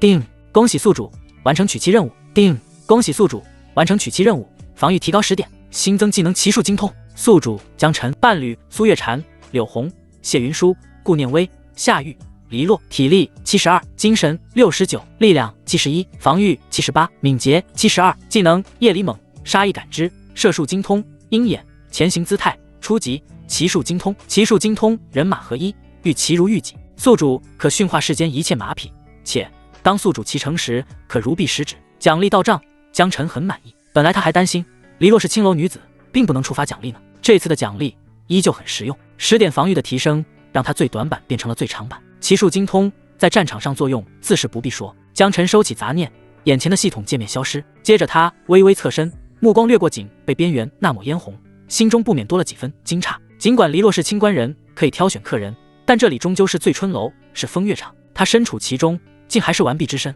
看来他确实是刚干这行，自己来的挺巧。这时，黎洛睁开了眼睛，那双美眸中多了几分依恋与柔情，如水般默默地看着江晨。江晨低头对他笑了笑，轻轻拍了拍他光滑的肩头，道：“我给你赎身吧。”黎洛娇躯轻轻一颤，眼中充满了难以置信的光芒。赎身？他本以为对方出手相救，终究是男子血气与欲望使然，自己能得到片刻真心，已是意外之喜。可他竟如此轻易地说出了赎身二字。黎洛鼻尖一酸，险些落泪，讲：“臣，我哪值得你这样？我已入了风尘，能把清白之身留给中意之人，已是幸运，不敢再奢求更多，拖累于你。”缠绵之后，他对江晨的称呼也从江公子变成了名字。我觉得你值得，那就值。江晨打断他的话，语气斩钉截铁：“一日夫妻百日恩，他怎可能把他留在醉春楼？更何况黎洛能触发奖励，这个妻的身份，连系统都能认。”黎洛闻言，心中更是感动，他将脸埋在江晨怀中，泪水滑落道：“你的心意，你的情意，我懂的，真的懂。但是我赎不了的。”江晨斩钉截铁地道：“有什么赎不了的？劳保说到底也是为了赚钱，无非是多给些金银罢了。钱我会解决的。”黎洛却摇了摇头，苦涩而无奈地道：“不是钱的事，能决定我命运的，根本不是劳保。醉春楼的幕后是个很危险的人。”江晨眉头紧皱，难怪那么多富商出天价要给黎洛赎身，劳保都不为所动，合着是他没权限？是什么人？江晨问道。黎洛唇瓣微张，却似乎被无形的恐惧扼住喉咙，没能说出口来。江晨双手扶住他的肩，认真地道：“黎洛，你信我吗？”黎洛下意识点了点头：“信我就告诉我。”江晨语气沉稳：“至少让我知道来龙去脉，才能做后续的打算。”黎洛挣扎片刻，终于像是下定了决心，努力说出一个名字：“陈飞。”陈飞。江晨心中一动，这是个非常普通的名字，放在任何朝代都有很多同名的，但有资格被单独拎出来的，恐怕只有一人——飞天教教主陈飞。大前共有12州，州是最高级的行政单位，每个州下面一般有3到6个郡，每个郡下面又有3到6个县，县下面才是镇、村。而江晨所在的韩州虽气候严寒，但面积辽阔，人口也不少，算是大州。飞天教就是一个几乎遍布整个韩州的民间组织。近几年，飞天教打着普度众生、互助互救的旗号发展迅猛，吸纳了大量信徒教众。江晨前世是个历史爱好者，当然明白这飞天教的本质。飞天教明面上是个民间组织，其实就是个随时可能造反的准义军。飞天教目前只是民间组织，并没有造反，但积蓄到一定力量后，肯定也会升级成一支义军。不过朝廷现在根本忙不过来，只能重点关照那些已成气候的义军，无暇顾及飞天教这种民间组织。也正因为飞天教很低调，始终不越过朝廷的底线，所以才能发展的这么顺利。江晨虽然没见过陈飞，但其实挺佩服此人，懂得审时度势，低调发展，确实是个人物。若我猜的不错，这醉春楼就是陈飞敛财的公爵。江晨很快有了判断。黎洛眼中闪过一抹惊叹，道：“没错，陈飞在韩州暗中经营多年，像醉春楼这般受他控制的青楼远不止一家。”他娓娓道来，语气中带着复杂的情绪。飞天教确实在各地救灾，收纳了无数灾民流民，但同时陈飞会挑选其中姿色出众的女子，用心培养，然后送入青楼，大肆敛财。我便是其中之一。我到醉春楼才几天，之所以能迅速声名鹊起，背后也是飞天教在推波助澜，只为吸引更多好客。这几日我虽未正式接客，但慕名而来的客人已为醉春楼带来了远超平常的收益。说到这里，他眼中流露出深深的无奈与悲哀。我改变不了自己的命运，只是还存着一点私心，那便是将这清白身子留给一个我真心倾慕之人。至于往后，不敢奢求。江晨，谢谢你成全了我这点痴念。江晨的心象是被什么堵住了，憋得难受。他从不认为造反是恶，在这人命如草芥的乱世，百姓都吃不上饭了，不造反难道等死？但他看不起陈飞的手段，打着救世的旗号，行的却是这般没底线的勾当，甚至让女人卖身赚军费。别人他管不着，但至少黎洛是他的女人，他必须管。江晨沉吟片刻，道：“既然醉春楼是被陈飞掌控，找劳保赎身确实是徒劳。”黎洛叹息道：“是啊，赎不了的，这就是我的命。”对此他早已释怀，但听到江晨似乎也认命了，他的眼神终究还是更暗淡了些。赎不了，那就不赎了，钱都省了。江晨语气陡然一转，带着一种理所当然的霸道：“你直接跟我走啊！”黎洛美目圆睁，还以为自己听错了，原来不赎身是这个意思，就这么直接走。江晨的脑回路让黎洛哭笑不得，他的脸色变得很严肃，道：“直接跟你走，这怎么行？飞天教势力庞大，他们绝不会允许的，这会给你带来天大的麻烦。”麻烦？江晨不以为然。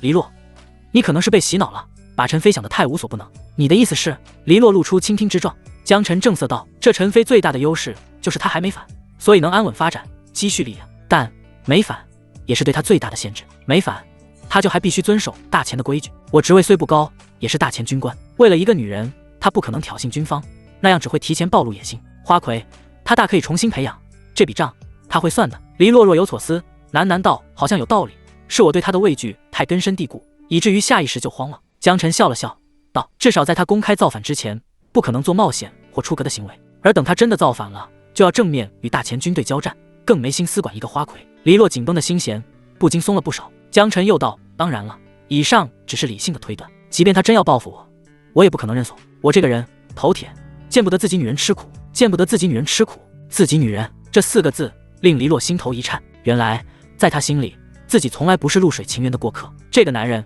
能在床子间带来狂风暴雨，事后又能体贴得如同拂面春风，此刻更能为了他毫不犹豫地对上赫赫有名的陈飞，真是叫人死心塌地啊！黎洛不再犹豫，也不再恐惧，轻轻点头道：“我跟你走，那天亮再走。”江晨嘴角上扬，旋即霸道地翻过身去。啊呀！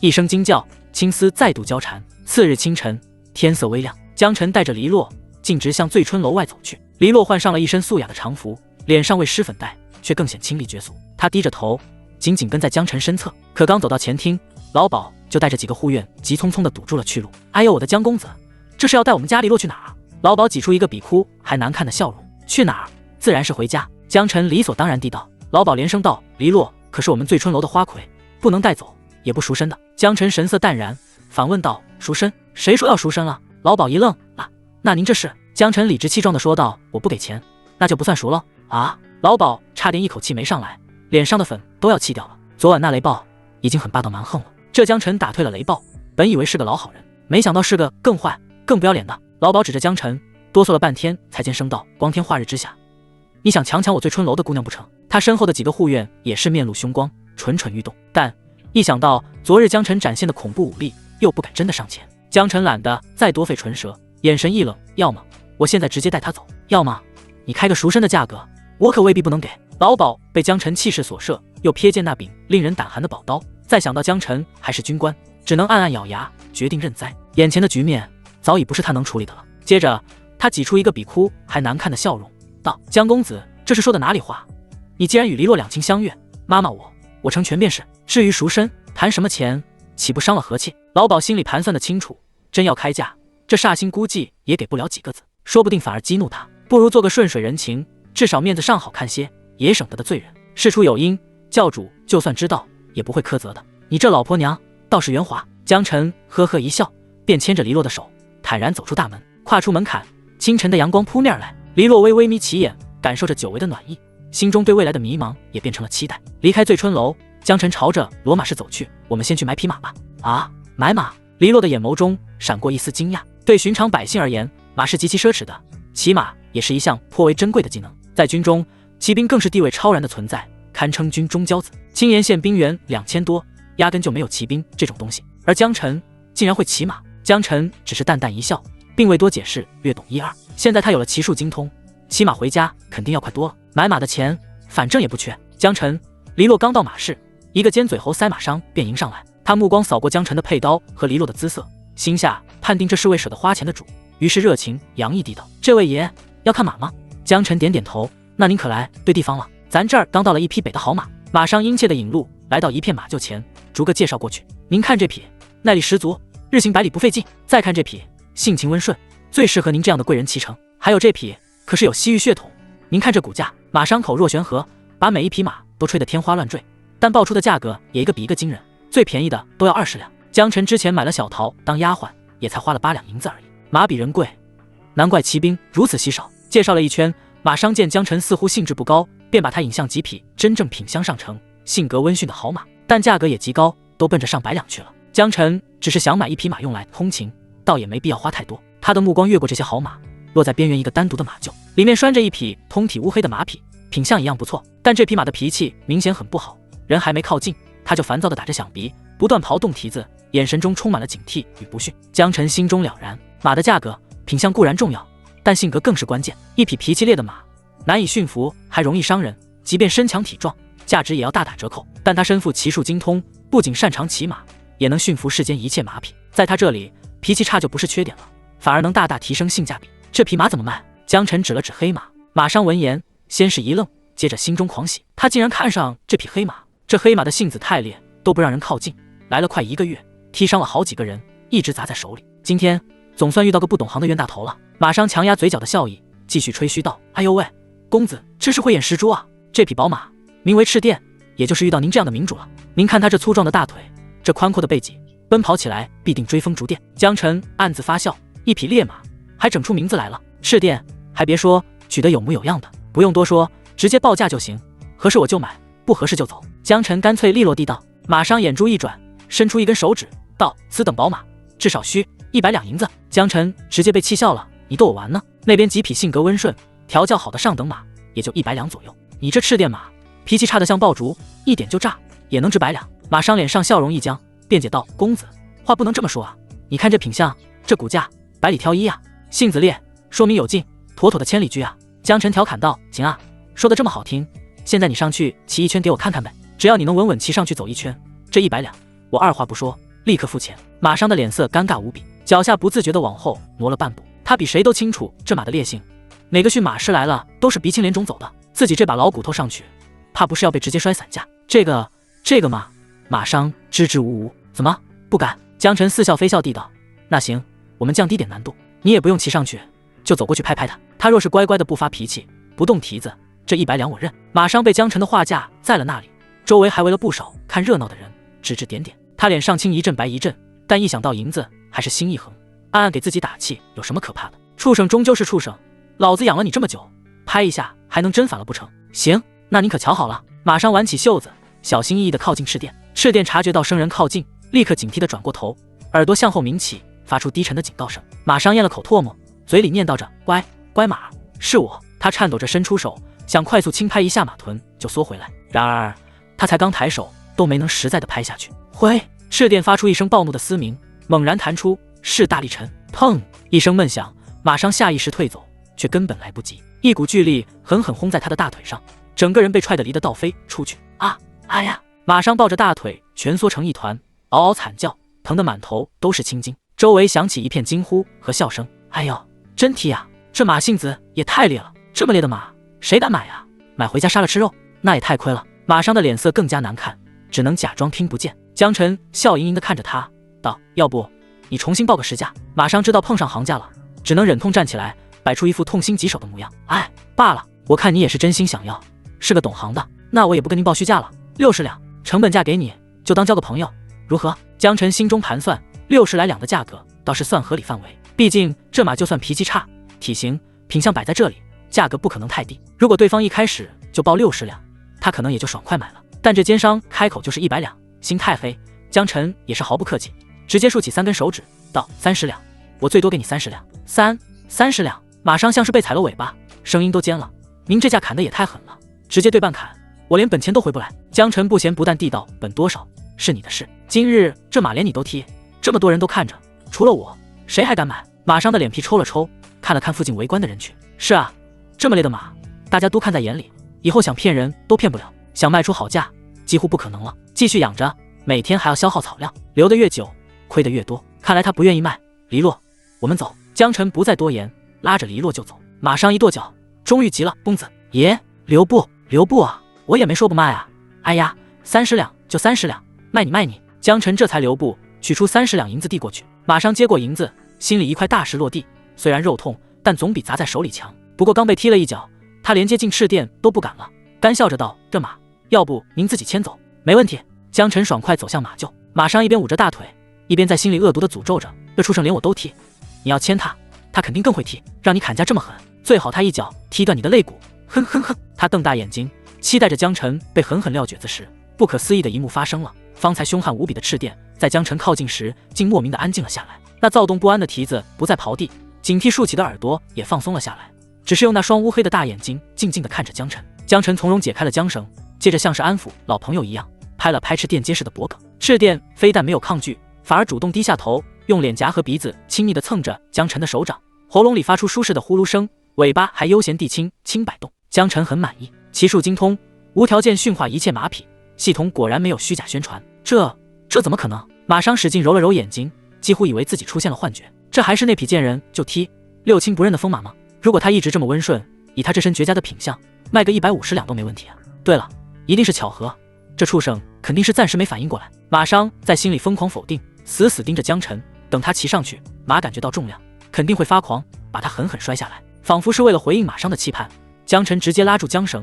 脚踩马镫，一个干净利落的翻身，便稳稳地坐在了马背上。赤电只是轻轻晃动了一下身体，以适应重量，就稳稳站住了，没有丝毫躁动不安，甚至还愉悦地打了个响鼻，呲呲啊！马商的下巴都快掉到地上了。这还没完，只见江晨骑着温顺无比的赤电，缓步走到黎洛身旁，俯身伸出手，黎洛下意识把手放入他的掌心，被他轻巧的一带，便也上了马。赤电背上承载了2个人的重量，依旧没有任何过激反应，仿佛是对这个新主人绝对顺从，绝对尊敬。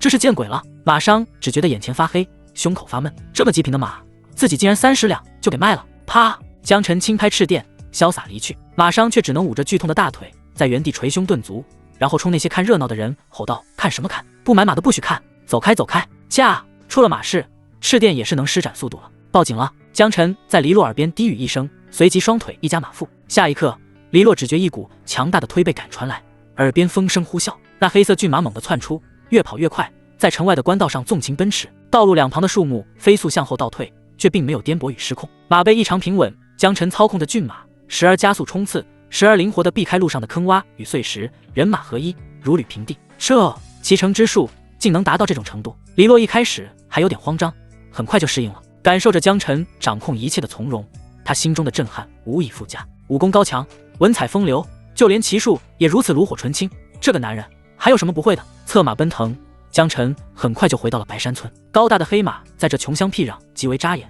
引来了不少村民的围观和羡慕。是江晨回来了，嚯，这马真威风，他身边那姑娘真俊啊。很快骏马便停在了自家院外，马蹄声刚到，家中几女就提前出来了。苏月禅、柳红、谢云舒、顾念微、夏玉，连同丫鬟小桃都是满脸激动，道：“夫君，主人。”虽然只是分别10多日，几女的这声呼唤中都充满了思念。师傅沈寒霜则是斜倚着门框，双臂环抱，低声吐槽：“真是个色胚，去当兵都能拐个姑娘回来。”江晨立落地翻身下马，正好听到这句，立刻义正辞严地道：“师傅，你这可冤枉我了，我这是路见不平，且救他于水火。”他随即便将黎落的遭遇，如何被飞天教控制，如何在醉春楼被当作奇货，陈飞如何敛财等等，简明扼要的说了一遍。沈寒霜听着，脸上的戏谑渐渐消失，柳眉倒竖：“岂有此理！这飞天教竟如此下作，陈飞就是个彻头彻尾的伪君子，朝廷更是可恶，毫无作为。”江晨有些意外，道：“师傅咋这么激动？好似对朝廷多恨铁不成钢一样。”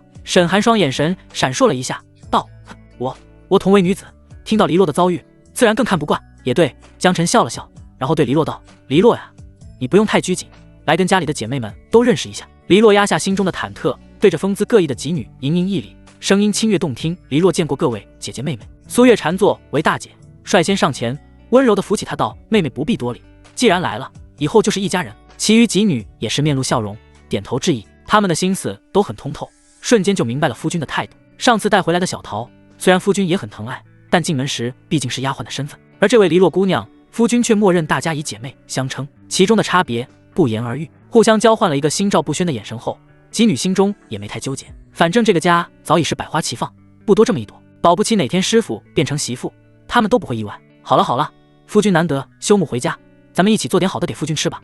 柳红提了一句：“对，家里还囤了不少吃食，一起下厨，今天吃丰盛些，正好也给黎洛接风洗尘。”其他几女也是满口答应，热火朝天的做饭去了。很快，桌上就摆满了饭菜，一整只炖鸡，一盘炒腊肉，一盘熏干鱼，还有2个蔬菜，加上1桶精米饭。江晨先做，几个媳妇也是陆续坐定。黎洛无比震惊，他刚进村时，压根没想到江晨家里能住这么好，吃这么好，这哪是寻常百姓能吃上的？不过他一想到江晨那近乎无所不能的手段，也就释然了。是啊，这个男人根本不能以常理判断，寻常村夫怎么可能养得起这么多娇妻？还愣着干什么？快坐吧。沈寒霜把黎洛拉到旁边坐下，怕他见外，还主动帮成了一碗鸡汤。众人边吃边聊军营趣事、村里见闻，气氛温馨而快活。尤其是黎洛，本来是飞天骄的赚钱工具，自己都快不把自己当人了。此时感受着这从未体验过的家庭温暖，他只觉得如在梦中，眼眶时不时微微发热。咚咚咚！然而外面传来一阵敲门声，打破了这片温馨。紧接着，一个刻意放柔、带着几分娇怯的女声从门外传来：“江晨哥在家吗？我听说你从军营回来了。”外面的女声一传来，屋内气氛瞬间凝滞，众女齐刷刷看向江晨，眼神有些异样。柳红撇了撇嘴，娇嗔道：“江晨哥，夫君什么时候还有妹妹了？我们都不知道呢。”江晨双手一摊：“我爹娘去得早，唯一的亲人就是江福叔，他膝下也无女，我哪来的什么妹妹？”他眉头一皱，若有所思。不过这声音确实有点耳熟，想起来了，赵翠兰。几个月前，江福为了江晨的终身大事，去赵翠兰家提亲。白山村不大，村里适婚的男女就那么一批。赵翠兰跟江晨年纪相仿，家境也一般，江福觉得这事准能成。这年头，男女搭伙过日子，总能更轻松些。而且江福也是给足了诚意，带了不少粮食，乃至攒了很久的腊肉。可没想到，翠兰家竟然要10两银子当聘礼。当时江夫人都傻了，聘礼这是什么离奇的词语？饥荒乱世，普通百姓家能吃饱饭就不错了，谁还听说过聘礼这种东西？不过为了让侄子早点传宗接代，真给点聘礼也不是不行。可哪有一张嘴就要10两银子的？这年景，谁家普通百姓能拿出10两的现钱？就算真能拿出来，那也是熬过荒年的本钱，留着买粮买柴不好吗？江福跟对方争辩了几句，差点打起来，最后闹得不欢而散。江晨哥，你在家吗？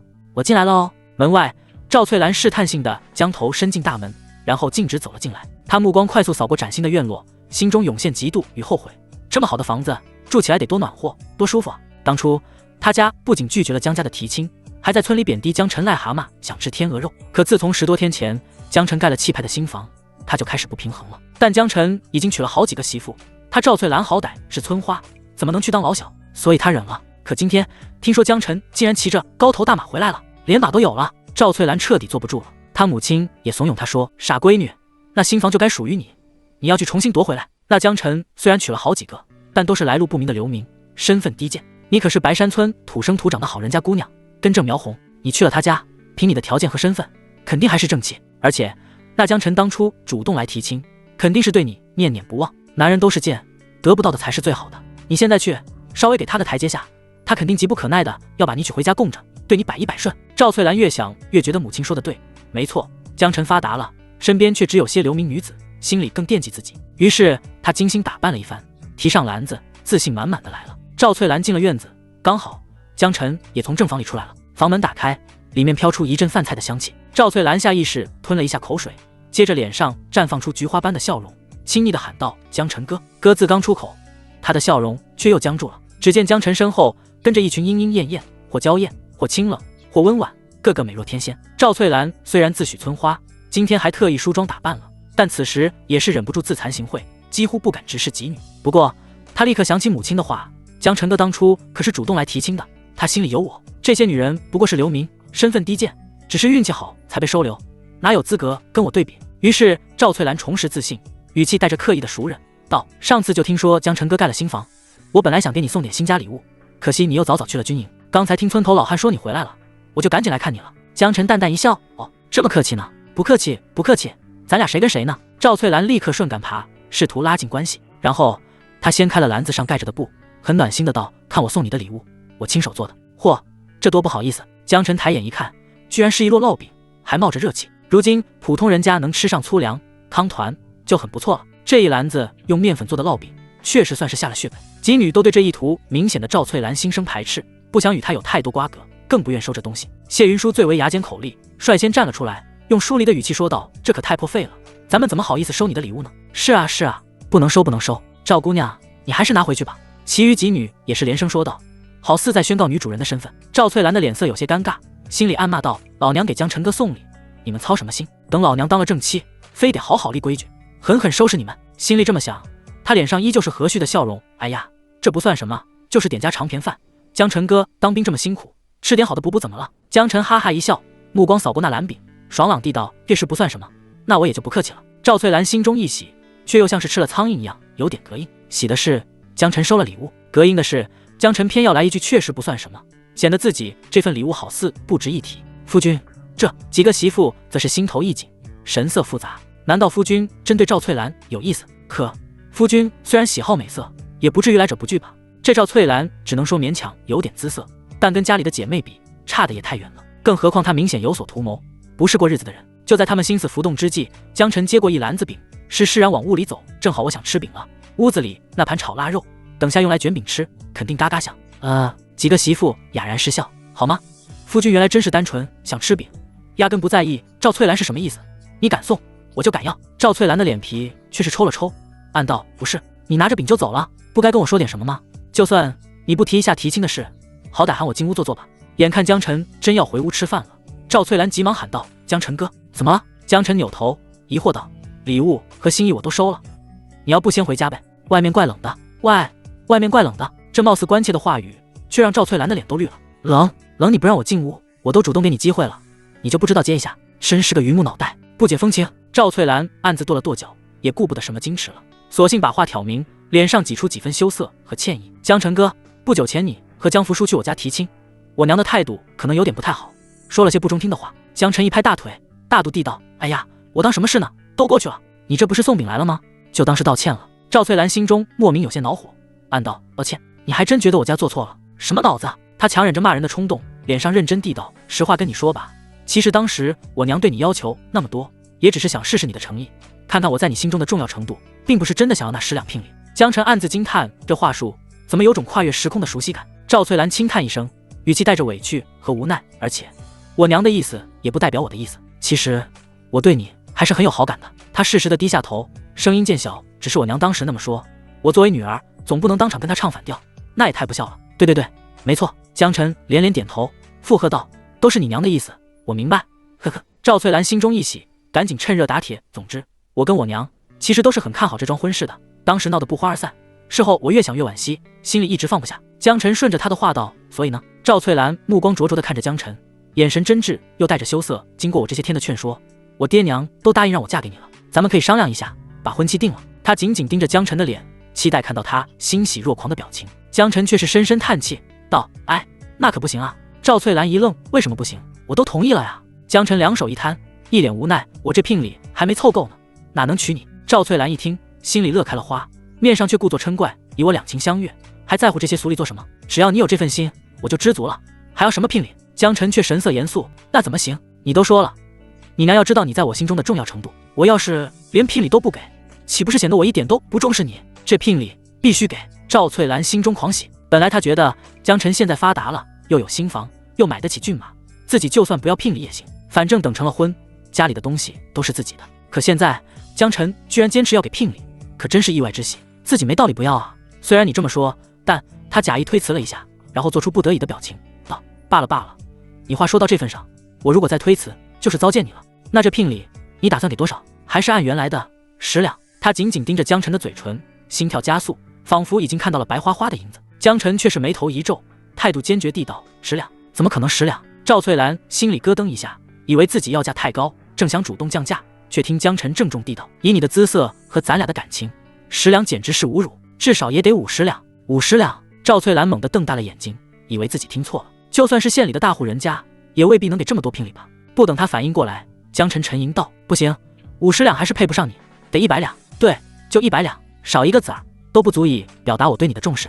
100两。赵翠兰这次确定自己没听错，幸福的差点晕过去。100两银子，她这辈子都没见过这么多钱。有了这笔钱，她全家都能享福，弟弟也能轻轻松松娶妻，甚至内妾。果然，江晨哥实在是太在意我了，他这是要把我捧在手心里啊！哼哼。赵翠兰顿时觉得江晨已经彻底痴迷于自己，腰杆都挺得直了，看向苏月禅等人的眼神也带上了几分放肆和得意。苏月禅、柳红几女则是更加茫然了，欲言又止。赵翠兰兴奋极了，迫不及待地想拉住江晨的胳膊。江晨哥，那我们现在就去见我爹娘，把这个好消息告诉他们吧。江晨不动声色地后撤半步，避开了他的手，义正辞严地道：现在不行，刚才不是说了吗？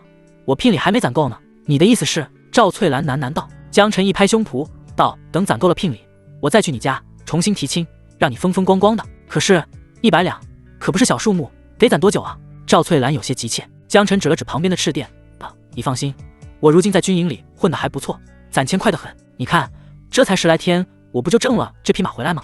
你安心等着，要不了多久的。一番话说的掷地有声，情真意切。赵翠兰面色一喜道：好，江晨哥，我等你。虽然不能立刻住进新房子有点遗憾，但想到未来的天价聘礼和无限风光，他还是激动得满脸通红，又跟江晨寒暄了好几句，才一步三回头的离开。江晨一家人重回饭桌，气氛却忽然凝重了起来，几个女人面面相觑，脸色都不太自然。江晨道：“怎么了？都不说话？”还是苏月禅先开口：“夫君，不是我们不支持你娶妻，亮妾，你今日带回黎落妹妹，我们就什么都没说。可是赵翠兰这女人，你真要娶她，甚至要给100两聘礼。”柳红神色幽怨地道：“夫君，难道我们姐妹几个还不如那什么赵翠兰吗？”顾念微坦诚地道：“若夫君觅得良人，我们绝无二话。可是赵翠兰，她根本就配不上夫君，这女人的心颜子都写在脸上了，谁娶了谁家里不安生。”夏玉连连点头道：“不是就是，这饥荒乱世，哪还有要聘礼的？100两他还真敢要。”谢云舒叹息：“夫君在军中抛头颅洒热血，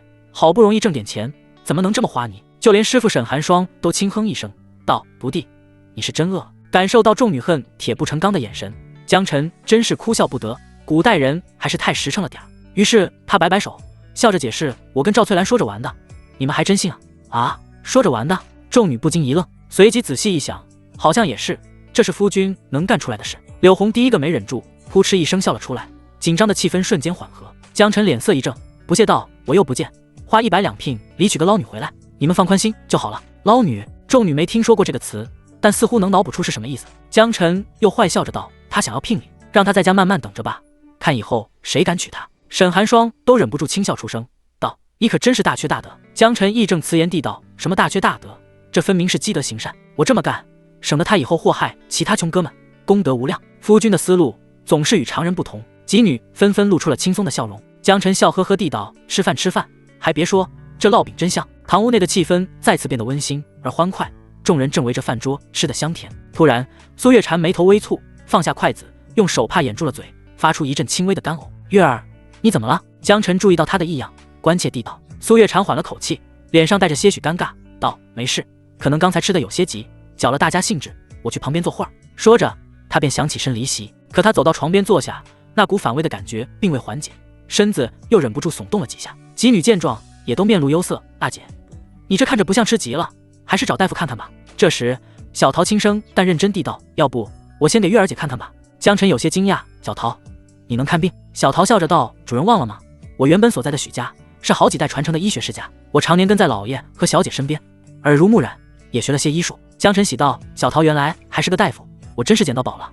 那你快给月儿看看吧。”小桃快速离开饭桌，来到苏月禅旁边：“有劳了，小桃。”苏月禅伸出手腕，小桃屏息凝神，将手指搭在他的腕脉上，仔细感受了片刻。很快，他的脸上露出了惊喜之色，道：“主人，大姐，这是喜脉啊！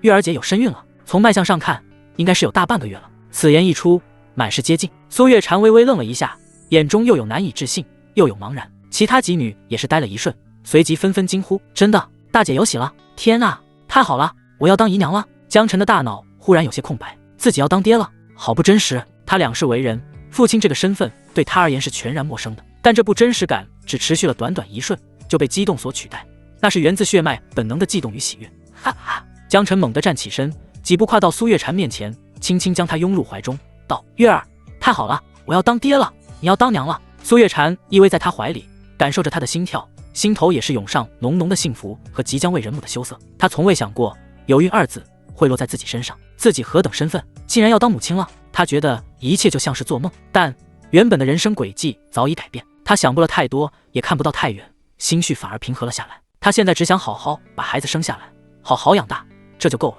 夫君，这是我们的孩子，我好欢喜。苏月禅面颊绯红，手掌下意识地抚上小腹。江晨重重点头道：“我们的孩子太好了。如果是女儿，一定和月儿姐一样聪明漂亮；如果是儿子，一定和夫君一样英俊勇猛。”柳红、谢云舒、顾念微、夏玉、黎落乃至小桃，在由衷的为二人感到高兴的同时，心中也产生了浓浓的羡慕。大姐第一个怀上了夫君的骨肉，在夫君心中的地位肯定更不一样了。我们也要努力才行。大姐有了身孕，以后家中的所有活都不要干了，全都我们来。对，大姐后面可不要上手了，碗筷我们收拾。几女回过神来，立刻把苏月禅安排得明明白白，生怕受到一点损伤。苏月禅有些哭笑不得，道：“这才半个多月，没什么影响的。”几女笑着道：“反正家里人多，也用不到大姐干活，你就安心养胎吧。”那好吧。苏月禅这才点头。看到后宫融洽的样子，江晨也是颇为欣慰，没白疼他们啊。接下来2天得疼爱的更多点才行。就在这时，外面隐隐传来一阵喧闹声，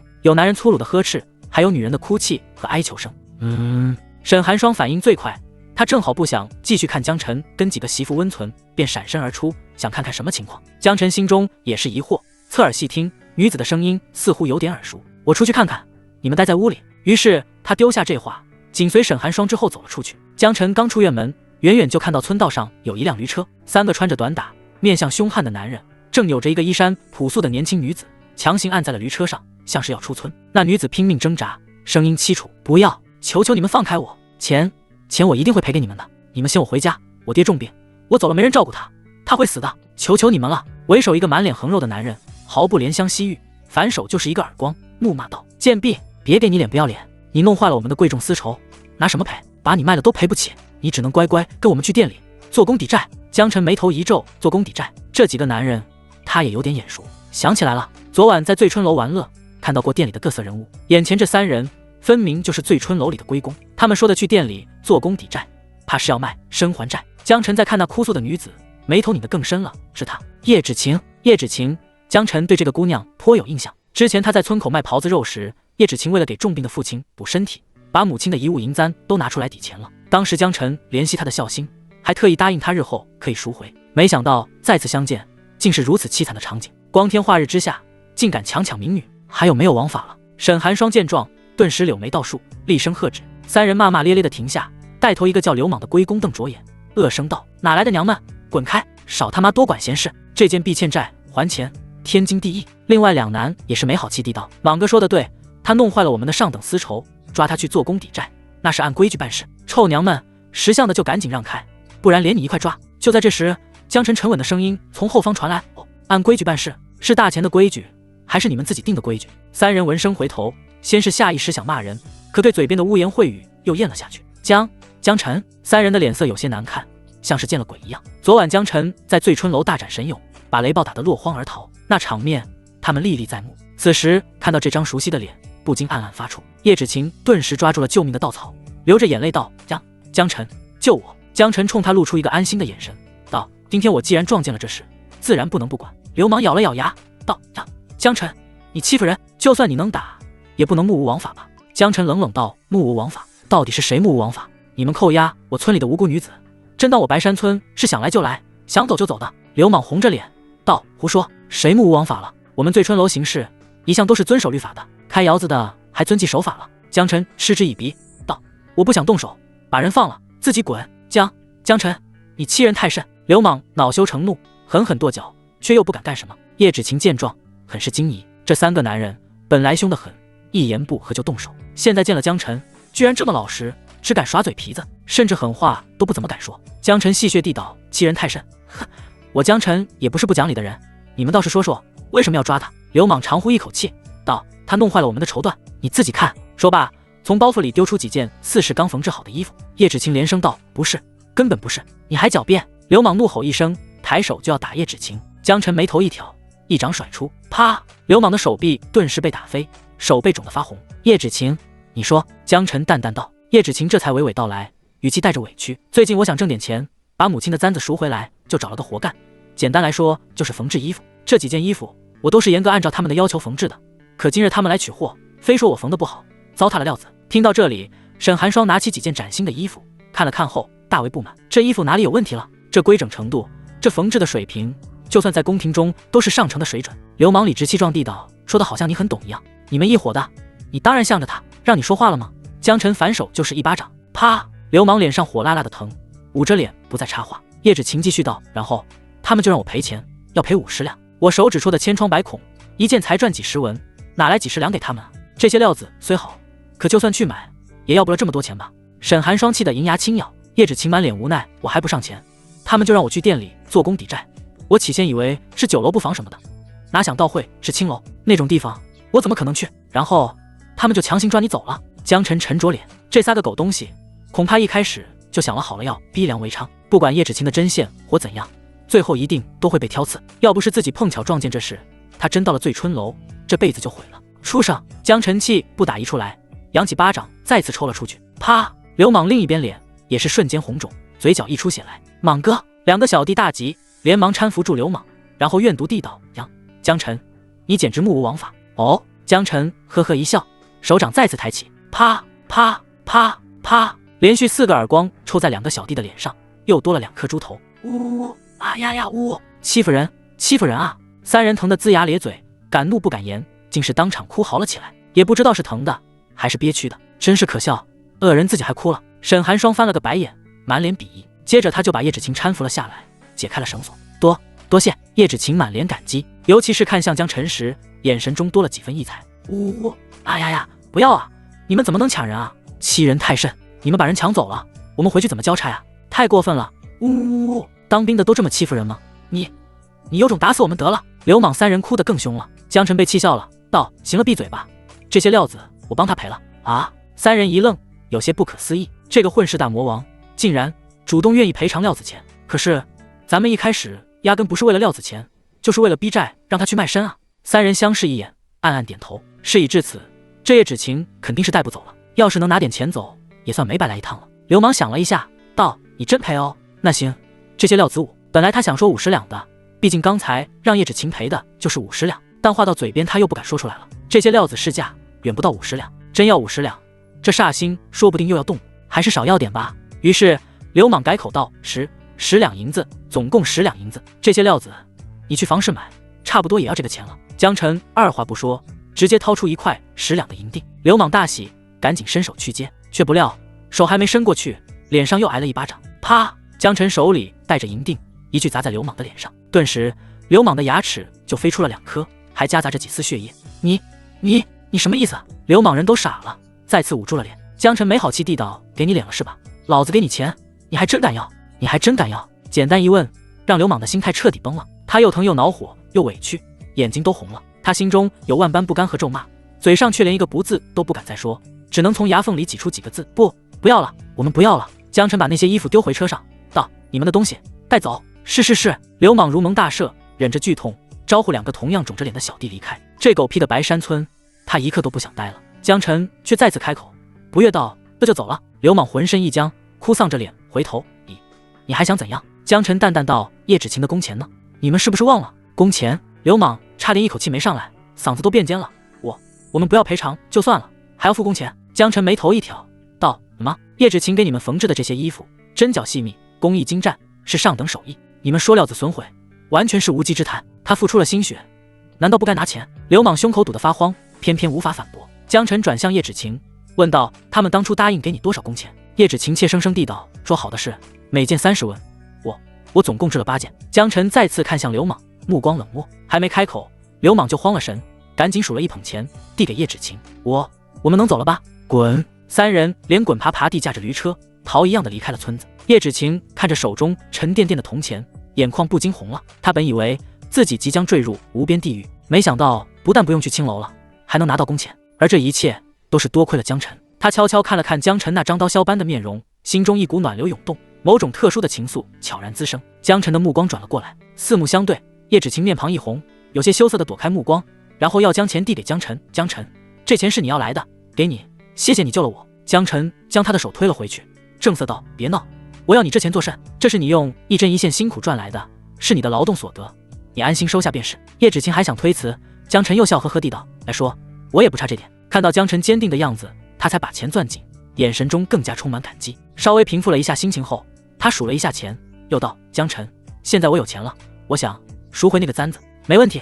江晨爽快一笑，然后从钱袋里取出了那根簪子。赎回簪子需200文钱，这是一开始就说好的。工钱江晨不会要，但赎簪子的钱他收了，因为他看得出来叶芷晴性子独立坚强，这钱自己如果不收，他绝对不会要回簪子。你竟然一直带在身上？叶芷晴看到他竟然将簪子随身携带，心间猛地一颤，那股难以言喻情愫更加强烈。江晨笑着道：你那么看重这簪子，我自然的好好保管，丢了我可赔不起。这句带着些许调侃的暖心话语，让叶芷晴终于潸然落泪，紧紧把簪子贴在胸口，道：江晨，谢谢你，要不是你，我都不知道怎么办了。沈寒霜抱着胳膊站在一旁，将叶芷晴那含泪带羞的模样尽收眼底，心中不由得暗叹：得了，又一个。女人看女人总是最准的，她看得出来，这小姑娘的心已经落在江晨这儿了。自己这个花心徒弟，家里都好几个了，出来溜达一圈的功夫，居然又能招惹上一个，真是走到哪儿桃花开到哪儿。就在这时，叶芷晴也转过身来，对着沈寒霜恭恭敬敬地行了一礼，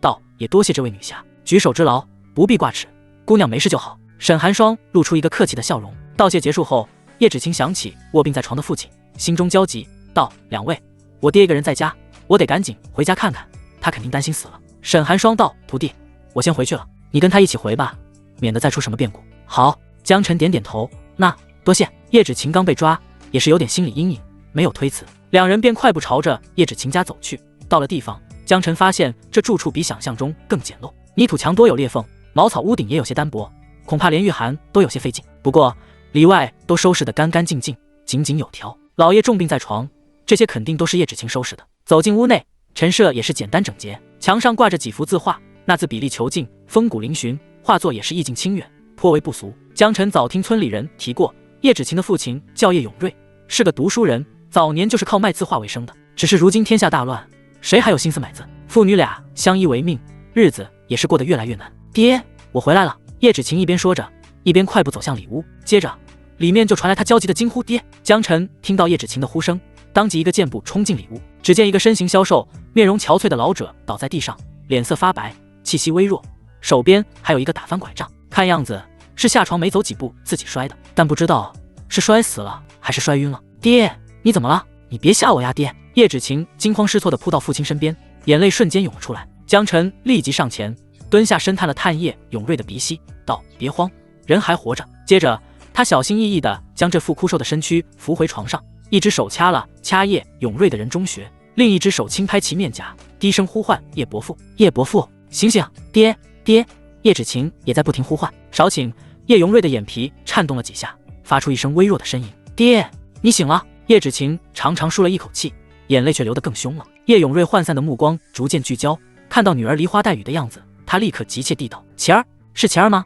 你没事吧？他们有没有把你怎么样？”“爹，我没事，我好好的，您别激动。”叶芷晴连忙道：“您怎么到地上了？多危险啊！”叶永瑞老泪纵横，紧紧抓住女儿的手道：“我听到外面吵嚷，说你被几个凶神恶煞的男人抓走了，爹想去寻你，可这身子骨不中用，刚下床没走两步，眼前一黑，就什么都不知道了。”他说的断断续续，充满了无力感和深深的自责。叶芷晴听得心酸不已，安慰道：“爹，您好好躺着养病就行，别想那么多，女儿没事了，真的没事了。”江晨叹息道：“上次你在村口买肉，只说要为父亲养病，没想到病得如此沉重。”叶芷晴道：“还是多亏了你那些狍子肉呢，要不是有点肉给爹补补，他恐怕都撑不到今天。”叶永瑞的老脸忽然抽了抽，他把女儿拉扯这么大，比谁都了解女儿，多年来他从未见过女儿对男子流露出这种柔软乃至倾慕的神态。叶永瑞心中警铃大作，急道：“晴儿，你和他是什么关系？”叶芷晴被父亲激烈的反应弄得一愣，下意识说道：“爹，他是江晨啊，咱们村的，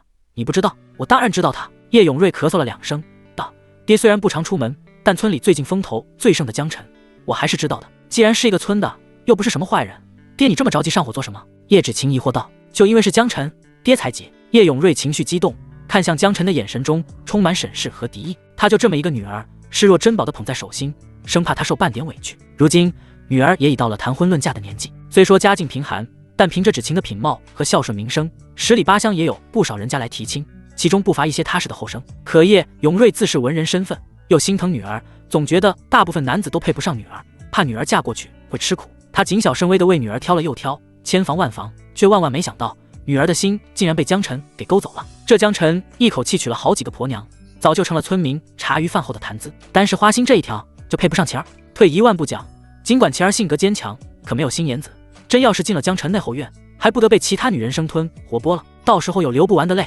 吃不完的苦。更何况江晨还是个兵，如今大钱国力衰微，当兵就是把脑袋别在裤腰带上，不知道哪天就死了。他怎么能眼看着女儿跳进火坑？之前来提亲的那些人家，即便家境平平，至少是个正常人啊。早知如此，还不如应了之前那些提亲。叶永瑞越想越急，越气恼，死死拽住女儿的手，道：“晴儿，你听爹的话，以后离他远点。”叶芷晴微微蹙眉，道：“爹，你今天是怎么了？你平日教我知书达理，为何对江晨如此有偏见？今天是他救了我，若非他仗义出手，我恐怕都见不到你了。”他救了你？叶永瑞语气一噎，自己光顾着担心女儿的未来，确实对恩人的态度有些差了。于是他挣扎着想要做直一些，尴尬地道：“江晨啊，我一时情急，失礼了，多谢你出手搭救小女，此恩叶某铭记在心。作为报答，家中的字画，你可任意取走，多少能卖些钱。”叶伯父言重了，不过举手之劳。江晨也不想跟个半截入土的病人一般见识，客气地拱了拱手。叶永瑞深吸一口气，话锋一转，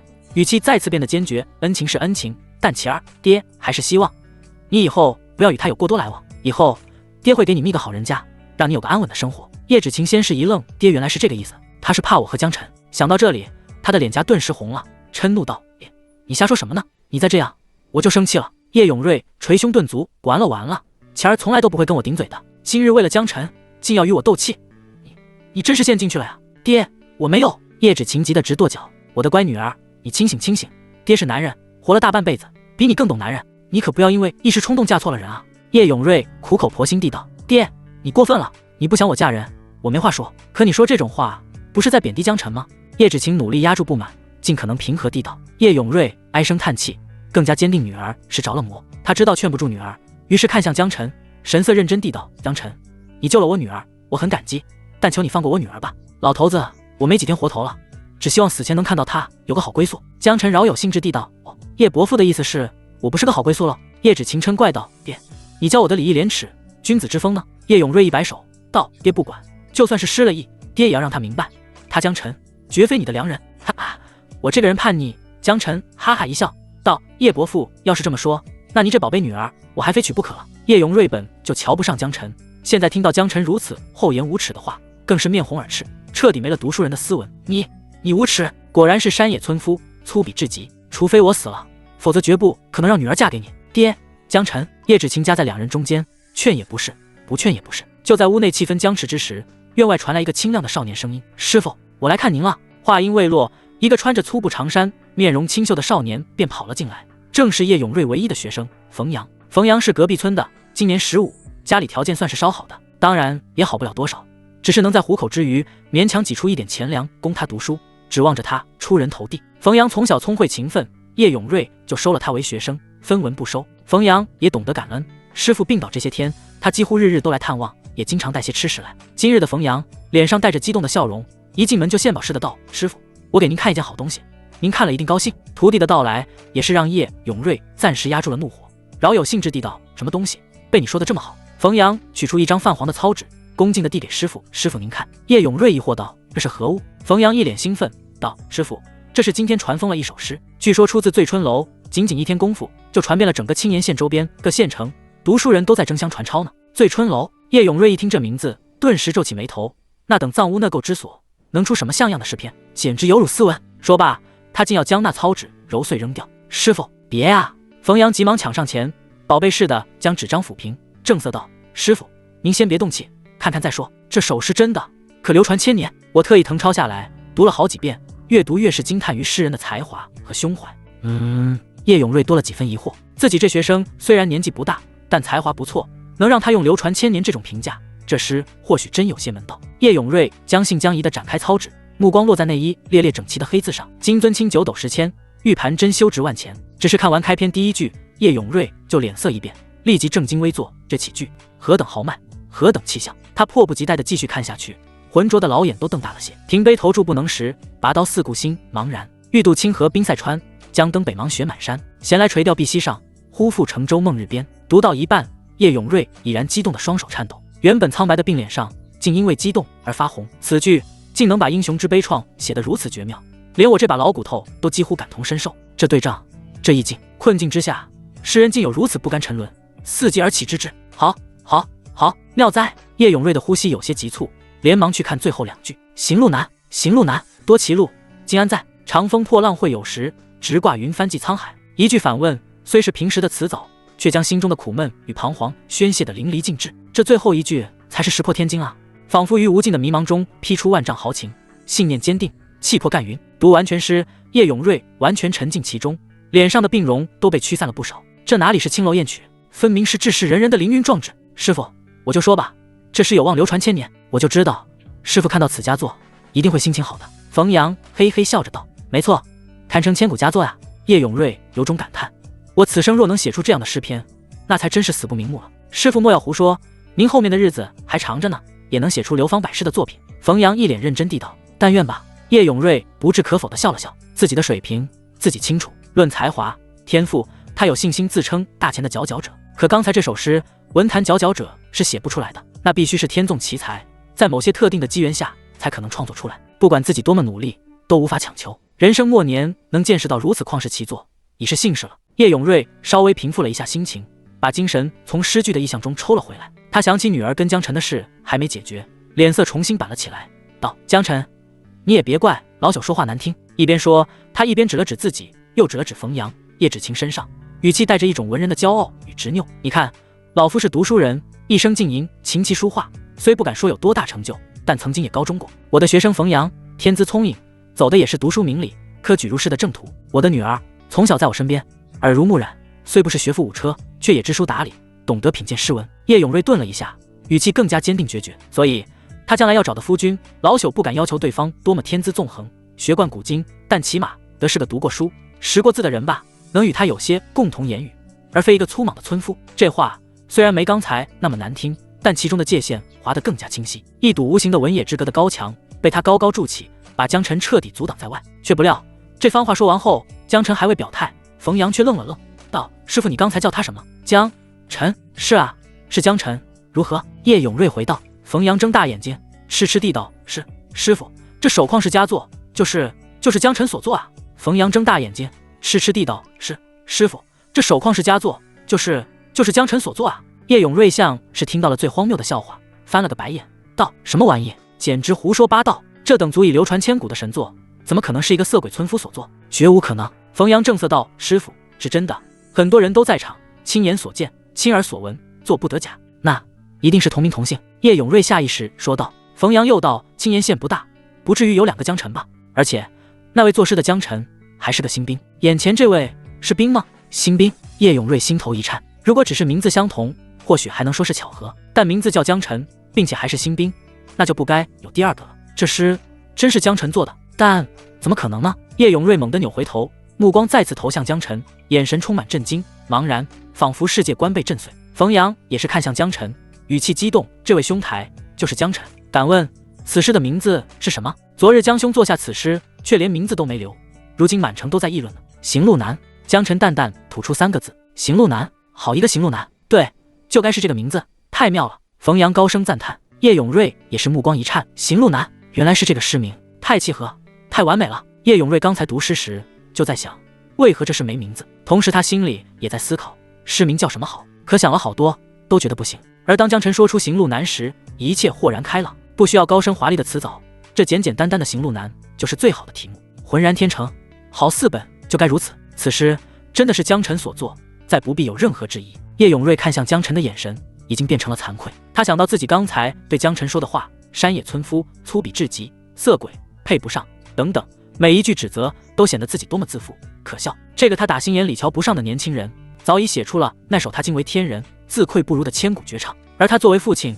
竟然以江晨不懂诗文断字为由要棒打鸳鸯。呼呼，叶永瑞深呼吸一口，然后挣扎着、颤巍巍的想要从床上起来，病体沉重，他这一动顿时头晕目眩，身形摇晃。爹！叶芷晴惊呼一声，连忙上前搀扶住他。叶永瑞却轻轻推开他的手，固执的下床，艰难地站稳了身体，然后双手作揖，用尽全身的力气朝着江晨深深鞠了一躬。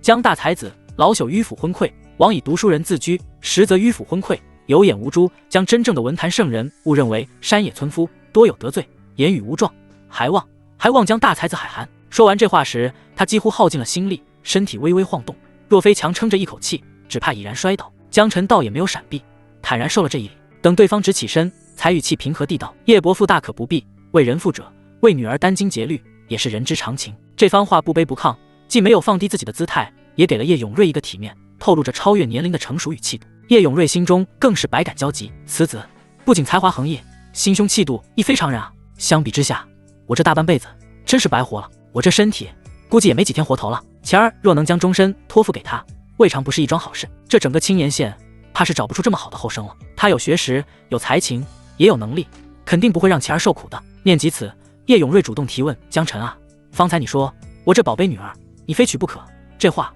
可还作数？”江晨一愣，道：“当然作数。好。”叶永瑞仰头大笑，道：“刚才我险些误了良缘，那就现在重新做主，将芷晴许配给你。”这突如其来的喜事让叶芷晴羞得无地自容，嗔道：“爹，你胡说什么呢？我俩什么时候提过什么婚事了？一直都是你自己在瞎想。”哈哈哈！叶永瑞笑声更洪亮了些，语气笃定：“你们是没提，但爹是过来人，难道看不出来？你们彼此有意，何必扭扭捏捏？若错过了，才是悔恨终生。”爹，我……叶芷晴脸颊烫得厉害，却心乱如麻，不知道说什么。叶永瑞收起笑容，故意板起脸，的吗？你若真不想嫁他，爹也不勉强，明日继续为你寻别的婚事，只是能不能寻到一个比江辰更好，那就不好说了。叶芷晴心头一颤，像是被什么狠狠攥住了，呼吸都变得沉重起来。他对江辰的情愫原本如同雾里看花，自己也不清楚。可当父亲说出要为他另寻婚事时，他的心底立马产生强烈的焦虑和抗拒。这一刻，他终于确认了自己的心意。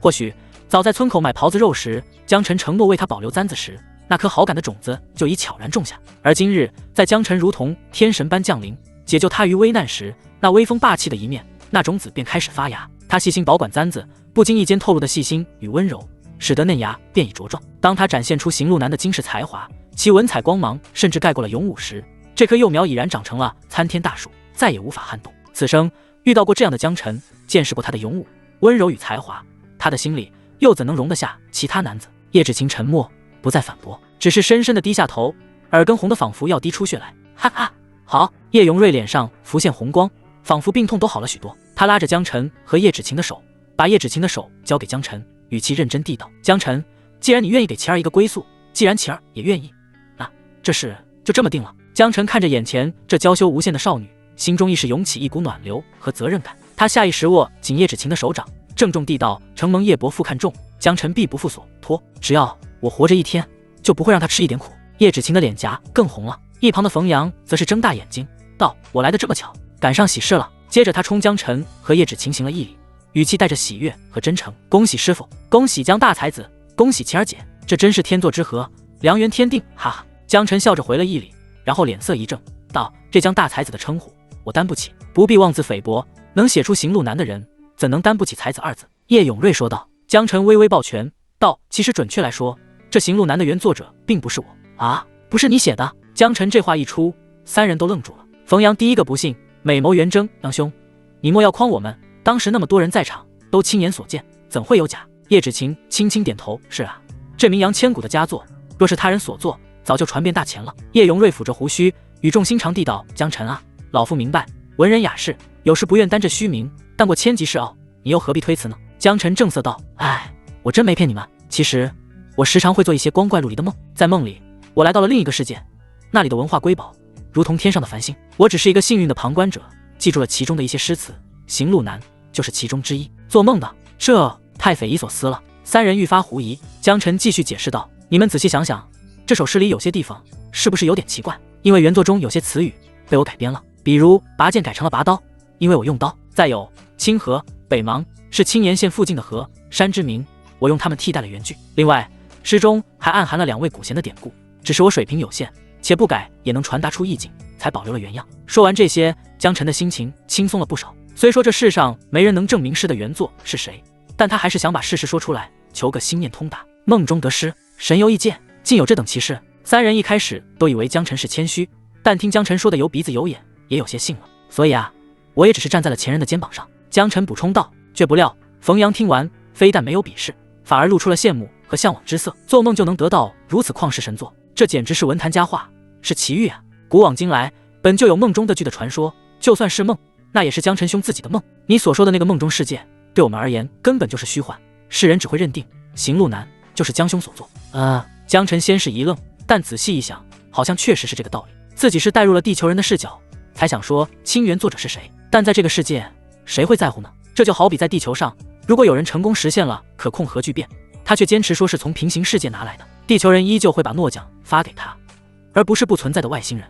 哈哈！叶永瑞大笑出声，接口道：如果此诗真是江辰梦中神有所得，反而更添传奇色彩，这说明你是天选之人，是文仙将士啊！妙极，妙极！行吧。听到师徒俩这番逻辑自洽，甚至带着兴奋的解读，江辰也不纠结了，就当是文化输出了。叶永瑞只觉一股喜气充盈胸臆，连带着病躯似乎都轻快了几分。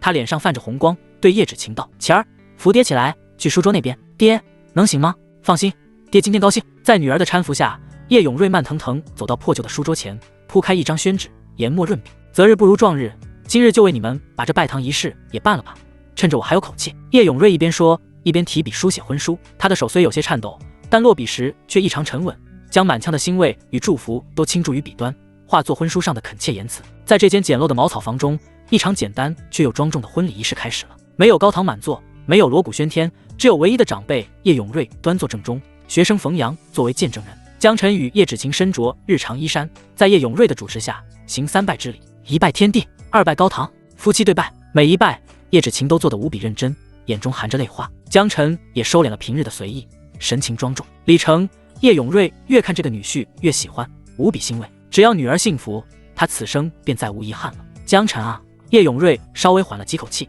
接着回到床榻，从下面一个暗格中取出了锦盒。锦盒本身已显陈旧，边角有些磨损，但依旧能看出其材质不凡。他将锦盒郑重地递到江晨手中，语气凝重。叶家虽清贫，但我唯一的女儿出嫁也是要给嫁妆的，此物你和晴儿务必收好，妥善保管，切勿被任何外人得知。江晨双手接过，只觉得这盒子入手沉甸甸的。接着他面露歉意道：岳父，这喜事来得突然，我未及准备聘礼，回头我一定好好置办，风风光光的补上。叶永瑞便摆手打断道：不必，这什么年头，哪有收聘礼的？我不是卖女儿，我1文钱都不会要你的，只求你一件事，此生善待我女儿。这番话语掷得有声，将一个清贫文人骄傲与父爱展现得淋漓尽致。叶芷晴潸然泪下，爹。江晨也是备受感动，神色认真道：岳父大人高义，视金钱如粪土，既然您不收俗物聘礼，那一边说，他一边走到书桌前，提起毛笔道：我便以诗为聘，此诗赠与芷晴。挥笔落墨，笔走龙舌间，古老而深情的诗句流淌于宣纸之上，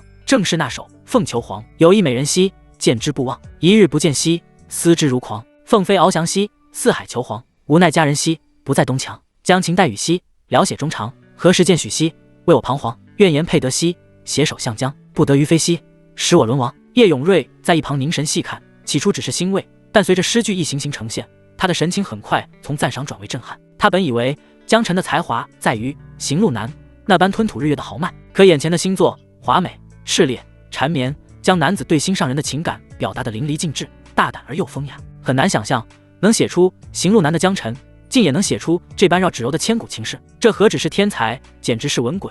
只有鬼神莫测之才，才能如此不拘一格，诸体皆精。而叶芷晴更是看得吃了。当读到有意美人兮，见之不忘时，他仿佛看到了当初村口出狱时江晨看向自己的眼神。读到一日不见兮，思之如狂时，他心间都在发颤。原来他对自己竟也有如此浓烈的思念吗？愿言配得兮，携手向江，这更是他心中最深的期盼。叶芷晴的脸颊滚烫一片，这诗是我的夫君为我写的聘礼。此诗一出，大钱之前的诸多情诗都会黯然失色。夫君果然是世间独一无二的奇男子，哈哈哈！好好好，老朽心愿了矣，哈！叶永瑞的脸上带着满足之色，笑声却是戛然而止。接着那干瘦的身躯笔直倒向地面。爹，师傅！叶芷晴和冯阳同时惊呼一声。江晨眼疾手快，一个箭步上前扶住叶永瑞倒下的身躯，将其放在床上。可叶永瑞已然没了呼吸。江晨再三确认，旋即沉默地闭上了眼，缓缓摇了摇头。这个清高了一辈子的老人就这么走了。爹，爹，你醒醒，你看看我呀，爹！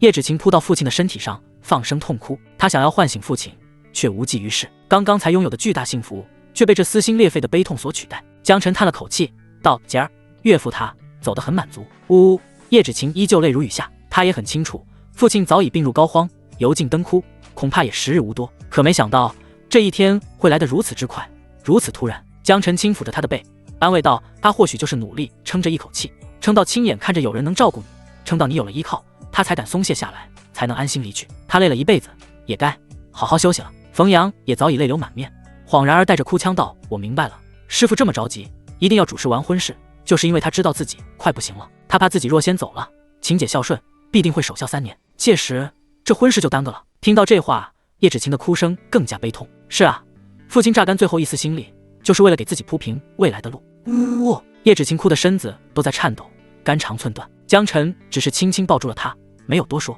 这种时候，他需要这场痛哭来宣泄心中的悲痛。终于，叶芷晴哭到眼泪几乎流干，声音变得嘶哑，才深呼吸一口气，认真地道：夫君说得对，爹的心愿已了。他不仅亲眼看着女儿找到归宿，还在见证了凤求凰这样的绝唱，他是心满意足，笑着离开的。我们不该让他走了还不安心。见他情绪稳定下来，江晨心中稍慰。他与叶芷晴、冯阳3人怀着沉重而又庄穆的心情，在茅屋后寻了一处安静向阳的坡地，亲手为叶永瑞建坟立碑。处理完后事，已是傍晚。3人到茅屋，只觉得更加冷清。叶芷晴看着父亲留下的那些字画书籍，眼中又泛起泪光。父亲一生清贫，末了留下的只有这些了。江晨道：冯阳，你是岳父唯一的学生，他这些心血，你好好保管吧。冯阳连忙摆手了，这怎么行？还是留给秦姐。江晨正色道：正因为珍贵，才要交给你。岳父只有你一个学生，他对你寄予厚望。你收着这些字画书籍，勤加研习，将他的学问和精神发扬光大，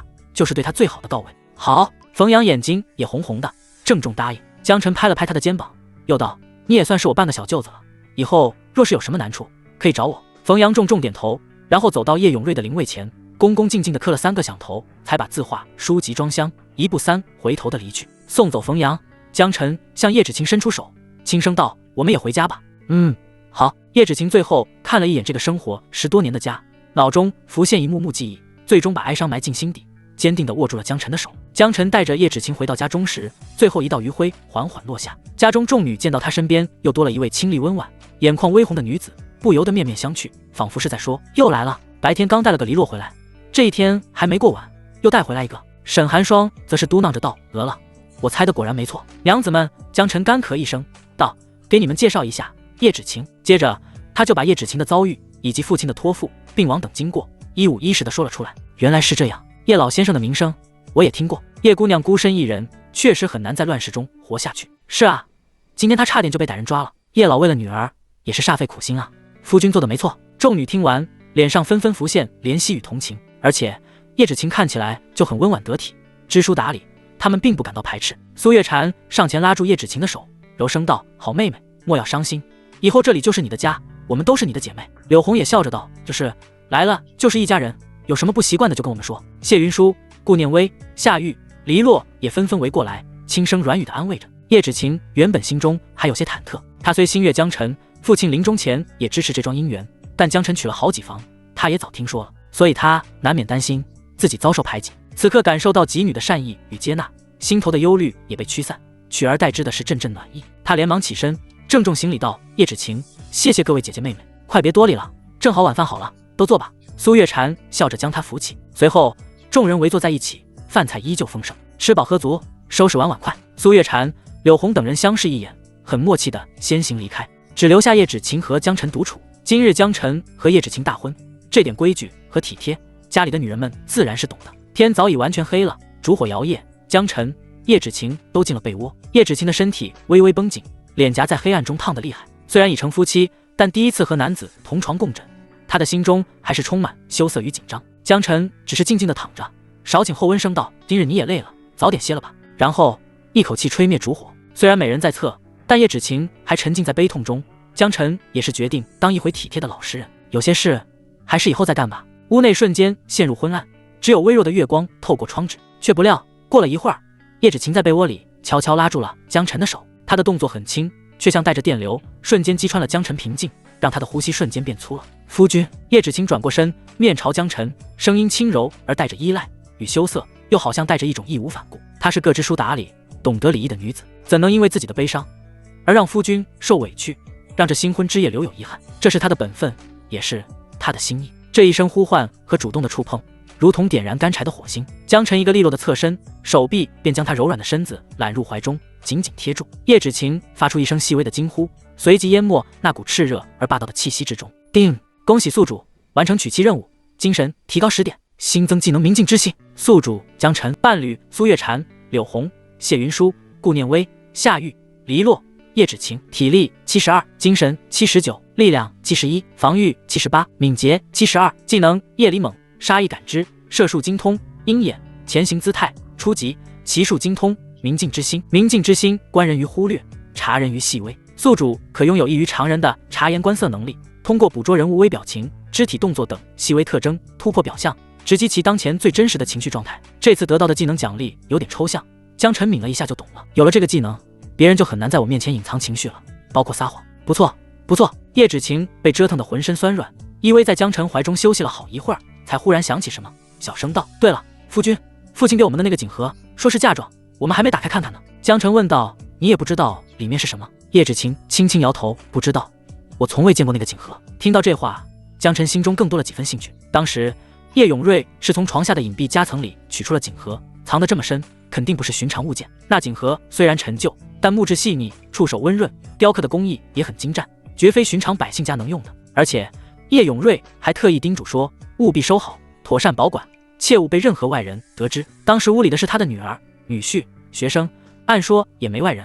江晨其实下意识就要打开看看了，但叶永瑞悄悄按住了他的手掌，还递给了一个眼神，暗示不可以打开。冯阳可是叶永瑞唯一的学生，按理说绝不算外人，连冯阳都不能看，只有女儿、女婿能看。究竟是什么东西，需要谨慎到如此地步？我去拿来。江晨带着好奇点燃烛火取来。所以很多人压根不清楚大前有几个皇帝，但有2个皇帝，哪怕是3岁小儿也知道。第一位就是开国皇帝，第2位就是武德皇帝李沧。武德是年号，李沧登基时候4天监夜观天象，为其准备了多个年号，但都被否了。最终李沧自己定了个年号武德，这2字足以表明李沧的抱负和决心。他在位共33年，真的为大前打下大片疆土，把外族打得年年上贡，当真是对得起武德2字。今年年初，武德皇帝李沧驾崩，举国悲痛。而后新帝登基，据说是先帝的女儿。大前头一回出了个女帝，也是引起了不小的非议，但时间长也就平息了。总之，大前开国至今的皇帝中，李沧绝对算得上是第一猛男了。岳父能拥有这块金牌，肯定是武德皇帝时期的大人物。如今天下大乱，这东西是福是祸还不好说。总之先收好，莫要被外人得知。江晨理清现状后，小心把金牌放回锦盒。叶芷晴也深深点头，她是个聪明的女人，自然知道此物事关重大，也许能救命，但也可能引来杀身之祸。藏好锦盒后，2人才重新上床休息。叶芷晴刚才虽然主动，但骨子里其实是个保守的女子。继续睡觉，她就内敛多了，只是老老实实躺在江晨身边，安安静静。江晨习惯了狂风骤雨，偶尔这么安稳的睡觉，倒也觉得温馨惬意。反正明天还有一夜，且养精蓄锐。次日清晨，天光微亮，江晨便已醒来。他轻轻挪开叶芷晴搭的手臂，掖好被角，随后穿戴上衣服，推门而出，准备活动一下筋骨。却不料他刚走到院中，侧面骤然袭来一股恶风，一道寒光如同毒蛇出洞，直刺他的肋下，速度快得惊人。江晨浑身汗毛炸起，身形猛然后撤，同时拧腰侧身，避开那冰冷的刀锋。他惊出一身冷汗，瞪着一旁骂道：“卧槽，沈寒霜，你干什么？要谋杀亲徒弟吗？”沈寒霜立于晨雾之中，脸上带着一丝审视。多日不见，让为师看看你的武艺荒废了没有。话音未落，他手腕一抖，刀光再起，刀势如绵绵秋雨，瞬间将江晨周身笼罩。好好好，耍就耍。江晨也被激起了好胜心，脚下猛地一蹬，身形如猎豹般窜向墙角，顺手抄起惊雷。铮，惊雷刀悍然出鞘，低沉的刀鸣仿佛打破了清晨的宁静。师傅得罪了。江晨低喝一声，挥刀迎上。刹那间，小院内刀光交织，破空之声不绝于耳。沈寒霜果然是经验丰富，刀法灵动飘渺，变幻莫测。虽然绝对的攻击力不如江晨，却总能凭借高超的身法和细腻的招式，袭向江晨招式间的空隙，让江晨不得不压榨出所有潜力。江晨的刀法则是大开大合，势沉力猛。数值怪是这样的，2人的身影在院中快速闪转腾挪，刀锋碰撞间火星四溅。沈寒霜眼中惊讶之色越来越浓，自己这徒弟的成长速度远超预期。却不料就这么短暂失神的一下子，江晨猛然打出一招凌厉的横斩，威力骇人。沈寒霜连忙收敛心神，一边避开刀锋，一边侧身贴近，本想用左手点向江晨的后心要学，却因为迟钝了这么一瞬，江晨一个下蹲横扫，竟是绊得他身形一个趔趄，不受控制的向后倒去。师傅，江晨没料到自己随意一个变招，竟能让对方吃瘪，也是心中一惊，下意识伸手一捞，想接住他。啪一声轻响，手感出乎意料的充满弹性。好巧不巧，江晨的手掌不偏不倚，正正的按在了沈寒霜腰下的柔软和饱满。2人动作瞬间僵住，江晨脑子里嗡的一声，一片空白，只剩下一个念头：完了，这比摸了老虎屁股还危险。沈寒霜身体猛地一颤，先是难以置信，随即白皙的脸颊变得通红，尖声道：“你个逆徒！”声音未落，沈寒霜周身的气势陡然一变，杀气凛然。他手中那柄普通的钢刀仿佛变得更加锋利猛烈，竟是被耍得发出嗡鸣之声。嗖嗖嗖，刀光如同银河倾泻，又似狂风暴雨，带着一股要将江晨大卸八块的恐怖气势，狠狠向他卷去。江晨骇然失色，卧槽，师傅这么强！原本2人还能打得难分难舍，现在他却根本不敢力敌。他这才意识到，师傅刚才根本没用全力，好汹涌啊呸！好凶狠的女人！师傅，我错了，我不是故意的，我也是怕你摔着吗？江晨一边挥舞惊雷刀格挡，一边狼狈逃窜。登徒子，看我今天不剁了你的爪子！沈寒霜面若寒霜，攻势一招快过一招，将江晨彻底压制，追得他在院子里上蹿下跳，鸡飞狗跳。刚才还势均力敌的战斗，瞬间变成了一场单方面的追杀。江晨欲哭无泪，只能硬着头皮保命。就在他快要撑不住时，院外传来一声洪亮的呼唤：“江晨！”声音是他二叔江父的。沈寒霜闻声，刀势一收，那漫天寒光骤然消散，他面颊上的红晕早已褪去，恢复了平日的清冷，冷哼道：“哼，有客人来，算你走运，今天就到这里了，多谢师傅饶命。”江辰如蒙大赦，长舒一口气，道：“师傅你可真是太强了，比我想象的还强。”沈寒霜微微扬起下巴，带着几分傲然：“我静养10多日，伤势好了大半，实力也恢复了7、8、8，你打不过我才属正常，你能跟我打成这样，已经很难得了，还行吧？嘿嘿。”江辰笑了笑，刚才就当是给你喂招，练练你的逃命和应变能力。沈寒霜接着故作随意地道，好似那暧昧的接触不曾发生过。江辰立刻顺杆爬，假装抹了一把眼泪，道：“师傅用心如此良苦，你真的我哭死。”沈寒霜翻了个白眼，道：“太假。”江福也乐呵呵地推门走了进来，脸上菊花般的笑容，好不灿烂。臣子告诉你个天大的好消息，真是笑死老子了，大快人心啊！江辰好奇地问：“二叔，什么事让你高兴成这样？”江福一脸幸灾乐祸，道：“赵翠兰，你记得吧？”江辰点头道：“记得呀，之前二叔带我去提亲，他家开口就要10两银子的天价聘礼，你还跟他娘俩吵了一架呢。”“对，就是他家。”江福一拍大腿，笑得更开心了。报应来了，今天一大早，赵翠兰和他那个势利眼的娘一起被人给打了，打得可狠了，鼻青脸肿的，正在自家门口哭天抢地呢。半个村子的人都跑去看了，真是丢人丢到姥姥家了。他这辈子怕是都嫁不出去喽。江辰啧舌道：“嚯，怎么被人打了？她好歹是个小姑娘，谁这么不怜香惜玉？”正说着，两侧屋子里，苏月禅、柳红等几女也纷纷开门出来，一脸八卦地道：“什么？赵翠兰被打了？真的吗？二叔快细说。”江辰忍俊不禁，心说果然，不管哪里的女人都很八卦。几女一出来，江福更加来劲，眉飞色舞地道：“你们是没看到，哈哈哈！今儿一大早，隔壁乔家村的富户乔壮带着好几个兄弟，抬着礼物，敲锣打鼓的去赵翠兰家提亲了。乔壮家中颇有良田，还做着牲口买卖，家境在这10里8乡都是数得着的。他也是真豪爽，居然还带了3两聘礼。这年头早就不兴聘礼那套了，他真是给了女方天大面子。可你猜怎么着？”江福话锋一转，脸上露出了荒谬和幸灾乐祸的表情。那赵翠兰和他娘竟然不要，娘俩堵在门口，那赵婆子叉着腰，唾沫星子乱飞，说什么我家闺女金枝玉叶，至少得要100两银子的聘礼，少一个子儿都没资格进门。赵翠兰也在旁边帮腔，一脸瞧不上那3两银子的模样。这还不算完，江福模仿着当时的情景，做了一个抛掷的动作，娘俩竟然抓起那3两银子，直接摔到了乔壮的脸上，嘴里还骂骂咧咧，把人家乔壮贬得一文不值。上回我俩去提亲，只是跟他们骂了一场，可乔壮性子彪悍，当场就炸了，按住赵家母女就是一顿狠揍，那是被打得鬼哭狼嚎，哈哈哈！江福拍着大腿，笑得前仰后合，只觉得无比解气。几女听完这番讲述，也是忍不住掩口偷着乐，真是报应。江福笑够了，吐槽道：“这娘俩真是疯了魔了，开口就要100两，怎么敢的呀？”经过这么一出，再不会有人敢娶她了。这赵翠兰注定是没男人的命。江辰露出一抹意味深长的笑容，轻声道：“二叔，他们怎么敢的？估计是因为我。”几女却是瞬间恍然，扑哧一笑，他们现在才理解夫君昨天说的，省得他去祸害其他穷哥们。原来夫君早料到了。夫君昨天故意信誓旦旦地说，必须100两聘礼才配得上赵翠兰，让他信以为真。他心气被吊得高高的，眼里哪还容得下别人那3瓜2枣？有江辰的100两做标杆，他自然是更加眼高手低，他不可能接受更低的聘礼了。赵翠兰的娘更是早已心态扭曲，不可能看得上那仅有的3两聘礼，反而去骂人家。但怎么可能有人拿出更多？这顿打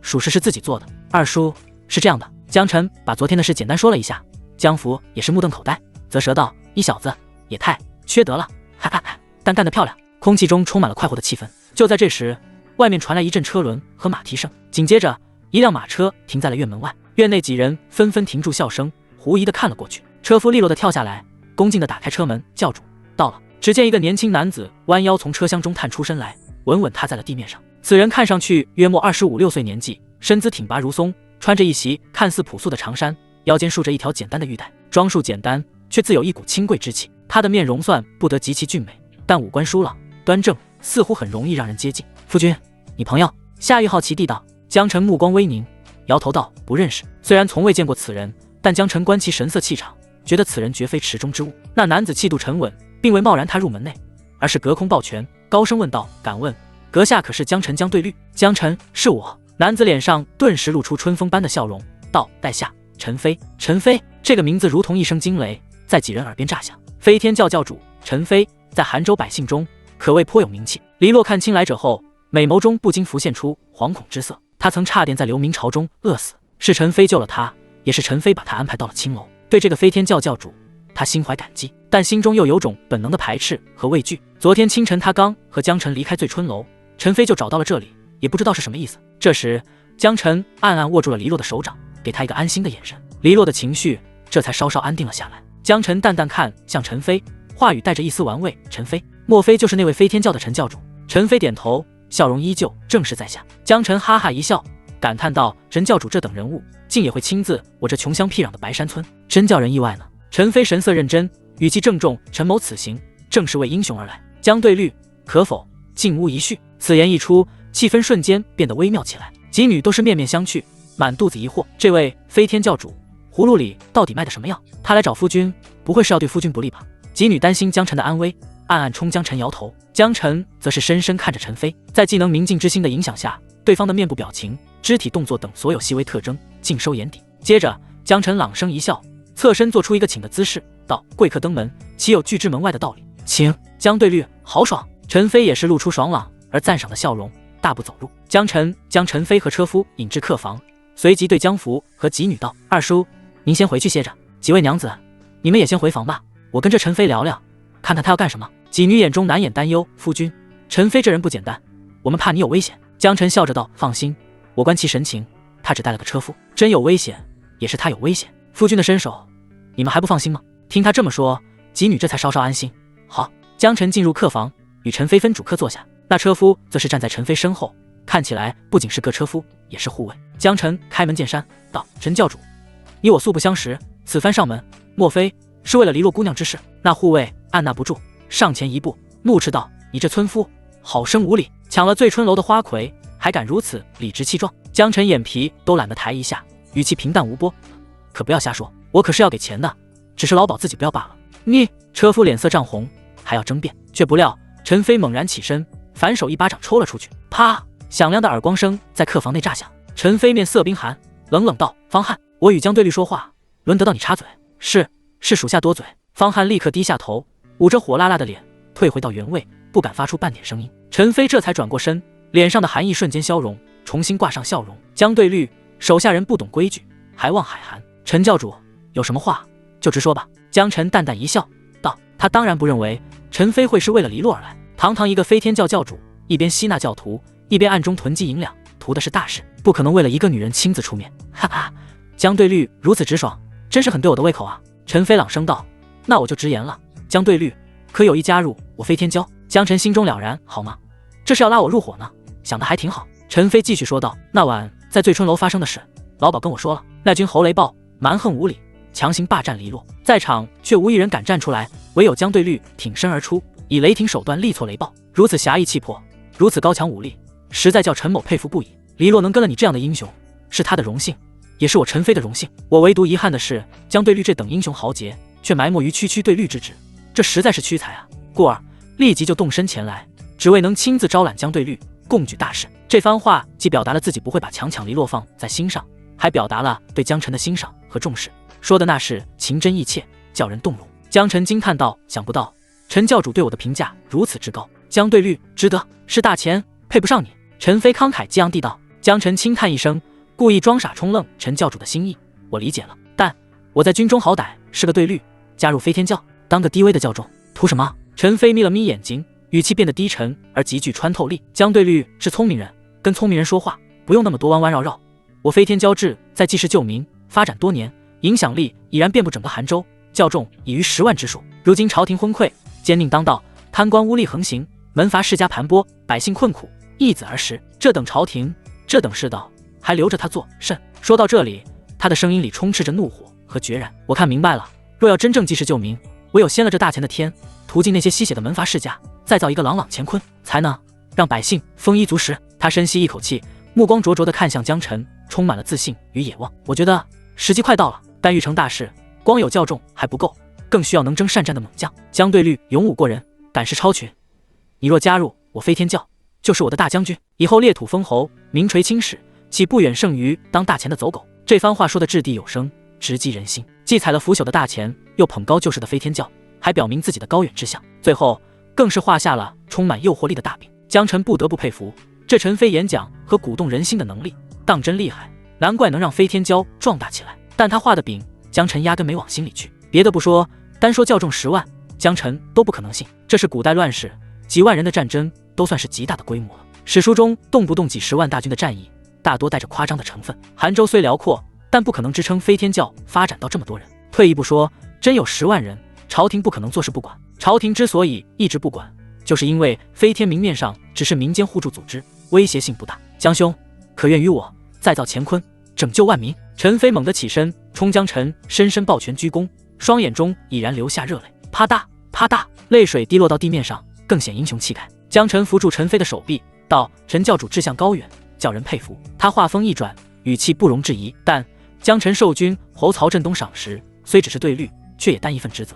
我若投了你，有愧于心，所以恕难从命。陈飞脸上的笑容微微一僵，眼底闪过遗憾乃至痛心，道：“罢了，人各有志，不可强求。将对律之品性，在下佩服。若你以后改变心意，我飞天教的大门随时为你敞开。那陈某就不多留了。”说罢，陈飞站起身，再次对江晨拱了拱手，带着方汉转身离去。江晨也没多客套，只是目送了一下。对陈飞这人，他有佩服，但说不上喜欢。由于明镜之心技能的效果，江晨能洞穿陈飞的真实情绪。陈飞的话可能有7分是真的，但至少有3分是演的。这是个绝对理性、利益至上的人。为了发展势力，他能拯救流民；为了积累银钱，他能逼良为娼；而为了吸纳猛将，他又能不计较恩怨，放下面子来拉拢江晨。在他的心里，或许没有好坏、对错之分，只要能达成目的，做什么都行。乱世之中，这种人确实能成大事，但往往只能割据一方，难以成为最终赢家。江晨不愿意押宝在他身上。马车缓缓离开，陈飞坐在车内，神色平静，好似什么都没发生一样。方汉却是恼羞成怒，道：“教主，这江晨真是不识好歹，你对他礼贤下士，他却拒绝了你。”陈飞淡淡道：“强者自有强者的傲气，若这么容易劝服，那就不是强者了。更何况大钱终究是正统，若无足够的把握，谁会轻易当反贼呢？”方汉咬着牙道：“可教主把咱们起事的计划都说出来了，他要是转头去告官，如何是好？不如属下回去把他杀了，永绝后患。”说完，他眼中凶光一闪，做了个抹脖子的手势。陈飞立即抬手，沉声喝止：“不可胡来！江晨是难得一见的人才，杀之可惜，更会寒了天下英雄之心。”方汉脸上依旧忧心忡忡：“教主，我就是怕他多嘴报官。”陈飞嗤笑一声道：“报官？你以为朝廷不知道我飞天教有起事之心？教内成员大多是蠢人，朝廷那些官员又不蠢，他们当然知道飞天教迟早会变成一支义军，只是如今四处烽烟，各地流寇，义军层出不穷，他们管不过来。这几年据官府举报我陈飞谋反的，没有100也有几十，可曾掀起半点浪花？只要我们还没正式竖起起义的大旗，朝廷就乐得睁一只眼闭一只眼，维持这表面的太平。”说着，他嘴角勾起一抹不屑，道：“甚至我安顿拯救了无数流民，让他们有口饭吃，不闹事。韩州的地方官员还得谢谢我，替他们稳住了局面，保住了政绩呢。”方汉恍然大悟，脸上露出钦佩之色。也对，还是教主思虑周全，看得透彻，是属下愚钝，心急了。陈飞脸色一正，肃然道：“所以我们要趁现在，在正式举起起义之前，尽可能增加底牌。今日我见了江晨，更加产生爱才之心。此人有勇有谋，必须想办法招揽过来。今天他拒绝，那我就明天再来，后天再来，直到打动他为止。教主身份尊贵，竟愿意再访江晨，他一定会感激涕零，弃暗投明的。”方汉附和道。陈飞冷了一声，然后语气忽然变得平和和愧疚，道：“方汉啊，刚才我打了你一巴掌，你不会怪我吧？哎，那是打给江晨看的，现在想来，我下手是有点重了。”方汉受宠若惊，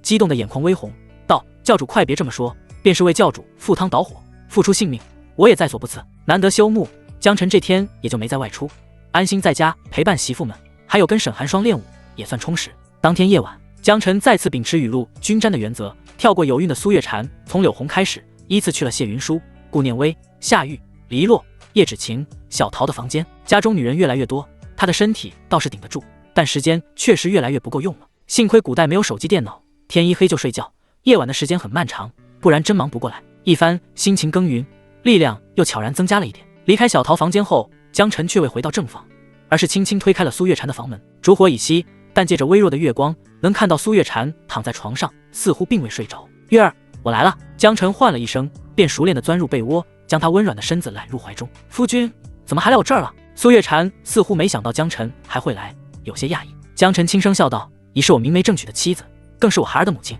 我怎能不来陪陪你？今晚我就在你这儿睡了，你有孕在身，我搂着你睡觉就好。”苏月禅心中涌起一股暖流，感动地往他怀里靠了靠。江晨问道：“不过这么晚了，月儿怎么还没睡？”苏月禅的声音中带着几分愁绪，道：“想到夫君明日又要回军营，难以入眠，毕竟这次回去就不是练兵，而是真要上战场了。江晨将他搂得更紧了些，道：不要胡思乱想，我今天跟师傅练武，实力你也看到了，真上了战场才是建功立业的机会，你们就安心在家等着我凯旋就好。苏月禅心中的阴霾仿佛被驱散了不少，轻轻了一声，终于渐渐睡去。次日，江晨难得睡了个懒觉。昨夜他辗转多个房间，虽是铁打的身体，也不能一点觉都不睡，直到日上三竿，他才神清气爽地起身。此时，几位媳妇早已默契地准备好了丰盛的饭菜，一家人围坐在一起，气氛温馨融洽。刚吃饱喝足，院外竟又传来马车咕噜的声音。很快，那辆熟悉的马车又停在了院外。众人出去一看，不禁狐疑道：这是陈飞的马车，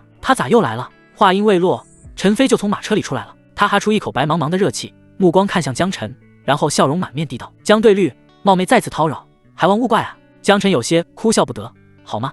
又来了，还真是锲而不舍。对方如此礼数周全，江晨也不能失了风度，于是从正厅迎了出去，抱拳回礼：陈教主，又见面了。此时江晨刚从温暖的屋内出来，加上身体极好，身上只穿着一件单衣。陈飞目光如电，扫了一眼这单薄的衣服，立即露出关切之色，急忙快步上前，语气甚至带着一丝责备：哎呀，江对绿何必亲自出来？这天寒地冻的，快别冻着了。说着，他毫不犹豫地解开身上的那件貂皮大氅，直接将其披在了江晨身上。方汉见状，脸上的肌肉一下子绷紧了。教主竟将这贴身之物如此郑重乃至殷勤地披在了江晨身上，虽然是为了招揽，可江晨终究是个外人啊。方汉心中涌起一阵火辣辣的嫉妒，鼻子里下意识抽了一下。陈飞余光瞥了一下，方汉立即想到教主昨日所言，把这份不悦的情绪隐藏了起来。江晨没想到陈飞会来这么一出，也是一愣，下意识推辞道：陈教主，使不得。陈飞却用力按了按他的肩膀，正色道：江对绿若因我受了风寒，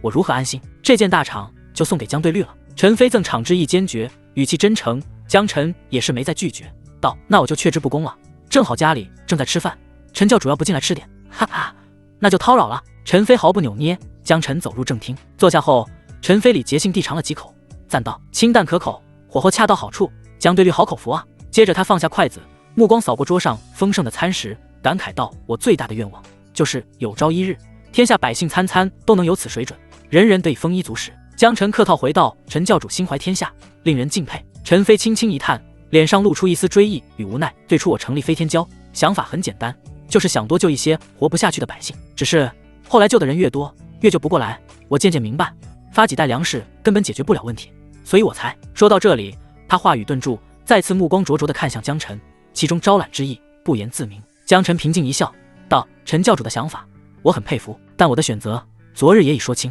今日我便要返回军营，陈教主后面也不必再为我奔波了。陈飞眼中闪过一丝失望，但很快便被豁达的笑容取代。无妨无妨，即便不能共谋大事，能与江对绿交个朋友也是一桩美事。他又坐了片刻，并未再强行劝说，闲聊几句后就起身告辞了，似乎颇为坦荡。送走陈飞，已经临近中午，日落之前要到达军营。江晨稍作收拾，又陪了陪几个媳妇，就准备出发了。赵明、赵小凯、江大兵等一同休沐的兄弟也都陆续来到江晨家会合，一同出发。江晨与几女一一告别，最终看向沈寒霜，托道：师傅，家中你实力最强，我不在的时候，劳烦你多费心照看了。放心，有我在，他们不会有任何危险。沈寒霜抱着双臂，语气清冷又带着霸气。江晨微微颔首，转身对弟兄们一挥手：兄弟们，走了。一行人抵达军营时，其他村的新兵也都到了，上面明确说了，迟到是做逃兵，要掉脑袋的也没人敢不来。很快，一名传令兵策马而来，高声道：都尉大人有令，所有新兵即刻前往教场集合。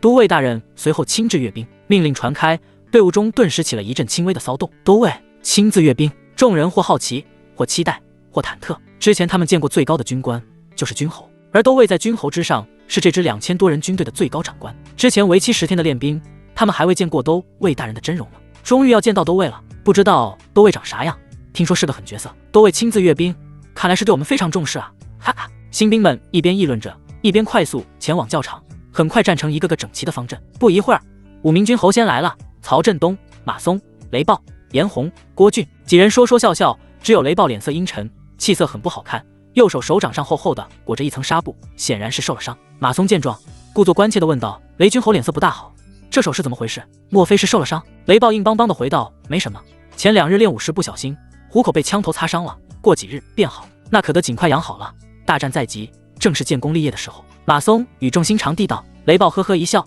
自然。这时曹振东却哈哈一笑，语气带着戏谑，练武擦伤。雷君侯真是勤勉，不过我听人说，雷君侯前在醉春楼还跟人打起来了，不会是那时候擦伤的吧？马松、严红、郭俊三人虽然没笑出声，但脸上都露出忍俊不禁的表情，心里偷着乐。虽然雷豹嘴上说是练武所致，但他们早就听说了。前日深夜，雷豹想凭借君侯身份霸占花魁，结果被人打了一顿，据说还是个叫江辰的新兵，好不凄惨。当时还有不少其他兵士，事情早已在私下里传开，大家碍于同僚情面，自然不会明说。但曹振东性子直爽，平时跟雷豹还有点不对付，可不在意雷豹脸面。曹振东，你几个意思？雷豹双目一瞪，怒视着曹振东。曹振东见他急了，非但不惧，反而双手一摊，我能有什么意思？不就是关心一下同僚吗？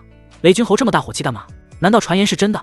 你雷豹憋得脸色发青，堂堂君侯被一个新兵担子重伤，这怎么可能亲手承认？他只能硬着头皮故作傲然，我雷豹一身正气，不近女色，从不去那种风月之地，又怎么可能跟人打起来？哈哈哈！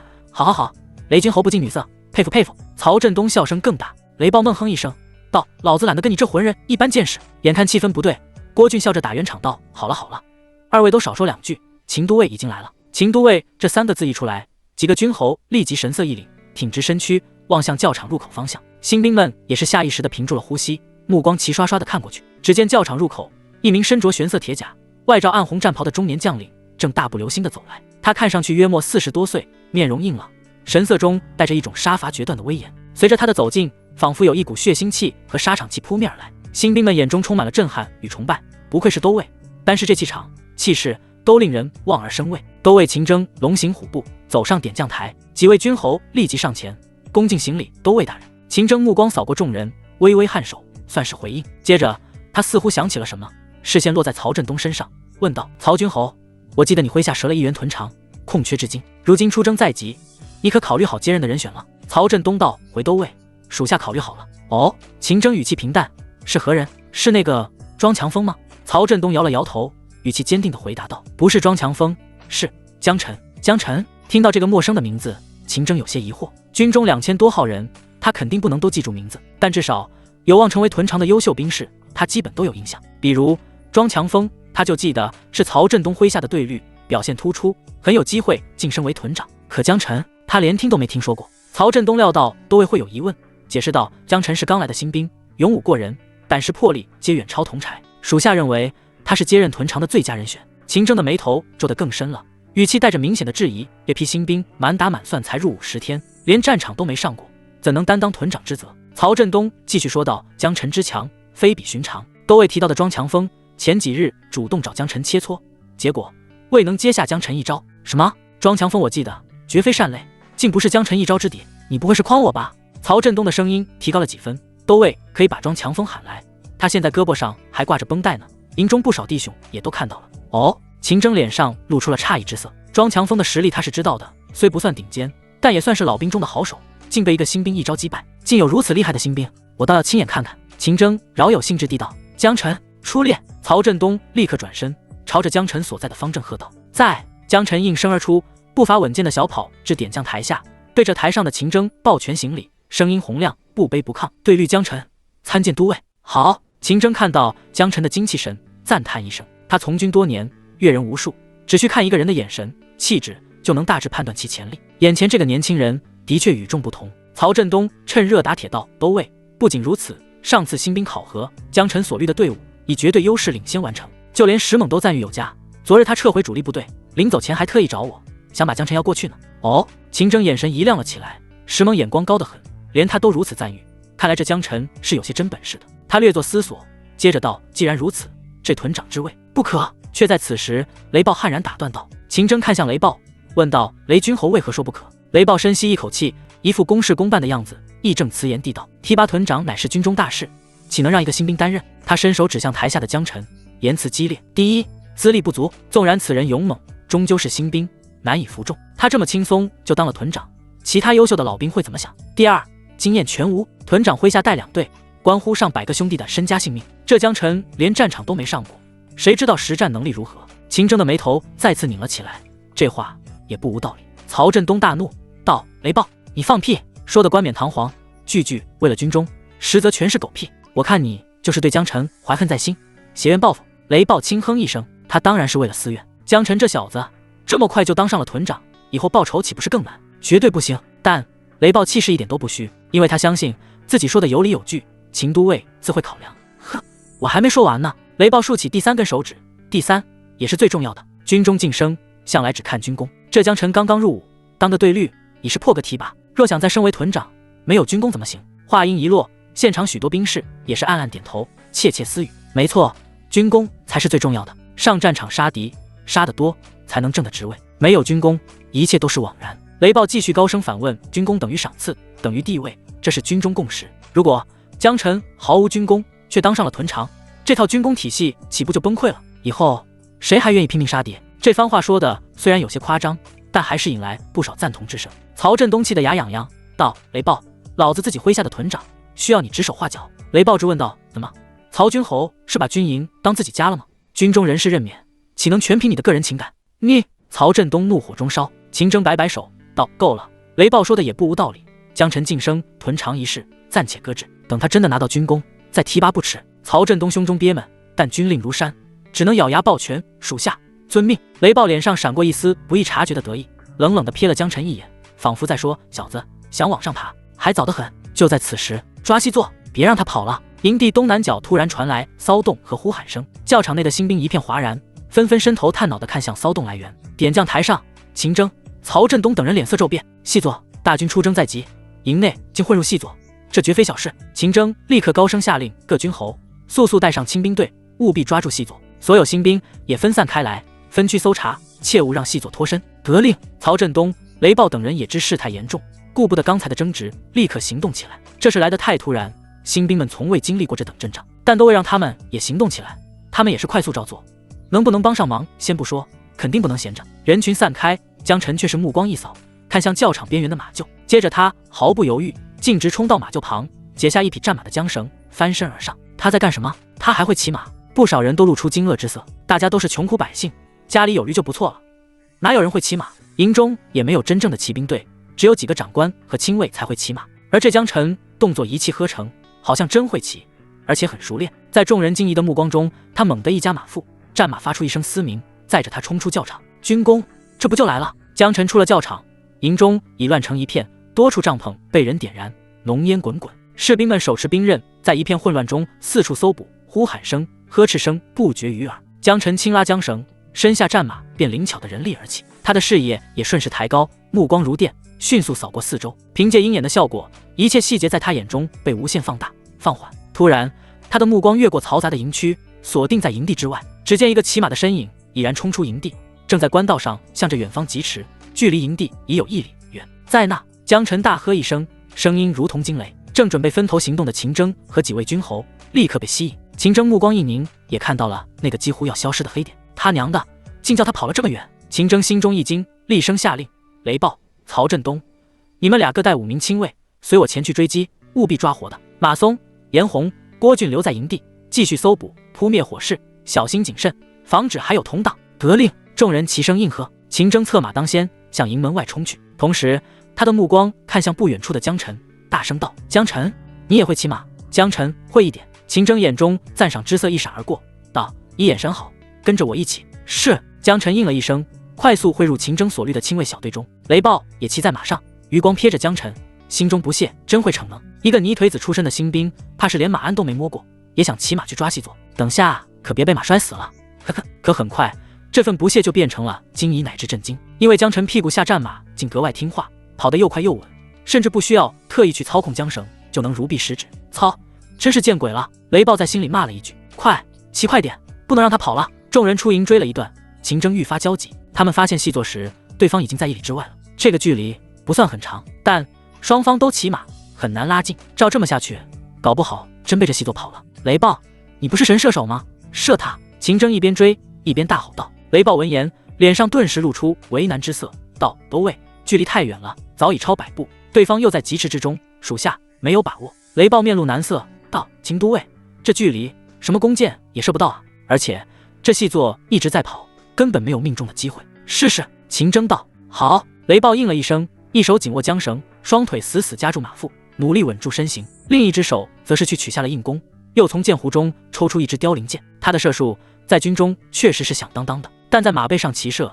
难度提升何止10倍，更何况目标的距离这么远。雷暴知道这根本不可能射中，只是都位都说了，他也不能不射。哒哒哒，战马疾驰，雷暴身体随着战马的奔腾而剧烈晃动，想要开弓瞄准，动作却颇为吃力。只见他脸颊肌肉紧绷，额头青筋微凸，努力协调着控马与开弓两股力量。好不容易，他借着马匹一个相对平稳的瞬间，猛地拉开弓弦，朝着远处那个模糊的身影一箭射出。嗖，箭矢飞射，可是在半途就软绵绵地落了下去，连1/3的距离都未能达到。果然根本不行。雷暴喘着粗气，脸色一阵红一阵白，羞愤难当。曹振东阴阳怪气地道：“没事，这么远的距离，雷君侯已经很厉害了。罢了，距离确实太远了，雷君侯无需自责。”秦征安慰道。就在这时，江辰忽然高声道：“多位，属下愿一试。”秦征闻言，惊诧地回头看向江辰：“你也会弓箭？”江辰语气从容平静：“属下山中长大，靠打猎为生多年，射术也会一点。”雷暴正因自己失手而恼羞，此时听到江辰这话，觉得对方像是在嘲讽自己，不禁怒哼道：“打猎练的射术，呵呵，打野兔射狍子的那点手艺，也敢拿到军前，拿到马背上来卖弄？年轻人，不要总想着出风头。”江辰理都没理他，目光依旧看着秦征：“哦喂，我有把握不伤其性命。”哈！雷暴直接被气笑了，有把握不伤其性命，说的好像你想射就能射中一样，也不看看这距离多远，风多大，老子都射不到。你够了！秦征打断雷暴的喋喋不休，道：“江辰，你射吧，反正试试，射不中也无妨。当然，若能射中，不论是射死还是射伤，都是大功一件。”是。江辰领命，在雷暴鄙夷、秦征审视的目光中，取下背上的破云弓。这把宝弓上次还是在山中射虎用的，入伍后江辰也是始终带着，如今终于又有用武之地了。不过江辰并未立即张弓搭箭，他虽然掌握了射术精通，百发百中，但这个距离确实太远了，远超射程，所以要先缩短跟目标的距离。雷暴见江辰只是取弓而不射，脸上再次涌现讥讽，嘀咕道：“怎么，刚才不是信誓旦旦吗？现在知道怕了？别在那里装模作样，贻误战机。”江辰依旧充耳不闻，目光锁定前方代表细作的黑点，同时身体微微前倾，双腿控加马腹，缰绳在他手中仿佛拥有了生命。他身下的战马发出一声亢奋的嘶鸣，速度陡然提升一截。本来他和其他亲卫都是在都尉、军侯两侧的，此时他凭借骑术精通，控制马匹加速，瞬间超越了秦征。骑术精通不但稳，也能快。刚才他不方便冲在长官前面，现在得了秦征许可，江辰自然是无所顾忌，直接炸出了战马的潜力。得，哒哒哒，战马快速，秦征等人拉开距离，朝着细作的位置接近。雷暴脸上的不屑顿时僵住，瞪眼：“哦，好快，他的骑术怎能如此？”秦征也是面色震惊，道：“他骑的只是普通战马，竟能超过我的良驹。”曹振东本来还有点担心江辰真是逞强，现在也是放声大笑，道：“江辰啊，从来没让我失望过，这家伙是要先拉近距离再射呢。”雷暴咬咬牙道：“哼，就算能拉近一点距离又如何？能射中再说吧。”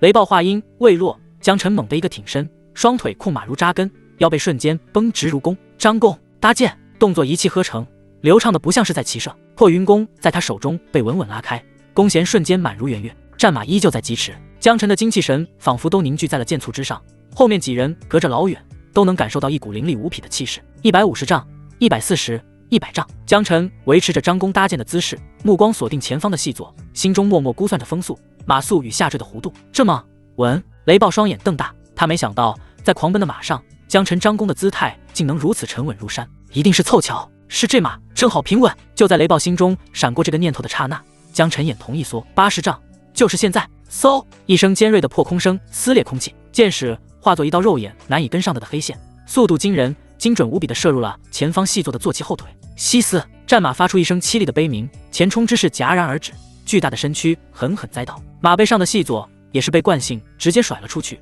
重重地摔在地上。一箭坠马，后方的追击队伍瞬间一静。接着秦征大笑道：“好！”曹振东也是满心欢喜，兴奋地狂抽马鞭架快，而雷暴则是脸色僵硬，脸上火辣辣的疼，仿佛那一箭射的不是马腿，而是他的脸皮。江辰一箭射翻细作后，毫不停留，继续快马加鞭，急速逼近。那细作被摔得七荤八素，好不容易才爬起来，向道旁的林地逃去。嗖，又是一道箭矢破空而来，深深没入他的大腿。啊！细作发出一声凄厉的惨叫，扑倒在地，只能扭过头，怨毒地盯着江辰一眼。很快，秦征率领着众人赶到，纷纷下马，几名亲卫一拥而上，将细作牢牢捆了起来。秦征大步走到江辰面前，用力拍着他的肩膀，满脸狂喜和赞赏：“好，江辰干得漂亮！我从军多年，第一次见到如此精湛的骑射之术，你生擒细作，着实是大功一件。”自今日起，你就是屯长了。曹振东哈哈大笑道：“都为英明。”雷暴却是脸色一阵红一阵白，嘴唇哆嗦着，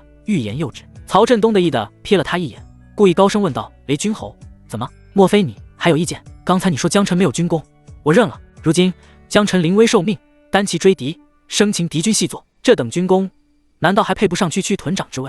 雷暴攥着拳头，神色尴尬，从牙缝里硬生生挤出几个字：“自然，配得上。”曹振东难得让雷暴吃这么大一个瘪，心里快意无比，又道：“雷军侯，不是我说你，你的骑射技术还得练，以后啊，可以多找江屯长请教请教。”雷暴暴怒：“请教他？呵呵，他生擒细作确实是大功，我认，但我绝不认为我的射术就不如他。他能射那么远，全凭他手中那张弓好，我的弓远没这么高的射程。纵然我射术再精妙，弓不行也是枉然。”曹振东看向江晨，啧舌道：“江晨，他说你全靠弓好，要不你俩用同一张弓比比，正好看看谁才是营中第一射手。”江晨爽快道：“雷军侯，这是想试试我的装备呢？当然没问题。好，那就以那棵枯树为目标，你们二人都用江晨这张弓。”秦征也来了兴趣，指着远处一棵孤零零的歪脖树道。雷暴终于有了挽回颜面的机会，也是迫不及待，信心十足地道：“好，我先来。”诺。江晨毫不犹豫将破云弓递了过去，雷暴伸手接过，入手便是一沉。他下意识地摩挲了一下弓身、弓弦，忍不住赞叹道：“果然是好弓，难怪能射那么远。”说罢，他深吸一口气，扎稳马步，右手扣住弓弦，猛地发力。雷暴的脸色瞬间变了，惊愕、不解，有几分不安。这弓太重了，自己竟然几乎拉不动。雷暴手臂肌肉奔张，额头青筋暴起，拼尽全力，竟只是把将弓弦拉开了几寸。这雷军侯怎么了？秦征关切地问道。雷暴的脸色长得如同猪肝，咬紧牙关，喉咙里发出低沉的嘶吼，将吃奶的力气都使了出来，才勉强将弓弦再拉开了一寸。巨大的耻辱涌上心头，令他的脸皮比猴腚还红。当着这么多人的面，自己竟然连一张弓都拉不开，这也太丢人了。嗡！终于，雷暴的手彻底撑不住了，手掌一松，弓弦弹了回去。本就有伤的虎口再次开裂，渗出一丝血来。秦征暗暗震惊，看向江晨的眼神都不一样了。这弓重到雷暴几乎拉不开，江晨却轻松张弓射箭，此子之勇，何止万中无一？难怪曹振东宁可被人指点，也要提拔他。好啊好，太好了！秦征作为都尉，嘴上没有评价什么，曹振东可就不管什么同僚面子了，当场露出夸张的笑容，讥讽道：“雷大军侯，你刚才不是说都怪江晨的装备好吗？人家把弓给你床，你怎么连拉都拉不开？给你机会你不中用啊！”哈哈哈！雷暴气得发抖，喉咙里咯咯作响，却是一个字也吐不出来。噗！猛然间，喉头一甜，竟是一口鲜血狂喷而出，直接倒在了地上。上次在醉春楼，他本就被江晨踢出内伤，刚才又全力开弓，加上急怒攻心，再也承受不住了。随着这口老血喷出，雷暴眼前一黑，竟直接昏死了过去。雷军侯，这突如其来的变故让众人都是一惊。秦征眉头紧皱，对几个亲卫挥手道：“把雷军侯带回营，好好休养。”是。2名亲卫立即上前抬走雷暴。秦征目光陡然看向被五花大绑的细作，冷声道：“谁派你来的？”那细作是个20多岁的男子，样貌平平，看起来就是个普通的兵士。此刻被擒，他丝毫没露出怯色，而是狠狠啐了一口唾沫，道：“大钱的狗官，要杀要剐随便，但休想从我嘴里说出一个字。”这番话他说的十分硬气，配合着那副桀骜不驯的神情，颇有种悍不畏死的气势。然后他看向江晨，闷哼道：“老子今天栽在你手里是运气不好，谁能想到这小小的青岩县营地竟有如此神射手？只可惜你徒有一身勇武，却当了大钱的走狗，可笑可悲！”细作破口大骂，江晨却丝毫不怒，上去就是一巴掌，啪！一记响亮的耳光，直接把细作的嘴巴打出血来。江晨甩了甩手腕，居高临下地道：“既然你这么不怕死，刚才坠马时怎么不当场自杀？”细作脸上瞬间肿起红痕，难以置信地瞪着江晨：“不是，这人怎么行事不按套路？现在不该是威逼利诱，试图撬开老子的嘴吗？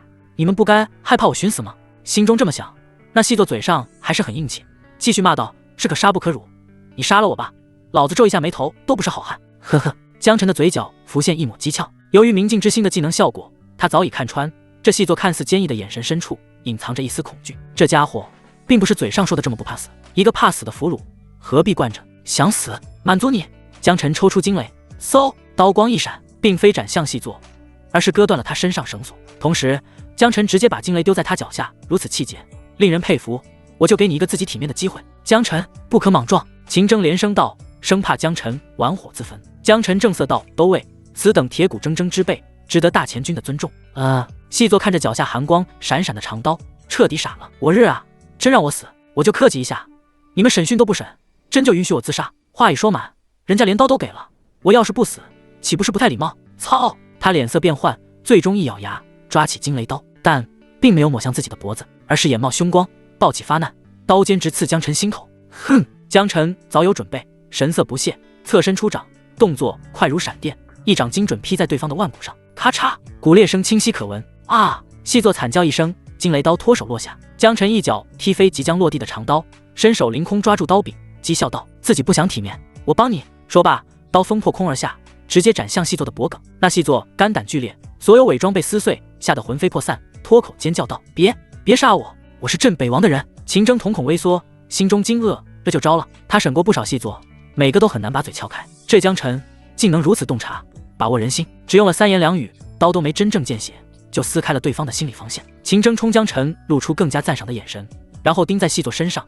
沉声喝问：“镇北王，他想干什么？”那细作既然松了口，也就没有抵抗之意了，哆嗦着道：“韩州各县都在征兵，王爷，哦不，慕容渊他安排了不少我们这样的死士混入新兵队伍，等待时机点燃各处粮草。”秦征脸色骤变，大骂道：“这个乱臣贼子！慕容渊就是镇北王的名字。大前北方有3州，脚下为韩州，韩州东边、西边分别为辽州、青州。数月前，慕容渊揭竿而起，竟一路攻陷了大半个青州。朝廷念及北方草原匈奴威胁，正好自己也有点顾不过来，于是捏着鼻子招安慕容渊，给了他一个镇北王的名头。这样，慕容渊虽然正式得了青州，却也要为国守边。但朝廷想利用慕容渊抵抗匈奴，慕容渊则是利用招安的机会，悄悄休养生息。积蓄了几个月力量后，慕容渊突然发难，直接开始进攻韩州。这下朝廷就急了，北方3州，青州被慕容渊占领，辽州也早就陷落了。如果连韩州也落入慕容渊之手，整个北方就都没了。届时叛军铁骑南下，将危及京城。正因如此，韩州上下才如此疯狂的征兵征粮，只为拼死一搏。可万万没想到，慕容渊的手脚能伸到了大后方。此次各县征兵，不但要提供兵源，也要负责粮草押送，把兵粮一同汇入韩州大军中，抵御慕容渊。如果粮草出了问题，这一战等于输了一半。此贼必定蓄谋已久，掐准时间点来焚烧粮草。秦征怒火中烧，道：“曹振东营中粮草如何了？”曹振东道：“发现的还算及时，救了下来，损失不大。”秦征松了口气，道：“那就好啊。”但接着他又面带忧虑，吩咐左右的亲卫道：“韩州10多县都有押送粮草的任务，我们这边有惊无险，其他各县可未必。立刻飞鸽传书，让各县都尉保持谨慎，严防细作，确保粮草的安全。还有，通知全营，今晚好好休整，明晨全军开拔，尽快与韩州主力会合。”是。亲卫立刻领命而去。秦征再次看向江辰，道：“江辰，你刚升为屯长，麾下可以带2队伍，新兵营的各队大多还没有归属，你可以自行挑选其中1队入你帐下。”江辰试探性道：“秦都尉，属下有个不情之请。”秦征正是欣赏江辰的时候，爽朗地道：“你今日功劳很大，但让你升个屯长，我正觉得不够呢。有什么要求，尽管说。”江辰道：“我入伍时有7个同村的兄弟，没能分到我小队，我答应他们，日后一定把他们带在身边。所以。”秦征赞叹自己升了官，先想着兄弟，不错，这是准了。你自行把他们挑回来便是。多谢都尉。江辰抱拳撤。秦征大手一挥，众人策马回营。江辰回到教场时，新兵们的目光齐刷刷地聚焦在他身上。晋升屯长的消息早已由都尉亲兵快马传来。新兵们看着江辰的身影，眼神复杂，充满了震惊、羡慕以及敬畏。那就是江辰，他真的当上屯长了。上次新兵考核，他力压全场，我就知道他不简单。何止，听说刚才他亲手揪出了一个细作，都尉大手一挥就把他提上来了。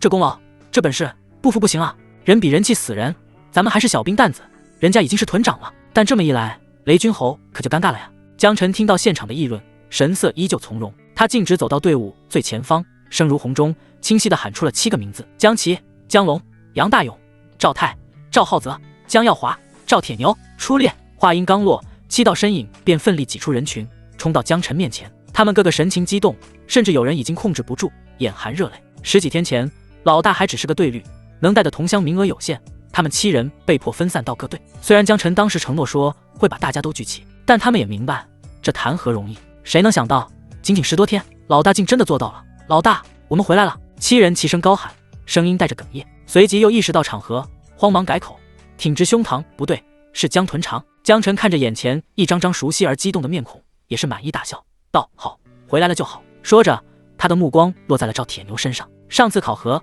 铁牛负重落入陷阱，江辰以为铁牛腿骨都断了，会被遣返回村，没想到人还在。铁牛，你的腿江晨关切地道。赵铁牛憨厚一笑，连忙解释：“老大，没事，上次看着下人，军中医官看了，说只是崴了筋，养了几天好些了，还能走，可以继续留军。”他的脸上满是庆幸，又道：“叶下好了，又能跟着老大上阵杀敌了。”江晨闻言却是心中暗叹，看来军中确实缺人到了极点，除非重伤残废，否则不会轻易罢遣士兵。铁牛这傻子还觉得是好事呢，很难说是上战场好，还是残疾了好。江晨压下心绪，用力拍了拍铁牛坚实的肩膀，正式参战之前尽量多养养。好嘞，听老大的。铁牛用力点头，憨笑依旧。随后江晨再次看向全体新兵，高声道：“奉都尉之命，江某需另选一支小队，愿意追随江某的队伍，可自行站出。”新兵共有6支小队，除掉他原本的队伍，还有5队。江晨也看得去挑了，反正大差不差，若有人自愿追随，他也不会亏待。教场上出现了一阵短暂的安静，各队之中窃窃私语声响起。江晨的能力和晋升速度，大家有目共睹，但他终究是新人，根基尚浅，跟着他是机遇还是风险？不少人在心中权衡观望。就在这略显沉闷的寂静中，一个江晨意想不到的声音响起，洪亮而坚定：“属下罗坤愿率领全队追随江屯长。”罗坤，江晨有些意外。上次新兵考核，这罗坤胜负欲极强，非要跟江晨的队争一争，结果被揍得不轻，连负重沙袋都被抢了，导致没能完成考核，还挨了军棍。没想到现在第一个站出来表态的居然是他。赵明眉头紧锁，低声道：“老大，这个坏家伙不能要。”几个同村兄弟也面露不忿，显然还记得之前的冲突。江晨抬手示意弟兄们安静，看向罗坤，略带戏谑地道：“你要跟我？认真的？”罗坤脸上闪过一丝尴尬，但随即被坚定取代。他抱拳躬身，声音洪亮：“我承认，新兵考核之中，我和江屯长发生了冲突，我败得体无完肤，但我罗坤输得起，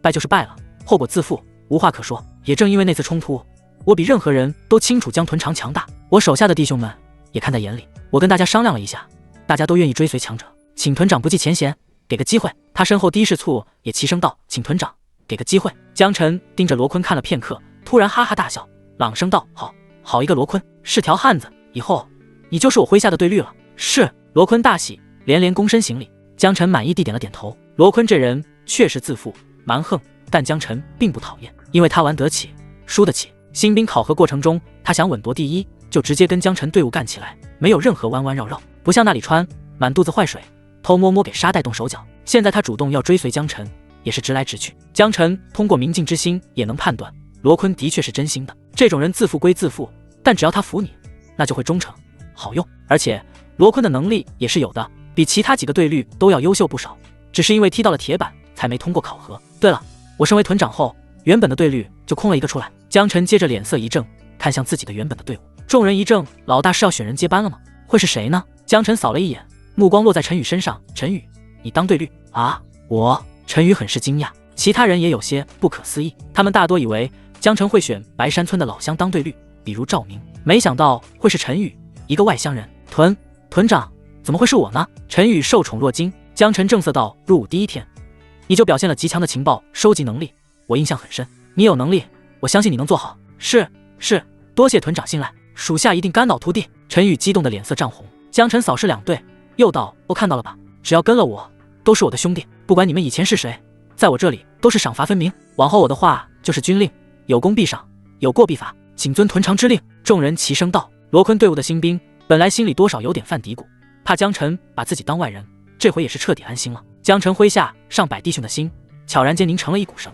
一夜无话。次日天还没亮，呜，一阵阵低沉而急促的号角声划破营地的宁静，整个大营迅速活动起来，脚步声、甲胄碰撞声、军官的催促声混杂一片。2000多名士卒以最快的速度整理行装，在营地门口的空地上汇聚成一片肃杀的军阵。秦征一身戎装立于阵前的高台，整个教场鸦雀无声，只有战旗在风中猎猎作响。所有人都明白即将发生的事。弟兄们，秦征声若洪钟，传遍全场。前线军情，反贼慕容渊已攻陷永安城。永安二字一出，队伍中出现一阵骚动。永安是韩州西面的门户，扼守要冲，一旦被叛军占领，韩州各郡都面临危机。之前慕容渊能攻下青州，就是因为朝廷反应太慢。如今朝廷长了记性，韩州只失了一城，就动员了整个韩州之力，全力剿匪。秦征抬手压下议论，继续道：“永安乃军事重地，我等此番开拔，便是要急行军与韩州主力会合，夺回永安，斩逆贼；夺回永安，斩逆贼，斩逆贼，斩逆贼！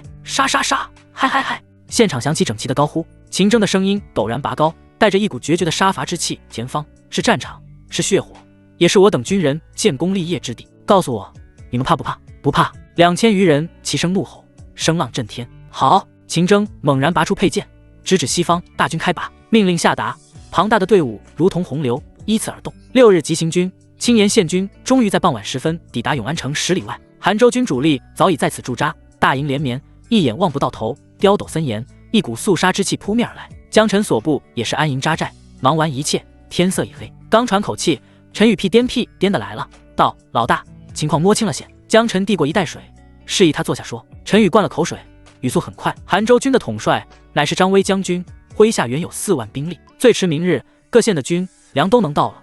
各县汇过来的兵力约有3万，加起来我军总兵力将达7万之众，而永安城内的叛军约2万人。陈宇擅长搜集情报，刚到大部队就跟很多老兵闲聊，了解到了基本的情况。虽然不是什么机密，但江晨能第一时间知道也是好事。一旁的赵明听到这话，顿时满脸兴奋，嚷嚷道：“我们7万人，对方才2万，3个半打1个，优势在我呀！小小永安城还不是轻松拿下？”周围的一些弟兄听了，也是露出跃跃欲试的神情。江晨白了赵明一眼，没好气道：“你当是村口斗殴呢？对方守城，我们是攻城。孙子有云：实则为之，武则攻之，备则战之。”赵明挠了挠头，道：“孙子是谁？俺不懂呢。实则为之，武则攻之，备则战之。”陈宇则是默默念叨了一遍，露出恍然之色。老大对兵法的理解竟也如此深邃。赵明看向他，道：“你懂？”陈宇正色道：“老大的意思是，攻城的难度远大于守城。攻城一方的兵力要是守城方的10倍，才能进行完整的包围，切断城内一切外援和补给，跟敌人打消耗战。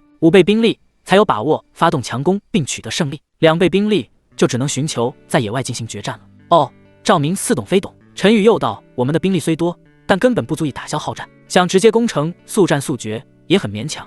总之，这永安城很难拿下。”江晨露出赞赏之色，陈宇这小子确实是比别人机灵太多了，一点就通。接着他语气沉静地道：“守城一方据坚城而守，本就占尽地利。我们7万多人，真正能同时投入攻城的又有多少？城下之地施展得开几万人，攻城从来不是简单的数字游戏。”赵明等人哑口无言，更何况江晨的声音里带上了一丝冷意。各县运送的粮草遭到细作破坏，虽然及时发现，但肯定也损失不少。我军粮草能支撑的时间必定远低于预期。最后这句话像一块冰，瞬间砸灭了众人心头的热火。是啊，人多又如何？敌方只要缩在城里不出来就是，我方可拖不起。刚才还弥漫着的轻松气氛瞬间消散，取而代之的是一种无声的沉重。江晨脸色凝重，强调道：“总之，都收起轻敌之心，我不希望你们有人因为轻敌而早早死在战场。记住，任何时候都要对敌人有12分的重视。”是。众人的表情也立刻严肃起来。赵明嘿嘿一笑，道：“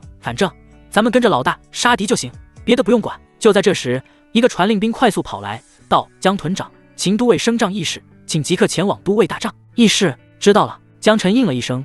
这个时候弃秦征喊人，应该是有任务要安排了。于是他快速跟着令兵来到秦征的营帐。又等了片刻，营帐内来了30来号人。秦征麾下的几名军侯以及所有屯长都被喊来了。人都到齐了吧？秦征环视一圈，见无人缺席，便开门见山道：“张将军给我们青年军分派了一项任务，今夜需派一队精锐前往永安城外侦察地形，尽可能摸清敌军布防虚实。你们谁愿担此重任？”帐内瞬间安静下来。众人你看看我，我看看你，一时竟无人应声。侦察听起来简单，好像就是去看看地形，但其实非常凶险。永安城已被敌军占领，城池周围很可能布置了陷阱机关，而且敌人也有岗哨，巡查队伍一旦被发现，很可能被追杀围剿。总之这是个吃力不讨好的活，越接近永安城就越危险。众人的沉默让气氛有些尴尬。江晨倒是有点想试试，他的鹰眼、夜里猛、杀意感知3项技能配合，能让夜间侦察的危险性变得极低。不过上面几位军侯还没表态，他一个屯长也没必要当出头鸟，就也没说什么。秦征再次扫过众人，眼神里多了几分压迫感。这时曹振东向前踏出一步，报全陈声道：“都尉，我愿前往侦察敌情。”秦征露出赞赏之色，道：“好。”曹军侯从不让人失望，不过侦察这点事让你一个军侯亲自去，未免有些小题大做了。没错，今日咱们刚刚安营扎寨，还有许多事要安排。另外4位军侯顺势说道。秦征道：“要不这样，曹军侯，你让麾下的一个屯长去吧，这样更妥。”其他军侯纷纷赞同。曹振东看向自己的几个屯长属下，道：“你们谁去？”屯长周红的声音抢先响起：“曹军侯，我看啊，这是江屯长去最合适了。”曹振东语重心长地道：“你建议江晨去？哼，你站出来，我还以为你自己想去呢。”我倒是想去，但实在有自知之明，难当此任。周红先是干笑一声，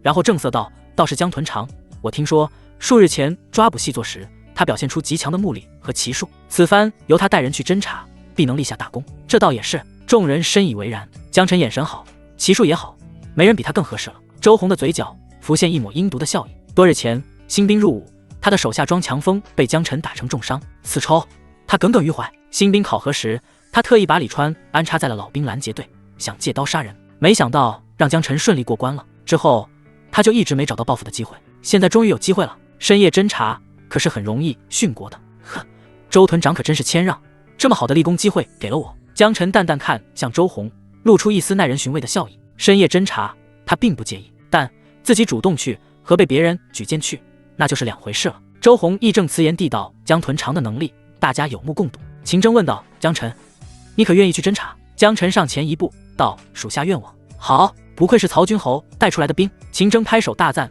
道：侦察队不宜太多人，你可自行挑选5名兵士与你一同执行任务。江晨问道：可挑5人？我随便挑吗？秦征道：没错。江晨目光一转，直接落在周红身上，伸手一指：我挑。周屯长。什么？周红脑子里嗡的一声，选我？秦征也明显怔了一下，他说随便选，通常都是选精锐骑兵，哪想到江晨不按常理出牌，直接点了另一个屯长。江晨看向秦征道：秦都尉，不行吗？秦征虽然意外，也没理由不让，点头道：行，你觉得好用就行。周红这下可急眼了，侦查他可不想去，但这时候又不好抗命，只能干笑着道：江屯长不是开玩笑吧？这侦查之事，我并不是很擅长，怕是帮不上你太多忙啊。江晨嘴角勾起一抹戏谑的弧度，周屯长也说了，此行我必定能立下大功，你好意推荐我，我自然要投桃报李，带着你一起立功呢。周红脸皮抽搐，硬着头皮道：我只是怕拖了江屯长的后腿。江晨下巴微扬，语气傲然：呵呵，无妨，我拴条狗都能完成任务，更何况是带着周屯长这样的高手。周红被噎得哑口无言，脸色一阵红一阵白，在秦征和众同僚的目光注视下，他实在无法推脱，只能打落牙齿和血吞，挤出一个比哭还难看的笑容，道：江屯长如此提携，周某感激不尽，愿随江屯长同往。嘴上这么说，心里却把江晨骂了千百遍。江晨同样是心中冷笑，狗东西，想坑我，那就看谁坑谁了。秦征接着问江晨道：除了周红，另外4人你选谁？我的亲卫你也可以挑选，他们个个身经百战，经验丰富。江晨道：多谢多位好意，余下4个还是在我自己的屯里选吧。秦征担忧道：你麾下的都是新兵，经验欠缺，恐怕不太保险吧。江晨神色平静，话语认真：精兵总要成为老兵的，难得有此历练机会，正好让他们练练胆。秦征见他如此自信，便不再多言，只是再三叮嘱：那你们一切小心，事不可为，立刻撤回，保全自身为上。属下明白。江晨领命，转身大步回到自己营区，然后召集全屯100多个弟兄，询问道：谁会骑马？稀稀拉拉站出来几个。江晨扫了一眼，最后选了4人：罗坤、陈宇、杨大勇、苏静。罗坤在练兵时就表现突出，也展示过骑术，江晨对他的能力是认可的。陈宇很机灵，经常帮县里的老爷做事，学会了骑马。杨大勇是白山村人，当年中原和北方之间跑商，后来定居白山村，骑术也不错。苏静生在县里，家境不错，自己都有马。至于周红，好歹是个屯长，当兵多年，早学会骑马了，整顿好人手。江晨高声下令：兄弟们，随我出发，侦查过程中一切听我指挥。是。6匹战马快速融入夜色之中，几人借着夜色掩护，悄无声息地靠近永安城。在距离城墙约2里的一处小土坡后，江晨吩咐下马，将马匹拴在隐蔽处。陈宇、罗坤、周红，你们跟我上前。大勇、苏静在此看守马匹，并负责警戒。江晨迅速下令。周红心中极为不爽，暗道：他娘的，你也是个屯长，凭什么这么命令我？别老子等着，今天非得让你永远留在这里。突然，江晨的脑海中仿佛传来一阵低鸣，仿佛警报，杀意感知已触发。一股阴冷粘稠的杀意如同实质化般从周红身上散发出来。江晨眼底寒光一闪而逝。之前在秦征帐内，他其实也感受到了周红的杀意，但并不强烈，毕竟是在都尉的大帐里，周红不可能真的干什么，杀意也是隐晦可控的。可此时这股杀意却如此清晰强烈。江晨心中冷笑，果然离开了大营，没了约束，他就按捺不住了。哼，倒要看看他怎么杀我。江晨心中多了提防，表面上却佯装毫无察觉，依旧专注地指着某处城墙，压低声音道：注意看那段城墙，垛口有明显的修补痕迹，砖石颜色更新，或许是个突破口。他语气平稳认真，仿佛全部心神都沉浸在对敌情的分析中。屯长的眼神太好了，这都能看出来。罗坤、陈宇震惊道。几人继续悄悄侦查，周鸿却是不经意间跟江晨错开身位，尽可能保持在偏后的位置。他想杀江晨，但也不能太莽撞，毕竟罗坤和陈宇都是江晨的人，自己一旦动手就必须一击必杀，让江晨瞬间死亡，而后再对付罗坤和陈宇，这两人不足为患。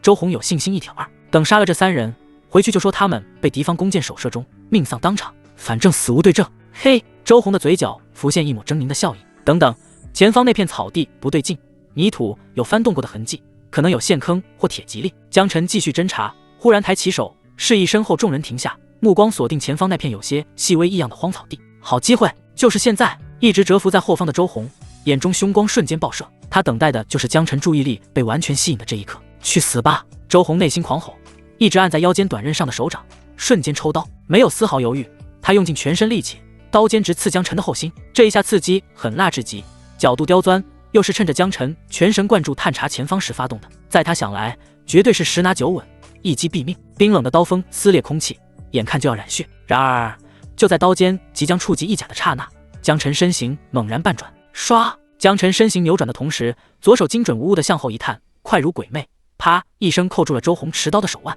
巨大的握力传来，宛如铁钳。啊！周鸿感觉自己的腕骨几乎要被捏碎，痛得他头皮几乎炸开。咔！他甚至还没来得及反手，手腕就呈现诡异的角度向上翻折，竟是被江晨生生掰断了。啪嗒，短刀落在湿润的泥土上。屯长，罗坤、陈宇大惊失色，他们刚才突然见到周鸿掏出刀就捅了出去，心里咯噔一下，还没来及做出任何反应，就看到周鸿的胳膊断了。啊！这从惊恐到震撼的情绪转变，几乎是在瞬间发生的。愣了一下后，陈宇指着周鸿骂道：“你这贱人，什么意思？偷袭自己人？”周鸿的眼珠子瞪得浑圆，死死盯着江晨：“你是鬼吗？”他自以为机会找得非常完美，这江晨怎么仿佛脑后长了眼睛，而且反击如此之果断迅速，这不是鬼还能是什么？江晨冷冷道：“周鸿，我入伍以来，除了跟庄强风打了一架，跟你也没有任何交集吧？”周鸿咬了咬牙道：“哼，庄强风是我的心腹，你将他重伤，不但毁了他的前程，也害我更难晋升。你这泥腿子出身的新兵，才10多天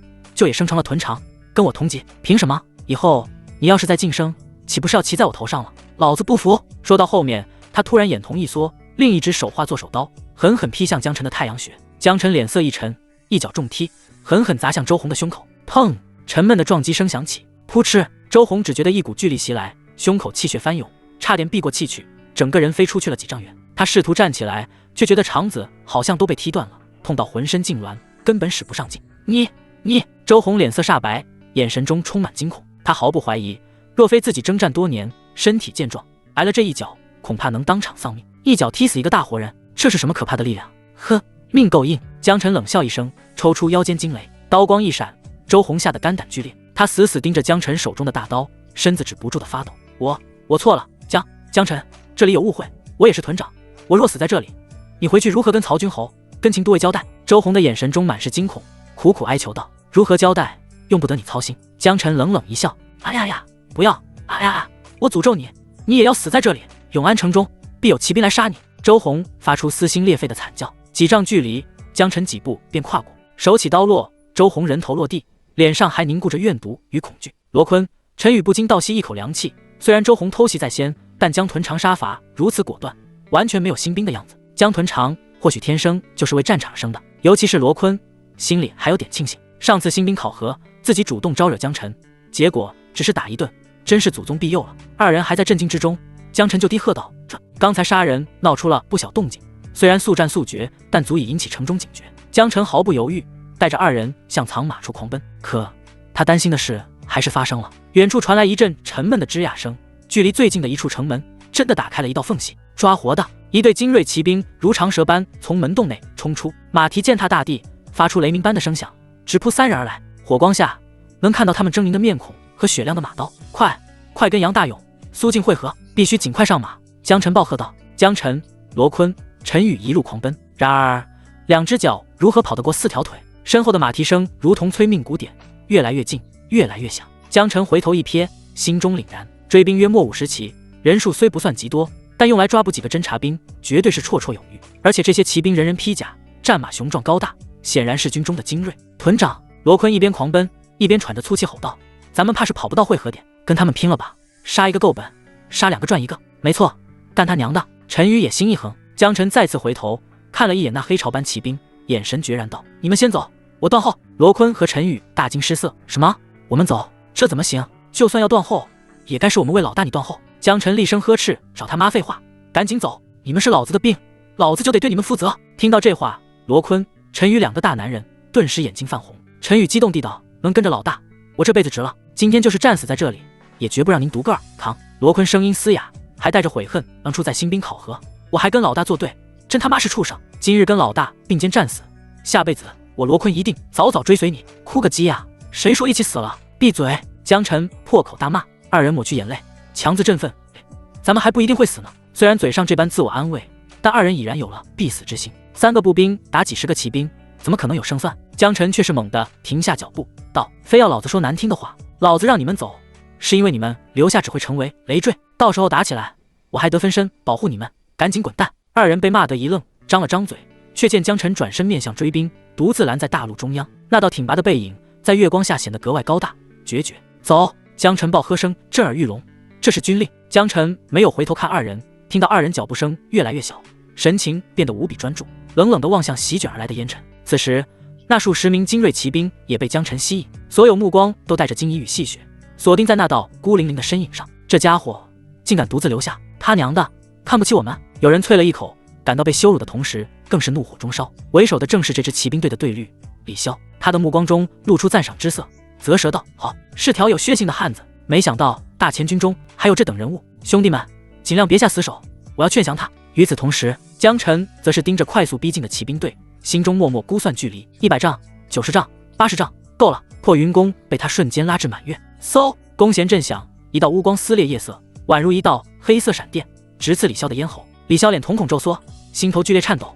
好快，双方距离这么远，根本不在正常弓箭的射程，却没想到对方不但发箭了，而且速度如此恐怖。生死一线间，李潇凭借多年沙场搏杀的本能，猛地扭身闪避，扑哧，箭矢未能命中咽喉，却狠狠扎进了他的左肩，强大的力道甚至带着他的身体向后一晃，箭头从肩后透出。呀！李潇闷哼一声，剧烈的疼痛让他满头青筋暴起。他低头看着还在颤抖的箭雨，再抬头望向远处的身影，眼中充满了震惊与暴怒。可惜了，江晨看到这一箭的结果，有些遗憾。射术精通，毕竟不是无条件追踪，只是对可预判的目标可以做到100发100中。遇到反应快的，走位好的，比如上次的老虎，这次的骑兵队律都躲开了江晨最初瞄准的点。好在，就算能躲开，也只是躲开要害，而非完全空箭。肩膀被射穿，战斗力几乎也废了，离死不远。江晨没有停留，再次张弓搭箭。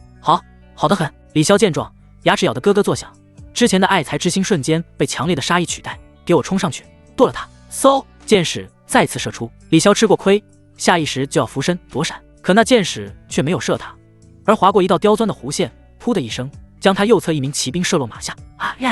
冲！给我冲！李潇气得目眦欲裂，感觉自己被对方当猴耍，只能疯狂催动战马。然而这80丈的距离竟成了一道死亡地带。江晨立于原地，身形稳如磐石，弓弦连震，嗖嗖嗖，箭无虚发，每一支离弦的箭都伴随着敌兵的惨叫与落马之声。不知不觉，李潇身后竟已躺下了10多人。可恶，他该死，该死啊！李潇心中充满屈辱和诧异，抓捕一个斥候，竟要付出如此惨重的代价。终于，他带着残余骑兵冲杀到了江晨面前。这么近的距离，弓箭已无用武之地。杀！李潇暴喝一声，右臂青筋暴起，紧握那杆沉重的马槊，借着战马前冲的恐怖势能，直刺江晨胸口。他要将这个可恶的斥候捅个对穿。周围的骑兵也配合着策应，数把马刀、长枪从侧翼斩来。面对这绝杀之局，江晨眼神冰冷如铁。他早已将破云弓暂时丢下，惊雷刀悍然出鞘。尽管有超高数值，还有夜里猛的加持，可这次要面对的是真正的骑兵，战斗不能有任何拖沓，尤其是不能让对方发挥人数和配合优势，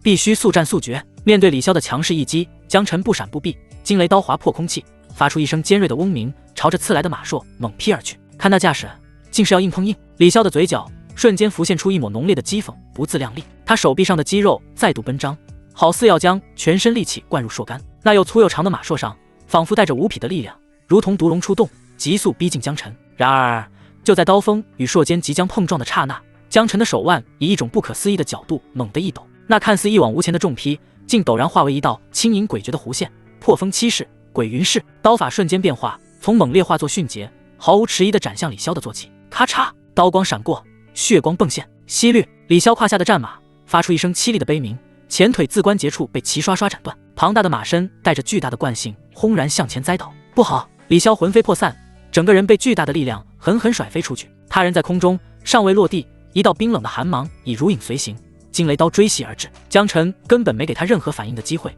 惊雷刀顺势向前一送，精准无比地割断了李潇的咽喉。扑通！李潇重摔落在地，鲜血从脖颈处疯狂涌出，气息全无。为了第一时间杀死敌人，江晨把压箱底的本事都使出来了。对方使用的马槊是一种类似枪的重兵器，重量、强度都极高。江晨在马下硬碰硬，占不到任何便宜。即便他凭借超高的力量击溃、击断马槊，也做不到秒杀。所以他使出了破风七式中最难的一招鬼云式。这招的精髓就是骗。在敌人眼里，他貌似是要正面硬拼，实则在最后关头突然变招，斩了马腿。这种生死之战，落马就等于死。李潇的尸体躺在地上，死不瞑目。时间仿佛在那一刻凝固了。那些正要挥刀劈砍的骑兵，动作全都僵在了半空。他们脸上的狰狞和杀意尚未褪去，就被无边的惊骇与茫然所取代。李对绿死了，那个在他们之中武艺最高、勇猛无双的李潇，一个照面就被这个看似孤零零的斥候宰了。像杀鸡一样，没有惨烈的搏杀，甚至没有势均力敌的对抗，只有马到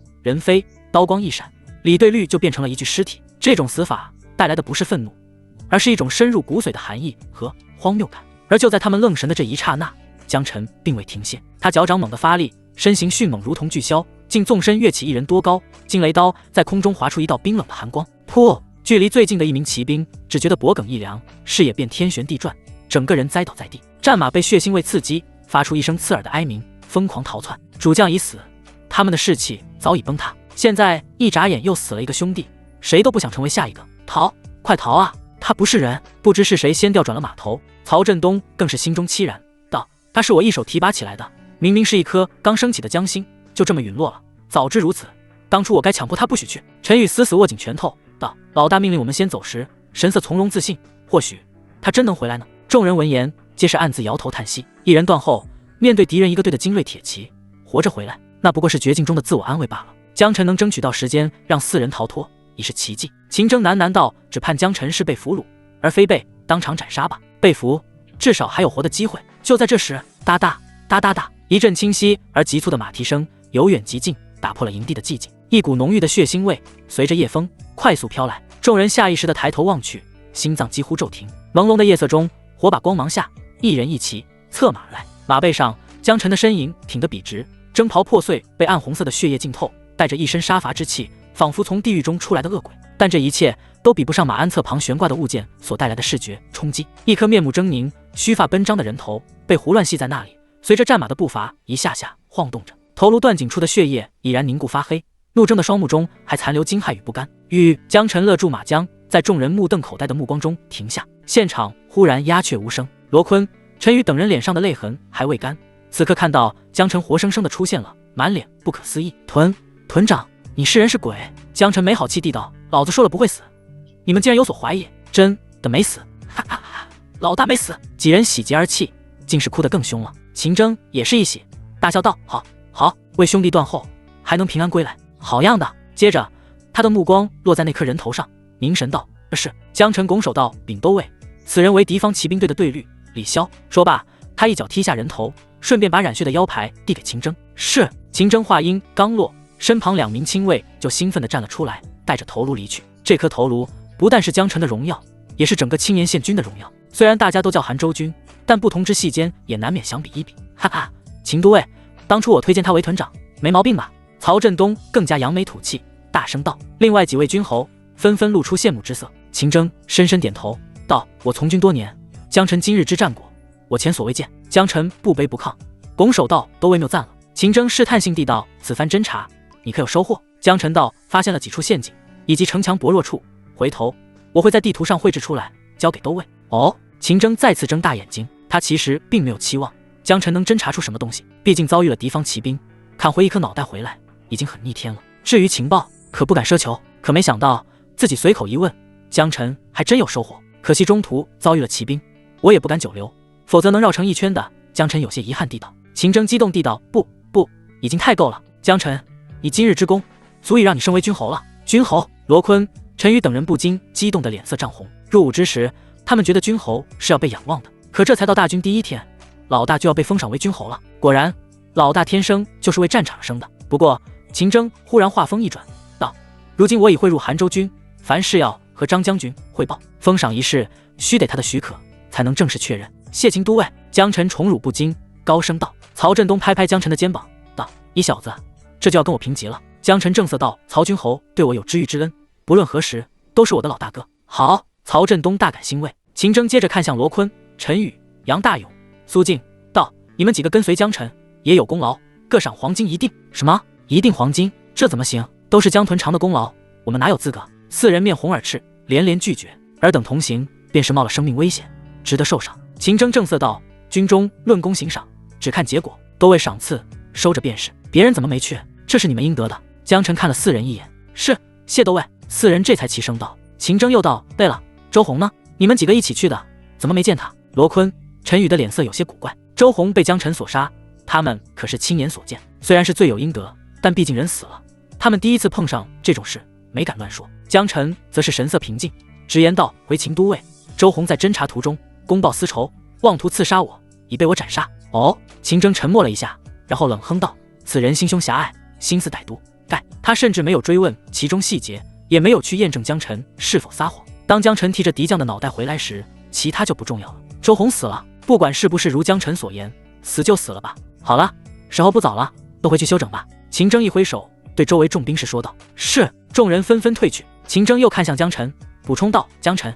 你也好好歇着，明日我向张将军禀明你的功劳后，他可能会见你。总之，你立下这般功劳，君侯之职几乎是板上钉钉的。明白？属下定不负厚望。”江辰再次抱拳，旋即他也是回到了自己的营帐中，卸下甲胄，清洗完身上的血污，倒头就睡。反正身边没女人，不如早早睡觉。次日清晨，江辰刚用冷水洗漱完，帐外便传来一个恭敬的声音：“江屯长，属下给您送饭了。军中规矩，普通士卒由时常统一领饭，再分发给个人。江辰是屯长，火头军派专人送到营帐里。进来吧。”江辰随口应了一声，帐帘掀开，今天端食盘进来的人却让他有些意外。前几天送饭的都是一个叫小张的年轻火头军，今天却换成了一个熟人庄强风。江辰记得这庄强风是周红的下属，周红昨晚刚死，庄强风就找上门来，倒是有点意思。此刻的庄强风脸上早已没了曾经的桀骜，而是面带恭敬，甚至卑微。他一条胳膊折了，用另一只手端着食盘，低头恭敬道：“江屯长，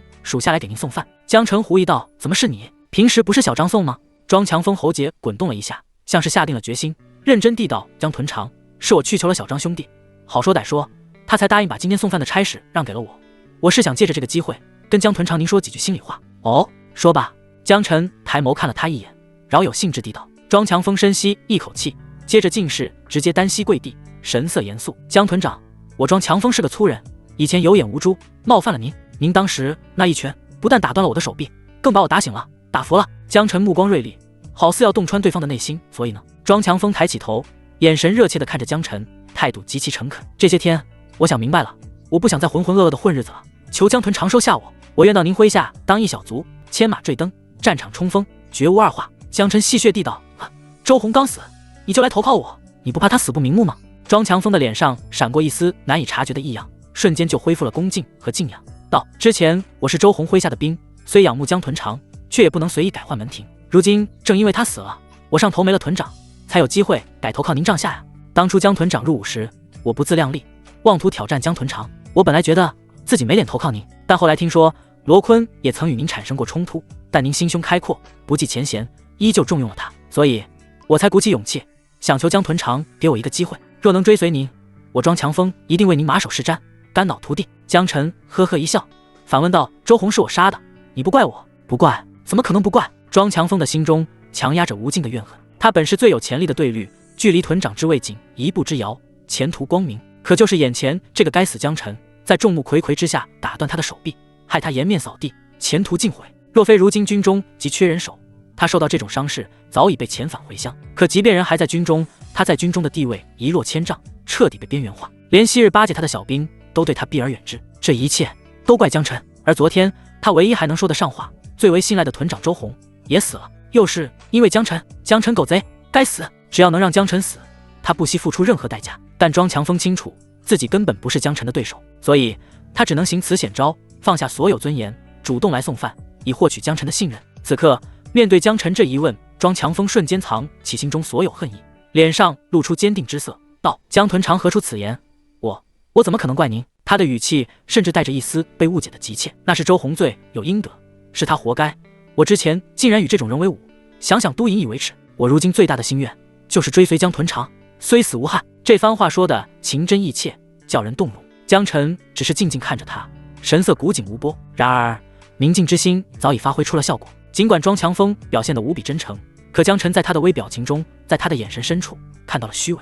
而且这庄强风的余光至少有2次不经意间下瞥了手上的石盘。江晨沉默了一下，接着仿佛被其诚意打动，欣慰地道：“既然你有此心，那便留下吧。正好我将要升为君侯，手下又能空出很多人手。”君侯这2个字如同烧红的铁针，狠狠刺入庄强风的心底。凭什么？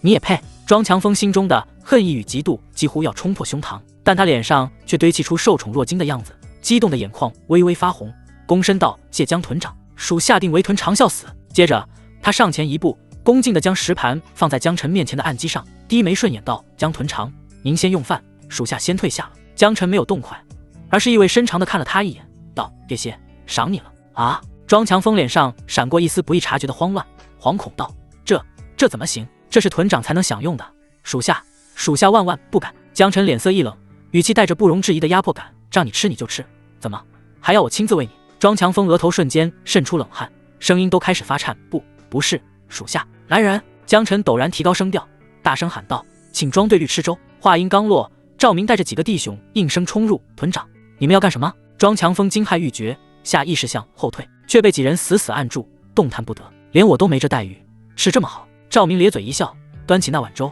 直接掰开庄强风的嘴，就要往里灌。不，我吃过了，我不饿。你不要这样啊！庄强风奋力挣扎，声音惊恐，眼泪鼻涕都涌了出来，可他根本挣脱不开，只能感受着粥水浑着被碾碎的肉干被强行灌入喉咙中。很快，庄强风被满脸满身都是，狼狈不堪。赵明愣是把一碗粥都喂了进去。庄强风剧烈咳嗽了几声，脸上浮现出深深的绝望，接着他也不装了，直接破口大骂：“可，呸！江晨，你这个卑鄙小人，伪君子，你不得好死啊呀！”然而庄强风叫骂声很快变成了痛苦的呻吟，他的脸色以肉眼可见的速度变得乌青，身体开始剧烈抽搐，猛地张口，哇的一声吐出一大口发黑的污血，气息迅速萎靡下去。庄强风瘫倒在地，眼神涣散，却依旧用尽恶毒的眼神盯着江晨：“你不是个东西，你该死，你不得好死！”他在食物中下了毒，本想引诱江晨吃下去，可没想到对方原来早就看穿了，而且用了这种最直接最残酷的方式请自己吃粥。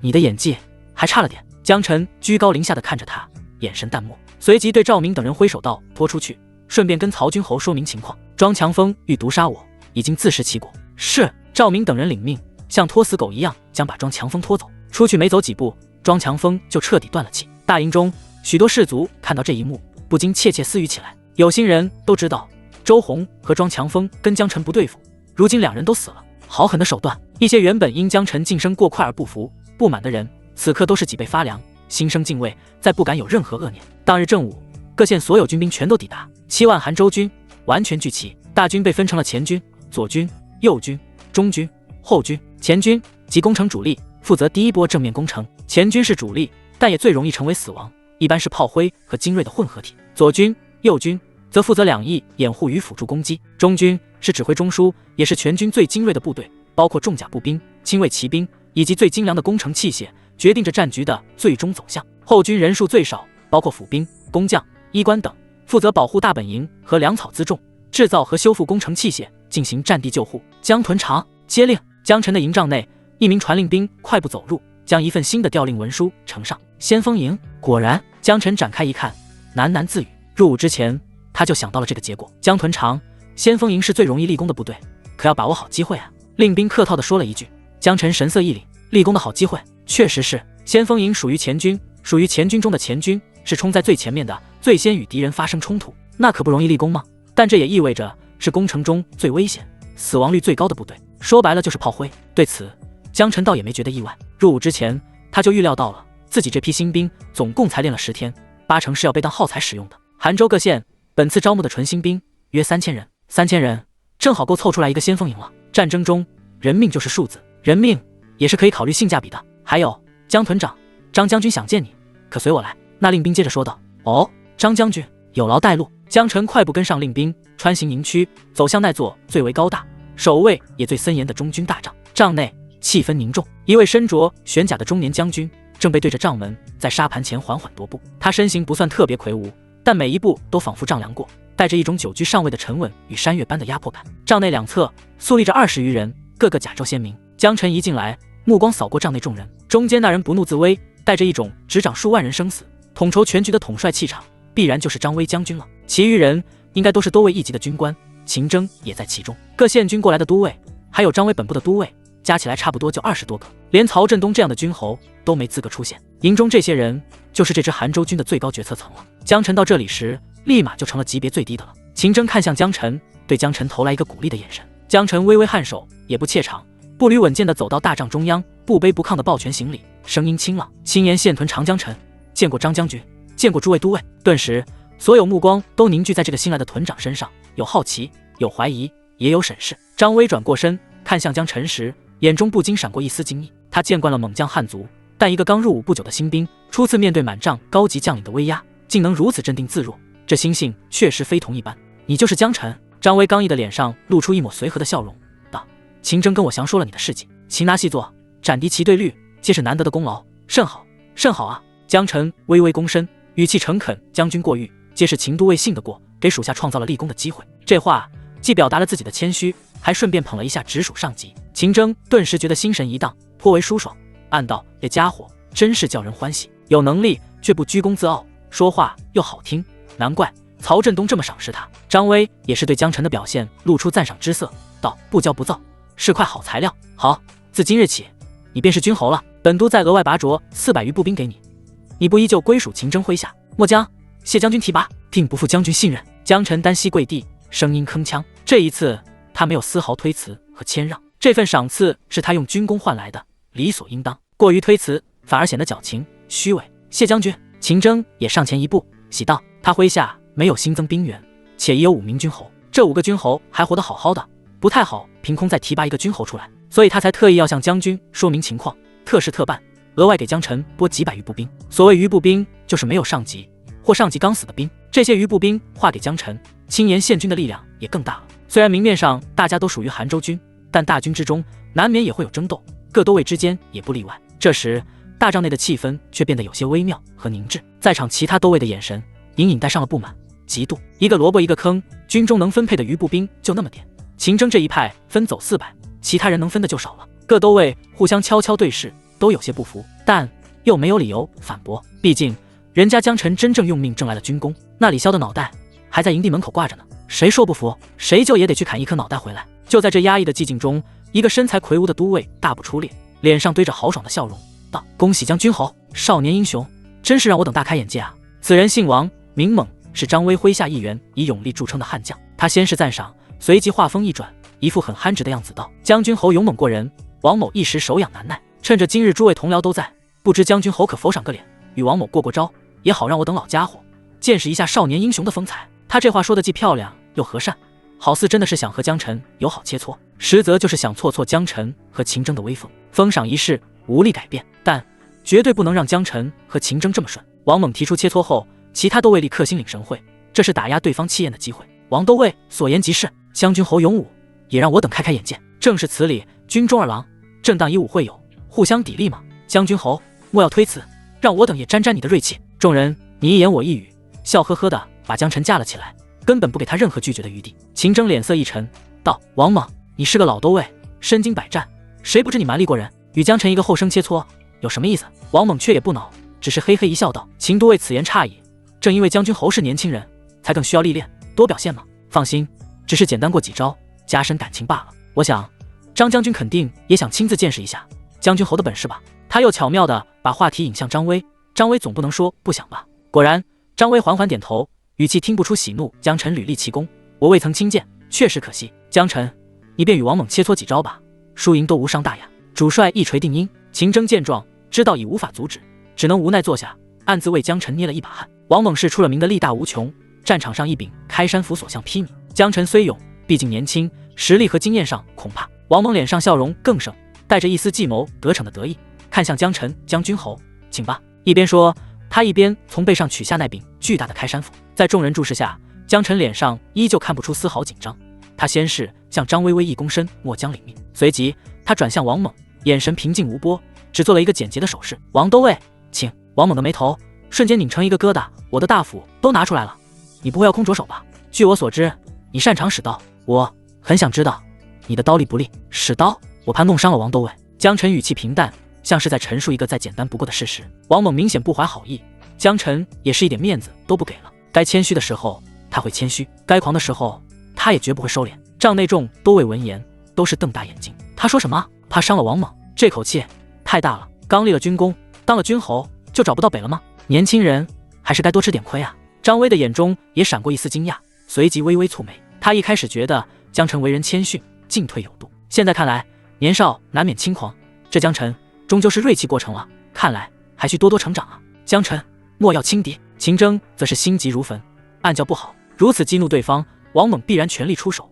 这哪里还是切磋，分明是要见真章了。小子，你好大的口气！王猛早已勃然大怒，头发几乎根根竖立。对方轻飘飘的一句话，比任何慷慨激昂的宣言更具杀伤力。王猛握斧的右手上根根血管凸起，眼中怒火喷薄欲出。你要真能伤老子，老子以后跟你姓！现在把你的刀拔出来，免得等会儿输了找借口。满足你。江晨神色依旧淡漠，不见丝毫波澜。只听锃的一声，腰间惊雷刀出鞘，一股森然杀气弥漫开来。他单手持刀，刀尖斜指地面，整个人的气势为之一变，从之前的平静无波化作锋芒毕露。从观感来说，王猛的大斧远比江晨的刀更吓人，更有压迫感。可此刻江晨的气势竟丝毫不落下风，惊雷刀出鞘的清音还未完全散去，王猛早已按捺不住胸中怒火与杀意，先发制人。他脚下猛地一蹬，壮硕身躯如同出膛炮弹，手中开山斧抡圆了，带着一股撕裂耳膜的恶风，使出一招最蛮横的横扫千军，拦腰斩向江晨。这一斧势大力沉，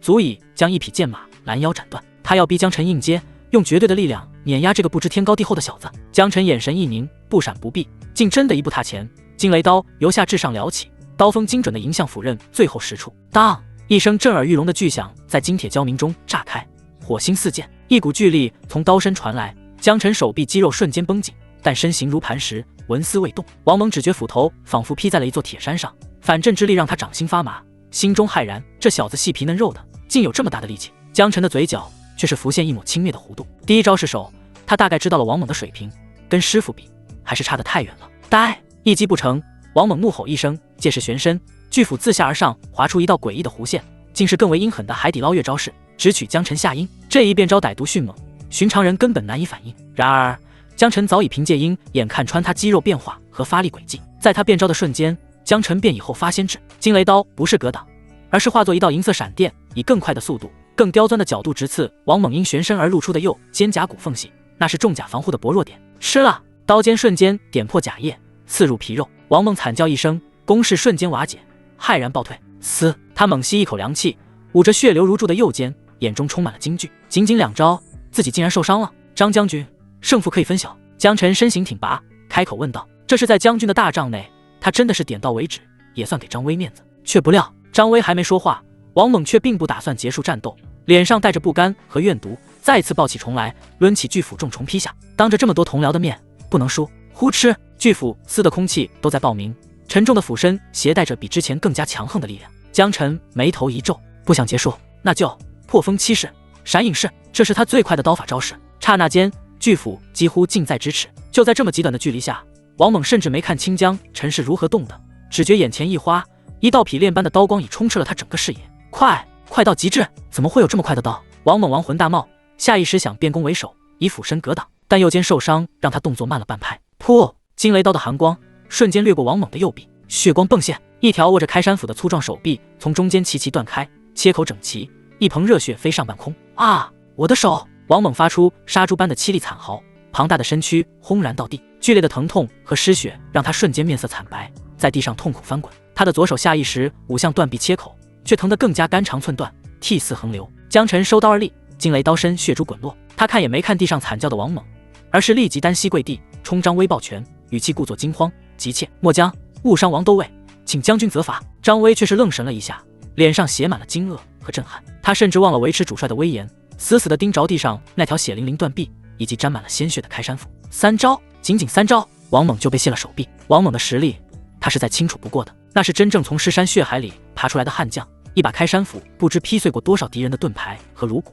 可就是这样一员猛将，在这个入伍不足1月的年轻人面前，竟如此破绽百出，如此不堪一击。张威深吸一口气，强行压下心头的巨震，然后虎目圆睁道：“江辰，你好大的胆子！不过是同袍切磋，你竟下此毒手，废了王都尉。如今大战在即，你可知这是何等损失？”张威一怒，现场立刻安静了。江辰却是心里想骂娘：“我尼玛！我刚才说请将军责罚，只是场面话，你还真怪我啊！”于是他收起自责之色，不卑不亢地道：“张将军，末将刚才一战中已经是点到为止了。第二招刺破王都尉肩膀，伤势并不严重。当时我觉得已经结束了，甚至打算收刀，没想到王都尉不依不饶，我才下意识还手。”张威神色一滞，他确实记得江辰在刺伤王猛肩膀后，特意问了一句将军是否胜负已分，但王猛并没有停手。秦征出面说情：“张将军明鉴，方才王猛那一斧是冲着江辰头颅去的，若非江辰反应神速，此刻怕是已经脑袋开瓢了。那种情况下，试问谁能不反击？如果真要责罚，也是要责罚王猛输不起。”江辰接着道：“生死一线，我只是下意识的反应自保，至于结果，刀剑无眼，也不是我希望的。”张威脸上露出一丝疲惫和懊悔，道：“罢了罢了，这场切磋，我看在眼里，确实怨不得你。刚才是我一时心急，你也别往心里去。谢张将军。”江辰再次拱手，随后张威吩咐左右把王猛抬了出去，只觉得一阵头疼欲裂。如今正是用人之际，王猛又是军中虎将，就这么废了，我很难不急啊！早知道就不该同意这狗屁的切磋。将军勿急，那叛军不过一群乌合之众，以将军神威，几日便可夺回永安城。没错，即便缺了王猛，也不会影响接下来的局势。张将军亲自督战，贼寇现在肯定早就吓尿了，只敢躲在城里龟缩。当即有人开始安慰拍马屁，张威却是猛拍案几，目光锐利地扫向众都尉，道：“好啊，既然你们觉得此战必胜，谁来替代王猛，率领先锋营？”这一问震耳欲聋，令现场所有都尉都陷入了沉默。先锋营几乎就是跟死亡挂钩的，大军即将攻城，冲在最前面的是先锋营。本次大战，先锋营主要就是由各县的新兵组成，大家心里清楚，这就是炮灰，用于消耗敌方力量。先锋营好歹有3000人，就算是炮灰，也需要有将领去亲自指挥统领。这个任务原本属于王猛，是他自己揽下的。王猛虽然有点头脑简单，但渴望军功。先锋营虽然死亡率最高，但立功的机会也是最大的。有时他是真赶上，现在王猛的胳膊都没了，肯定是带不了先锋营了。谁来替代？没人想去送死。在场20多名都尉目光都有些躲闪，生怕引起张将军的关注。到了他们这个位置，稳坐中军便可，何必再去那九死一生的先锋营搏命？军功虽好，但也得有命享受才行。那可是填护城河、挡滚木类时，第一个面对城头刀枪剑矢的绝地。无人回应，气氛压抑得让人喘不过气。张威看到众人这般模样，心中失望而愤怒。他目光一冷，如同冰冷的刀子，缓缓扫过一张张熟悉的面孔。曾恒，你素来勇猛，可愿担此重任？那个叫曾恒的都尉浑身一颤，脸上挤出比哭还难看的笑容，躬身道：“末将自然愿意，只是近日旧伤复发，恐误了将军大事。”哼！张威冷哼一声，继续扫过。薛景辉，你可能当此先锋？将军，末将一直在训练骑卒，若去先锋营，那些骑卒恐怕就浪费了呀。薛景辉一本正经地道。汪瑞峰，张威的声音里已藏不住怒意。你呢？末将这……汪瑞峰低着头，支支吾吾。张威一个个名字点过去，回应他的只有推诿、沉默和惊慌。他每点一个名字，帐内的寒意便重1分，而他心头的怒火和失望也如同火山般积聚。这些家伙平日里争功抢利一个比一个积极，真到了需要玩命的时候，却都成了缩头乌龟。就在张威的脸色阴沉的快要滴出水，即将雷霆震怒时，一个清朗而平静的声音打破了这令人窒息的沉默。张将军！众人循声望去，只见江辰向前一步，抱拳行礼，身姿挺拔如松。在场的众人都是都尉，江辰只是好运被提拔为军侯，才恰巧得到张将军召见。以他的级别，按理说是没资格出现在这个场合的。众人见他插话，纷纷皱起眉头。末将江辰无视都尉们异样的神色，双目直视张威，声音铿锵有力：“愿领此先锋营，为大军凿开永安城门。”江辰话音一落，现场一片哗然。张威眼中闪过一丝诧异，这个刚刚崭露头角的年轻人，竟然有如此胆魄，敢主动接下这几乎等同于送死的重任。其他都尉先是惊愕交加，接着心中就涌现出强烈的不满，仿佛自己被一个新兵担子比下去了，心中无比羞怒，还有一种利益、权力被染指的危机感。江辰，这是都尉和将军在议事，哪有你说话的份？你虽是军侯，但才入伍几天，知道3000先锋营是什么概念吗？那是你能带的，你单挑是很强，但带兵完全是两回事，不可鲁莽，简直是胡闹！速速退下！大帐内嘲讽、质疑、愤怒的声音此起彼伏。然而江晨恍若未闻，他没有争辩，没有解释，只是微微挺直了脊背，目光依旧平静地投向帅位上的张威。那眼神里没有少年得志的轻狂，没有面对责难的惶恐，只有一种舍我其谁的担当与霸道。张威原本心中还有一丝迟疑，但看到江晨这坚定目光，再看到那些言辞犀利的都尉们，当即有了决断。张威猛地抬起手向下一压，高声道：“住口！”都尉们的议论立刻平息了下来。军情紧急，岂容尔等在此推诿扯皮，论资排辈。张威怒哼一声道：“江晨听令，江晨末将在。”张威语气坚决地道：“本将军现擢升你为先锋都尉，全权统领3000先锋营将士。攻城之战，先锋营一应军务，皆由你自行决断，可先斩后奏。”轰！这道命令如同惊雷，在每个人耳边炸响。先锋都尉虽然是卖命的职位，但也是实权都尉，从战略地位上讲，甚至比他们这些老牌都尉还要高。这样的晋升速度，简直是坐上了穿云箭。刚刚平静下来的都尉们再次爆发出哗然：“将军，不可啊！这如何服众？请将军收回成命。此子年幼，恐难当大任。若先锋营有失，则全局危矣。”多名都尉脸色大变，纷纷出列，声音惶急。他们也许有的是围攻，但更多是出于嫉妒、耻辱。一个新人突然爬到与自己平起平坐的地位，自己情何以堪？而且江晨受到重用，也让他们感到了深深的不甘和恐惧。听到众人的劝谏，张威不为所动。他需要一把能劈开永安城这潭死水的利刃，而不是一群瞻前顾后的钝刀。不可。那好，岑恒，你来。你的兵好了吗？薛景辉，你可以不带骑兵吗？或者汪瑞峰，你来当这先锋都尉，我可以额外给你1000精锐老兵。张威再次冷眼扫视众人，发出一番诛心的质问。那几人哑然失笑，缩了缩脑袋。本将军心意已决，若有异议者，视作扰乱军心处置，斩。张威声音如雷，大帐之内瞬间鸦雀无声，只剩下众人粗重的呼吸。江晨单膝跪地，重重抱拳：“末将江晨领命，必不负将军重托，为我韩州军撕开一道口子。”张威满意地点了点头，然后取来一枚玄铁令牌，上面刻着仙灯破瑞4个杀气凛然的篆字。江晨接令牌。张威将令牌亲手递出，接着他的声音放缓了一些，语气依旧严肃：“还有，这次破格提拔你，是本将军力排众议，赌你能成器，但未免彻底失了军中法度，让人无话可说。